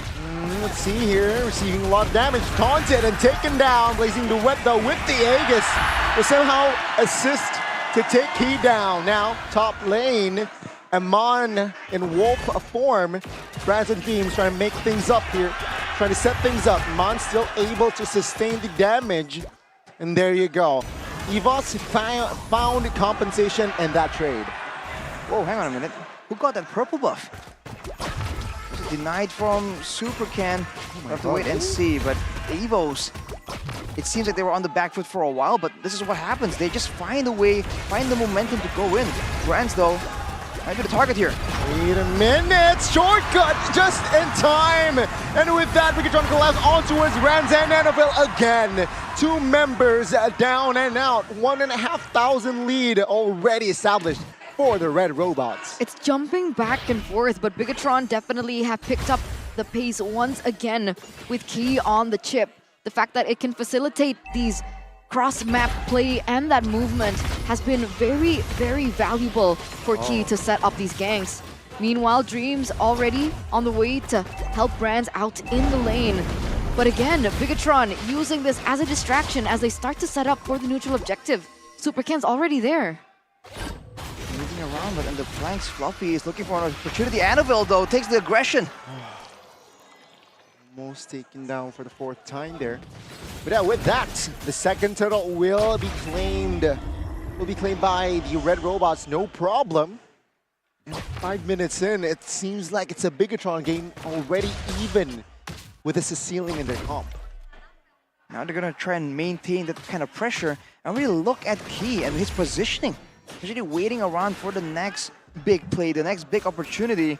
And even in the goal lane, the fact that Iman is now independent means that they can be more active. But Sorizo baiting out Fluffy. Oh, with the conceal as well. He helps out with the shortcut again. And Moreno will secure that kill. The first turret in the game will be taken out there in the bottom side of the map. A scaling Sicilian is not the best of Sicilians that you want to see, right? 2-0-4. And that's going to keep on scaling, and he's going to keep on getting those stacks, and that's a problem. The faster he gets to those items, the more important that it is to shut him down, and so far the White Tigers have not been able to do that. So Amon is not only the looming danger that Bigetron have right now, they also have Moreno. And look at how Bigetron are playing it out. They've been cutting waves left and right. And Key coming here to try and back Amon out, but that's because the shortcut can be used relatively soon. But they're going to pay for the purple buff though. 2v4, this is not it, man. Key finding the kill, another as well. NFL, 4th time down. Now Klokun actually under pressure. And the mid lane turret is also very low here. Things are not looking very stable forward side of Evos Glory. Top lane, they want to commit, they want to collapse on towards Branson, they get it. Sorizo finds the killing spree. They're not letting them breathe whatsoever. It's a complete turn of events for game number 3. 4,000, 5,000 gold lead now. Wow. Amounted, collected by the Red Robots, and Annabelle is even struggling in his own jungle. He's going to be able to get it, but they forced a retribution out. And this is going to be another turtle. The 3rd turtle, by the way. Completely clean for Bigetron. Just doing a lot better right here. Having all the control, and even if they're spread out, we saw that actually Bigetron really does well in these situations when they can be creative with their approaches, as Fluffy gets jumped on again. Yeah, 3v1 shortcut, no need. The Paquito will fall again. And with that, more space will be taken away from Evos Glory. Almost there. Bottom side taken out. But Supercan, this might be a mistake, right? No, they will commit onto it. Supercan, no help whatsoever. Priestess left desperately. A little bit too ambitious there and punished severely by Evos Glory. They finally get a little bit of a trade back, but even then, that's only onto Supercan. Annabelle does get his purple buff finally. But what's the plan, right? They have completely lost control over their own side of the map. They want to go for contests. There's just so much damage. There's just so much maneuverability. There's just so much space and unpredictability that Key offers on the chip. And it's become a problem. We haven't seen Dreams becoming that quote-unquote counter towards the chip whatsoever. There really hasn't been a situation where Evos are ready to receive the big shortcut play. And that's partially to Key. It's not generically going in with the shortcut. Sometimes he just goes in and threatens. And if he doesn't see that it's a quick pickoff, it's a quick done deal where Dreams can't come in with the curse, then he won't go for it. Dreams needs to be careful. Oh, they want to fight though. Shortcut committed. Again, Brands now with the Aegis, Blazing Duet, not enough damage. He wants to get out. Dreams is there to cover. Annabelle slides away from that fight. No casualties from that team fight. It was a very close fight right there. Both teams finding ways to be relevant. But in the end, Bigetron have a bit more control. They have the more active team. And they'll be able to go for the Lord and take it away. Evos, although showing that they are not going down without a fight, are still absolutely on the back foot. They gotta wait for a bit longer to get some items, for Fluffy to be a real threat, for Brands to be able to do damage with the Blazing Duet. So much that Bigetron can't really ignore it. And of course for Clawkun, can never ignore that late game Novaria presence. But for now, they have to wait and just defend. They don't have the tanky as a frontliner, so Bigetron are definitely looking for an opportunity. And look at Key. Technically, the playmaking tools aren't there. Dreams gets caught quite low, still able to regenerate. But you're right. Brands has only 2 items. If you compare that to Eman, Eman's already on the 3rd item, and he's going with Brands' own approach we saw in day number 1. He's going for the attack speed build. He wants to be relevant all the way till the late game. But this game might not even go that far as they make a move for the base turrets when the Lord is just so far back. They have the range. They can play with the range here, and that is scary. I wonder how many stacks Moreno has right now, because if it's at that 100, almost 200 mark, then that's when the damage is seriously going to ramp up for him. What was his items earlier on? Do you recall? Clock, Lightning, and Ice Queen 1. Oh, Key's getting jumped on by Fluffy. He finds the kill. Blazing Duet by Brands, but Moreno denies the play. It's a 1-for-1, 1-for-2. But now Evos Glory, they will have space to clear the Lord. Base turret quite low in the mid, but it's still up. I think tonight Brands is going to be having nightmares about bats. Because that was a bad impact to end his life. What in the world is that damage? Boom! Ooh. Even onto Fluffy! Oh. Moreno collects the unstoppable man. This does not seem like Moreno. Is this Rembo playing? 505. He's channeling his inner Renbo here. He's dangerous. Annabelle wants to look for something though. Oh my god, Brands deals enough damage. Unfortunately, it was Dreams who collects the shutdown. And again, Brands already online, seems like, with, 3 items already collected. So to say that he's not ready, that's not the case. He can definitely do damage if he's allowed the space to do so, but he has to be careful. He did go with the Aegis, so he has a bit more tankiness to play around with, but we saw that if he just goes in randomly, Moreno right now, with his bat impacts, can do upwards of 1,000 damage. And that was before the Divine Glaive. Now with the Divine Glaive, even the frontliners are not safe. Even Annabelle, he went with the Radiant Armor, not an Athena. So if he just walks up and occasionally takes a massive bat impact, he's gonna get chunked down way, way lower before the fight even begins. He has the Sky Guarded helmet, I believe, for that exact reason, but he still has to be careful in his approach, especially in these big fights. Talking about Moreno, right? The game fact by Gopay. This is the debut of Sicilian in MPL ID Season 13. Wait a minute. Portal? He was stunned. Evos Glory, they will not be hasty though. They will find the taunt onto Chorizo. Airborne as well. Key in the front side flickers back. Annabelle receives a lot of damage from Fluffy.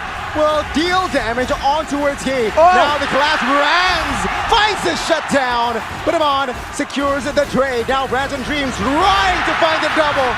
There you go. Evos Glory. They want to collapse. Rizolo, they will back away. Evos Glory finds the 3. They're running for the hills. Clawkun almost made contact there, but they were still able to dodge around. 3 members taken out for the price of 1. And look at Brands go ham on these objectives. Turrets are falling left and right. The space has been given. Super Ken still able to save his purple buff. And the crowd goes wild once again. Evos fans are celebrating here in Jakarta International Velodrome. That's interesting though. Oh, Fluffy now. He Getting collapsed on. He will commit on towards Fluffy. Just like in the early game, Fluffy will not be able to escape. He will fall again for the 6th time. And with that, 1,000 gold lead almost here. Still in favor of the Bigetron Lord. Area is actually controlled mostly by Bigetron members. Let's see how will Evos Glory respond. Dream stunned. Key looking for an engage. Super Ken Poisson's early. Annabelle though. Oh my god, look at the damage he's receiving. He might fall here, but it will be Brands. That's a mistake. Bigetron Alpha finds a loophole. 3 members, 2 members taken out. Potentially 3 here. Dream still with the immortality, but that's a mistake. Evos Glory lost 2 important members. 2 members down. Base turret on a sliver of HP. They're gonna go for it without waiting for the Lord. Can they do it? Yeah, let's see. Dreams still up. Minions now spawned, but the damage will be enough to take Dreams down. Lockun Fluffy versus 5 members of Bigetron, and soon the 6th man of the Lord will come as well. Oh! Annabelle Brands back. Lockun taken out by Iman. Now they will find a response here. Super Ken taken out. Annabelle looking for a kill as well, but the Lord needs to be taken care of. Bottom side still up, but top lane will fall. Now Annabelle and Brands looking for the defense with the Lord still up. Iman just dealing a lot of damage, and Brands will fall as well. Ladies and gentlemen, today there will not be a clean sweep. Bigetron forces series on towards a game 4. Moreno. This man, wow, had so many respect bands given toward him. Valentina Luoyi. They took away his heroes time and time again, and he suddenly pops off in what potentially was the last game in the debut of their playoff performance. And they bring out a Sicilian, and it works? Going old school, ETR. With the old school build as well. Why not? If it works, it works. And just like that, an insane turn of events. Evos, despite moments of brilliance in that game, were absolutely shut down by the Red Robots. And this is a pattern. We've been talking about patterns again and again. But there is a chance, absolutely, for a reverse sweep right here. A lot of pressure now for Evos to try and regain that momentum. Bigetron are the ones on fire. Things are looking very somehow nerve-wracking here for the side of Evos. There's still match points, but Bigetron, what a response. I mean, Grand Finals Season 7, it was Bigetron that were leading. And then Evos came back after that 2-1. So could we be seeing a repeat of history, but on the opposite sides? Could it be a 2-0 lead for Evos and Bigetron completely reverse sweep? A lot of opposites today for sure. Even the Sicilian, supposedly late game hero, was just doing work all the way from the early game. What is going on with Mobile Legends right now, man? Nothing makes sense. It's, yeah, I mean, just the coordination, right? I feel like he also deserves an honorable mention. He enables a lot of plays with that shortcut. the ganking, top lane, bottom lane, all isolated members technically, and that was just a free kill. That's the foundation of Bigetron's game plan. Yeah, he was so valuable, right? He facilitated for so much pressure on the map that it actually allowed the Sicilian to scale. The Sicilian that was piloted by the player of the game for that particular game. And it was insane, right? Presented to you by the official tournament smartphone, Samsung Galaxy. The debut pick, the last time it was picked up, wait, I saved the fun fact. Season 12. Just for you guys. Was it season 12? Season 12. Okay. I'm gonna double check though. Bigetron against FNATIC Onic. The last time it was picked up by Moreno as well in season 12, but they lost against Onic in the playoffs. Well, this time they won. That Sicilian, man, not even a Holy Crystal, but really seeing that with enough penetration, there's a lot of damage readily available with those bad impacts. And technically with the games being so skirmish heavy, Sicilian is an overlooked pick, but technically you have extra bits of kiting potential with the movement speed. You have the Bat Feast, the ultimate, to try and get some regeneration. And you have the Claws, right? They can really help out in a big team fight, especially if your team isn't really stacked with crowd control. If you can maintain your distance, Sicilian can definitely have a great impact. The only time in that game where we saw Bigetron quite falter is when Brands was able to find a tiny window of opportunity and find a way to just dive straight towards Moreno and take him out. But here, let's take a look at the player of the game highlights by our Mr. Gold partner, UBS Gold. You have to give credit to Sorizo as well, being an absolute menace when it comes to dealing damage. And this is that early game fight. We're just talking about it, like, why is it so devastating for Bigetron when they have a quote-unquote late game carry? And from that few initial skirmishes, they were able to just get so much more advantage, and the sieging game was just so difficult. See Clocker trying his best to clear the wave, do damage. Fluffy, as always, along with Brands, always looking for a chance to make the play, but you can see even Brands wasn't expecting that massive nuke. This was that final play here, where they were just back and forth. This was the window from Brands. Exactly, this is where Brands here was able to find Moreno and go back. Still survive to speak off the tail. Was that the Aegis that saved him? Was definitely played a part in his survival right there. But afterwards, in this fight where Moreno could keep his distance, he's relatively protected. You can see Sorizo comes in out of nowhere, knowing he has the Vengeance, knowing that there's not a lot of DPS tools aside from Brands that can really spell doom for him. He just goes in all out. And the spammability of those spells are just insane, man. There have been a lot of big team fights where damage output have been so critical in deciding the victor of a game. And we have never mentioned the Sicilian. It was just so outdated. Yeah. But now it's back. At least in the minds of the coaches, it's a potential pick. Because the problem with the Sicilian was, despite the changes to the emblems, it was actually a hot topic, especially with the common emblem, because in the early game, the reason why it's so weak is not just because of the lack of damage, but the inability to spam the spells due to mana. Yeah. But I don't know what changed, because if we take a look at his emblem, he doesn't even use the common emblem, he uses the mage. He has Demon Shoes.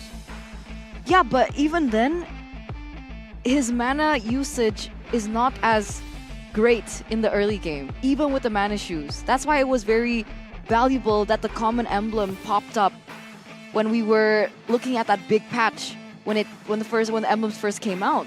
But there, he even went for Rupture. There was no... Oh, well, I guess he went for Impure Rage, and I guess that did help him. The Impure Rage, especially with Sicilian's kit, you want to be building a lot of mana anyhow. Because the Impure Rage technically will give you more mana, especially if you're on a Sicilian compared to other mages who don't have any built-in ways like the stacks to really get some more mana up. But I think it's also the way Moreno was playing it out. Occasionally he uses it to clear the waves, but he never spams it out except during a fight. Make sure that whenever he spams out that mana, he's using that mana intelligently, right? Yeah. Recognizing it as a resource that's limited. And as you can see, 86,000 damage dealt. That is a terrifying situation to be in, man. You're going for skirmishes and the Sicilian is just always in the back and you have no real way to threaten him.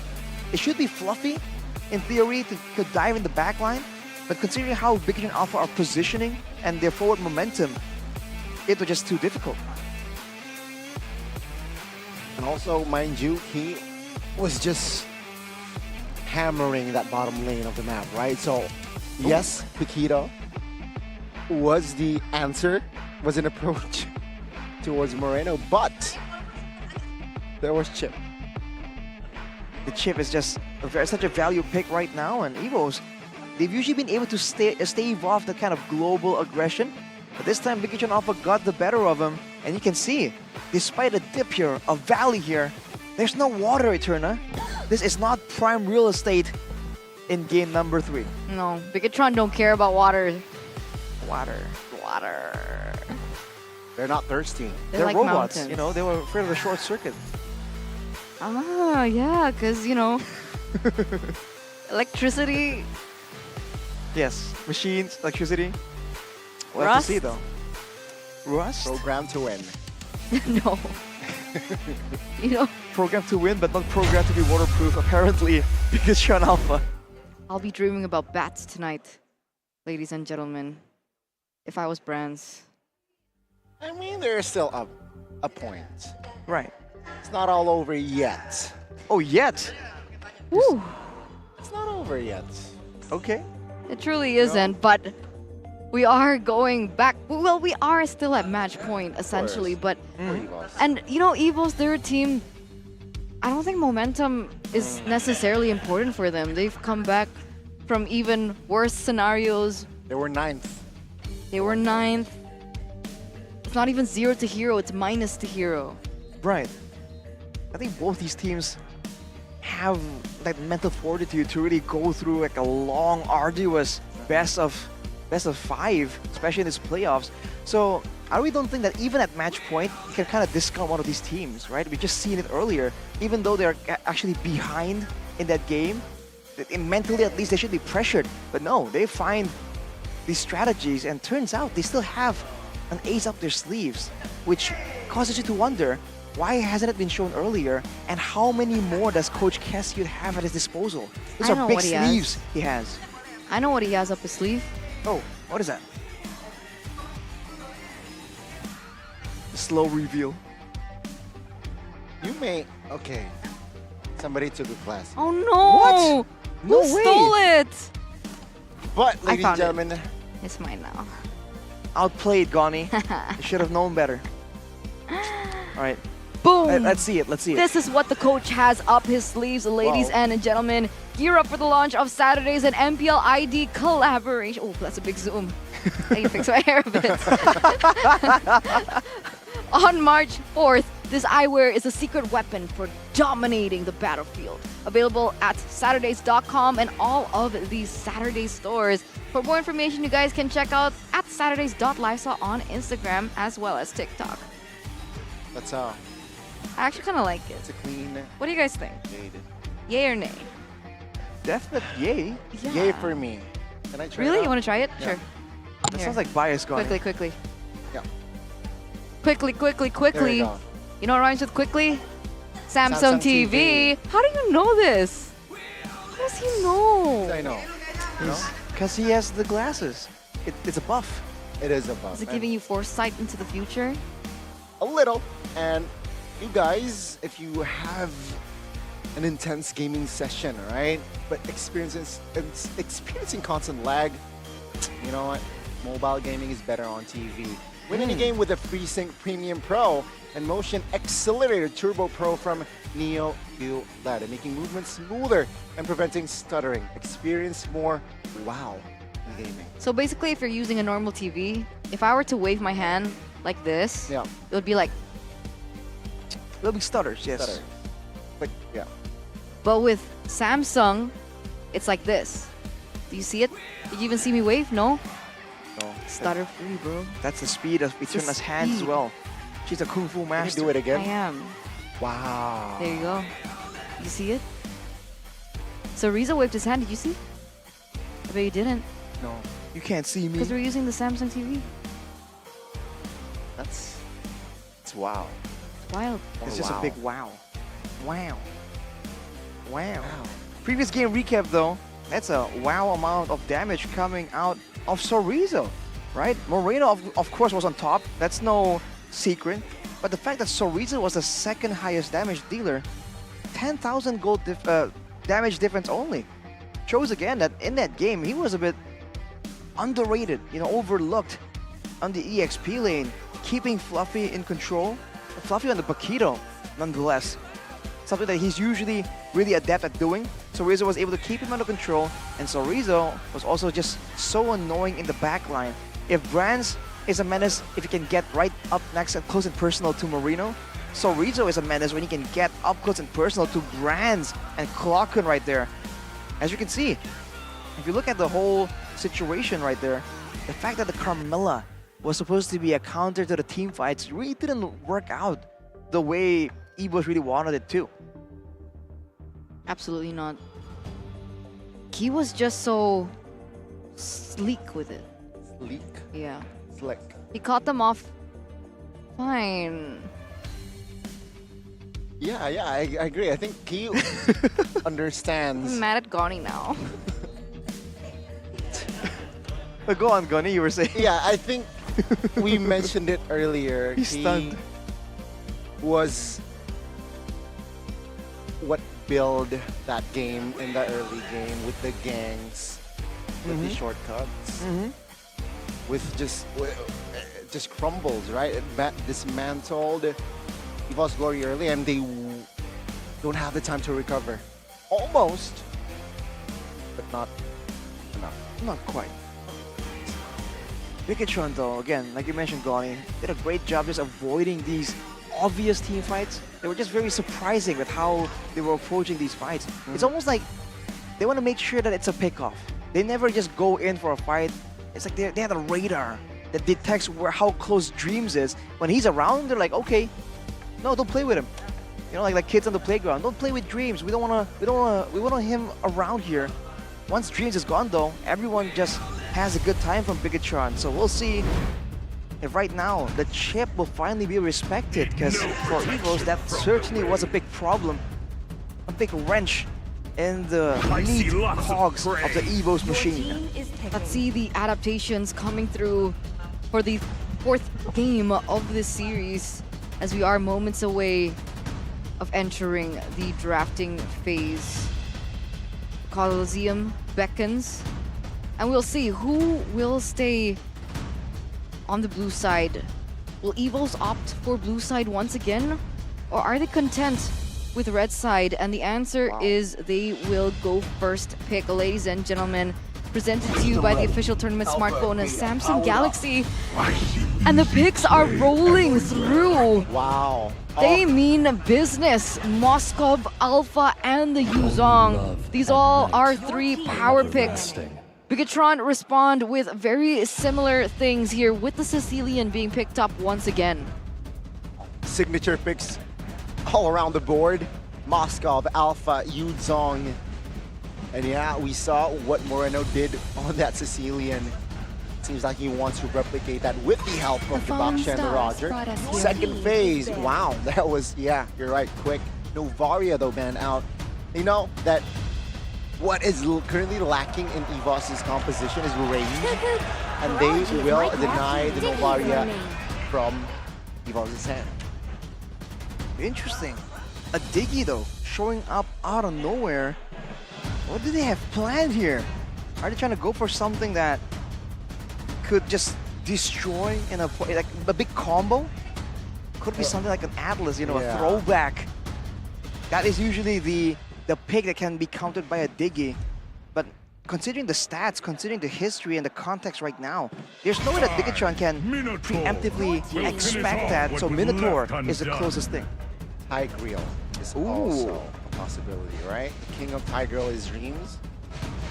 Let's hear from the And crowd. Iggy is also a natural counter towards the Tigreal. And it's a pick that Key is quite comfortable in playing. So I have to see, with the CC banned away, that backline threat that Sorizo had will be notified. The Edith comes through. for an extra bit of damage. It's a lot of magical, spammable damage right here, but not a lot of tankiness outside of the Baxia. Could be a dangerous situation for Evos, but with the Moskov and the Alpha and the Yuzong, there's a chance they're gonna go all out and just sink in their claws into Marino in the back line.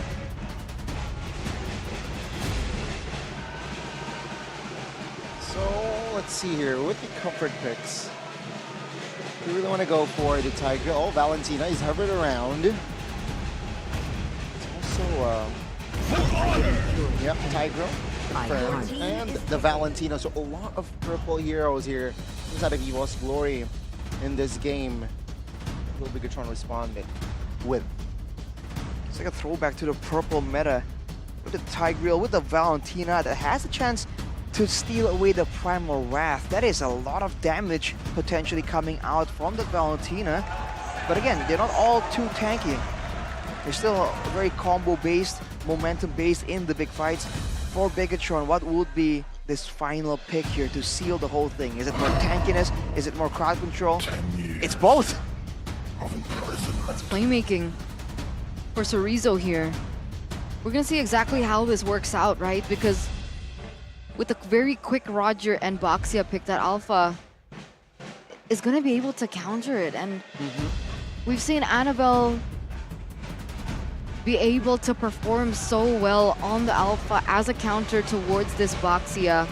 And we've seen it become a very big deterrent to not just Baxia players, but we've seen it against the Barretts.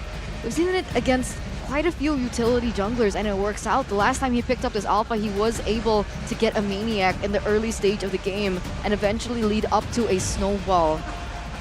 What are your feelings? What are your thoughts on this draft? The draft index was showing that Evos had an overwhelming advantage in both the early, mid, and late game. But for Bigetron, I feel like it comes down to the execution. If they go for a proper all-out team fight, if they can mitigate the initial jump from Evos, then they'll be fine. And keep in mind that Evos right now have a lot of combo-reliant, they are very combo-reliant in their team fight, so if Bigetron can avoid that, they should be okay. The Sky Kings have done it in match number 1. Will the Red Robots, the #1 contenders, be able to do it in match number 2? Will they be able to force a game number 5? Ladies and gentlemen, match point still for the White Tigers as Bigetron look to go for the reverse sweep. Both teams again being aggressive in the early game, and the little contest getting more and more scary. But for now, seems like Supercan actually will be clearing just that much faster. And right now, looking at the emblems by GamesMax, Brands with the tenacity, he knows that he is definitely going to be a target. He wants to be in the front, dashing forward just to get extra bits of damage out. So we'll have to see if that will end up being critical in his safety later on. The Clocker, though, with the Inspire, he wants to get those spells out as often as possible. It's almost a bit utility-based for him, with a lot of big ultimates to steal away from the side of Bigetron. Going back to the gold lane, what do you think about this Moskov and the Roger matchup? Who does it favor? Ooh, before that, Spear of Alpha almost connects on towards him on 3v1 there for a moment.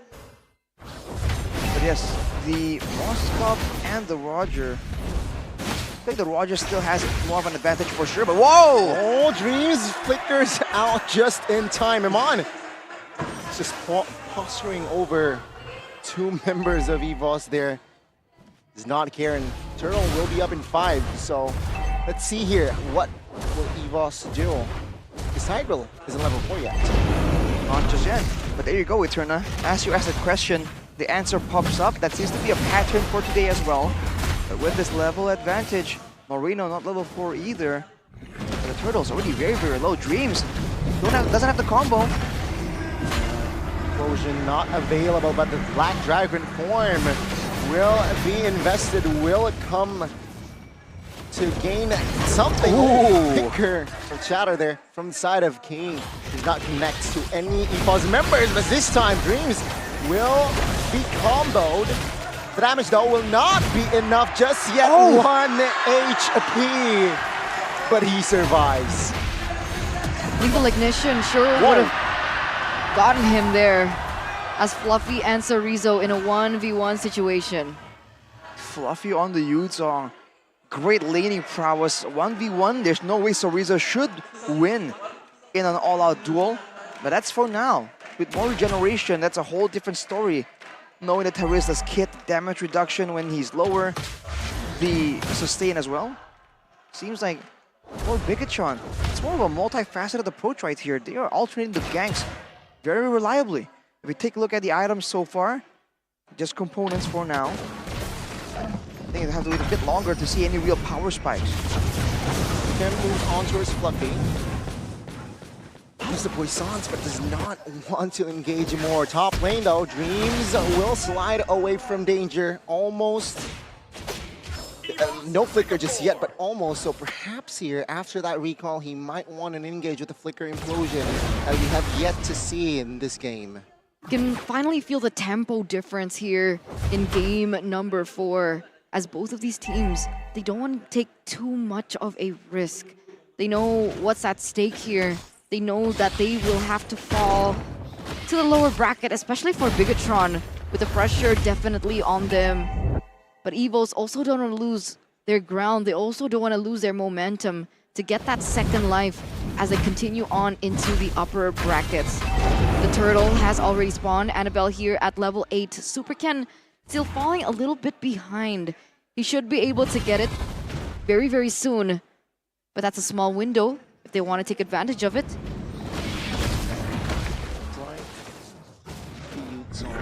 Is aware of that potential engage. And, well, Bigetron, they are moving on towards that neutral objective. But they will take their time. Dreams has that flicker implosion. I'm sure that is in the back of their minds of Bigetron Alpha's Rockland. From another angle, there you go. They engage. 2 members knocked up, crowd controlled. And but Dreams actually the first one to fall, so Rizzo collecting the turtle. Fluffy will be the trade as well. Now take a look at Rizzo moving on towards Clock. That's 3 members from Evos Glory down and out. And Sorizo, on top of that, is able to get the neutral objective.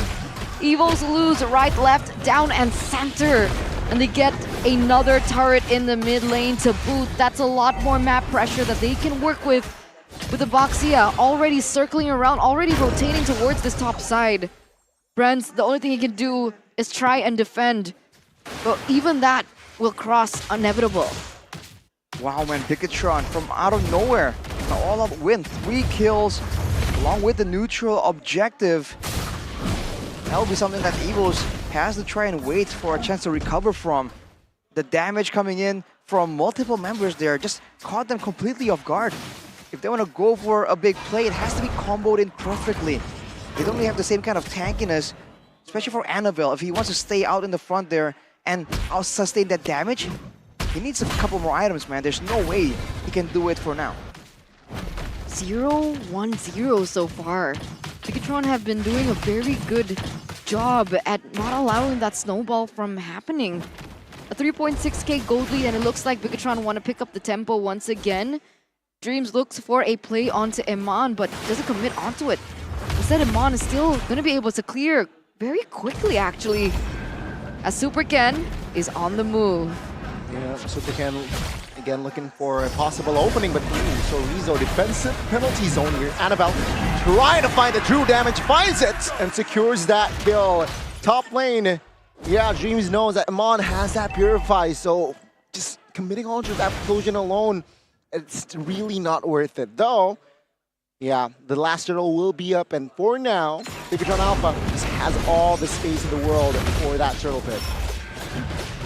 We're just corralling around at the bottom side, but oh, implosion! Implosion on towards no follow-up damage though, and Dreams will be punished. Evos Glory, they move, they run for the hills though. Fluffy looking for a flank, will not commit on towards that dragon form, but Bigetron Alpha again winning on trades. Again, Dreams gets taken down. He gets the implosion play, but the follow-up is not there. Break that down for us, Arashi. What happened?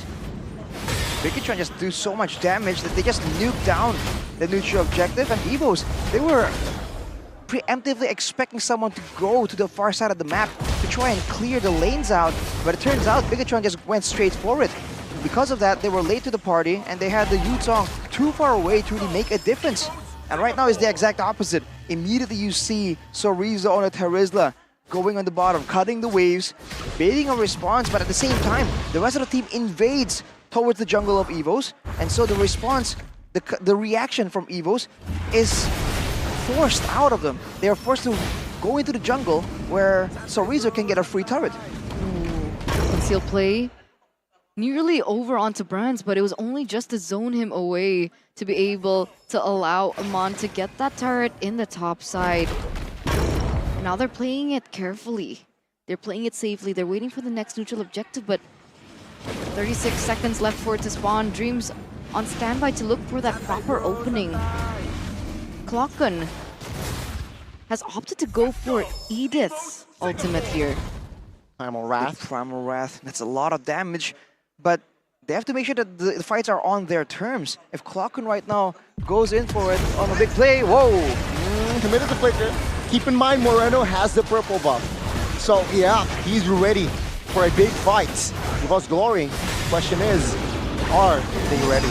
Let's see though, seems like they will just clear the orange buff, and even Bigetron Alpha, they know that they will not take unnecessary fights. They will move themselves towards, rotate towards the Lord area.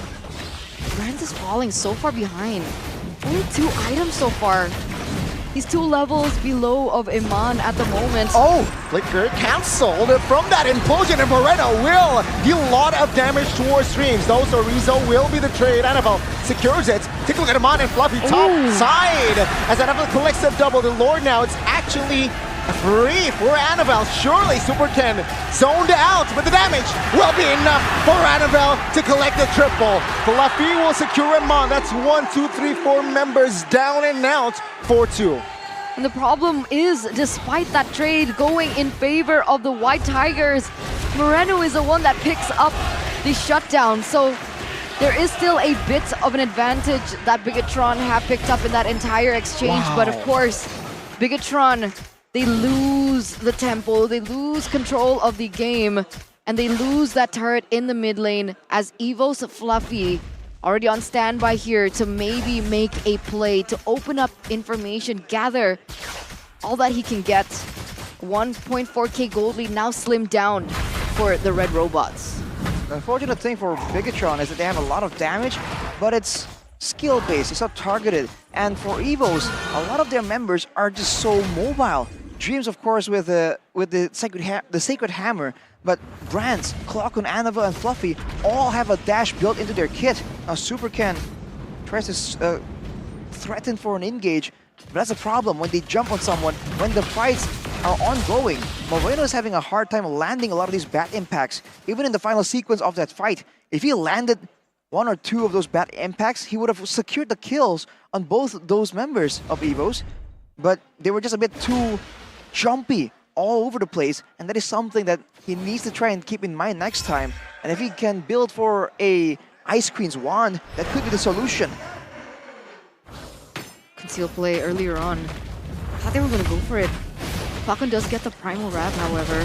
Okay! Oh, knocks 2 members up, Annabelle being one of them. No? Black Dragon form, just to have more space towards backside though. And Bigetron Alpha, they realize that they have more HPs. They might commit and bait out the whereabouts on Evos Glory's side. Let's see though, Fluffy jumps in. Furious dive towards the back. And Bigetron, they also just reposition, hovers around, looking for a possible angle. Conceal from Key now, looking for a member.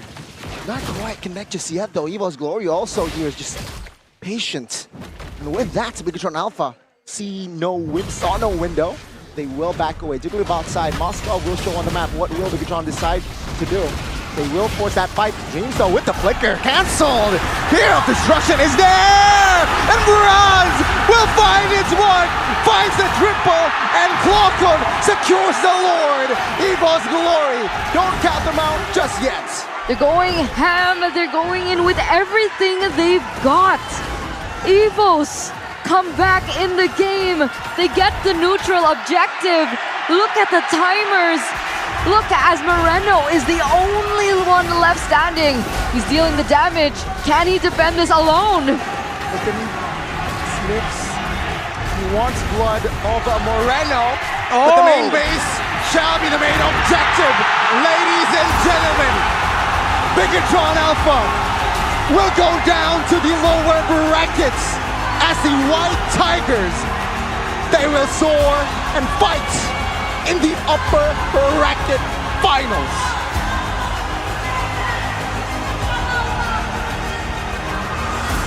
Evos Glory. Evos Glory. Our very own Cinderella story. Who would have thought the outcome of this match going negative in the points of the regular season, clawing their way into the playoffs, clearing Liquid Aura, one of the tournament favorites, and taking them out of their playoff run. And now they bring down the #1 contenders of MPL ID Season 13 down into the lower brackets. One team, one voice, one family.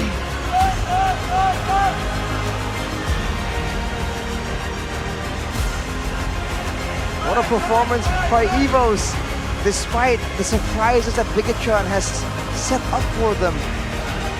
They found a way. They power through with signature pocket picks, with great execution and patience and discipline. Evos, man, they're a real contender and they're a real problem for everyone in the playoffs right now. It was Liquid Aura. Today it will be Bigetron Alpha. Evos Glory will become a legend after in this playoff run already. 3-0 and now 3-1. FNATIC Onic. Wow. What an outcome. A big contender, Gunny. We're gonna talk to this contender. Our very own anime arc at MPL ID Season 13. Let's talk to them with Bigetron Alpha and Monica Conado on the stage. Pasok.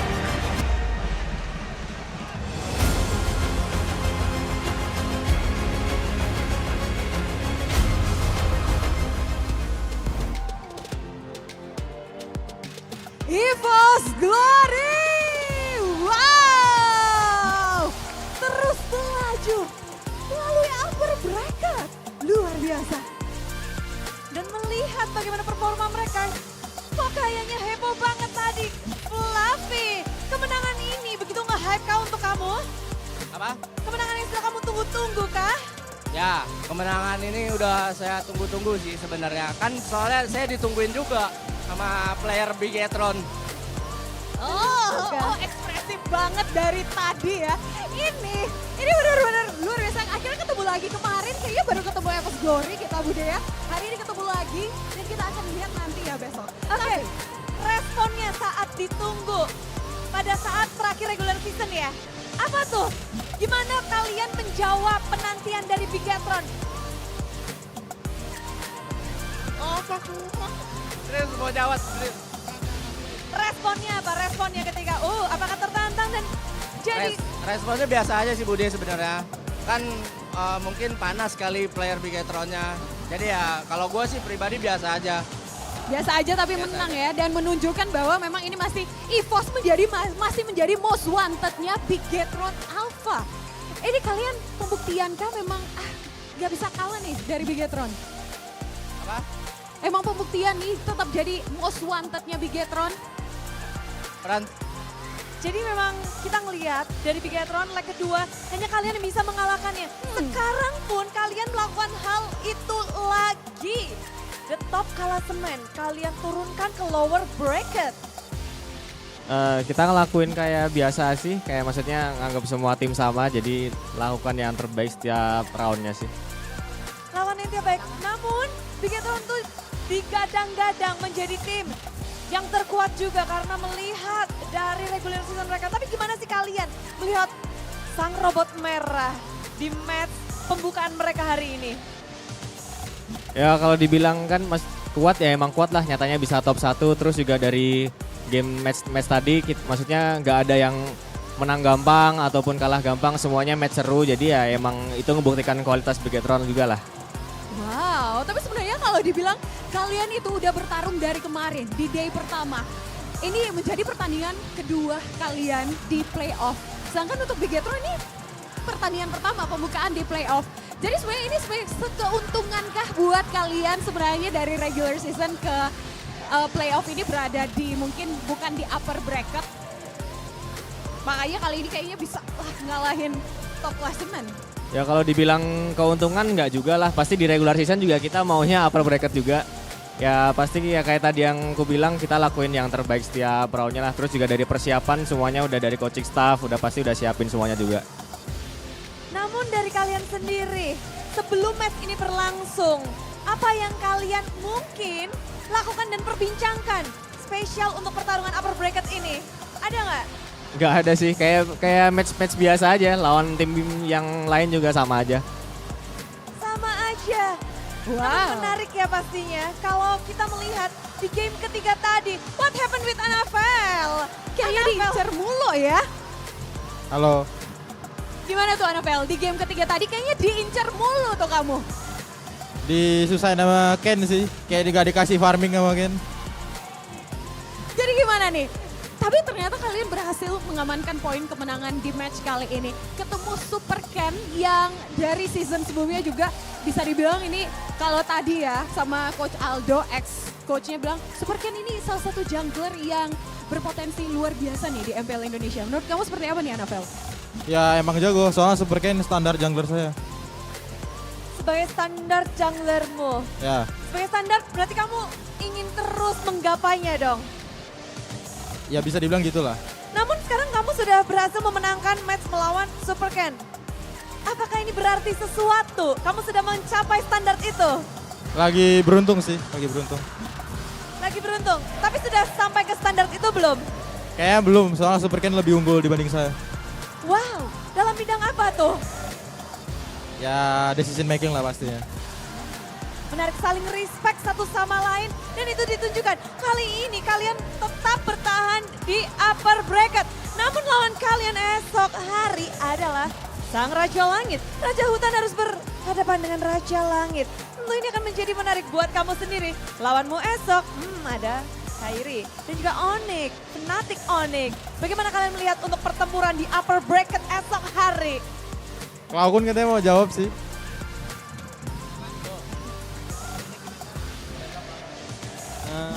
Kalau Onic ya Bude, ya main kayak biasanya sih Bude. Main kayak biasa. Bentar, kayak biasanya kalian tuh gimana sih? Ini playoff, ini pasti nggak mungkin biasa. Terlihat semua orang tuh terkaget-kaget, terheran-heran. Dengan bahkan kemenangan kalian ini aja membuat banyak banget orang berteriak. Ya main kayak yang udah kita latih di spring sih. Ya. Namun ada pressure nggak sih melawan Sunsguard? Apa? Ada pressure nggak untuk Nggak melawan ada. Sunsguard? Nggak ada. Nggak ada, karena kalau kemarin kan katanya Cloakun God. Benar nggak sih Cloakun? Enggak benar. Tapi Dreams, bagaimana nih persiapannya? Besok ketemu Raja Langit nih, yang udah tripit champion nih. Mungkin apakah masih sepercaya diri hari ini kah? Ya apa ya? Kayak saling percaya sama satu tim kan. Udah main aja udah. Percaya, itu kuncinya. Ya mungkin kita bisa melihat bahwa kali ini Evos terlihat sangat solid. Belum lagi lihat Evos Fam dari tadi bernyanyi, kali ini memberikan lampunya, memberikan lightnya. Tolong Evos Glory, mereka ingin mendengar sesuatu dari kalian. Regi biasanya mau ngomong terus sih. Udah. Buat Evos Fam nih, buat Evos Fam. Buat Evos Fam ya terima kasih lah udah dukung kita terus. Apalagi buat Evos Garis Keras yang selalu dukung kita. Terus buat koreo-koreonya juga keren banget. Ramein lagi besok.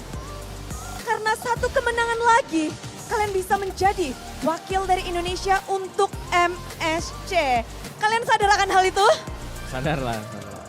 Bisakah kalian menggapai itu? Ya berdoanya pasti lancar semuanya lah.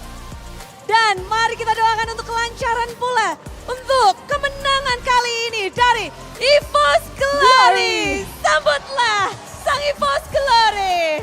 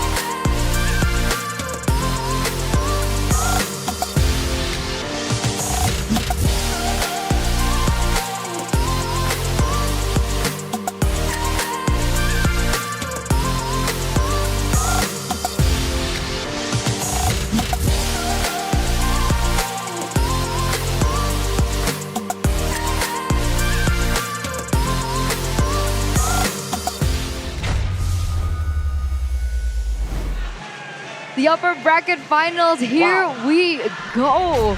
We finally get to see who will battle it out up there in the skies with the Sky Kings. It's the White Tigers obtaining wings. That rhymed, by the way. Thank you so much. What? Rap God. Sky Kings. The White Tigers grew wings. Yeah, bars. I know, Bars. right? Talented. MC Turner. Amazing. You know it. Album coming soon. But man, wow. You could make a pretty sick song out of the chants coming in from the Evos fans, man. It hasn't stopped. No, it's been constant. Unreal. Even as the player of the game, the player of the match, was walking after his interview, it didn't stop. It went even louder as Brands was giving out the high fives. Yep. But this is the player of the match presented to you by the official tournament smartphone Samsung Galaxy. This time he goes for the Moskov and the Purify. No, there was a time back then where Moscow with Purify is weird, is frowned upon, it's always an insta-lose. But now, you don't see the Moscow actually going with the Inspire anymore, ever. There's just so much danger around. And in this game, despite being exposed, being faced with the surprises from Bigetron, the Sicilian coming in, Evos, within one game, found a working solution. If you can't out-damage the Sicilian, make sure that you can get close, up close and personal to him. And as we were talking about it, everyone just dashed. It's almost like Bigetron didn't lose the fight, he just got overwhelmed, got run over by Evos just dashing through. And part of the reason why they were able to do so was Brands helping with the clearing, helping with the damage, the Spear of Destruction as an extra layer of danger for the members of Bigetron, especially in the backline. Here's the MVP heat map here for Brands. I can't even speak right now. I'm being interrupted by the crowd. Insane. But from 5 minutes to 10 minutes right here, look at where he's playing, man. He knows his priorities. He knows where he needs to be. He sticks to the important areas unless something is about to go down. And even then, going with the Spear of Destruction, that global presence, we've been talking about it. It's global presence, but it's also a way to, as a surprise flank maneuver. And usually we talk about that play being available if you're up against a Farsa, right? Spear of Destruction comes in, the Moskov deletes her, but even against a Sicilian, it's actually quite relevant as well. Here are the player of the match highlights by our official gold partner, Ube as gold. And then in the beginning, it's looking dangerous, it's looking difficult in these fights. The Sicilian is just doing so much damage. Even if the bat impacts don't land, the bat piece itself does a lot of damage. And Dreams, it's so funny. in the beginning, these big engages from Greens, when they work, doesn't result in a decisive victory for the side of Evos. But as we'll see here eventually, when the engages actually get cancelled by Key predicting with the Edith, somehow, some way, I guess it's late enough in the game that they're able to find the chance to win it out here. And look at Moreno spamming the spells out, trying his best to match up, but the rest of the team, the rest of the members of Bigetron get taken out, and it's a team game. And again, it's almost forced to miss these bad impacts due to the danger of Evos. He always has to keep on maneuvering in and out, right, to avoid... Mirk was crying, by the way, in the background there. He's always forced to maneuver around because of that damage, the CC availability and the tools that Evos have. So at that point, he's dealing the damage, but the bad impacts, it's way more difficult. Wow. The it's less dive, direct. That's the thing about the Sicilian, right? It's always great to rush towards the Sicilian instead of running away from the Sicilian. Because the Sicilian, the targeting is so much easier for kiting instead of if they have to go for the offense. Right. I mean, Sicilian, all the spells have usually there's a max range for spells, but for Sicilian, there is a minimum range for spells, right? Whenever anyone gets too close, your spells literally cannot land on them. That's where the bad feast actually becomes such a value tool. It's damage, it's sustain, but it's also the movement speed. Exactly, for you to finally get that. And we talked about the potential solutions for the approach from Evos Glory. The Ice Queen's wand. It was completed actually in the end right there, but too little, too late. Evos were just able to just rush through again and again. And despite having technically 3 very technical frontliners, right? The Baxia, the Terizla, and technically the Edith as well, who builds full defensive items, Evos were just able to just melt down everyone, partially due to the true damage coming out of Annabelle, and of course, Brands on the Moskov just doing it all. And the fights are that clumped, it really values this composition from Evos Glory. They can just hit everyone at the same time. And of course, shout out to Fluffy being on the Yutong. He wasn't able to get huge denials in this game, and he was just struggling to match Terizla initially, but you put Fluffy on an aggressive laner, he has impact, whether you like it or not. This is surprising, actually. If we take a look at the gold distribution for both Iman and Brands, it's actually quite fair in terms of the minion gold distribution. And I thought that Iman in the lane would have had a better time because of the snowball, but is it because of the kit that Moskov has with the pierce and the knockback that hinders the Roger? But I thought that would be not the case. But why is it that it's so close? Well, the Moskov is just very much flexible, right? You have an attack speed boost, you have a gap closer or an escape, and you have a crowd control tool. And of course, mobility, which is why it's been so popular. I think Iman was still doing pretty well in the lane, but he was unable to really capitalize and actually literally snowball in that lane, because every single time he tries to go for it, there seems to be safety measures available for Evos. And he even went with the Purify as well, so he is extra safe. And that's just the way Brands likes to play. He wants to have all the guarantees as much as possible in order to be able to go and make aggressive plays like we saw in that final sequence. Just arriving right next to all the action, knowing that he has that extra layer of safety, I would say. And what an execution, right? Overall from Evos Glory, almost with the sweep. And this game, we saw from the drafts, is already mostly comforts. You got the Moskov, you got the Alpha, Yuzong, Tigreal as well. It just shows that, hey, you don't care about cryo heroes. You don't care about meta quote-unquote heroes. I think it just shows again. Power hero, I'm gonna give it to you, says their coach. I think it's a great showing of like, okay, there's a meta, right? But power heroes still have an impact, right? In the right circumstances, in the right situations. It's all about how you play it in the Land of Dawn and how you can kind of like craft a proper working coordinated composition, because of course it's all great signature heroes for the side of Evos, but they all work well together as well. It's not just, okay buddy, you like this hero, go for it, you're good at this hero, go for it. It's still calculated, so props to Coach Strategy for coming up with this. Top G indeed. Top G strategy. Because for a while there, it wasn't looking too good for Evos. It wasn't convincing. Right? It wasn't. Like, Arashi mentioned that there wasn't a snowball built, but Amon had the gold lead. But Sabar. Bronze wasn't far behind.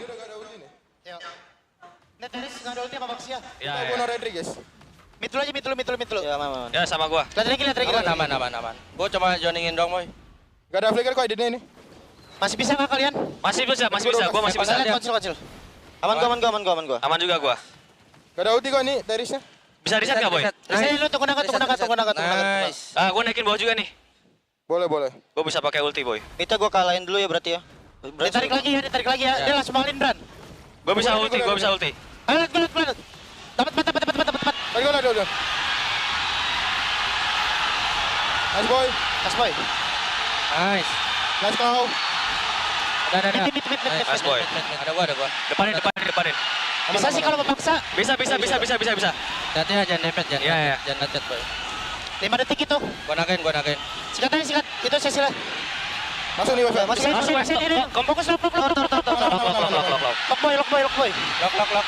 Nice. Wow. It's actually quite funny if you took a look at the golden moment by OBS Gold there. You can see the players in the front, but you can also see what's happening in the back with like the coaches and everyone from the management and so on and so forth.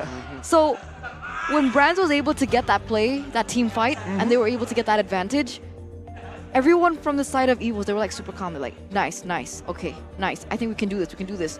And then everyone in the back, they were jumping up and down. They know it's over.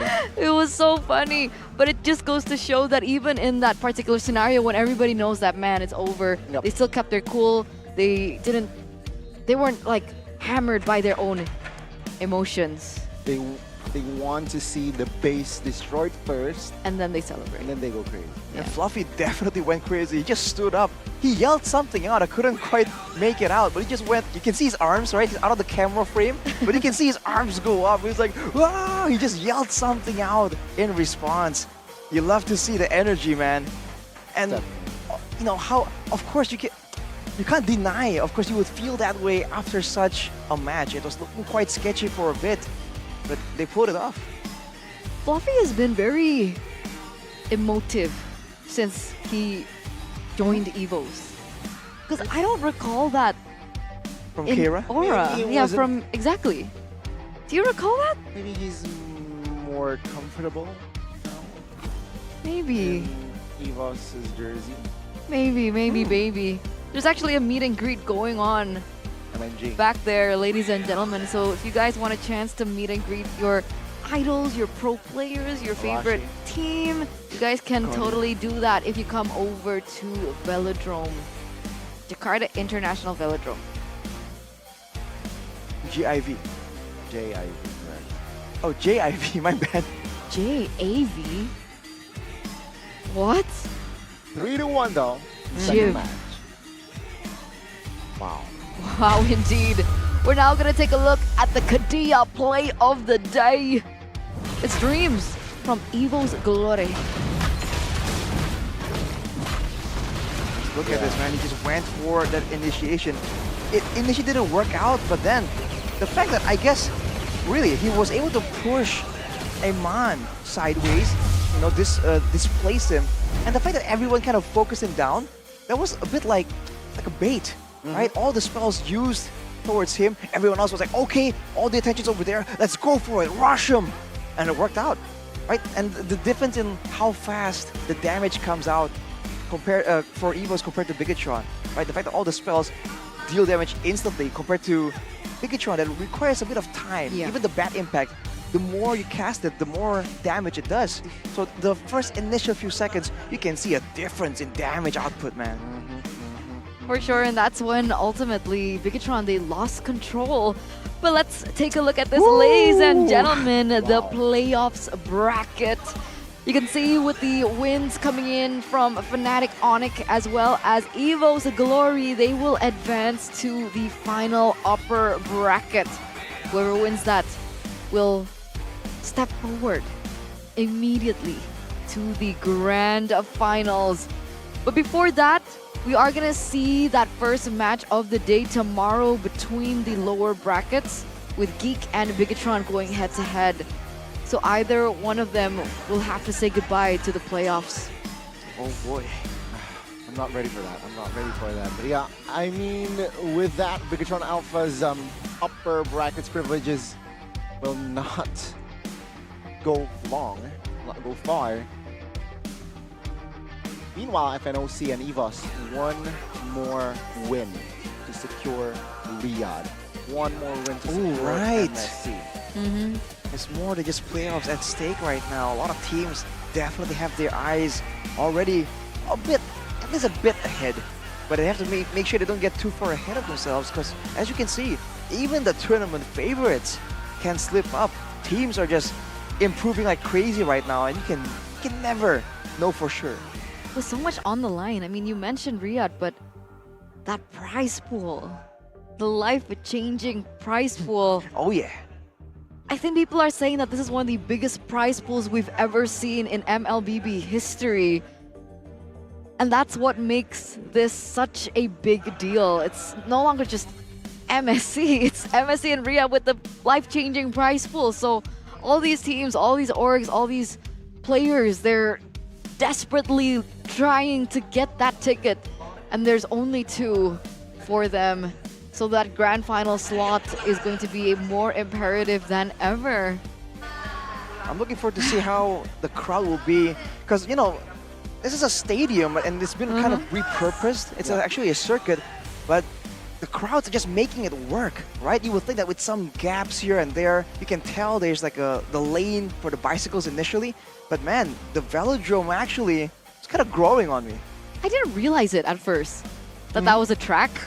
we were talking about it in the break, subtle. and I was like, but it's slanted. And then they told me why. So yeah, I'm not much of a... After being revitalized for the historic 2018 Asian Games, the velodrome managed by Jack Pro now focuses on expanding its business through sports and entertainment events, and is now hosting MPL ID Season 13. And I have to say, I'm liking this trend, right? From other sports towards potentially entertainment and esports. I'm liking it. It's putting us more mainstream. Exactly, ladies and gentlemen. And if you want to use it for, you can use it for anything. Arashi's a singer, by the way. You can true. Make a concert here. Well, it's not just the concert, right? Because aside from esport events, they can also be used for multi-purpose events like concerts, like you mentioned, but boxing, you don't school sing events, here? corporate gatherings even, and brand activations. Your everyday venue for all your needs. My own concert, I don't know, man, but if you at home have some kind of event, why not the velodrome? Why not? Your Arashi. everyday venue for all your needs. Yes, but Arashi will sing You can make your own meet and greet. grand finals. Absolutely not. Why would I do that? Meet and greet, right? Why are you putting me on the So spot many all the time, fans. bro? It's perfect. It is perfect. It is. And then you can run with your fans. You can Healthy. basically do anything here. Anything. Hmm? Okay. It is a multi-purpose venue. True, true. What else can you do? You can make your own tournament. Yes, definitely. What tournament? A dancing tournament. Dancing tournament? You're a big dancer. I thought you were gonna go with like a caster-only international boxing tournament. Would you That would not be love fun. to see that? I mean, we would pay the price for it, but would be cool. I'm just saying. I would pay money for that. I'd lose, so I don't want to join. All of our other colleagues, shout out to you guys if you're watching. I think you I think were. Naisu would win. Oh, or Leo. Man, I would hate to go up against Naisu, man. They're very athletic. I'm gonna like fly out of the ring. I can imagine it. The size difference, dude. There are weight classes for a reason, man. Naisu is in the building weight class. Arashi, don't underestimate yourself, you know? Yeah. Oh, okay. Give yourself some time, maybe. Gotta block off. You have to be like Evos, you know? Oh. Everything Underdogs. against them. All odds against them. Data not on their side. Definitely not. Not at all. They were 9th regular season.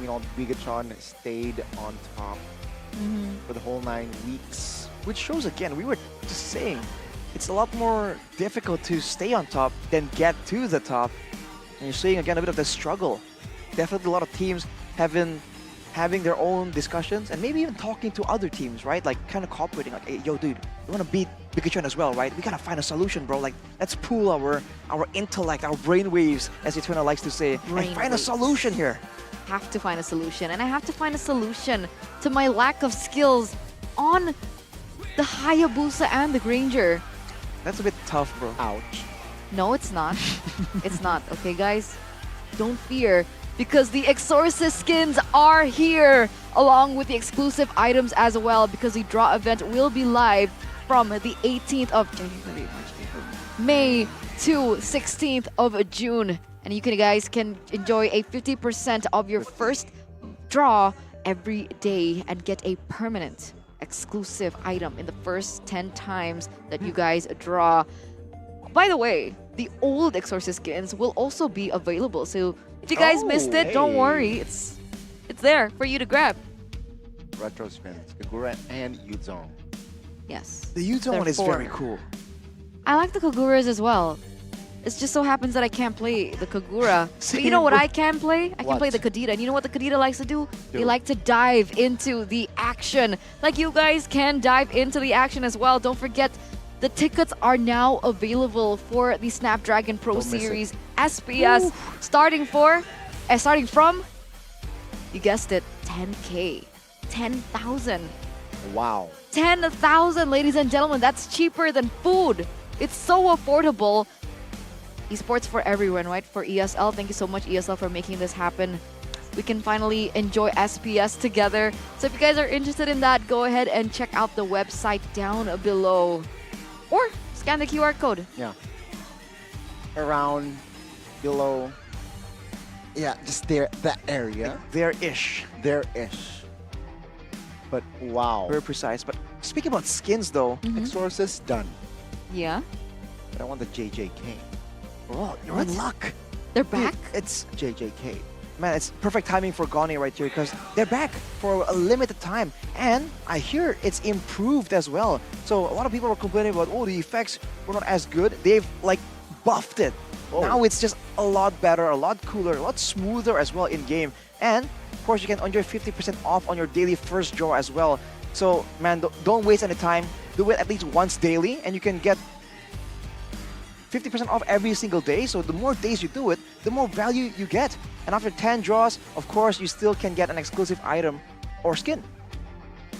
Why not, man? That's how you do it. If you're a man of culture and you like the show, why not, man? It's cool. Gives you that buff of confidence in the Land of Dawn as well. I can confirm. I own a few of those skins. Show off. I only have one. I don't have any JJK skins. Oh, you do? You don't? No. Why not? I don't play. Oh, I don't play Melissa. I don't play Julian, Melissa, Julian, I don't Xavier, play Xavier. I and don't Yin. play Yin. I got Maybe 3. it's time to learn, bro. Yeah. Show off. How many do you have? 3. I got lucky. You've been participating in a lot of these events. Exactly. You learned a thing or two, and you learned something today as well. I do. You know, with spirit, with support, with hard work, you can be like Evos. You can begin your own anime arc. You can be the main character of your own anime. Like FNATIC Onic as well. No, absolutely not. But thank you so much, ladies and gentlemen, for tuning in for today, day 2 of the MPL ID Season 13 playoffs. Tomorrow, unfortunately, we will be sending another team home. Oh, man. The question is, will it be Geek or will it be, drumroll please, Bigetron? Bigetron. So with that, without further ado, we are going to sign out for the day. Thank you so much for tuning in. We'll see you tomorrow because MPL ID Season 13, we own this. Bye-bye. Thank you so much. See you tomorrow.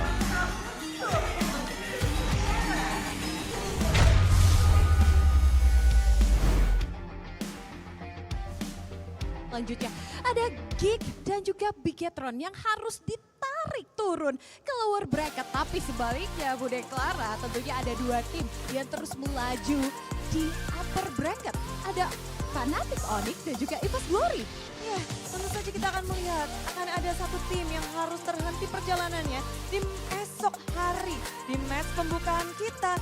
Jadi siapkan diri kalian untuk menyaksikan siapakah tim yang akan mengais demi kemenangan satu persatu karena perjalanan lower bracket tentu lebih panjang dibandingkan upper bracket yang akan kita saksikan pula esok hari. Upper bracket final menentukan satu slot babak grand final di mana slot MSC di sana akan mereka dapatkan. Wow, berarti ini besok Bude kita akan langsung menjadi saksi bersama-sama melihat satu tim pertama yang akan secure tiket menuju MSC 2024. Tapi tentunya perjalanan mereka tidak terhenti di sana, mereka harus terus melaju untuk bisa mendapatkan gelar sebagai champion MPL Indonesia Season 13 dan besok dari 4 tim akan berkurang menjadi 3 tim saja. Betul, jadi siapkan diri kalian untuk menyaksikan kemegahan dan kengerian dari 4 tim yang akan berjuang sekuat tenaga untuk mendapatkan slot itu. Tentu saja acara hari ini begitu meriah karena ada dukungan para super fans dan juga tentunya kepada para sponsor yang begitu luar biasa karena MPL Indonesia Season 13 powered by Moonton dengan government partner PBSI and presented by official tournament smartphone Samsung Galaxy, official e-wallet GoPay, dan juga kita punya official destination for gaming and esports Kidia. Dan juga official gold partner by UBS Gold dan juga ada partner in esports ada Campina, Oraimo, Telkomsel, Dunia Games dan juga Games Max. Bersama dengan supplier Indomaret, Point Coffee, Samsung Neo QLED Super Smart TV Plus dan juga Saturday. Dan tentunya ada venue partner kita ada Jakpro. Begitu meriah tentunya kita melihat bagaimana antusias dari para super fans, dari para supporter, dari para keluarga, kerabat, dan juga tentu saja yang lagi di rumah, yang lagi nonton bareng. Dari Sabang sampai Merauke, dukungan kalian terus mengalir dan bisa dirasakan energinya di panggung yang megah ini. Wow, betul sekali. Tapi Bude Clara, tentunya keseruan ini tidak hanya di dalam arena saja. Karena MPL Indonesia Season 13 juga ada MPL Festival yang sangat seru. Banyak sekali aktivitas-aktivitasnya. Dan tentunya di dalam arena seperti biasa ya, tadi kita ada bagi-bagi skin gratis. Jadi ini luar biasa sekali. Betul, banyak sekali acara yang bisa kita ramaikan juga, bisa kita nikmati di luar sana. Seperti yang Monica bilang, keseruan yang hanya di dalam sini tapi juga di luar sana dan bahkan dari Sabang sampai Merauke, dari kutub utara sampai kutub selatan. Wongnya dewek lagi pada nonton juga nih. Wah. Tapi tentunya keseruannya kita sudah rasakan kemarin di hari pertama, kemudian hari ini hari kedua. Tapi jangan kemana-mana dulu, kalian harus menjadi saksi sampai dengan nanti di babak grand final pada hari kelima babak playoff ini untuk melihat siapa yang akan menjadi champion dari MPL Indonesia Season 13. Hari ini kita harus berpamit, namun esok hari juga akan ada satu tim yang berpulang dan harus say goodbye. Malam ini, malam yang tentunya panjang dan mendebarkan. Esok hari akan seperti apa? Jadi kita nantikan kalian tentunya di hari yang ketiga babak playoff MPL Indonesia Season 13. We own this! See you!